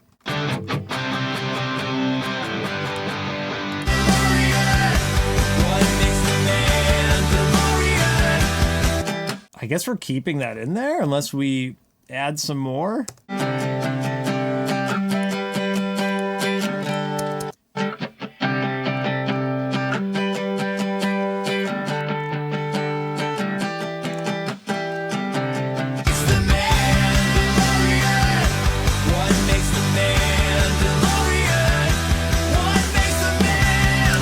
Same thing the other choruses, huh? And the pre-choruses. Last thing to do is to figure out what we're doing for some of these background vocals. So there's one held out part and then just a singing of the main lines. We want to do an octave too. So we can maybe duplicate some more of these. What's this? That makes the man. Oh. So that's a 3-part on this funny guy, right? That makes the man. That makes the man. What makes the man? I guess we're gonna do some singing to wrap this up, all right? So give me a second, I'll set that up. You know what? I think there's been enough of me singing on camera and maybe even enough footage for today anyway. So I'm gonna do this off camera. So we have gang vocals now. It's not really a proper gang, but it's pretty cool. Check it out. I'll play it here with everything in the last chorus. I basically re-sang the main melody line 6 times in the regular octave, 2 times in the lower octave, and check it out. That makes the Mandalorian. What makes the Mandalorian? What makes the Mandalorian? What makes the man? What makes the man? It's just like the guitar thing. It's not really a total different arrangement thing or a harmony or, you know, a new part. It's just a layer on top that hopefully when you get to this last chorus, it'll be like, ah, amen moment sort of thing. You get the choir going. That's always been like my thing, like add more vocals and that'll thicken up the sound. That'll be exciting. And even though it's literally like the same melodies, just having that filling out of the sound, you know, and I treat the reverbs a little bit differently, the EQ a little bit differently, so that it's not just that same main vocal doubled a bunch. It's this new sound left and right, nothing down the center. These are all panned hard left and right. And that's part of the, you know, allure of the background vocal. It literally has to be a background part, right? Not the main vocal. It's got to be in the background. And hopefully this will work. So, I mean, right now, all I want to do is mix this down and call it a day. And maybe I can make it for Final Jeopardy. It's 7:13. So let's see what we can do here. I want to turn on a bunch of different plugins and hopefully this won't blow up. I want to turn my tape machine back on, soothe, standard clip, the limiter, soothe the vocals, soothe on the drums, and soothe on cymbals. And I think that was it. Everything else is pretty much good to go for the moment. And now let's see, let's see if we can mix this down and I'll label it. Okay, here's another caveat. I don't know if I've talked about this yet. At this point, I think I'm done doing like all the stuff. Like this is a version of the song that sounds great. Vocals are edited. We even did mix revisions today. So this is pretty much mix 1, but I always give myself a mental boost and I'll call it mix 0. Then I can start to think like, okay, this is the song. Does anything need to be spell checked on it? Does anything need to be revised before we commit to the final thing? Surely there'll be 1 or 2 things, probably 1 or 2 dozen, but this is it. So I'm gonna start labeling this. We're gonna call this not demo 12, we're gonna call this mix 0. How about dem apples? How about dem apples? And we're gonna mix this down and see what happens. Here goes nothing. You took the creed and believe this is the way. All of your life you've been both hunter and prey. You're a Mandalorian. Okay, already I can tell the delay has gotta go. Or at least go way down. I think there is enough ambiance there, but this delay really heard that poking out. You took the creed and believe this is the way. All of your life you've been both hunter and prey. You're a Mandalorian. Does that make a Mandalorian? If you would grow up, never showing your face. You and your tribe, it's just how you were raised. You're a Mandalorian. Does that make a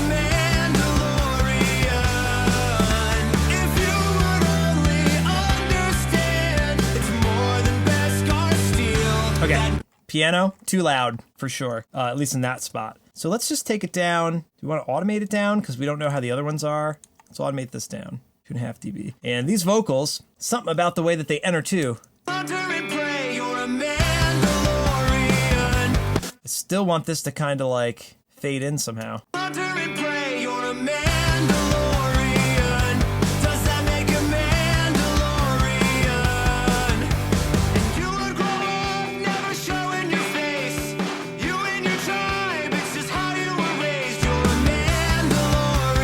Can't really hear raised. I'm gonna guess pre-chorus 2 might be a little loud as well.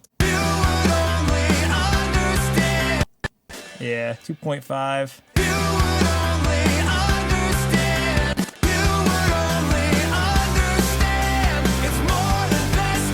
All right, we get it. You can't handle it. The club can't handle me right now. All right, so let's save some space here if we try to commit some of this stuff. The amp simulators maybe that we think are doing it, or the auto tunes. Let's hit the amp simulators. Freeze up to this insert. All right, let's try again. You took the creed and believe this is the way. All of your life you've been both hunter and prey. You're a Mandalorian. Does that make a Mandalorian? If you would grow up, never showing your face. You and your tribe, it's just how you were raised. You're a Mandalorian. Does that make a Mandalorian? If you would only understand, it's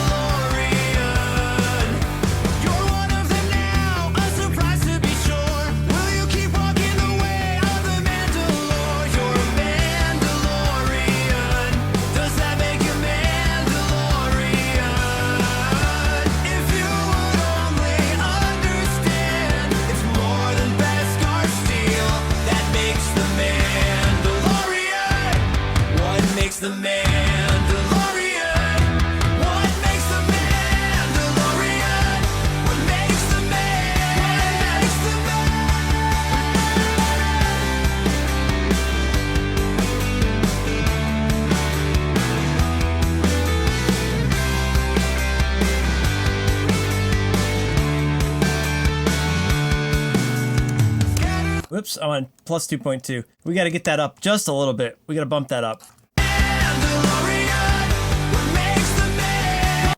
Oh, come on, buddy. You can do it. You can do it. You can do it.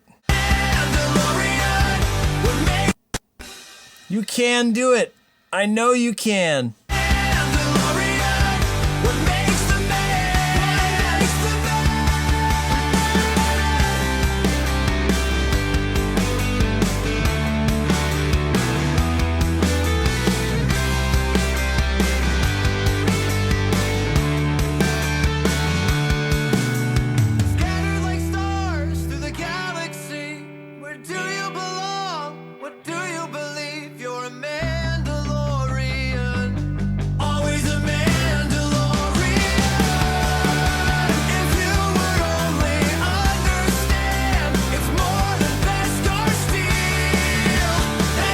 I'm getting pumped. Yo, I was loving that. I was loving that build-up. That finally felt complete to me. Man. So really what I'm going to have to come back in and do is freeze some more of these tracks because it's obviously not happy with me right now. Maybe a restart would help. This makes me just want to roll the whole song back. Oh, you're killing me. You're killing me, Smalls. Why is this last part? I guess because that's where the BGVs kick in. Is that really too much to ask for, these BGVs at the end? I guess what we could do is freeze. Freeze the BGVs, baby. Let's freeze. Dang, this is killing me. Are you freaking kidding me? All right, here's what I'm gonna do. I'm gonna try to record it off screen. The funny thing is, I turned OBS off and I was able to get to the end of the song. But the even funnier thing is, and now I know what tambourine strike I wanted to add from that note. It wasn't the very last one. It wasn't the last one here. It was the second to last one. Yeah, so OBS is the killer right now. I think maybe it was even a copy paste error. It might have been, it was supposed to be here maybe from the get-go. Okay, goodbye again, OBS. I got this printed down. This track here, this is mix 0. That's what the song looks like. You heard most of it. Too bad I couldn't do everything on OBS here. I'm really pushing my Mac Mini to its limits, so them's the grapes right now. There you go. There's mix 1. Or mix 0. So this is the first official mix of the song. Now I can actually enjoy my Saturday. Maybe I can take Saturday off. And no, I won't. I'll end up doing something. But we can rest on the mix for a little bit, switch gears to the video, and come back with some fresh ears and finalize it. And we'll be done. It's so close. I'm in a great mood. I stayed in the studio a little bit later than I wanted to today, but the song is completed. You can see the smile on my face. That should tell you everything you need to know. So, I'll see you next time. Behind the scenes, with Royish good looks, studio diary. I didn't even know that about my own song. Never really done this before. It feels weird. It feels different. I'm not used to it. Mixing is fun. I love mixing. It's not my first rodeo, right? Anyway, what are we talking about again? Nice job there, Roy. I mean, that's a moment that's like, hey, here we are. Behind the scenes, with Royish good looks, studio diary.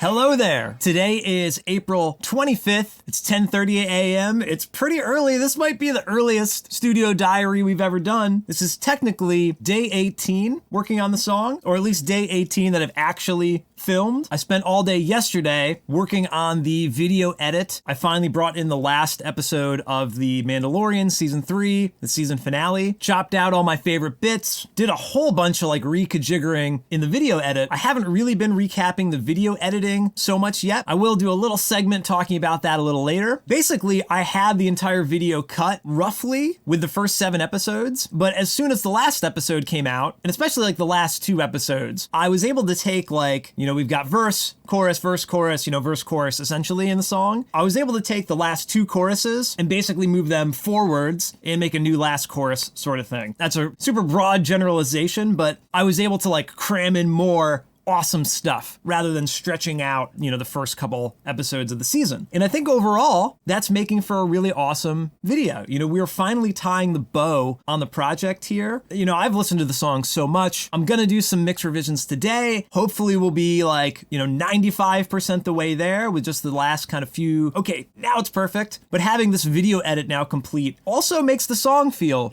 more complete, because there's always this dichotomy of the meaning of the song with just the lyrics and the music. It inevitably always takes on another meaning when you attach the visuals to it. So now that I've done that, I have a clear vision of like, okay, that's what the song is, and I'm living with it, and I'll be happy to release it into the world after a little bit of polish over the next couple days. So the good news is it's Tuesday, April 25th. I don't think I'm going to be ready by this weekend. I would have to send the song to distribution, ideally by Wednesday or Thursday, to give them a couple days buffer to actually get it up on Spotify and iTunes. I'm going to do a mix revision today, but I've also got some obligations on Wednesday that, like, if I want to tweak something, I might not actually be able to be in the right headspace to do that tomorrow. This is definitely going to be at minimum, not the 29th, that would be this coming Saturday, but probably May 6th. That's going to give me plenty of time to make these mix revisions, sleep on it, make sure we're good to go, lace up the video, and also the thumbnail. So I think I might do some maybe behind the scenes of actually editing the thumbnail. That could be fun. I've already mocked up a few things, but I don't like anything that I have so far for the thumbnail. It's really hard to make a thumbnail of a face that is a helmet rather than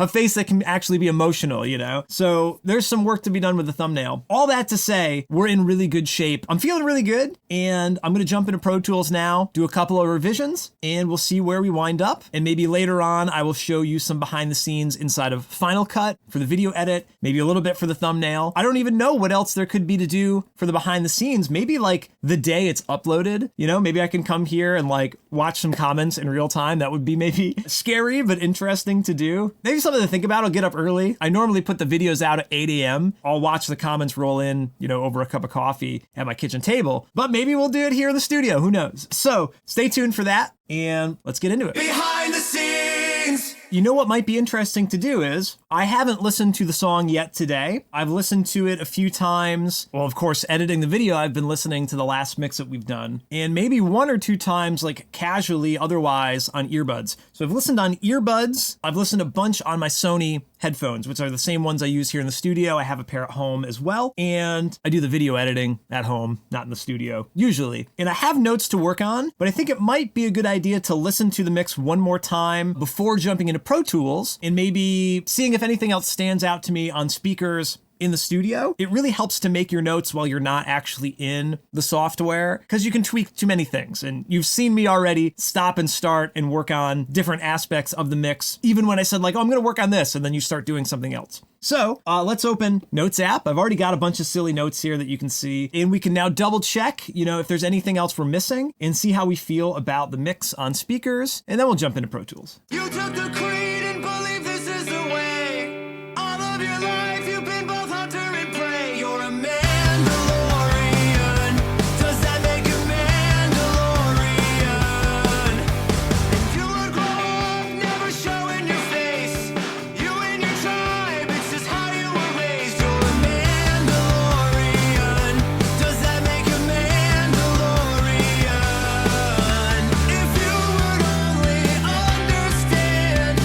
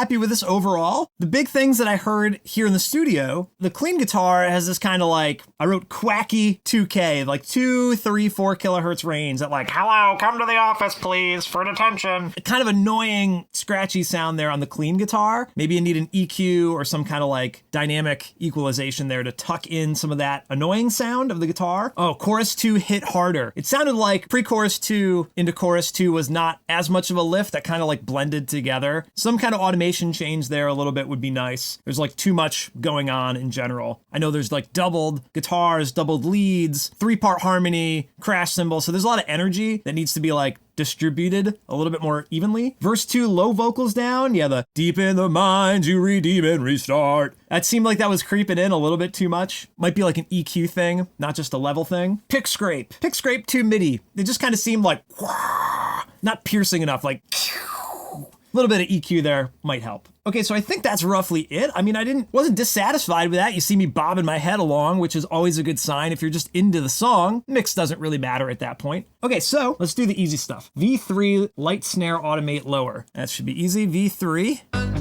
Always a Mandalorian. Take that down maybe like 2 dB. See how that feels? What do you believe? You're a Mandalorian. Always a Mandalorian.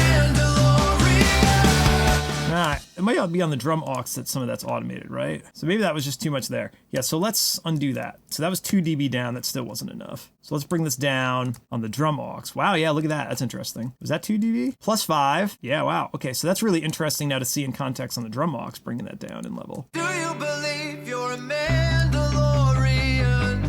Always a man. This was happening the other day, right? That I couldn't keep up with everything. And then this really should be a beat sooner. Mandalorian. Always a Mandalorian.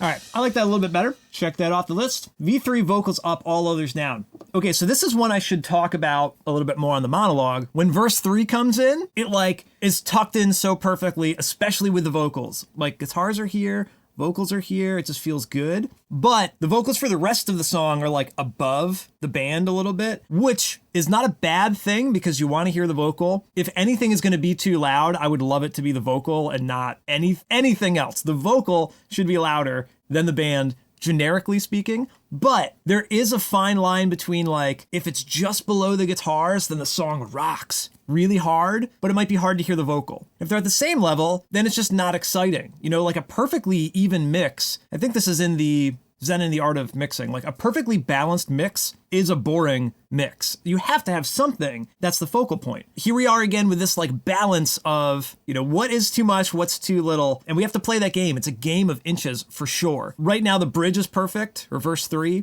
But the rest of the song is, the vocals are too loud. One or the other isn't a problem, but you can tell when you get to the verse, the vocals are audibly quieter, and that difference to me is at least jarring. So we gotta make them match. So I think we might bring up the third verse vocal track, it's its own track, and then we'll bring all the vocals down together, and that might counteract everything. We'll see. And then the same thing with the solo. You might have saw that was one of the notes. The guitar solo is like tucked in as well. So that might be because the vocals sound like they're loud, so the solo sounds like it's quiet. Again, inches. So those are obviously on the list to work out. And this is something I always struggle with. I record vocals last. Whatever you record last, you tend to mix a little bit louder. You know, you've already spent a lot of time editing it, mixing it, so it's the loudest thing. You know, the last thing you worked on, you're paying a lot of attention to. And I want the vocals to be important, but there's always that line. And you can go through every single one of my songs. If you play them back to back, you'll see, you know, the level of the vocal and band is always a little bit different depending on, you know, the circumstances of that mix, whether it was like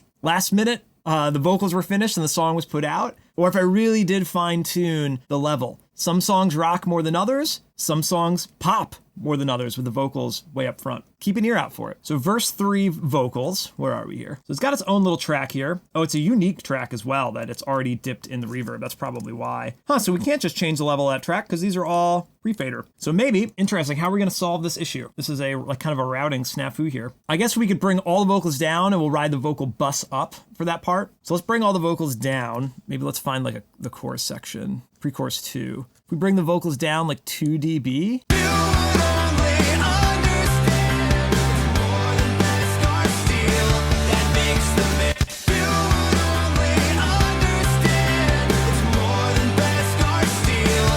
Yeah, so that was, less than 2 dB there. Let's reference with the original mix.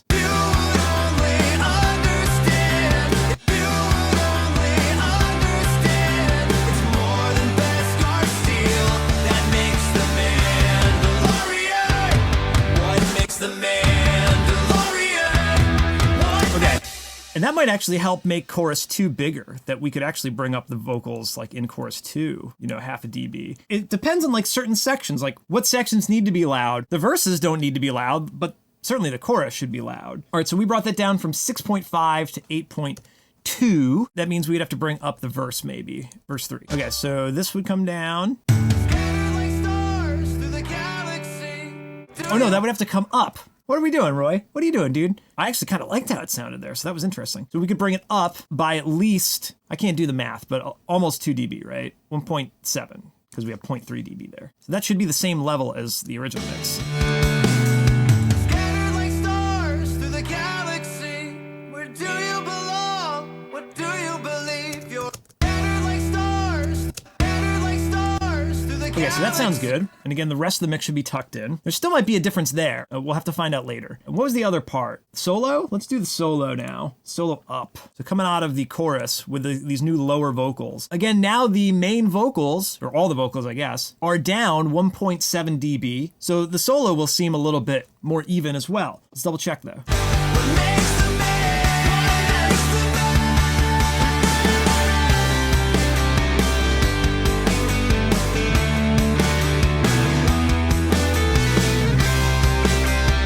It definitely felt a little more even. Maybe half a dB or so would be better, just like we did here.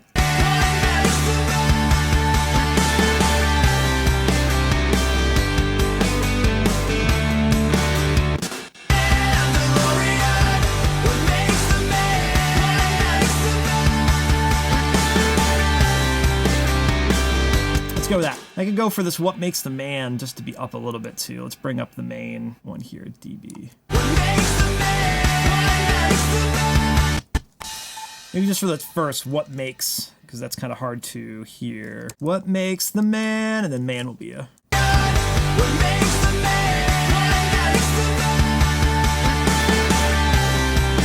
Okay. I don't solo seem loud there now.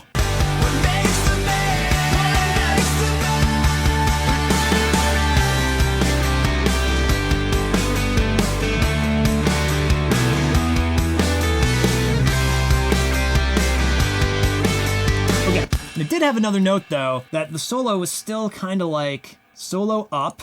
Something is hissing in the solo.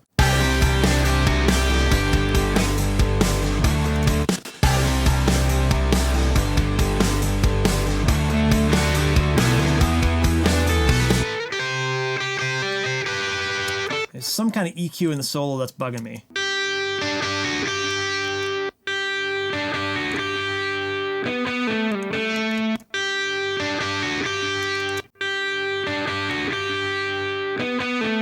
It might just be a little bit too bright.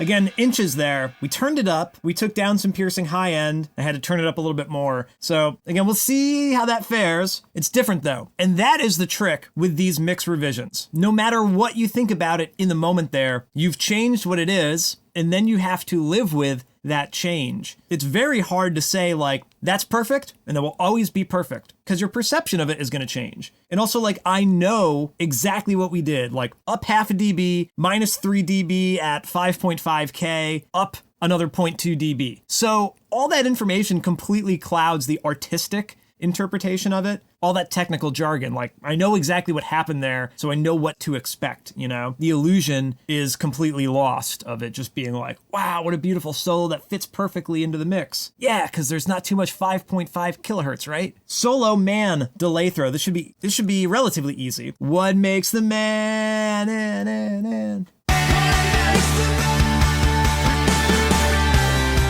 So I think that would be like quarter note delay up. Maybe we can solo the vocals. I guess they're already up, but let's over exaggerate it a little bit.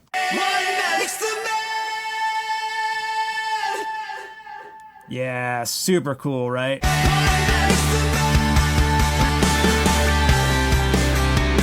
little louder, maybe?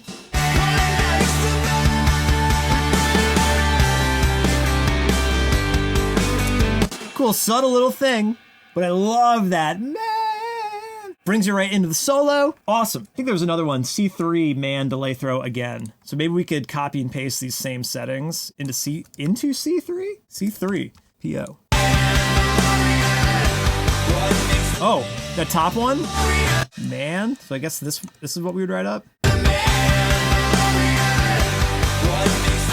Yeah. This is a little bit messy because all the vocals are going. So maybe instead of writing up this, we'd have to write up their sends. The Mandalorian. What makes the man? So let's pull up the send for all these. I think we did 4.5 dB on that other one. So let's pull this up. I guess, why not? 4.5. Let's overdo it. That makes the Mandalorian. What makes the Mandalorian? It's a little cluttered, but let's see how it works in context.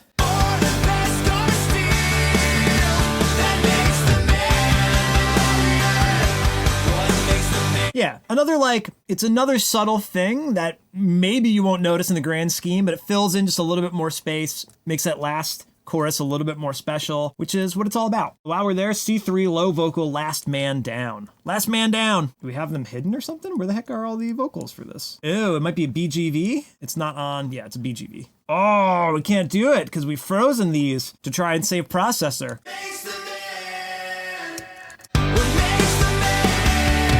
Interesting. All right, so I guess we're gonna have to unfreeze this for a moment and hope that she'll hold. Hear me, baby, hold together. Of course, no, nothing is going to work now. We could probably freeze the other bass track. Towards the end of the mix, you add too many plugins, too many tracks, and my Mac Mini struggles to keep up. The RAM can only do so much when we're running multiple applications. Can't fight a war for you. Inevitably, there's a lot of back and forth of turning things on and off.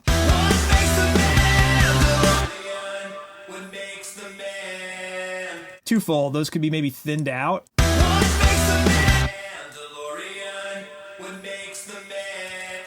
Let's bring that down.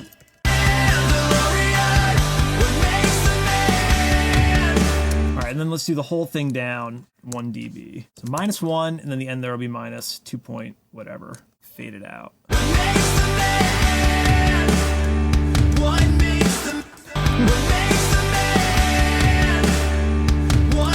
I guess that needs to be wrote up too here, this ending.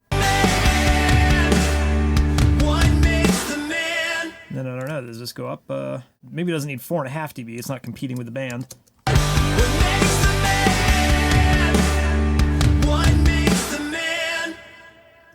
Cool, and then low vocal down in verse 2. So similar thing, but this is a main vocal on this track. So verse 2, probably similar processing. Yeah, you can hear it buzzing in the background. Let's do like a low shelf. Deep in the minds you redeem and restart, and forever forged are the words in your heart. And again, let's bring it down. Deep in the minds you redeem and restart, and forever forged are the words in your heart. Deep in the minds you redeem and restart, and forever. Even so, the vocal is now being louder. I'm hearing it on that old mix now.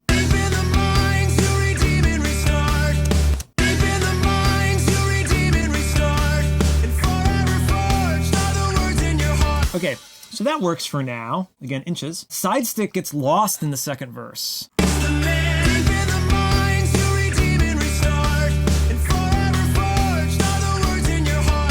And maybe I'm hearing it more now that the vocals have come down.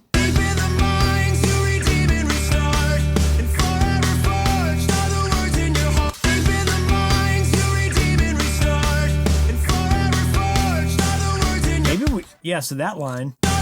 It kept playing there on that. Maybe we just need it, even though it wouldn't be realistic.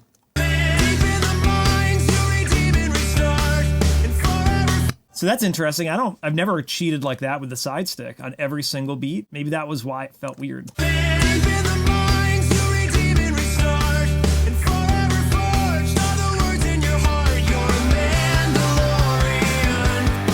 Yeah, compared to the old version.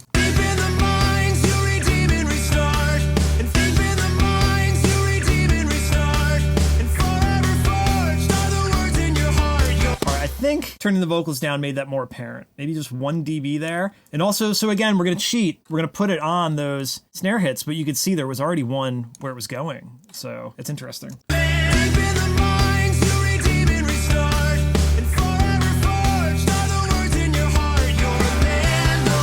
I don't think you could do that because here we hit a tom, snare, and a side stick, so you can't do that. Here's a hi-hat, snare, and side stick.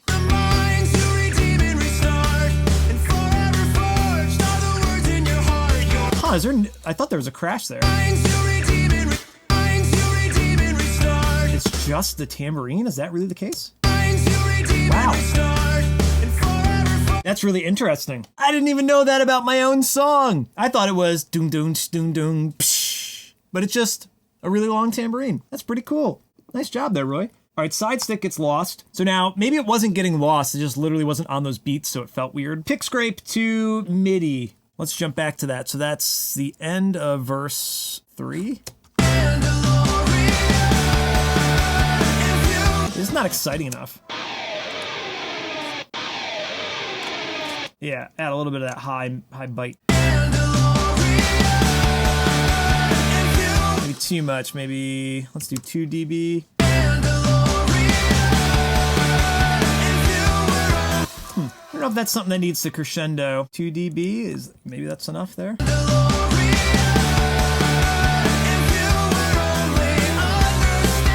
Okay, C2 hit harder. I'm jumping around, but.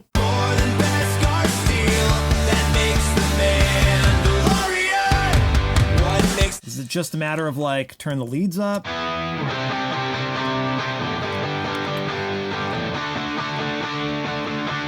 I like where they are, so what do we do to bring them up a little bit? Turn the pre-chorus down, I guess? 2 dB louder, and then it's 6 dB, 0.6 dB. This last beat can have a little accent. It's amazing how much you can crank that. Maybe we can even get away with like goosing the guitar too for a minute there. That would be kind of cool. Just a little bit.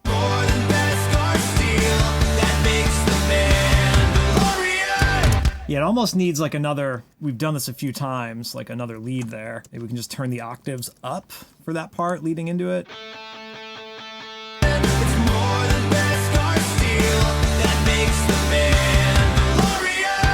Maybe all guitars can kind of zoom into that.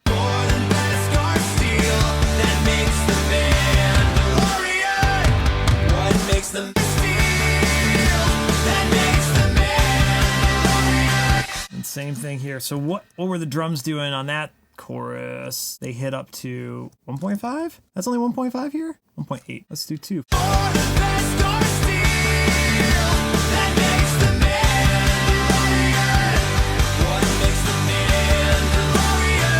Super cool. Mixing is fun. I love mixing. So, made that hit harder. Clean guitar's quacky. Let's do that. You took the creed and believe this is the way. All of your life you've been both hunter and prey. This is maybe a TDR thing. So let's do Nova. All of your life you've been both. So let's take that down. We can turn all these off. You took the creed and believe this is the way. All of your life you've been. You took the creed and believe this is the way. You took the creed and believe this is the way. Yeah, boom-boom-ba, boom-boom-ka. This might also be a good cause for soothe as well. Yeah.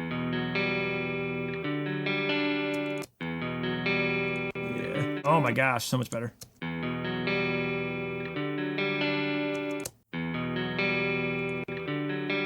Oh my gosh, soothe is a lifesaver. All of your life, you've been both hunter and prey. A little dark now though. Probably can undo it a little bit. The creed and believe this is the way. The creed and believe this is the way. All of your life, you've been both hunter and prey. You're a man. Let's freeze it up to that. Up to soothe. Is there a different clean? There's a different clean. Yeah, the pre-chorus clean was also quacky. Does that need the same treatment?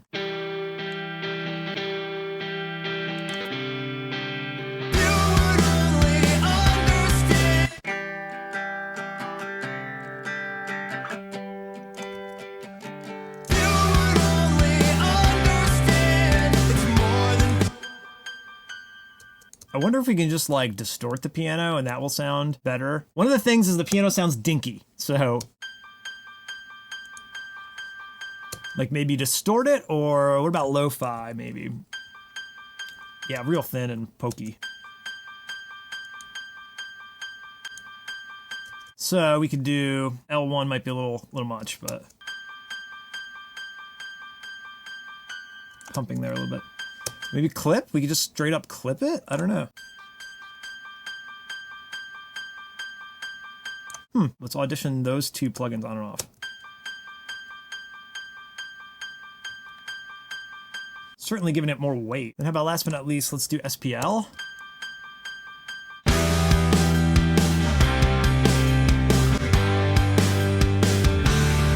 All right, there's a really stupidly subtle, oops, what are we doing here? Stupidly subtle thing. That sounded weird in both, in every pre-chorus that was sticking out too much. So let's go to the other ones.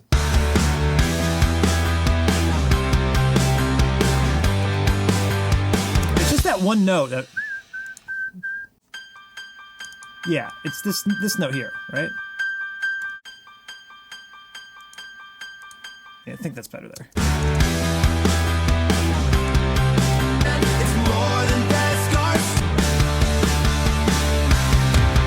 Okay, we'll go with that. Again, game of inches. You know, how long have we been recording for here? If we bring this up, we've been going for 51 minutes. So we're nearing that mark of like, do you even know what you're listening to anymore? We gotta be careful there. So let us roll through these last couple ones and print this and move on. So piano, a couple other weird things. Vocals down, we already did this. Let's even get rid of these. I got the snare thing here. Let's get rid of that too, because we're not changing the snare. Ad lib main vocals in chorus 3, a different take for Tribe. So here, okay, here's the good news. We are not in bad shape. So number one, I don't like the vocal on Tribe. Where is that? You and your tribe. It's too weak. Tribe.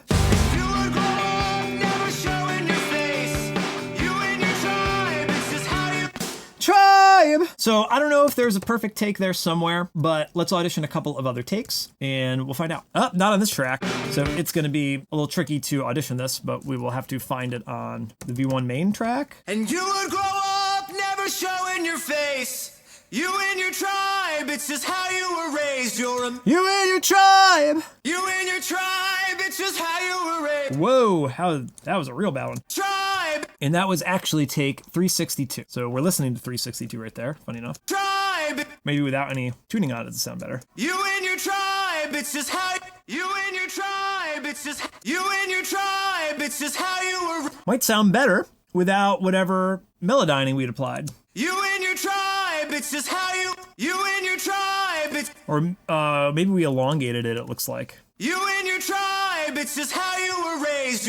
That's interesting. We might have extended it a little bit here. Make it a little bit longer. You and your tribe, it's just how you were. Or the ending, buh. Your tribe, it's just how you were raised. In your tribe, it's just how you were raised. You and your tribe, it's just how you were raised. Yeah, that already sounds a little bit smoother. Let's listen to some of these other takes though. You and your tribe, it's just how you were raised. 355? Tribe, tribe, tribe. Let's try that. You and your tribe, it's just how you were raised.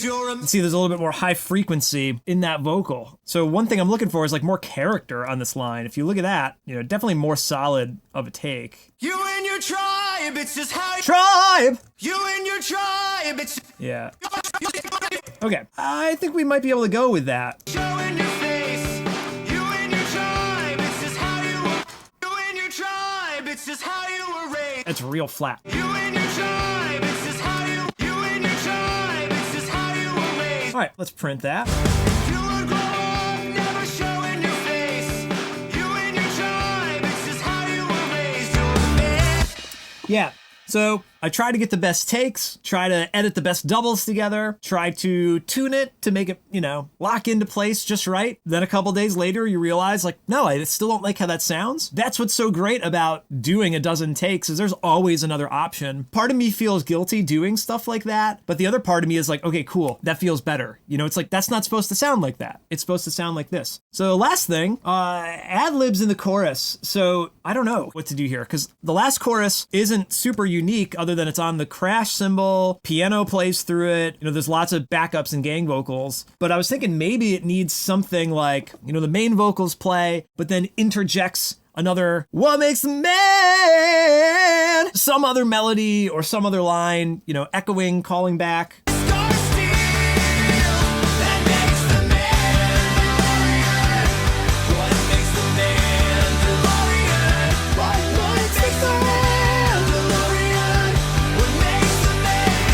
It could be as simple as like, what makes a Mandalorian? What makes a man? All right, I'm gonna take a quick break. I got plenty of water here, but maybe I'm gonna take a break, drink some water, maybe do some vocal warm-ups, and at the end chorus here, we can punch in some extra ad-libs. Yeah, we already have this sort of ad-lib track, and we can add a few more for that last chorus. Nothing special, just maybe one or two more lines to just kind of spice it up, and we'll be good to go. I'm gonna record, so it's probably gonna push the system to its limits. Let's freeze the background vocals one more time. That's probably the best we can do at the moment. I suppose we could freeze the harmonies or something, but I really gotta pee my pants, so I gotta go. I'll be back though. Studio Diary. All right, so a little bit different of a view here, but we've still got our pal the Mandalorian by our side. So what I want to show you now is, inside of Final Cut, how I arrange a little bit of the video editing. So this is the Final Cut session that I'm in for the song right now. You can see it's 6 hours long, because here is the entire season, essentially, if we zoom in. I've got chapter 1 and all of my favorite parts from chapter 1 chopped out. If we kind of scroll through here, you can see I take little bits and pieces of the episode, or they get the IG suit, or where they're talking to IG, and so on. All of my favorite moments, or like the action-y moments. The funny thing is I thought I was going to use a lot of this scene here with Bo-Katan and Din meeting up with Bo, but that didn't necessarily happen in the video edit. But there's obviously a lot of cool, him zooming in there, a lot of cool scenes to use. That's just within the first episode or so. So I've gone through the entire season and basically just super cut, all the parts I like out of it. You can see there's all these big gaps, but then in Final Cut, what I'll do is I'll copy, these giant regions here of the supercut, and I'll paste them down here in the main timeline, and then you can get rid of all the gaps. And then I'll do one more round of supercutting the supercut, essentially. So down here on the main timeline is all the scenes I cut out of the episodes, and then right above that are the scenes that I've cut out of the scenes that I've cut out from the episodes. So I do kind of like 2 layers of trimming, and I think that's what's over here. This is like our supercut of the entire season. And you can see underneath that, I've also got a version of the song playing. So I can listen to the song, watch some of the footage, and that can help find random scenes that line up. Of course, there's always lyrics that I'm matching up particular scenes with. But if I'm just kind of struggling for like, I need something to fill this like musical interlude spot, or the lyrics are the Mandalorian, what makes the Mandalorian, over and over again, I have to find some kind of material to fill that space, obviously. So I can kind of just jump through, scene by scene here and see what works, play along. This scene with the hammer was an interesting one to try and work on. I didn't end up using any of these either. These all kind of move too slowly. But you can get a vibe for how they work there. And then, of course, we shrink back finally to the very beginning of the session. Here is the whole kit and caboodle, right? Where You took the creed and believe this is the way. All of your life you've been both hunted. This is the actual edit. And I'm pretty close to wrapping it up, as I've mentioned before. So you can see all these edits here. I try to go every 2 to 4 beats, changing a new scene. I try not to go like a whole measure without a real long scene like this here. 1, 2, 3, 4, scene change. So about every measure, I do a scene change unless there's some kind of special action sequence or it just doesn't line up perfectly. Now, what's really interesting is above that, man, let me shrink this in. Can you see all of this extra stuff here? These are all the other, alternative scenes and edits that I've tried to fit for these parts of the songs. Through the whole thing, I've tried out different, montages, different sections of storyline, different plots, done a lot of alternate takes, essentially, to go along with the song. Now, I mentioned earlier, once I dropped the last episode in, I kind of shuffled all the plot lines backwards or forwards. You got chorus 1, chorus 2, chorus 3, so you can use kind of like different arcs from the show to fill in those different sections of time. And again, since the chorus is so vague, what makes the Mandalorian, you could almost put any footage there and it's going to work. But the last chorus, before the season finale came out, the last chorus had scenes from the second to last episode. So it doesn't play quite as seamlessly from start to finish. The song, more or less, is a recap of season 3. Now, I did think about using footage from season 1 and season 2, which I think would make the video edit like even stronger. But really, this is the season 3 song. I kind of like having a song for this era of the show. And at some point, maybe I will go back and write a Mandalorian theme song or a Din Djarin theme song that uses scenes from everything. Maybe the same thing with Grogu, especially now that Grogu's had like Jedi training. There's so much more material there to do like an overarching song about that character rather than just like season 3, which the Mandalorian song in season 3 of The Mandalorian, that seems to be like one in the same thematically with me, that we're talking about the people, the Mandalorian. So it's all season 3 stuff. So that's how the story kind of plays through the song. Now you get an idea for what it looks like on my side. I mean, it looks like chaos, right? Like it certainly is. Look how many cuts you got to make every 4 bars, for a 2-minute song, and all the different iterations we try out. And of course, all the lyrics as well, which I take a lot of time in putting that in. Some people seem to appreciate that. Makes for like a lyric video. If it's hard to hear what I'm saying, which I try to make it easy to hear what I'm saying, but if you don't know what I'm saying, the lyrics are certainly there for you. Okay, so I guess that's going to wrap that up for this. Hopefully it came out well. I've never done the broadcast here, the OBS recording on my MacBook here, so this is also brand new. We'll see if that works. And hopefully there wasn't too much glare on my goofy glasses here. Hopefully this chit-chat got my voice warmed up and we can do some vocals for this ad-libbed third chorus, print down the song, and we'll call it a day. See you in a bit. Behind the scene.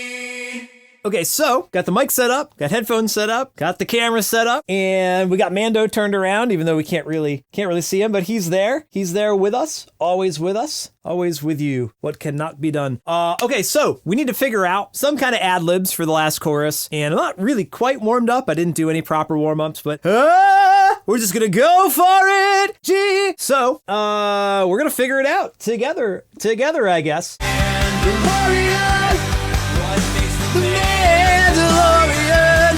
The Mandalorian! I guess we'll just do a couple. The Mandalorian! Maybe it can be a little bit of a harmony. The Mandalorian!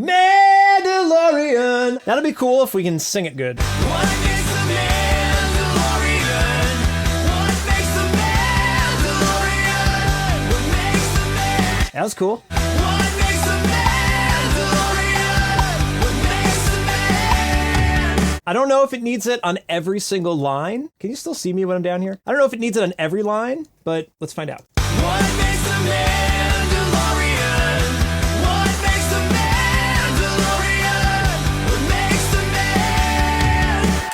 It's exactly what we need. One thing with the vocal warm-ups, like I didn't warm up, so I can go really hard, but I'm only going to be able to get like 4 takes in. The biggest thing that I'm going to be annoyed with is how nasally my voice is. Like a cartoon character, like Professor Frankengleiven. Ga ga ga ga ga ga ga ga ga ga ga. The funny thing is how much I warmed up to do all the other takes and then to like ad-lib this at the end and just throw it away. That's rock and roll though, right? That's cool. So get the best of both worlds here. What makes the Mandalorian? What makes the man? Ripped it a lot at the end there. Go! It's gonna be cool. All right, I just need this DeLorean to be tight. What makes the Mandalorian? I'm really sharp. DeLorean! DeLorean! What makes the Mandalorian? What makes the Mandalorian? What makes the man? Mandalorian! Yun! What makes the Mandalorian? What makes the Mandalorian? What makes the man? All right, 1 or 2 more like that. I'm rushing it just a little. One last one. What makes the man? What? I think there's plenty there to work with. Really straining the voice, but I love that man! Just scraping the vocal cords a little bit there. Totally worth it for this line here. And this is how I should approach more of my vocals in the future. Like, if you got a part that you want to go hard for, just attack it for 5 minutes and let that be the only take for that day. Through the behind the scenes here, I've definitely learned where more of my, roadblocks are. And there's a huge roadblock when it comes to vocals. So it would be cool to say like, hey, here's a really interesting part. Do that today, or hopefully not. This is supposed to be a mix revision and we're dropping in vocals. So hopefully not during like mix revision stage, but at any point, like you just did the guitars, but you have this vocal idea, just do it. The mic is there, record it while you're hot on it. The sooner you can commit to it, the easier the whole process is. The hard part comes, this is the hard part, right? I think this is both in shipping creative work, the practice, and in War of Art, that like the closer you come to the end, the tighter you hold on to the project and the harder it is to let go. And that's where we're about to be, that like, no, everything is not perfect and I gotta hold on even tighter. This vocal part had to be in there though. I think it's gonna be cool. And now we'll spend a little bit of time editing that to make it sound awesome. We'll print down and we'll call it a day. Studio Diary! All right, a little bit sloppy that like we have finished vocals on that same track, but that's just the way it turned out. It's not really the worst thing in the world to have, extra takes in at the last minute, but you do have to be careful because obviously things get really messy, but I am accustomed to dealing with messy. So let's listen back. Let's see if we can find our favorite takes here. Gotta get the view right. I think a highly underestimated part of editing anything is getting the zoom level just right so you can see enough of the stuff that you're working on. What makes the Mandalorian? A little starting to get strained there. What makes the Mandalorian? Oh no, there's still more. There's still more to go. Weren't even thinking. You still got more to comp, dude. What makes the Mandalorian? What makes the Mandalorian? What makes the man? All right, let's hear that in the mix. That makes the man. What makes the Mandalorian? What makes the Mandalorian? What makes the man? Cool. And then let's commit that, send those down, do our Pro Tools deck, color deck, default. Now, can tighten the timing up, tighten the Melodyne up. What makes the Mandalorian? It's interesting, like sometimes when you're singing in these different octaves, you end up being able to pronounce the words differently. If you're really going for it, or if you're just a little bit more relaxed, or, wherever you are, high, low, in the middle, you can see that like even the pronunciation looks different. Like obviously you're singing it differently. Oh, and you know what? I've edited some of this as well. So it's not a total fair comparison, but totally different takes on different days. So they have their own individual vibe. And that's okay. I just want to make sure it's not distracting because it already sounded great. So I don't want to layer stuff on top and have it be like too wild. Mandalorian! What makes the Mandalorian? And then we could probably ride that down, right? Let's turn on the automation again. It almost replaces the main, right? That makes the Mandalorian. What makes the Mandalorian? We don't need all this footage either. We really don't need this footage. What makes the Mandalorian? Okay, so a lot of editing and tweaking there. And what do you know? We got another 37 minutes of random vocal stuff here. But okay, I'm going to take another quick break, come back and do a print down. And as usual during that, I'll spell check anything I hear on the fly. But hopefully we can leave that for today because, we changed a bunch of little things. We want to let it sit. Okay, I'll be right back. Behind the scenes! Now, the $1 million question is, will we be able to print down this mix without any Pro Tools errors? I left Pro Tools running in the background, so it's just been on and I haven't restarted the computer or anything, so we'll see. You know the drill, first things first. Let's make a new playlist here. Let's duplicate this. And this is going to be officially mix one. So kind of silly, obviously, like, hey man, you've been working on this for a while. It sounds great. Like you're going to call that mix one. It's kind of cheating. But I don't know if I mentioned it before, but it makes me feel like more confident that like now we're in the mixing phase and I can just kind of nudge everything into shape. Like I said, this game of inches now, it feels like a more attainable goal when like mix one is roughly complete and mix 2, 3, 4, 5 however far we go, can just be small iterations on this already pretty good thing. You know, that's why I call everything beforehand a demo. Like the first version is a demo, even the version with new vocal takes and new guitar takes, like they're all demos until you've gotten to this like final stage. It's really hard to separate like the writing and the recording and the production and the mixing and even the mastering. We haven't talked about mastering at all here. And that's just because, you know, here in Pro Tools, like I hit this limiter and that's basically it. That's the mastering. I mean, obviously I've got some EQs and, you know, I do have a chain of effects on the master track. So I do master it, but I don't jump into those plugins and start changing the processes after recording and then mixing and then mastering. It's all one homogenized thing to me. And as you can see in my Pro Tools sessions, like I've got a template of stuff set up, things that I just always do. And again, these iterations on top of that. Every new song evolves this template, but I'm never really like switching my brain from one thing to another. And that's why this mixing stage is so crucial, to be like, here's a list of a dozen things I'm going to change. I'm going to change those things and then step away from the mix. I don't know if I'm coming off as a crazy person or not, but this is so critical to be able to walk away and come back with fresh ears, because there's no like little squiggly line, you know, like when you misspell a word, they're not going to show you that this word is misspelled in your mix, that the EQ is weird or the compression is weird or whatever it is. You've got to be able to spell check it yourself. So you need a clear head, you need the motivation, you need the good vibe, and your ears have to be as, you know, I don't know the right word for it, but your ears need to be clear and not, you know, not fatigued, and to be as unbiased as possible when you make these stupid revisions. I feel like I've got a pretty solid, you know, setup in most of my sessions. You can see this has like been thought of time and time again of how to do this. It's not my first rodeo, right? Anyway, what are we talking about again? Oh, that it's mix one. So it's mix one, and let's see if we can actually mix it down. And I want to double check that it's 2 minutes and 30 seconds long. So let's hit record. You took the creed and believe this is the way. All of your life you've been both hunter and prey. You're a Mandalorian. Does that make you Mandalorian? You would grow up never showing your face. You and your tribe, it's just how you were raised. You're a Mandalorian. Does that make you Mandalorian? If you would only understand, it's more than Beskar steel that makes the Mandalorian. What makes the Mandalorian? What makes the Mandalorian? What makes the man? What makes the man? Deep in the minds you redeem and restart, and forever forged are the words in your heart. You're a Mandalorian. Does that make you Mandalorian?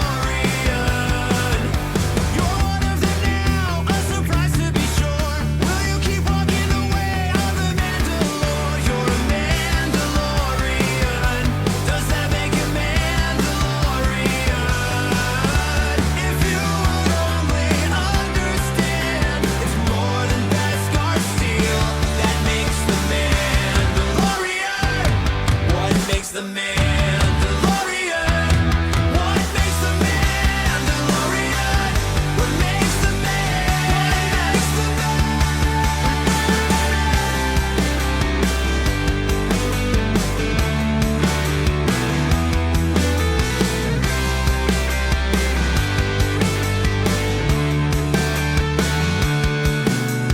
Scattered like stars through the galaxy.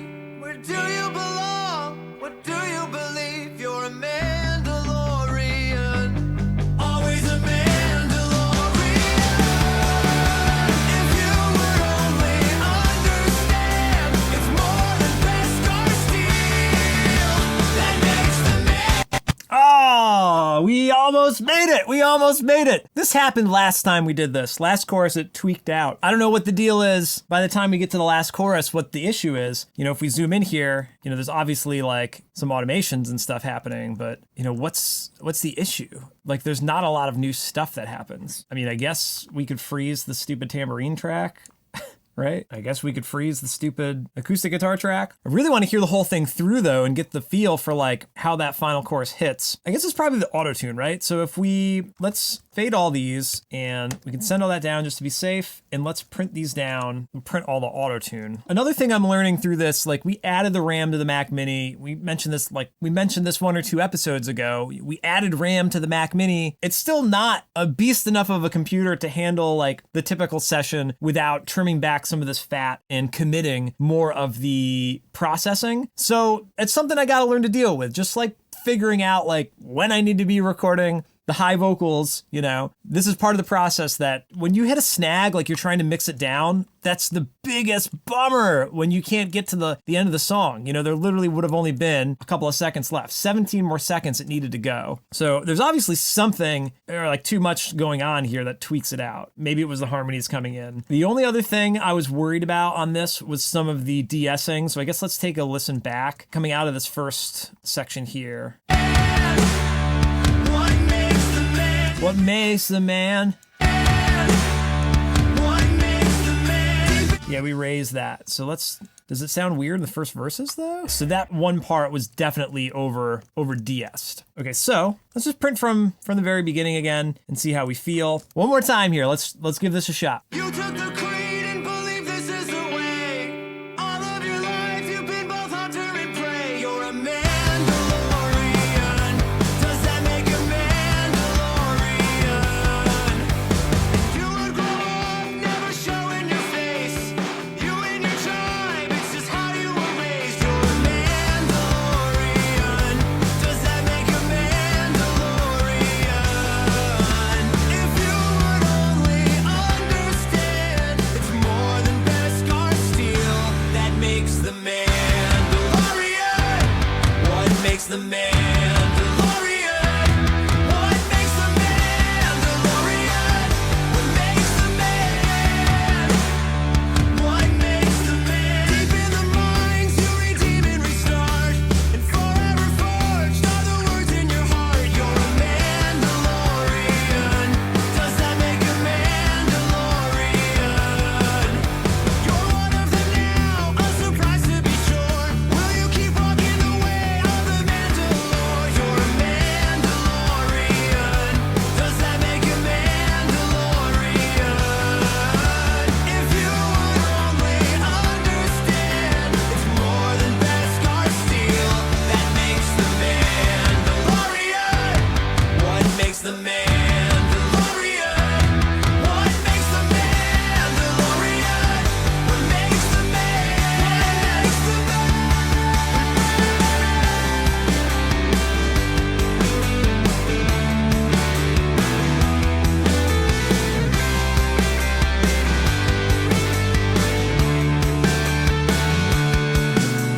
Scattered like stars through the galaxy.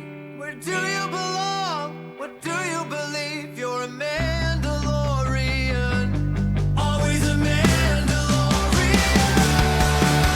If you would only understand, it's more than Beskar steel that makes the Mandalorian. What makes the Mandalorian? What makes the Mandalorian? What makes the man? What makes the man? Okay, very interesting. So that very last chorus, we didn't even hear it with the vocals. I totally forgot that we did that. It feels weird. It feels different. I'm not used to it. It sounds like it needs to be more than just another layer on top. It almost needs like, some Echo Boy spatial effects. What makes a Mandalorian? Something else going on there. It needs some kind of spatial effect maybe to separate it from like, here's the main vocals, and then here's that other part. It needs to be a little bit to the side, thematically speaking. Maybe that's like some stereo delay or modulation on that. What makes a Mandalorian? Some kind of work to be done there. I'm going to play around for a second and maybe we can print down something alternate. But otherwise, I felt pretty good about that. It's hard to tell if the vocals are like a little bit too low. I'm gonna guess when I put headphones on, it's gonna feel just perfect. Like they feel a little bit low on the speakers here. And I think that's something I need to get used to, that when you're in a stereo setup like this, like you tend to wanna mix the mono stuff a little louder so it's reinforced. But then when you put headphones on, you hear less interference from the room and everything's more focused and tight. And those balances, they don't feel exactly the same as they would on speakers. I've talked about this before, but the vocals are either tucked in perfectly or they're just a little too low. Haven't quite decided yet. But this very last part here,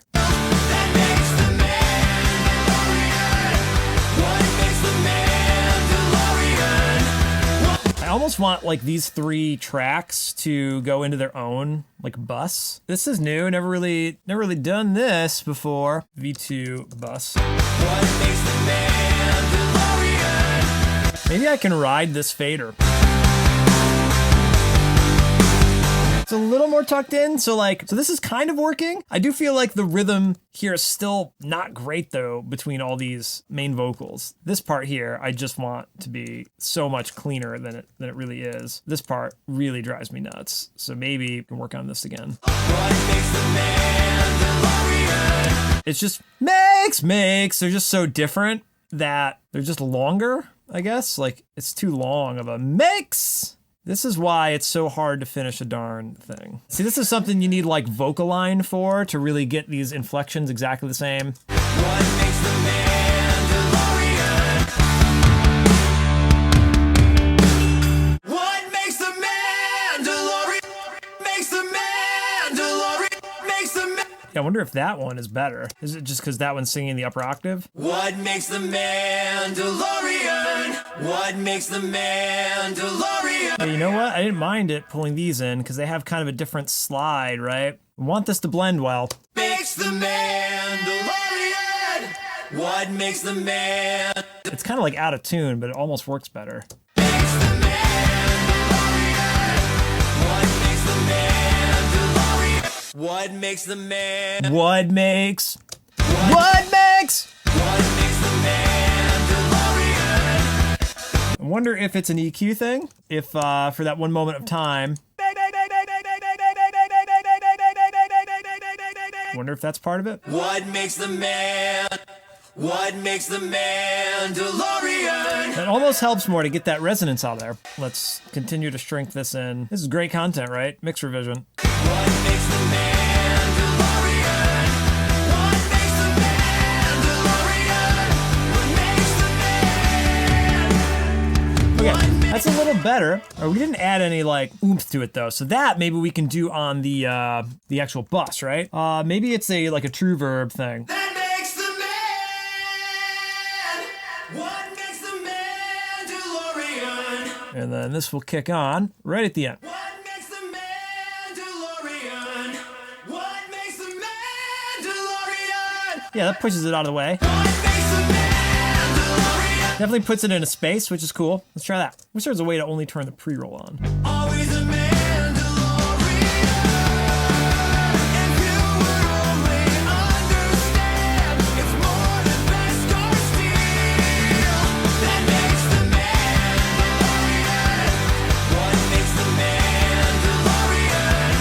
What makes the man? I feel like it needs a delay is really what it needs. What makes the Mandalorian? Like that just makes it sound like it's in a bathroom, but maybe if we go to Echo Boy. What makes the Mandalorian?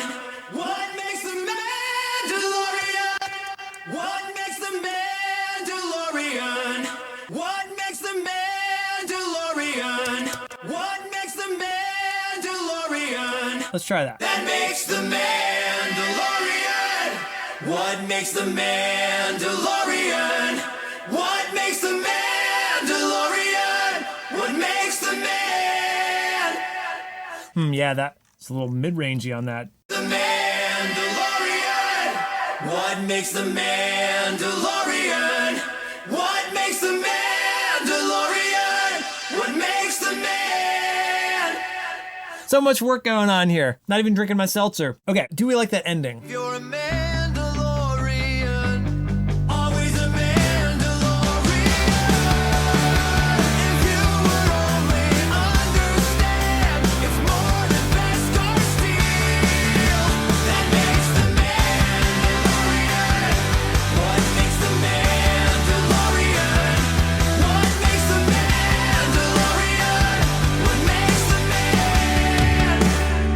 might need to be this whole time then, this little trim boost.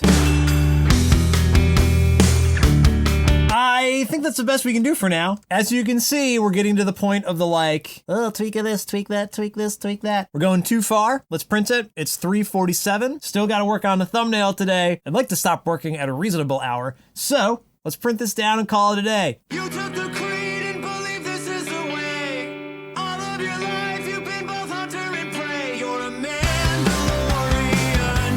Does that make a Mandalorian? You would grow up never showing your face. You and your tribe, it's just how you were raised. You're a Mandalorian.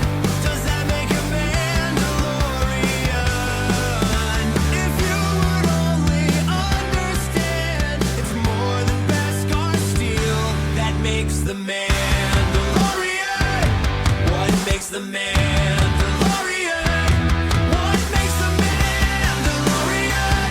What makes the man? What makes the man? Deep in the minds you redeem and restart, and forever forged are the words in your heart. You're a Mandalorian. Does that make a Mandalorian?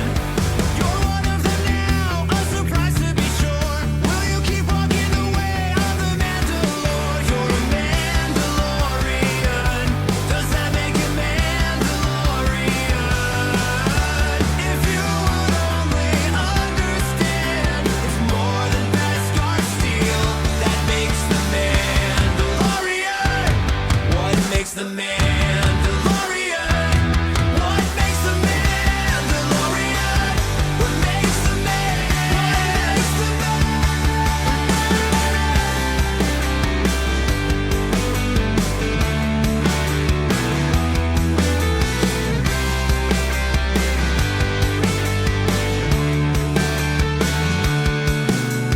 Scattered like stars through the galaxy.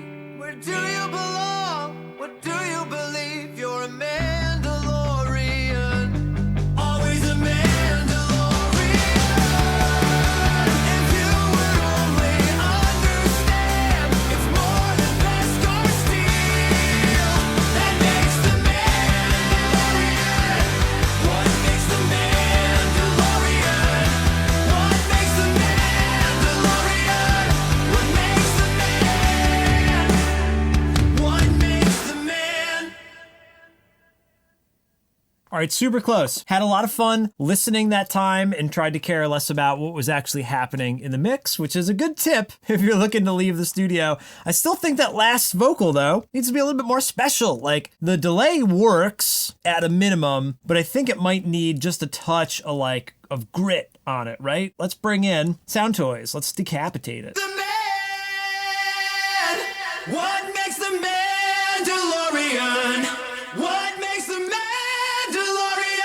I mean, that's already way cool. What makes the Mandalorian? Yeah, boring. What makes the Mandalorian?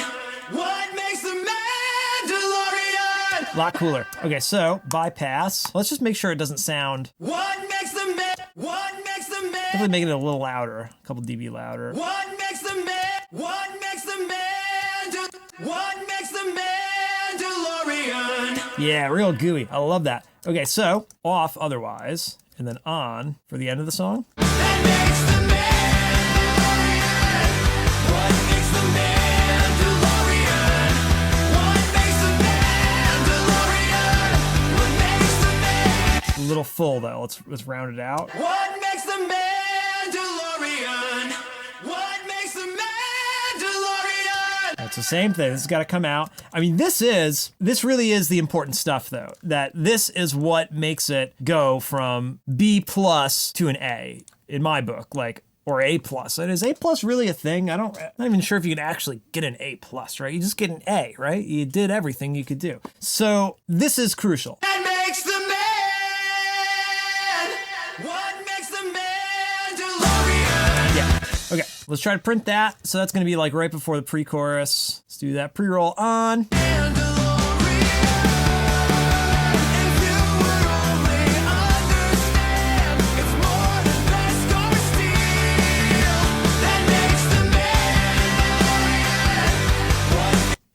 mean, that's a moment, that's for sure, that's like, hey, here we are. I think that's just because it was kind of loud, potentially. We're getting there. It's so close. That makes the man. What makes the Mandalorian? What makes the Mandalorian? All right, if we can get that to print down, we'll be in good shape.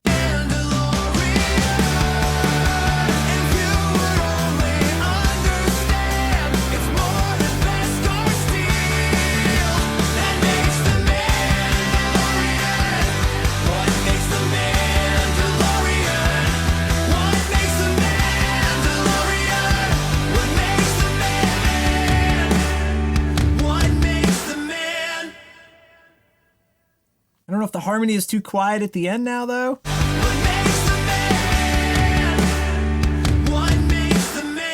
Might be just hearing too many things right now. So let's call that, all right? Let's call that officially mix 1. We can put this up in Dropbox and we'll call it a day. Save the session, 3:56, not too bad. I was hoping to end by around 4. And we're doing that. And dash mix 1. So that's pretty cool. We've just finished the 18th day working on this song, give or take a day here or there. And now we have mix number 1. It's the most complete it's ever been. But of course, you've seen some of the tweaking that we've done here. And we're gonna sit with this for another day or two. We'll do a new list of things that are still sticking out to us. I can almost guarantee that the vocals we recorded today and the effects that we added onto those vocals and the editing and tuning that we did to them, it's inevitable that the last thing you put in there is gonna be wonky and you'll need to fix that. It might also be perfect. We don't know. We gotta give ourselves a chance to refresh and come back with a clear mind and clear ears. So I think that's gonna wrap it up for today. I'm gonna save you from watching me do some of the thumbnail editing, but maybe I'll do a recap video of that coming up. I hope you're still having fun watching these behind the scenes because we're almost to the end. And if you wanna see more, you gotta let me know. You gotta tell me if this was any fun whatsoever. If you've been enjoying these behind the scenes, I would really appreciate the feedback. If you have it, leave it. Otherwise, I'll see you next time. Behind the scenes with Royish Good Looks Studio Diary. Oh, I don't know. How do I want to mix this in? I'm scared. I don't know what I'm doing. Behind the scenes, Royish Good Looks Studio Diary. Welcome back. Today is April 27th, day 19 of our studio diary for the Mandalorian song. I think I've just decided that we need a theme song for this series, and I don't have anything concrete yet. But what about something along the lines of, let's go behind the scenes in Royish Good Looks Studio Diary. Behind the scenes, Royish Good Looks Studio Diary. Something like that. Man, could that acoustic part just suffice for it? Maybe we'll do that. Whatever episode this is, let's make that the intro. That'd be kind of cool, right? Behind the scenes, the Royish Good Looks Studio Diary. Yeah, there could be a lot of ways to go about this, but I think that could be fun, right? Behind the scenes, studio diary, the diary.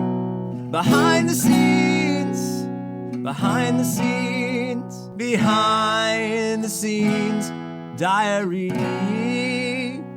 There you have it. There's some ideas for the future theme song of this show. But today, the goal is to hit a handful of revisions. Mandalorian mix notes. Got a couple of easy things to hit here. I was listening to the song today on my Sony headphones, on my earbuds. I'm pretty happy with it. That last chorus with the new ad-lib vocals is probably the most like, not so sure about that. I have a few ideas of how to wrangle that in today. And I do think the whole thing about the vocals we talked about, they do seem just a little tucked in. They sound great in like the verses, but when we're rocking out in the chorus, they get a little bit lost with the heavy guitars and the crash cymbals. So I think I might ride all the vocals up except for some of the parts of the verses. Yeah, I'm pretty happy with it overall. And I went back and listened to Never Tell Me the Odds, and It's Like Poetry, the last 2 songs that I put out. I think those are the last 2 I did. In those, it was interesting. The vocals on It's Like Poetry, I think, are maybe a little too loud, but they sit right above the band and they sound great. But they're, it's above everything. So I think there's that middle ground here that we're tucked in and we can sit a little bit higher, just a little bit for certain parts, especially the chorus. But Never Tell Me the Odds is kind of tucked in. Like that song's a little bit more rock and roll rather than like kind of pop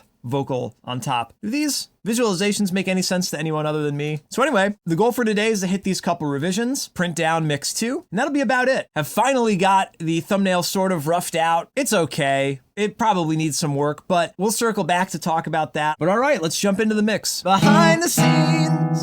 All right, so first things first, let's keep it simple. Side stick down in verse 2. This is an easy one. Thought that wasn't loud enough in previous versions. I think we ended up turning it up, if I'm not mistaken. So we turned it up a dB, and that was too much. Maybe let's bring it down 8/10 of a dB.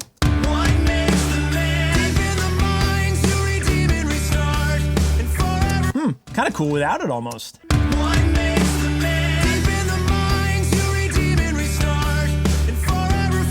Definitely leaves a lot of space.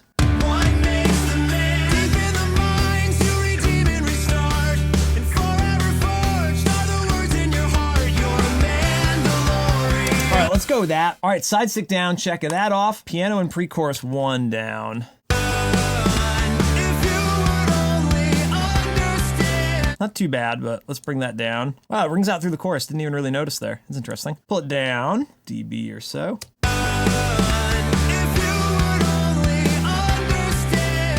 There we go. Check that off. Solo rhythms down. That could be easy.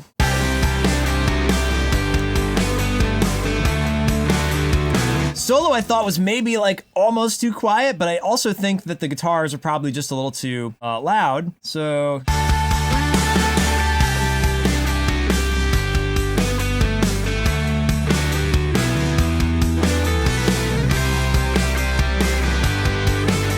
yeah, let's bring them down a little bit. 1.2 dB maybe. About 3 dB is the just noticeable difference, but to a mixer, like 3 dB is definitely a significant change. So 3 dB to me, I guess a lot wouldn't be the right word, but that would be like, 1 dB is the vibe difference, like tucking in the vocal. Like 1 dB will just make it sit a little bit more, but 3 dB would be like, no, the part's too loud. It's not a matter of like, oh, I just need the vibe of the way these two things gel together to be a little different. So that 1.2 dB, that's just seesawing the balance a little bit differently. I don't know if I'm making any sense, but we don't want a dramatic change. We don't want to lose the rhythm guitars. We just want to tuck them in so that the solo can have a little bit more room above it. Again, we can compare.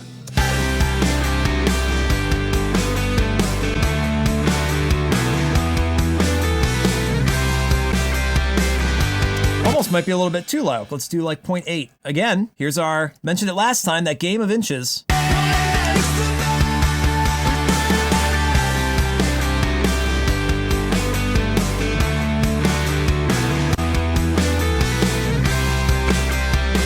So right there's that subtle change. That was 0.8 of a dB, 0.8 dB. The rhythm guitar track's just a little bit lower. The lead guitar, the solo guitar, doesn't have to be any louder. It's like still at a good level, but now it just has a little bit more room to shine through without needing to raise that. Like that is the key to mixing. It's not like, hey, I can't hear the solo, turn it up. It's like, well, what else is happening that's fighting with that?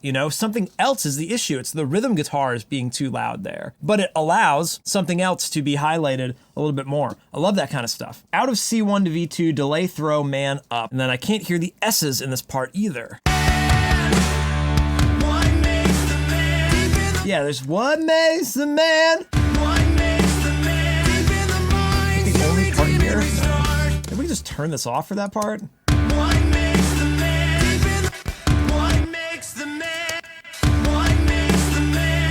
Yeah, I've never like turned the de-esser off, but I almost just want to turn it off for that part. The first one might be hitting it a little hard. I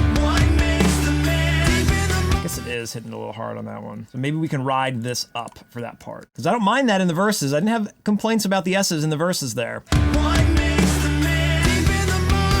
that a little better? Let's double check with the other version.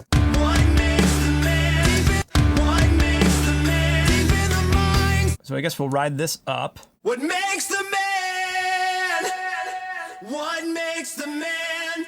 don't know if we want the at the end. Maybe fade out the. Makes the man. Makes the man. What makes the man? Pre C2 into C2 guitar transitions up. It's more than Beskar steel that makes the man. Yeah, nothing new really comes in there. Maybe we need to copy and paste some of the again, kind of like this last pre-chorus.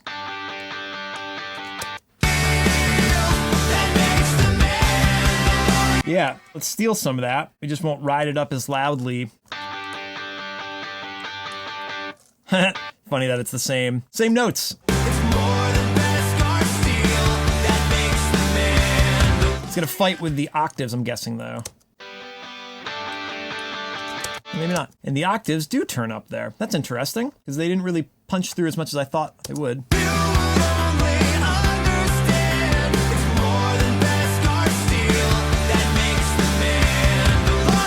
Okay, the octaves sort of crescendo in, and I think these should probably also crescendo in a little bit. They can start at dB low and then ride up.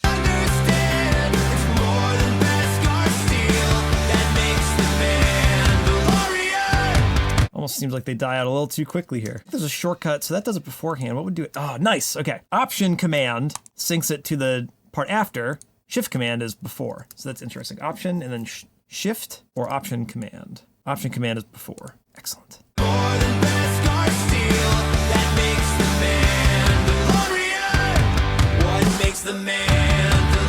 Maybe the leads get a little too loud. Start from -1, go up to 0, because the guitar bus already rides up.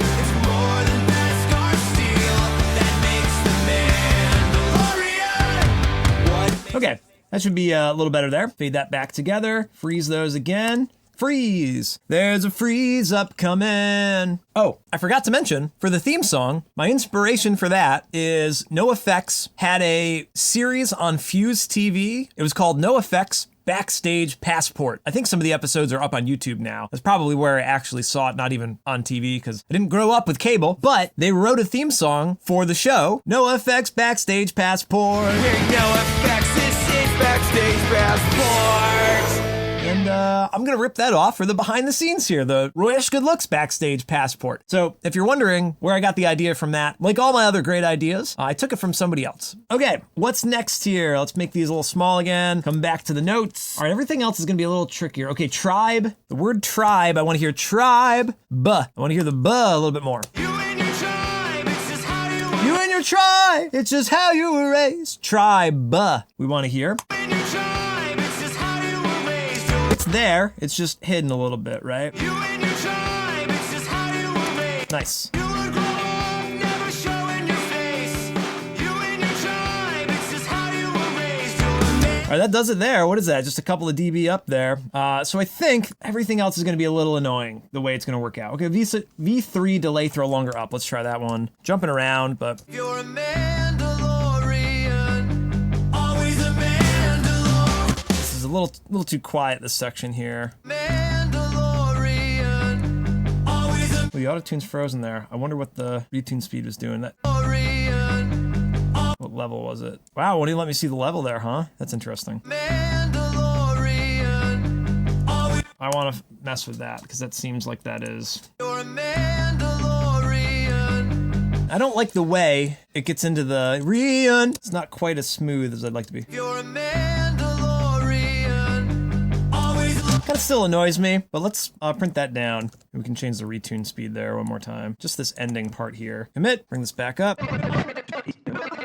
Mandalorian, always a And then the delay throw here almost needs a little bit more of this like verb. Mandalorian, always a man. Let's automate the throw to have a little less direct sound. What is that? We'll go from -2 to -5 maybe. Make it a little more dramatic there. Do you believe you're a Mandalorian? Always a Mandalorian. Then maybe we can ride this up because I don't hear it decaying enough.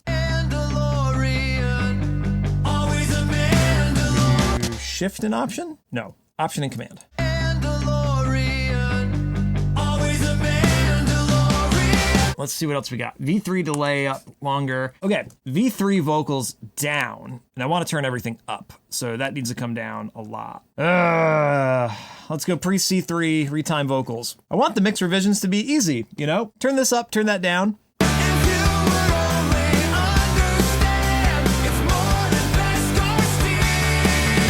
This "If You Would Only" is a little slow.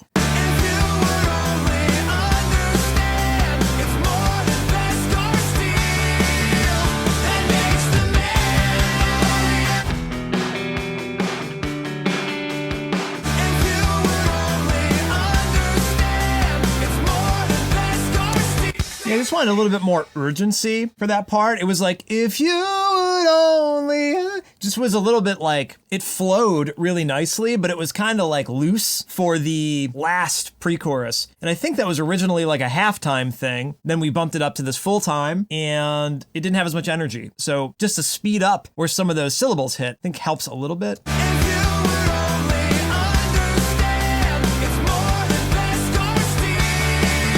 Let's see what else we got. Verse 3 vocals down, but all the vocals up, except for verse 3 and V1 effects parts. So let's bring all the vocals up. Let's listen to the chorus, like maybe chorus 2.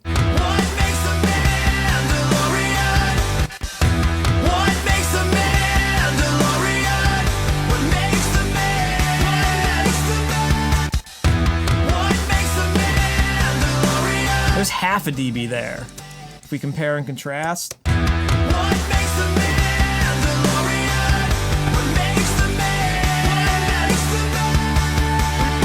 Yeah, a little bit easier to hear in the studio here. 0.5 dB there. 0.4. Let's do 0.4. Not quite a half a dB. Just a little bit more. Okay, so then we're 0.4 up. So then this part here. You took the creed and believe this is the way. So we'd have to bring this down 0.4 at a minimum. Let's do 0.6 though, because I wanted the intro to hit a little harder. You took the creed and believe this is the way. All of your life you've been both hunter and prey. That was on the background music track, you dummy. Not the vocals. Who caught that? Anybody else catch that? You took the creed and believe this is the way. All of your life you've been both hunter and prey. You're a Mandalorian.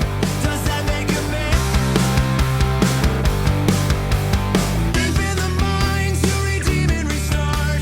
And forever forged are the words in your heart. Yeah, see, there you go. There's your 3 dB down, right? Now you gotta like hunt to hear the vocal.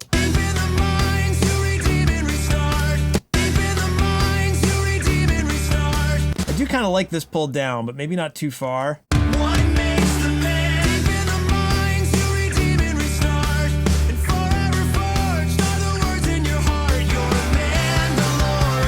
Into the verse 3 though. I think we already wanted to pull verse 3 down. So again, did we turn it? Wait, it's funny, this is up here, huh?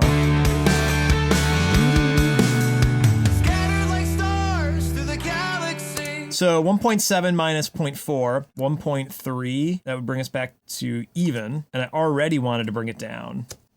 Yeah, no wonder that was a little bit loud. Okay, so I think the last thing then, if we fixed all those silly parts, ad-lib vocal, louder, but more controlled. Yeah, in verses, we can fix this. Louder, but more controlled distortion question mark. So what I heard on the last chorus is, oh, you've got this extra vocal part and you were too scared to put it in the forefront of the mix, which is totally the case, right? We wanted to make sure we didn't overdo it. So we got to kind of like backtrack on that and make it more prominent, but not in the way, you know? So we did all this automation to like tuck it in, but I think in reality, instead of like tucking it in, we just need to like go ham on it. Makes the man. What makes the Mandalorian? What makes the Mandalorian? What makes the man? Yeah, we made it way too subtle. So I guess let's hear all the vocals together. Makes the Mandalorian. What makes the Mandalorian?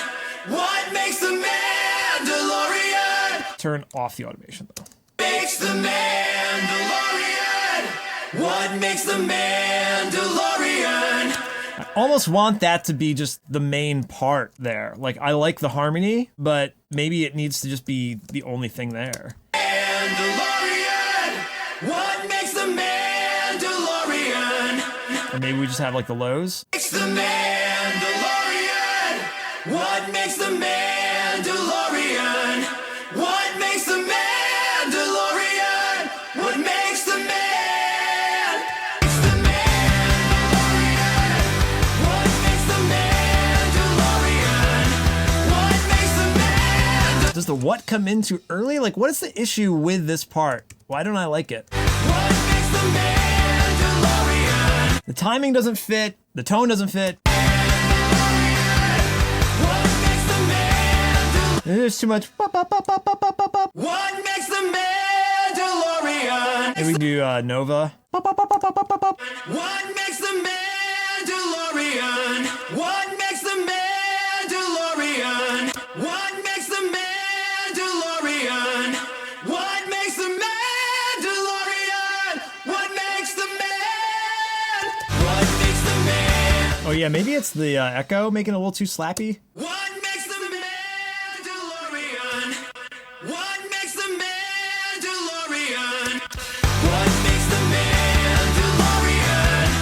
What makes the man? It's already sounding better though. What makes the Mandalorian? What makes the Mandalorian? Yeah, this part here. What makes the Mandalorian?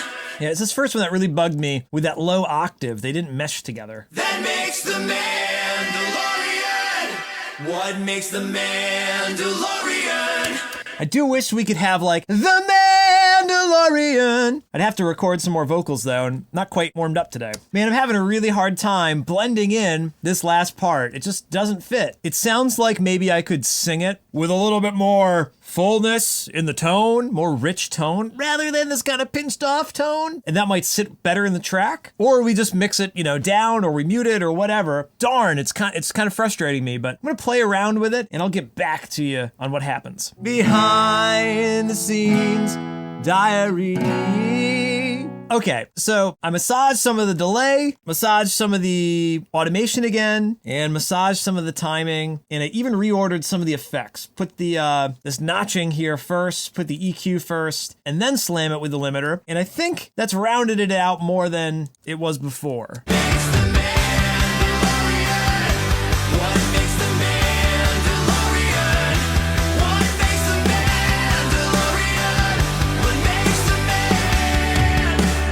It's mostly this octave thing. Like if these vocals here came in here, it's only because we got the octave. Maybe we should have kept the main vocals. Man, it's funny you think of things. I was working off camera, hoping I had the right idea, but now it's coming to me that maybe we needed to work on the low vocal rather than the harmony. What makes the Mandalorian? Like maybe this here all needs to get shifted instead. Mandalorian. What makes the Mandalorian? Right, just temporarily this one, I know this is copy paste, but this one chorus here is the problem. Mandalorian. Let's fix this. What makes the Mandalorian? The issue is that the new harmony, overdub, ad-lib, whatever you want to call it, didn't blend in with the mains. That's the only issue. Like on their own, both were fine. Okay, cool. I think we've finally gotten close there. Man, that was throwing me for a loop, but let's check it. I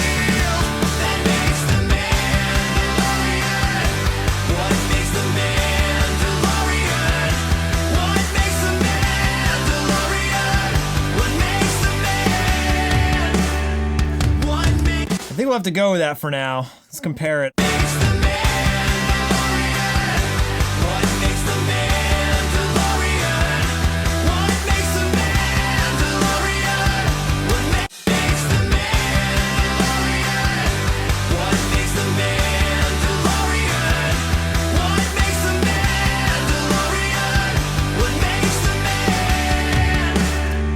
All right, I'd have to say I'm still, a little bit nervous about that. Maybe it'll grow on me over time because literally the only mix I've heard it in was that last mix. But the good news is that's the end of our notes for today. So we can keep that in the back of our mind that we want to get used to that one particular spot.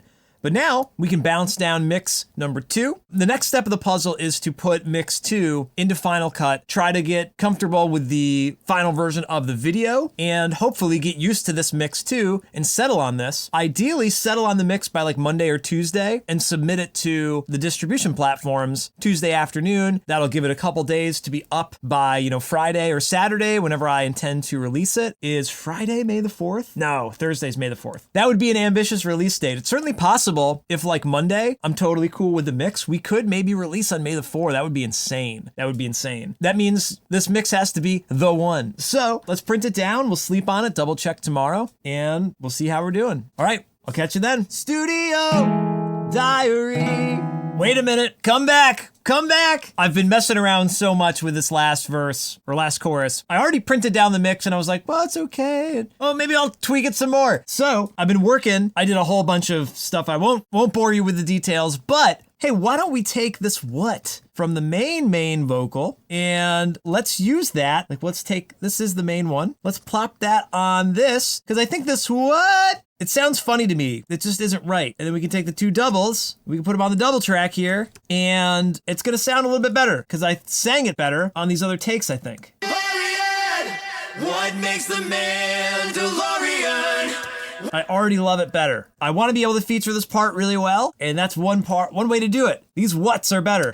What makes the In the whole mix. What makes the What? The what cuts off. It's not like, what makes the man? What makes the man? Seems a little bit more intentional now. What makes the Mandalorian? We're gonna go with that. We have to call it today because now it's 5:30. I spent like half an hour just tweaking that again, but we're so close. I was doing the revisions on headphones. I even found something off with the mastering. I was not at the same level as I normally do. So this is what happens when you get to the end of the project and you hold on so tight and you start tweaking everything. Everything is okay though. Situation normal. What else does he say there? Boring conversation anyway. Boring mix anyway. Okay. We did it. This mix number 2, it sounds great. I was just rocking out to it. You get to that last chorus, we get the ad-lib vocals coming in, they soar over top. Like I said, I think there's a matter of me getting used to that new part and letting that be like the main vocal. Had I thought of this ahead of time, I don't think we would have ran into this kind of snag here of like, oh, I don't know. How do I want to mix this in? I'm scared. I don't know what I'm doing. If this was right from the very beginning in the arrangement, I don't think this would have been like a little bit of a roadblock. But I'm feeling great about this. So we got mix 2 in the bag. I'm going to throw it up on Dropbox. I'm calling it a day. I'm going to eat dinner. Behind the scenes, the Royish Good Looks Studio Diary. Oh, crud. That's how that mix came out? This is probably what needed to happen from the get-go. So anyway, let's do that. Let's make some rock and roll. Behind the scenes, with the Royish Good Looks Studio Diary. Hello, and welcome back to another Studio Diary update. Today is April 29th, the 20th Studio Diary entry here. I've got a couple more tweaks to make on the mix. Nothing really major. I'm actually really enjoying how it's sounding. You know, today's Saturday, the 29th, and I'm hoping to put this out maybe even Friday next week, which would be May the 5th. I think. I was thinking maybe it would be fun to shoot for May the 4th, but people always say, hey, you should release something on May the 4th. Are you going to do something special for May the 4th? Over the last several years of doing this, I've had to tell myself that May the 4th, while it is a special day for every Star Wars fan, that it is just one day of the year to celebrate Star Wars when really, I celebrate Star Wars every day, right? And this past month or two has been crazy Star Wars time with Bad Batch and Mandalorian. So I try not to shoot for like, I've got to have something crazy special for May the 4th. Like, that's for Disney to figure out and Lucasfilm to figure out the special stuff they have to do. For me, my process, I got to take into account my own sanity. So it'd be nice to always have something special on May the 4th, but I think I'm going to shoot for the Friday, May the 5th. If not Friday, then the Saturday, May 6th. Long story short, we've got a little less than a week to wrap this up, but it's plenty of time to finish this proofreading. And I'm already really enjoying how it sounds. The tweaks that I have for today, we've got one edit in verse 1 to take care of, some weird S's in the pre-choruses that are bugging me, and that last chorus, tucking in that last ad lib line just a little bit more, solo up a touch, and checking some EQs for the rhythms and the guitars, and this one plugin virtual tape machine that I can already see in the Pro Tools session we don't even need to check. So a really easy laundry list of things to hit today, and it should be that way since we're revising mix 2 into mix 3. So we've already had a lot of time to fix, the small stuff. There may still be some things that pop out, but it's shaping up, it's the last little bit of polish that we're putting on it to make sure, okay, is it perfect? Is it just the way I want? And we'll try not to go off the deep end. The tricky thing about mix revisions is every time you listen to the mix, it's a Pandora's box of like, well, you might find something that you don't like now. It's like, hey, how does my hair look today? If you don't look in the mirror, your hair looks great. But as soon as you look in the mirror, you're like, oh no, I got my hairs here in the back are sticking up, or all my grays are showing through, whatever it is. As soon as you start evaluating it, you open the possibility up to find something you don't like. Trying to walk that line of making improvements, but not going insane. Before we jump into the mix though, I think it'd be fun to show off some of the work I've been doing for the thumbnail and the album artwork. It's nothing special, but it'd be fun to just document it on camera here a little bit at least. So here's what I got for the thumbnail. We got our Mandalorians. The song is The Mandalorian, so I figure we could have a few. I was gonna do find as many Mandalorians as I can and put them in there, and I did have some rough mock-ups where that was the case, but it was too chaotic. So of course we got Bo, Din, and Paz, the Mandalorians. I mean, those are the main people this season. Maybe the Armorer would have been cool to be in there. A little tough that they're all kind of blue and silver, and I've used the moon from Mandalore. I think that's maybe the Concordia moon in the background there as sort of the, pop of the backdrop, and I think this is the official Mandalorian logo here. For the album art, basically the thumbnail, I try to have them work in tandem with each other. So I'll take what I've made for the thumbnail, bring it into the album art, pixelate it a little bit just for fun, blur out that background, and I've recreated the Mandalorian logo here from the Star Jedi font and just kind of photoshopped it a little bit. You can see the M and the D and the R, that's kind of the dead giveaway of it being a little bit different there. So that's what I was doing yesterday, is kind of tying this together and trying to make this look as epic as possible. That's always such a huge part of the puzzle of hey, are you gonna click on this video and watch it? So the thumbnail's gotta look great, it's gotta pop out, and especially at low resolution. So we do a lot of zooming out. It still looks pretty cool to me at that smaller ratio there, good contrast maybe as well between the orange and the, kind of neutral blues there. And then the album art is just, the basic same idea, a little less vibrant. Maybe we can make the album art a little bit more vibrant in that background. So we'll play around with that maybe a little bit more, but hopefully that's a fun little deep dive there. I know I mentioned Photoshop. I don't actually use Photoshop. I use an app called Pixelmator. It's basically Photoshop. Super easy to use. I've never thought of myself as a graphic designer, but it's something I've kind of learned to, hack over the years, and I've tried to get better at it. But man, it's a whole other art and science to get good at when I just want to make rock and roll, right? So anyway, let's do that. Let's make some rock and roll. Let's jump into the mix here. Behind the scenes. All right, verse 1, this is the way, mouth click at the end. This is a super easy one to bang out. This is the way, some sort of a clicky click sound I heard here. You took the creed and believe this is the way. This was something I heard on headphones too. Let's turn off the effects. You took the creed and believe this is the way.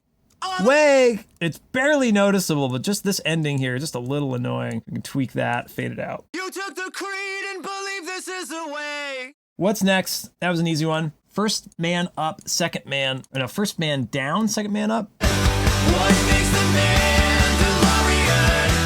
What makes the Mandalorian? This one I guess I wanted down, and this one I wanted up. What makes the Mandalorian? What makes the man? Okay, and then low vocal. These two vocals, they just don't match here. What makes the Mandalorian? Man! That scoops in, and the bottom one does not. What makes the Mandalorian? Goodness, this part has been trouble. All right, let's see. Maybe if we duplicate this track. No, what do we even want to do here? Do we want this to do that? Man, bring up Auto-Tune Pro. Go to graph mode. Man. I don't know if we want to do note. Bring this up. Man.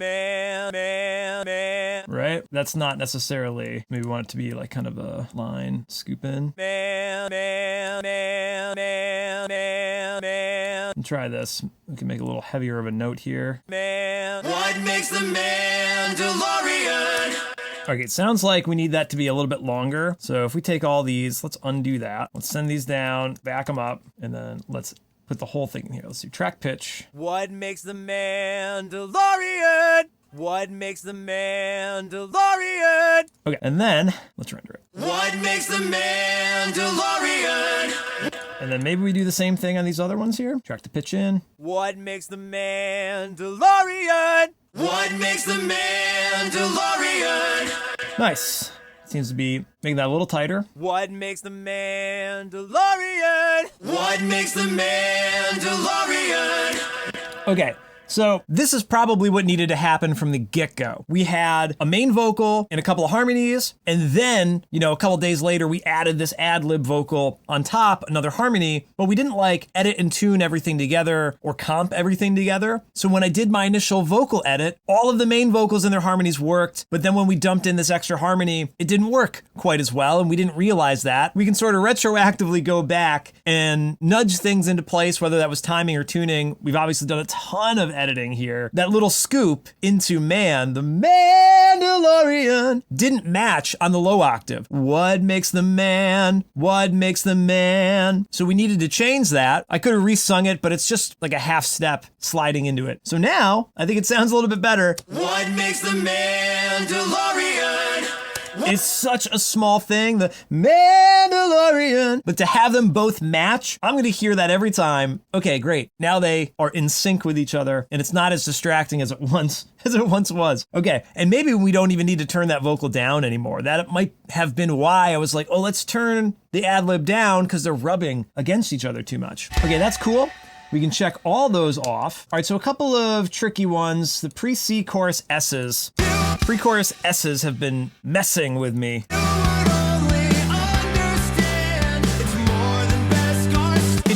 It's more. See if we can just find a different take for it's. Just the S though. It's more than best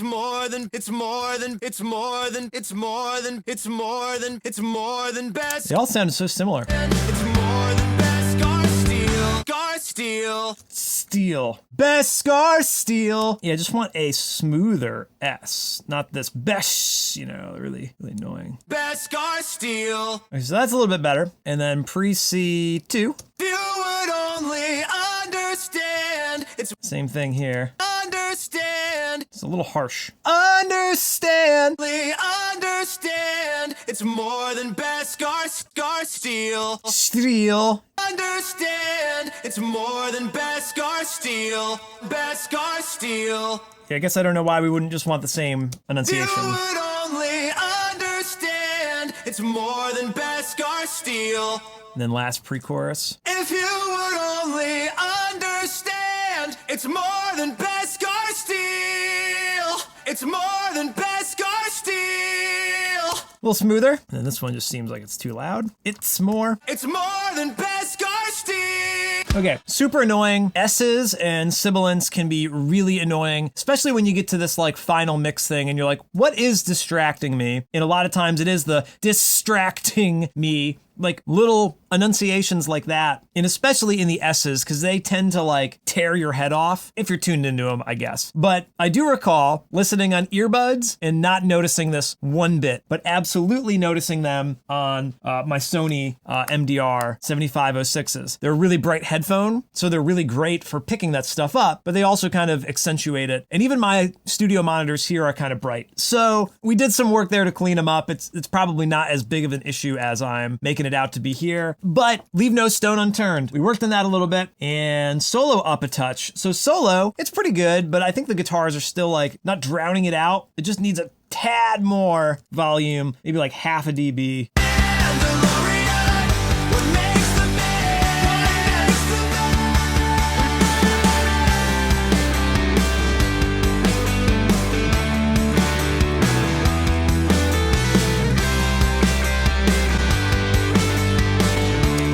Let's go with that. And then check VTM, so that's already done. So that was, in case you're curious what that last note was, check VTM. I have this rear bus, and, oh no, not the rear bus, parallel VTM. So on that track, I use, I guess I can just show it here. I use the Virtual Tape Machine by Stephen Slate. So it's supposed to emulate the characteristics of a tape machine. One day I just decided to take this Virtual Tape Machine off of my mix bus and route it in parallel. The way I have this set up right now is that there's kind of an alternate mix that goes into the tape machine, and then the main mix goes into the mix bus, but also also this parallel mix goes into the mix bus.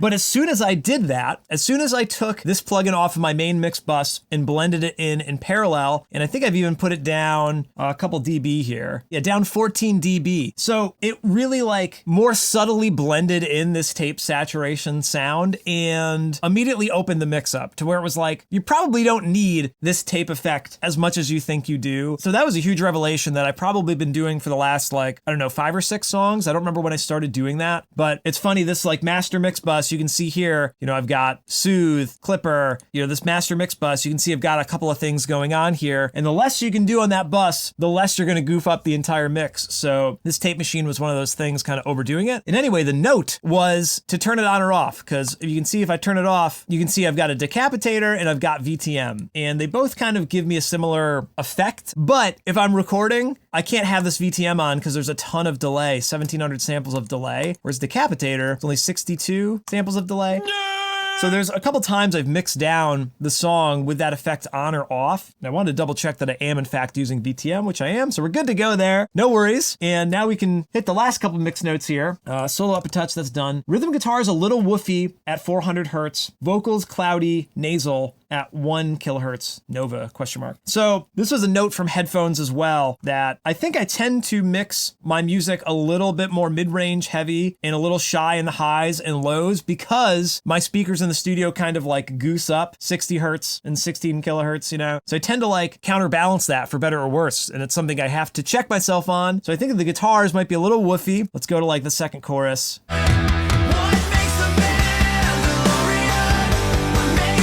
That sound there like brings the guitars way out. Bring that down. Let's just go to 0.2. Oh, I didn't do any of that on screen. Sorry. Haha. Okay. I don't know if this is a subliminal effect because I know what I changed, but I ducked a little bit of high mids, or not high mids, but a little bit of mid range on the vocals that was kind of making me mad. Ducked 0.2 dB of 450 and half a dB at 1600 on the guitars. So not a lot of crazy changes, but it seems to fit everything together a little bit better there.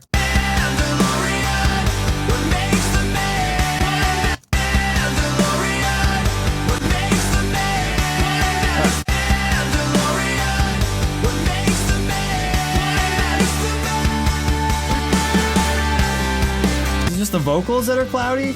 Guitars are a little cloudy there.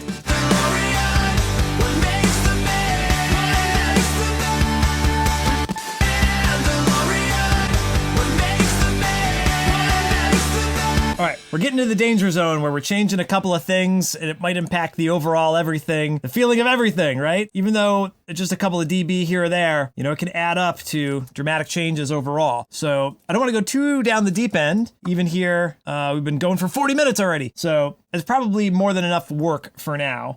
So let's check. I guess that's everything. Okay, so let's mix it down and maybe we'll do a little comparison with some of my last songs. I can show you a little bit of double checking. Studio Diary!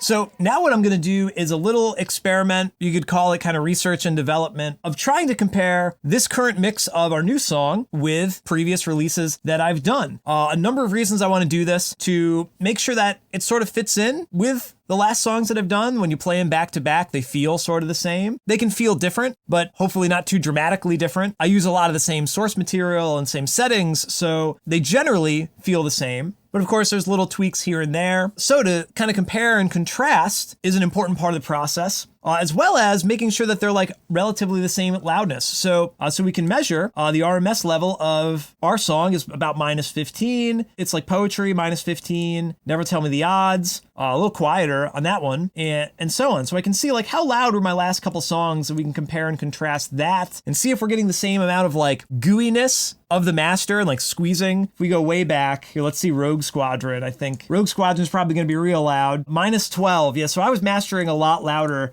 back then. Feel the Force, -15. That's kind of been my sweet spot, I feel, between -15 and -14 or so. Ooh, Bad Batch, -13. That's another really loud one. Interesting. So this is like a technical side of things, like measuring loudness, not really fun, creative part of it, but something to consider when, you know, I am the mastering engineer. I'm the last person the mix touches before it goes goes to iTunes. There's nobody else looking at that measurement except for me and setting that's going to get you that loudness. So that's something I take into consideration. And not only that, but now we can play these songs kind of back to back and see how they actually feel. You know, we can jump to a section of our song. What makes the Mandalorian? What rhymes? It's like poetry. Listen to a new song. What makes the man deep in the minds you read? I'm growing stronger every year. In your heart, you're a Mandalorian. Never quit, and I'll never tire. 'Cause I'm the sun. Huh. You're one of the Definitely hearing that mid-range kind of woof. will you ever have? It's always been DeLorean. I am calling the shots, so do what you're told and never tell me the odds. Everything is A little bright control situation on this one. normal. Everything is Man, see, that's the funny thing about doing this experiment is then you realize, oh, wait, what did I do on the mastering of this? And that's part of it is like, every song can sound a little differently. I wanted this one to be really poppy and upbeat. never tell me Super bright. the odds, 'cause I don't wanna know if I could do it or not. I'm gonna fulfill my A little cloudier. destiny. So, oh, sorry, I wasn't showing the screen again. So this is giving me some things to think about now of how we're shaping up based on those last couple songs. This mid-range here, What makes the Mandalorian? What makes the man? kind of muted, and then maybe the upper mids. What makes the Mandalorian? What makes the man? And we could do a little high shelf. What makes the man? What makes the Mandalorian? What makes the man? Maybe something like that. Rebellion, rebellion. Rebellion's a little louder, it sounds like. Mandalorian, what makes the man? And my armor was stripped right off of me. I am ready to leave that land with these twin ion engines. So goodbye, old friend. Goodbye. Beneath all the greed and lies, this is how the man. He is more Here, it's interesting, we were talking about VTM earlier. I can hear the VTM all over this one. than man. He is That kick. more machine now Too much. than man. He is more machine now. I fall asleep with you, and I wake up alone. Run, we are the bad. Ton of Bad Batch. Ha! One's gonna fall to the dark side, and the desert planet with two suns. He's the chosen one, the chosen one. He's got to if you would only. It's such an eye-opening experience to then compare your mix against other mixes, especially your own, because you can see how you're balancing things. But it seems like we still have some cloudy mid-range and a little lack of high-end. So we can go back into our main mix and adjust for that. And I have to be totally honest, doing that experiment a little bit is nerve-wracking and a little bit embarrassing because then you realize like, oh crud, like that's how that mix came out in comparison to this other mix. So that's why you got to do that experiment and hopefully be able to spell check before you release it out into the real world. That helps you get a bird's eye view without the bias of like how the master is shaping up. Overall, the song is good, but that final sheen of the EQ, you know, and the loudness, how's that shaping up? So I would love to be able to make this a little bit clearer. So let's go to the, you know, pre-chorus 2 and chorus 2 again. Try to get a little less of that woofy sound going on. This is a guitar thing. You would only understand it's more than Beskar steel that makes the man. You would only understand it's more than Beskar steel. Man, so the old mix sounds a little bit more full. You would only understand it's more than Beskar steel that makes the Mandalorian. But again, the speakers here are already compensating for that. So the speakers here are boomy and bright, and they lack mid-range. So I add mid-range to make it sound balanced. It should sound boomy and bright naturally to me. That's the trick. You have to understand how your speakers actually represent the sound to work with them, and not to fill in the opposite of what your speakers are doing, which is the tendency. Okay, it's still kind of dark though. You would only understand it's more than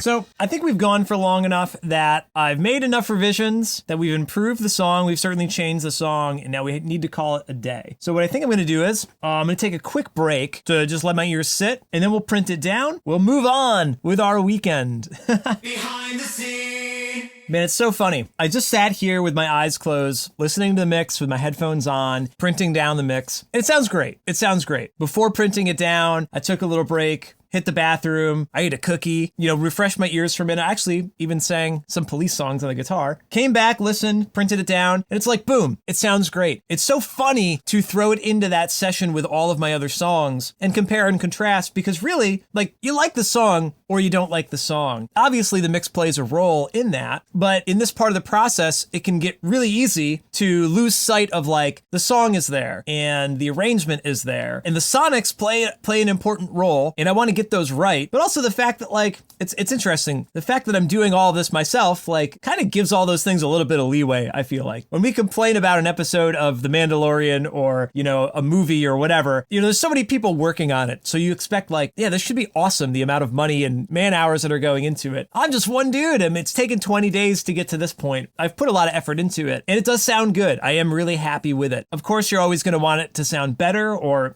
find something to improve if you're in this process like we are now. To always come back down to earth and, like, refresh your perspective, listen to it. Wow, it sounds pretty good. And no, like, nitpicky things. Like, I guess the S's are still kind of bothering me, but overall, pretty satisfied with it. That last chorus, I'm almost content with it. I think the tuning definitely helped today. That's where I'm going to leave it. So we've got mix 3. I'm going to upload that to Dropbox, and I watched the video this morning on my laptop, and the video's still looking good. So I'll drop this in Final Cut, review it there, and we'll be a little bit closer to calling it a day on this. On average, I would say most of my songs get to, like, mix 3 and they're pretty much done. I inevitably will probably do a mix 4 or 5 when I find out, like, oh, there was a little click or a pop here or a weird edit or whatever. But this is probably the brunt of the major changes. Taking a listen to some other reference material and rebalancing EQ based on that is kind of a dramatic change, but I normally don't do many dramatic changes past mix 3. So there you have it. I mean, hopefully the mix revision process has been interesting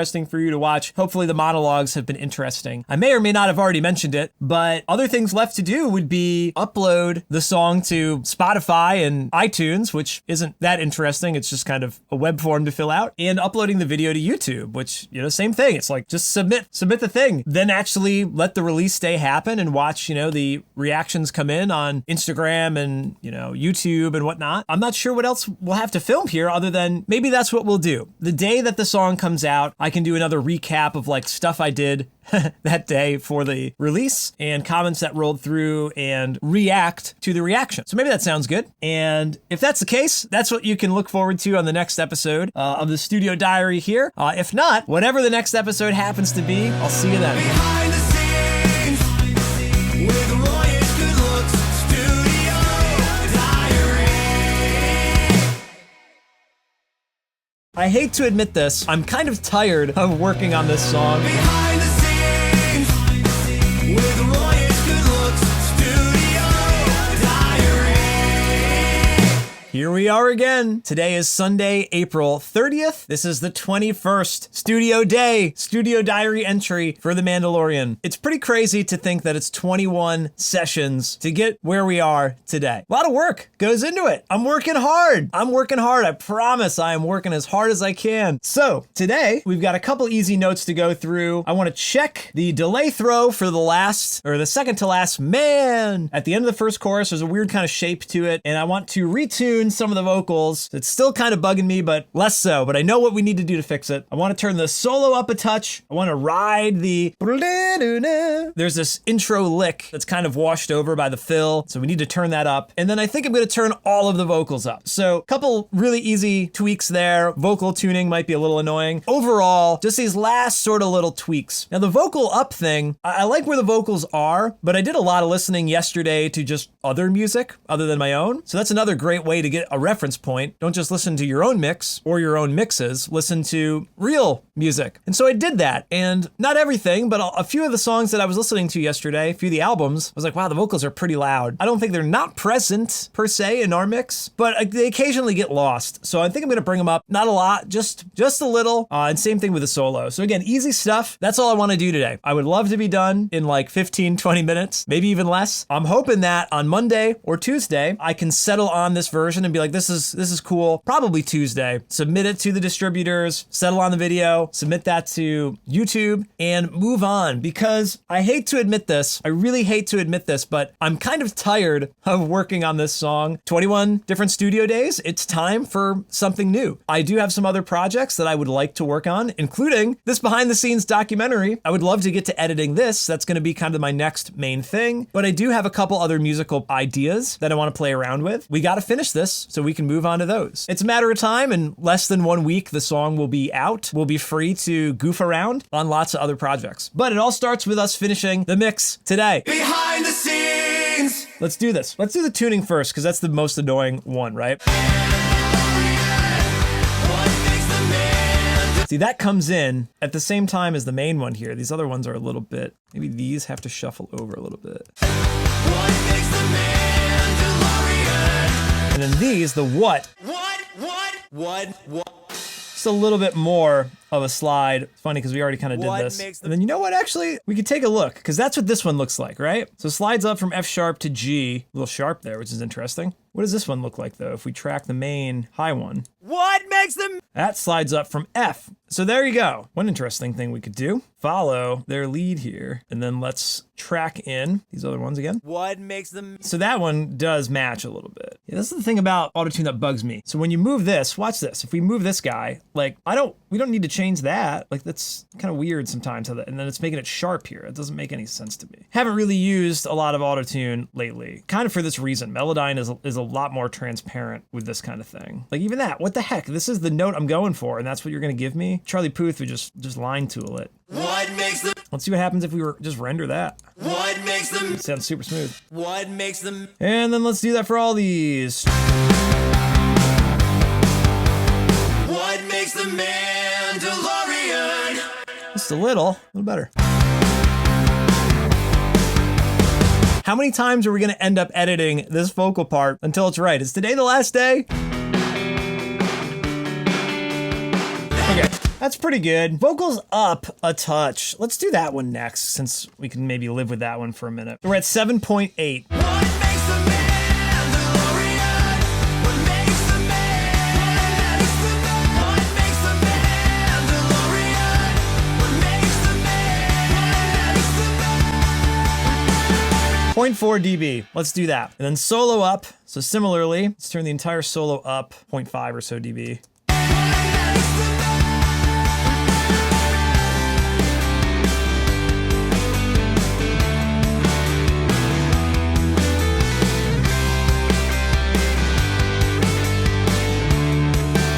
These really weren't like, it's not that I couldn't hear the vocal or I couldn't hear the solo. This is that final little like, can it just rest above the rest of the mix a little bit? So the same spot here, you get the crash cymbal, like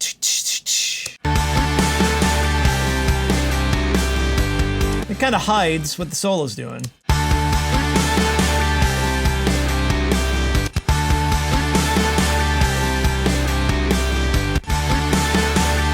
Yeah, it's this note here that gets lost. All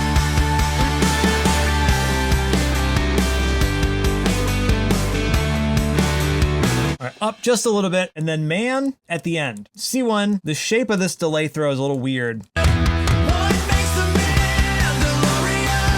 What makes the man? On this man. Mandalorian? What makes the man? Maybe we can solo all the vocals. What makes the man? Maybe just because the like hiccup at the end gets cut off, that's weird. What makes the man?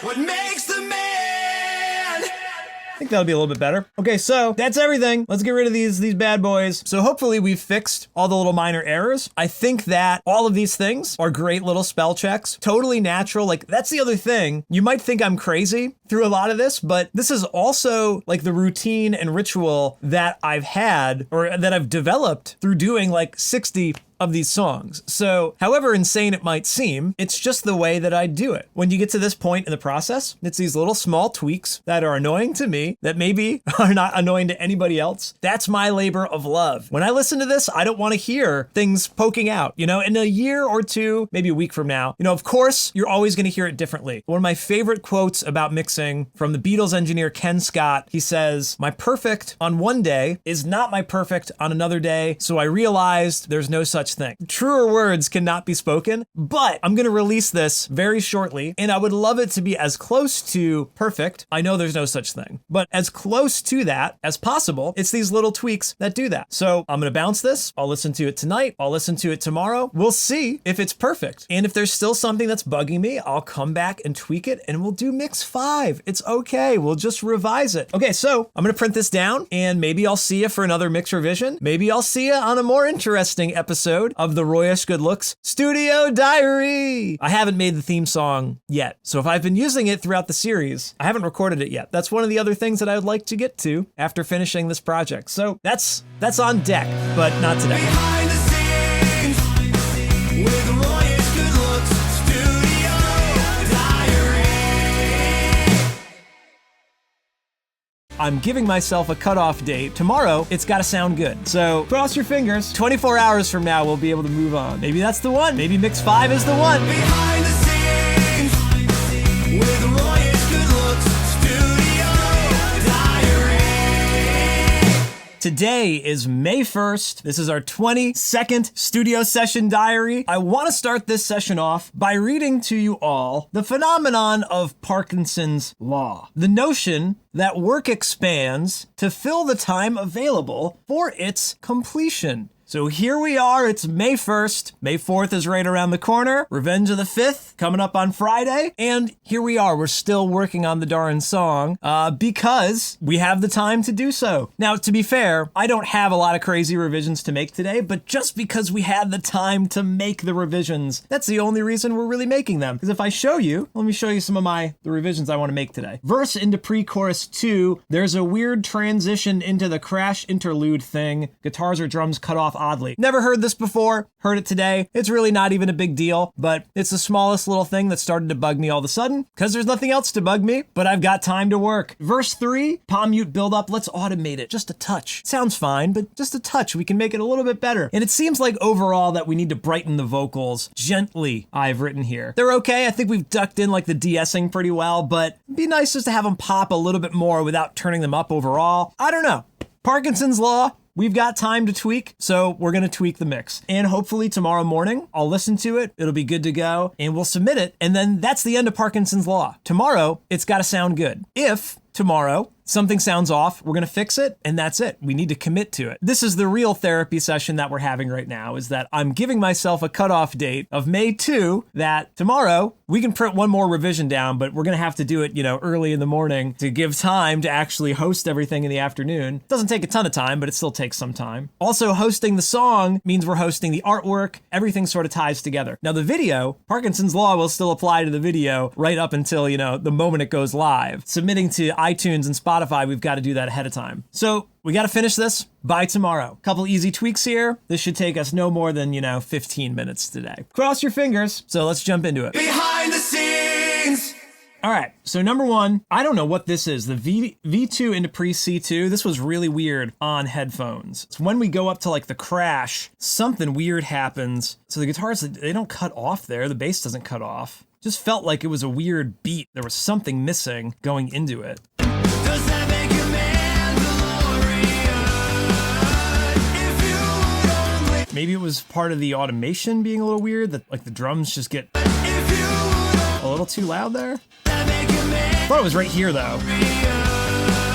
That moment there, can we show all the volumes? These are all the volumes. There's nothing weird going on with volume rides there, right? On everything. There's no weird automation going on. So I don't know what's going on there. I heard this on earbuds first. Let's check it on headphones. Does that make you Mandalorian? If you would I should have brought my headphones out here, my earbuds, because I don't hear anything now. So Parkinson's Law, you're finding stuff to worry about that maybe isn't a problem. I suppose I was listening to this through, where I took that note from was watching the Final Cut video. So the mix imported to Final Cut, the video exported. So maybe it's just the way it printed down was weird. This sounds fine though. I guess we could listen to the actual bounce because that's the mix in real time, right? So it'd be this beat here again. Does that make you Mandalorian? If you would only understand. Don't hear it whatsoever. So check that off. Verse 3 palm mute buildup. These are useless, not useless. These changes here are so minor that we could have most certainly got away with releasing the mix as is here. It's not crucial, it's not going to change the overall experience, but these are just those things that you hear after you've heard it for so long, right? Verse 3, I think the guitars and bass come in a little bit loud for the buildup. Believe you're a Mandalorian. Always a Mandalorian. I think that we could probably take at least the bass here down a dB or two. Believe you're a Mandalorian. Believe you're a Mandalorian. Really weird to take it out totally. And then guitars, let's see what if we do dramatic. What do you believe you're a Mandalorian? Always. That's definitely interesting. What do you believe you're a Mandalorian? Always a man. All right, maybe a little too dramatic, but I like where we're going. Where do you belong? What do you believe you're a Mandalorian? Always a man. I don't think I wanted that dramatic. So this is down 2.2. I think it should just be down a dB and that would be fine. You'll get this smooth sort of crescendo into the next part. Because what I was hearing was like junk, junk, junk, junk, junk, junk. Like the chords just come in out of nowhere and start chunking away. Do you believe you're a Mandalorian? Whereas now, Do you believe you're a Mandalorian? Always a Mandalorian. that's cool. I like that a lot. And then last thing, brighten vocals gently. I don't know if this is like vocal bus. Just, take all the vocals up here, see what happens.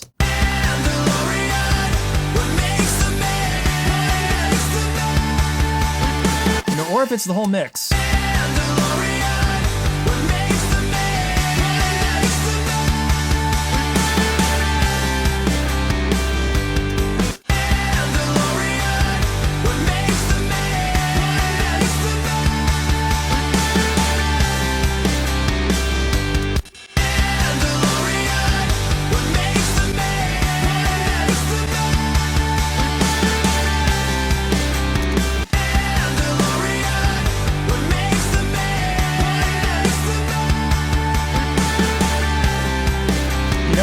Doing that EQ boost on the master track there, if we boost 4 or 5 kilohertz, the cymbals get too bright, but the vocals sound nice. So it's like maybe the cymbals are just a little too loud, and they definitely are like singing through. I like that for this rocking out part here though, this chorus. What if we mute the cymbals though?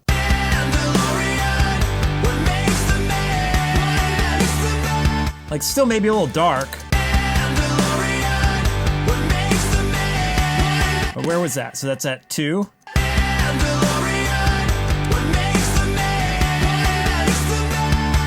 What is this doing? Because I know we had some of this brightening. That mid-range, we did duck some mid-range, but that kind of makes it cut. It could be partially why we're losing some of it.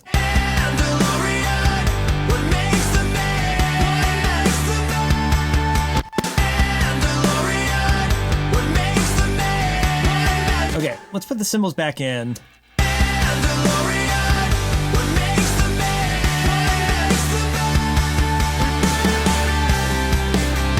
Then maybe it's tuck in. Yeah. Didn't we just raise this too? So let's tuck this, 4K in.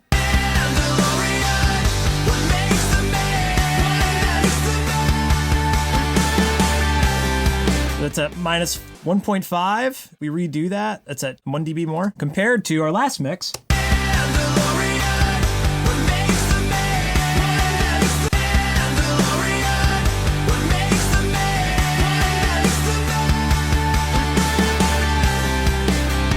Okay, Okay, so we've done a bunch of tweaks here. We added some high end to the vocals. We even added a little bit more mid-range in, loosening up on some of the dynamic EQ that's tucking in like the nasally mid-range. And we took out some high end from the cymbals. So again, another like sort of like inching movement, but now the vocals sound a little bit loud, but that's kind of was the point, to make the vocals more present. So let's roll it back and do some more listening, and then maybe we'll print and see how we feel about it. Said we weren't going to make crazy changes, but this is what happens at that, last yard line. It's like, is this going to be it? It's, I made the note, brighten the vocals gently. It really didn't mean like brighten the vocals because they're not bright enough. It was more like, I can't quite hear them in the way that I want to hear them. And sometimes the note that you've made is hitting on an issue, but what you wrote isn't actually the root cause. Like, it's not that they need to be brighter. It's that they're fighting with the cymbals a little bit, and they could be brighter, or the cymbals could be duller, and they could have more mids, and they, balance each other. Mixing, it's balance.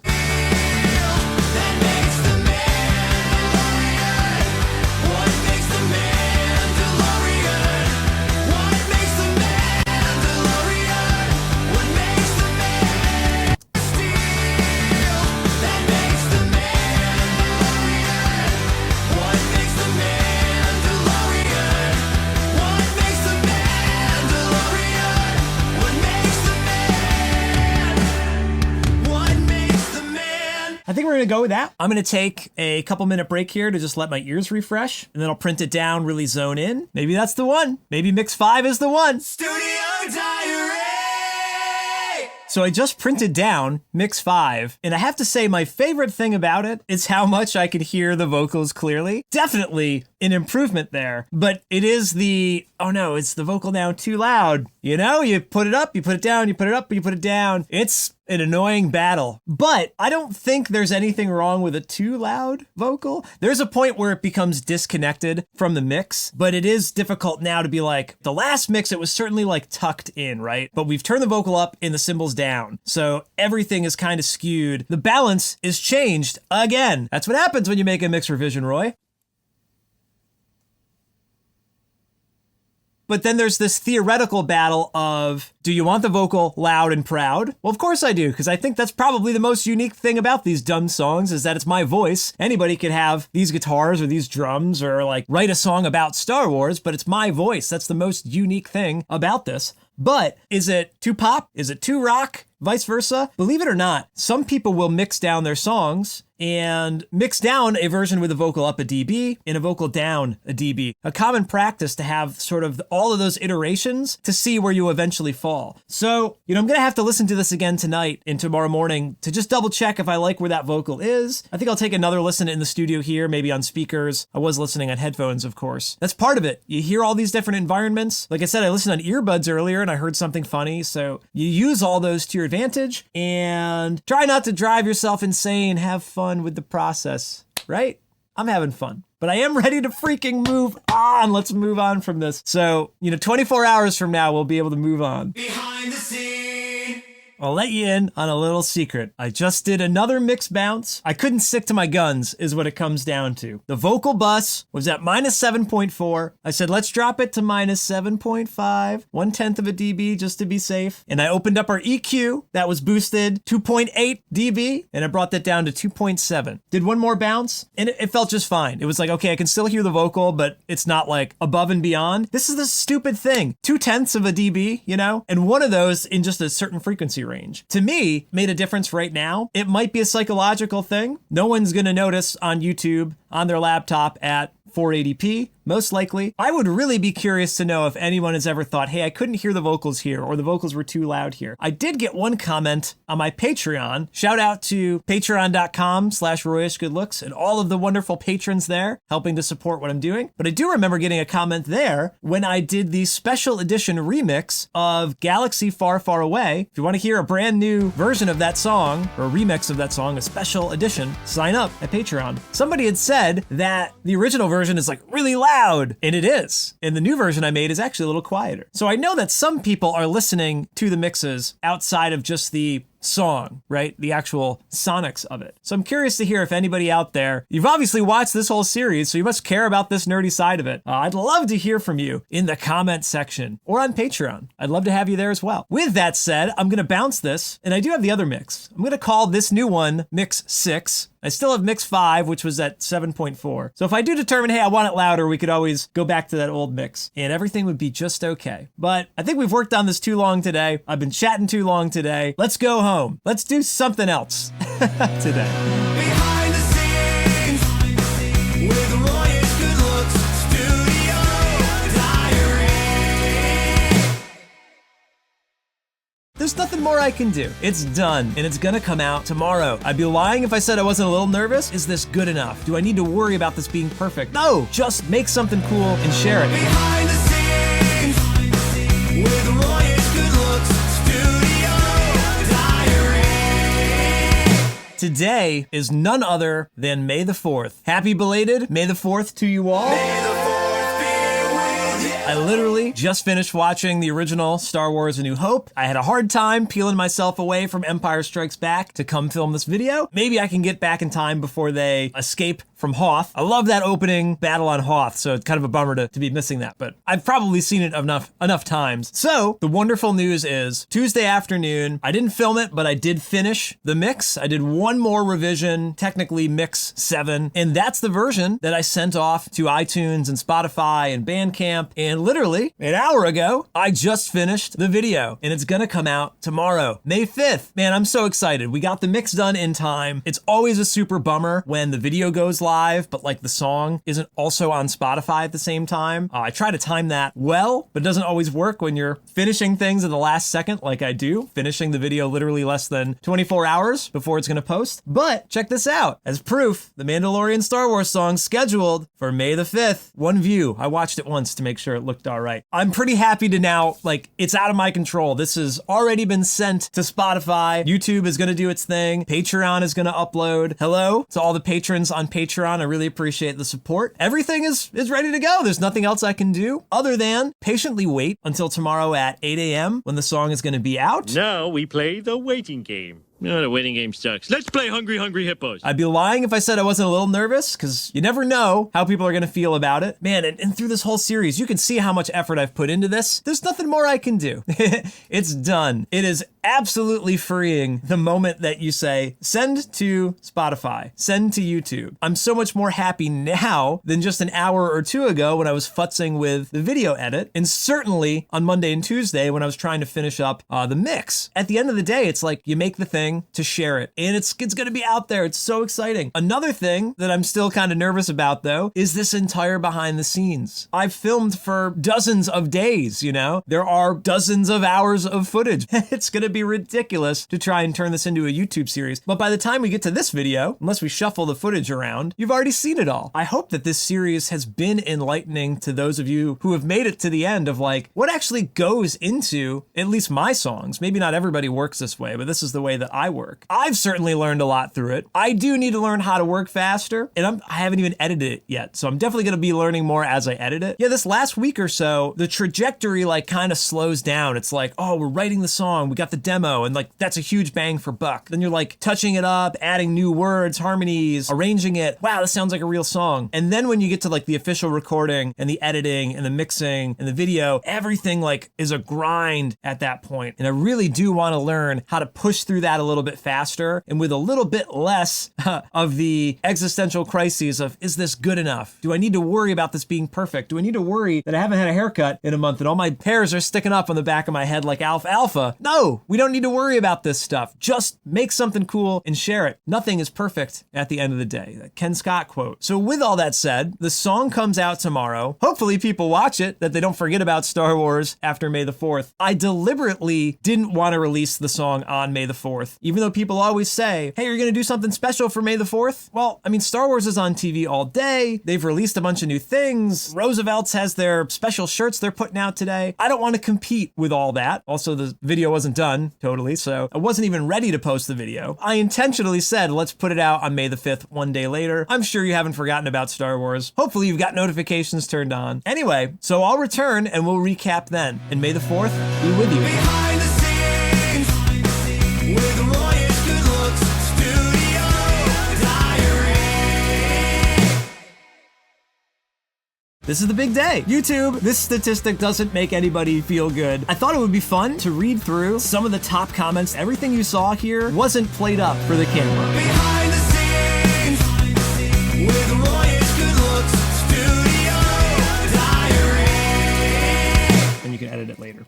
Just riff and you can edit it later, Roy. So today is the big day. It's Friday, May 5th. The Mandalorian song is now live on YouTube, iTunes, Spotify, Bandcamp, Patreon, even Instagram. If you'd like to put it in your Instagram story, it's there as well. This is the big day. I was really excited yesterday leading up to the release. I'm really excited now that the song is out as well. And it's like, whoo, the burden, the weight has been lifted. Everything it's done. Leading up to the release, I've got a big checklist of things to do. Obviously finish the song, finish the video, upload those things. And then when the song comes out, share it to Twitter, Instagram, Facebook, try to get a little bit of buzz going with my own followings. I really don't do any crazy marketing. You know, way back in the day, I used to buy Facebook ads and see if I could push out the videos on Facebook, but that never really seemed to do anything. So now I just, for better or worse, I do the field of dreams, sort of like, if you build it, they will come. I just post the video, tell people that follow me that it's there, and it's up to the algorithm after that, or up to people like you know, sharing it. I don't really do any kind of heavy marketing behind it. That's just not my strong suit. It's not what I find joy in. I'm sure there's something more I could be doing, but I just like making the darn songs and sharing them. So my job's done. The rest is up to the universe to decide how it's gonna go. That's basically what happened with Hello from the Dark Side. There was no plan. It was just, if you build it, they will come sort of thing. The only other responsibility that I take on after the release is like checking up with the comment section and, you know, people sharing the songs through socials. One sort of funny thing that ends up happening is, you know, the song is released, so I log in and, you know, check the song, make sure it's actually out and about properly, that nothing's goofy with the uploads or whatnot. But then if I watch the video, you know, at the end, it suggests me another song. So yeah, I will listen to It's Like Poetry. Oh yeah, now I will listen to Never Tell Me the Odds. I always inevitably end up going back and listening through, you know, a handful of my songs. I'm literally looking at the song right now. It's like, do you want to watch He's Too Dangerous to Be Left Alive? Maybe I do. So that's always fun to like take a minute to look through the Royish Good Looks, you know, musical photo album. I really enjoy that, to not worry so much about like, am I making the perfect song and the perfect mix and the perfect video? All of that goes out the window. And it's like, cool, here's all this art I can enjoy, that you can enjoy, that we can all enjoy together. I don't know if that's weird, listening to your own music, you know, wearing your own band's t-shirt sort of thing, but I love it. I'm feeling pretty good about the song. The comments have been pretty great. I think we'll read through a couple comments in a moment here, but it would be remiss not to mention like the algorithmic nature of posting a video. So YouTube will rank your last 10 videos against each other. So I posted a video today. How did this new video perform against the last 10 that I've put out? So if you get a 1 out of 10, that means that you're in the number 1 place, that you did better today than the last 10 videos you posted, or the last 9 other videos. Where do you think The Mandalorian has ended up after 6 hours of being out so far? It is the worst case scenario, 10 out of 10 currently. So it's the 10th worst performing video of my last 10. YouTube, this statistic doesn't make anybody feel good, but you know what? I've been 10 out of 10 all of my last videos. It seems like every next video I make performs even worse. So I don't know if that's me not writing good songs or the algorithm or what it is. It's a really funny balance though, because I truly believe that I'm writing better songs. I'm mixing them to sound better. I think I'm doing the best work that I've done, and I feel even more validated through that going backwards through my catalog like I did this morning. The further back I go, the more I'm like, yeah, that mix isn't as good as this mix or as good as this mix. So I don't know how many of you out there have your own YouTube channels or podcasts or whatever, and you're looking at the stats of how it's performing, but the hard analytics are totally irrelevant to how you should feel about your art, because I freaking love my music. I made it. I love it. How it performs in the marketplace is definitely relevant, but it's not a measure of how I feel about it. I wish there was a way that you could tell YouTube, like, hey, give me the analytics here, but why don't you just give me some positive reinforcement over here? Like, hey man, you made a video. You should be proud of yourself. That is the takeaway from a lot of this. Although sometimes a video can start out at a 10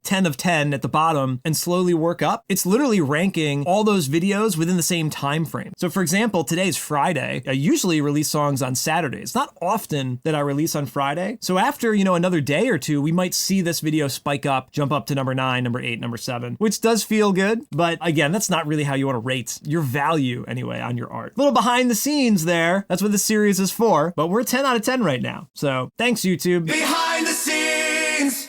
I thought it would be fun if we take a minute to read through some of the top comments that have come through. We are always waiting for your songs, and they always come out of excellent quality. Thank you for lifting our spirits. Thank you for saying that. It means a lot. Bring back the Razor Crest. Yeah, I miss the Razor Crest. I put that line in This Is the Way. I'll hunt you down with my Razor Crest, with my N1 Starfighter. Your songs are so good. Can't wait to see the next. I can't wait to see the next one too. Who knows what's coming next? I'm always waiting for a new song. Every time one comes out, it's like Christmas, another great song. Hopefully you got everything you wanted for Christmas. It just came out and instantly became my favorite song. Great job. Instantly your favorite. That's pretty high praise. For me, sometimes it takes a long time. I got to hear a song a few times through before I really, fall in love with it. Maybe the first time, like, oh, that's a catchy melody, or I like the, rhythm, the arrangement. But for it to be at the top of the list, I appreciate that. You did it again. Always unexpected and wonderful phrasing. Love it. Thank you. So many wonderful comments have come through. I always appreciate the comments. They're like rocket fuel. They make it feel like you're not just shouting, into an empty void, which, I'm very lucky to have the audience that I do, people like you that are watching. And I know what it's like when you're just starting out and you post something and you get crickets, no likes, no shares, no comments. I am truly blessed to have that I can post a song at 8 a.m. on a Friday and so many people are there to enjoy it. It's insane. I really appreciate that. I can't say that enough. Really, the only thing left to talk about here is what is next. Well, I got to finish this behind the scenes project. This is presumably the last episode of the project. Now I just have to comb through this footage and produce this series. Well, actually, let me backtrack a little bit, because actually what I have to do is I need to write the theme song. I don't know how important that's going to be to the whole thing, but I think having a cool theme song will at least make it feel like a real thing rather than just kind of like haphazardly thrown together vlogs, which, who knows how grandiose it's going to feel. But if there's a cool theme song, it makes it all the more official. So I think that is going to be the very next thing that I do. And then I'm going to start producing the videos, start releasing them. And whenever I get tired of that, then we'll start this whole process over again, writing a brand new song, producing it. I actually do have a couple of demos in the works that I might jump back into, but it's going to be the whole production process all over again. Everything you saw here wasn't played up for the camera. That's the process every single time. But I'm probably not going to film whatever it is I do next. It would be really fun to film everything that I do and always have video for it. I've said it throughout this series, like, it is a little distracting to have to commentate, worry about filming, not be able to use my phone in the middle of a recording session, because that's what I'm filming on. Right now, this is my phone. So there are some drawbacks trying to document everything, even though it is such a unique way to peer back in time and be like, this is what happened,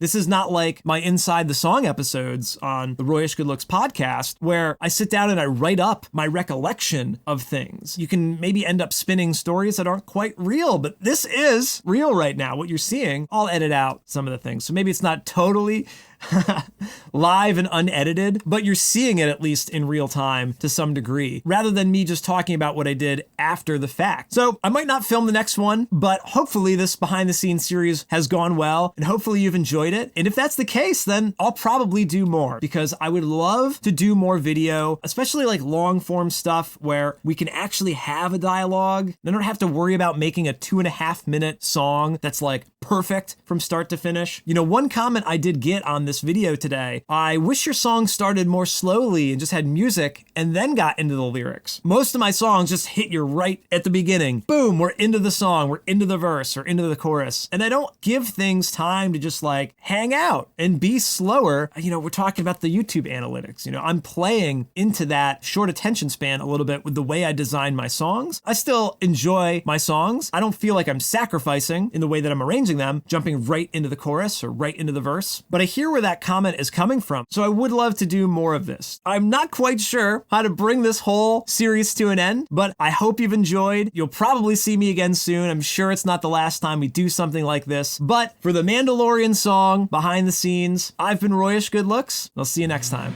I had 20 minutes of footage there.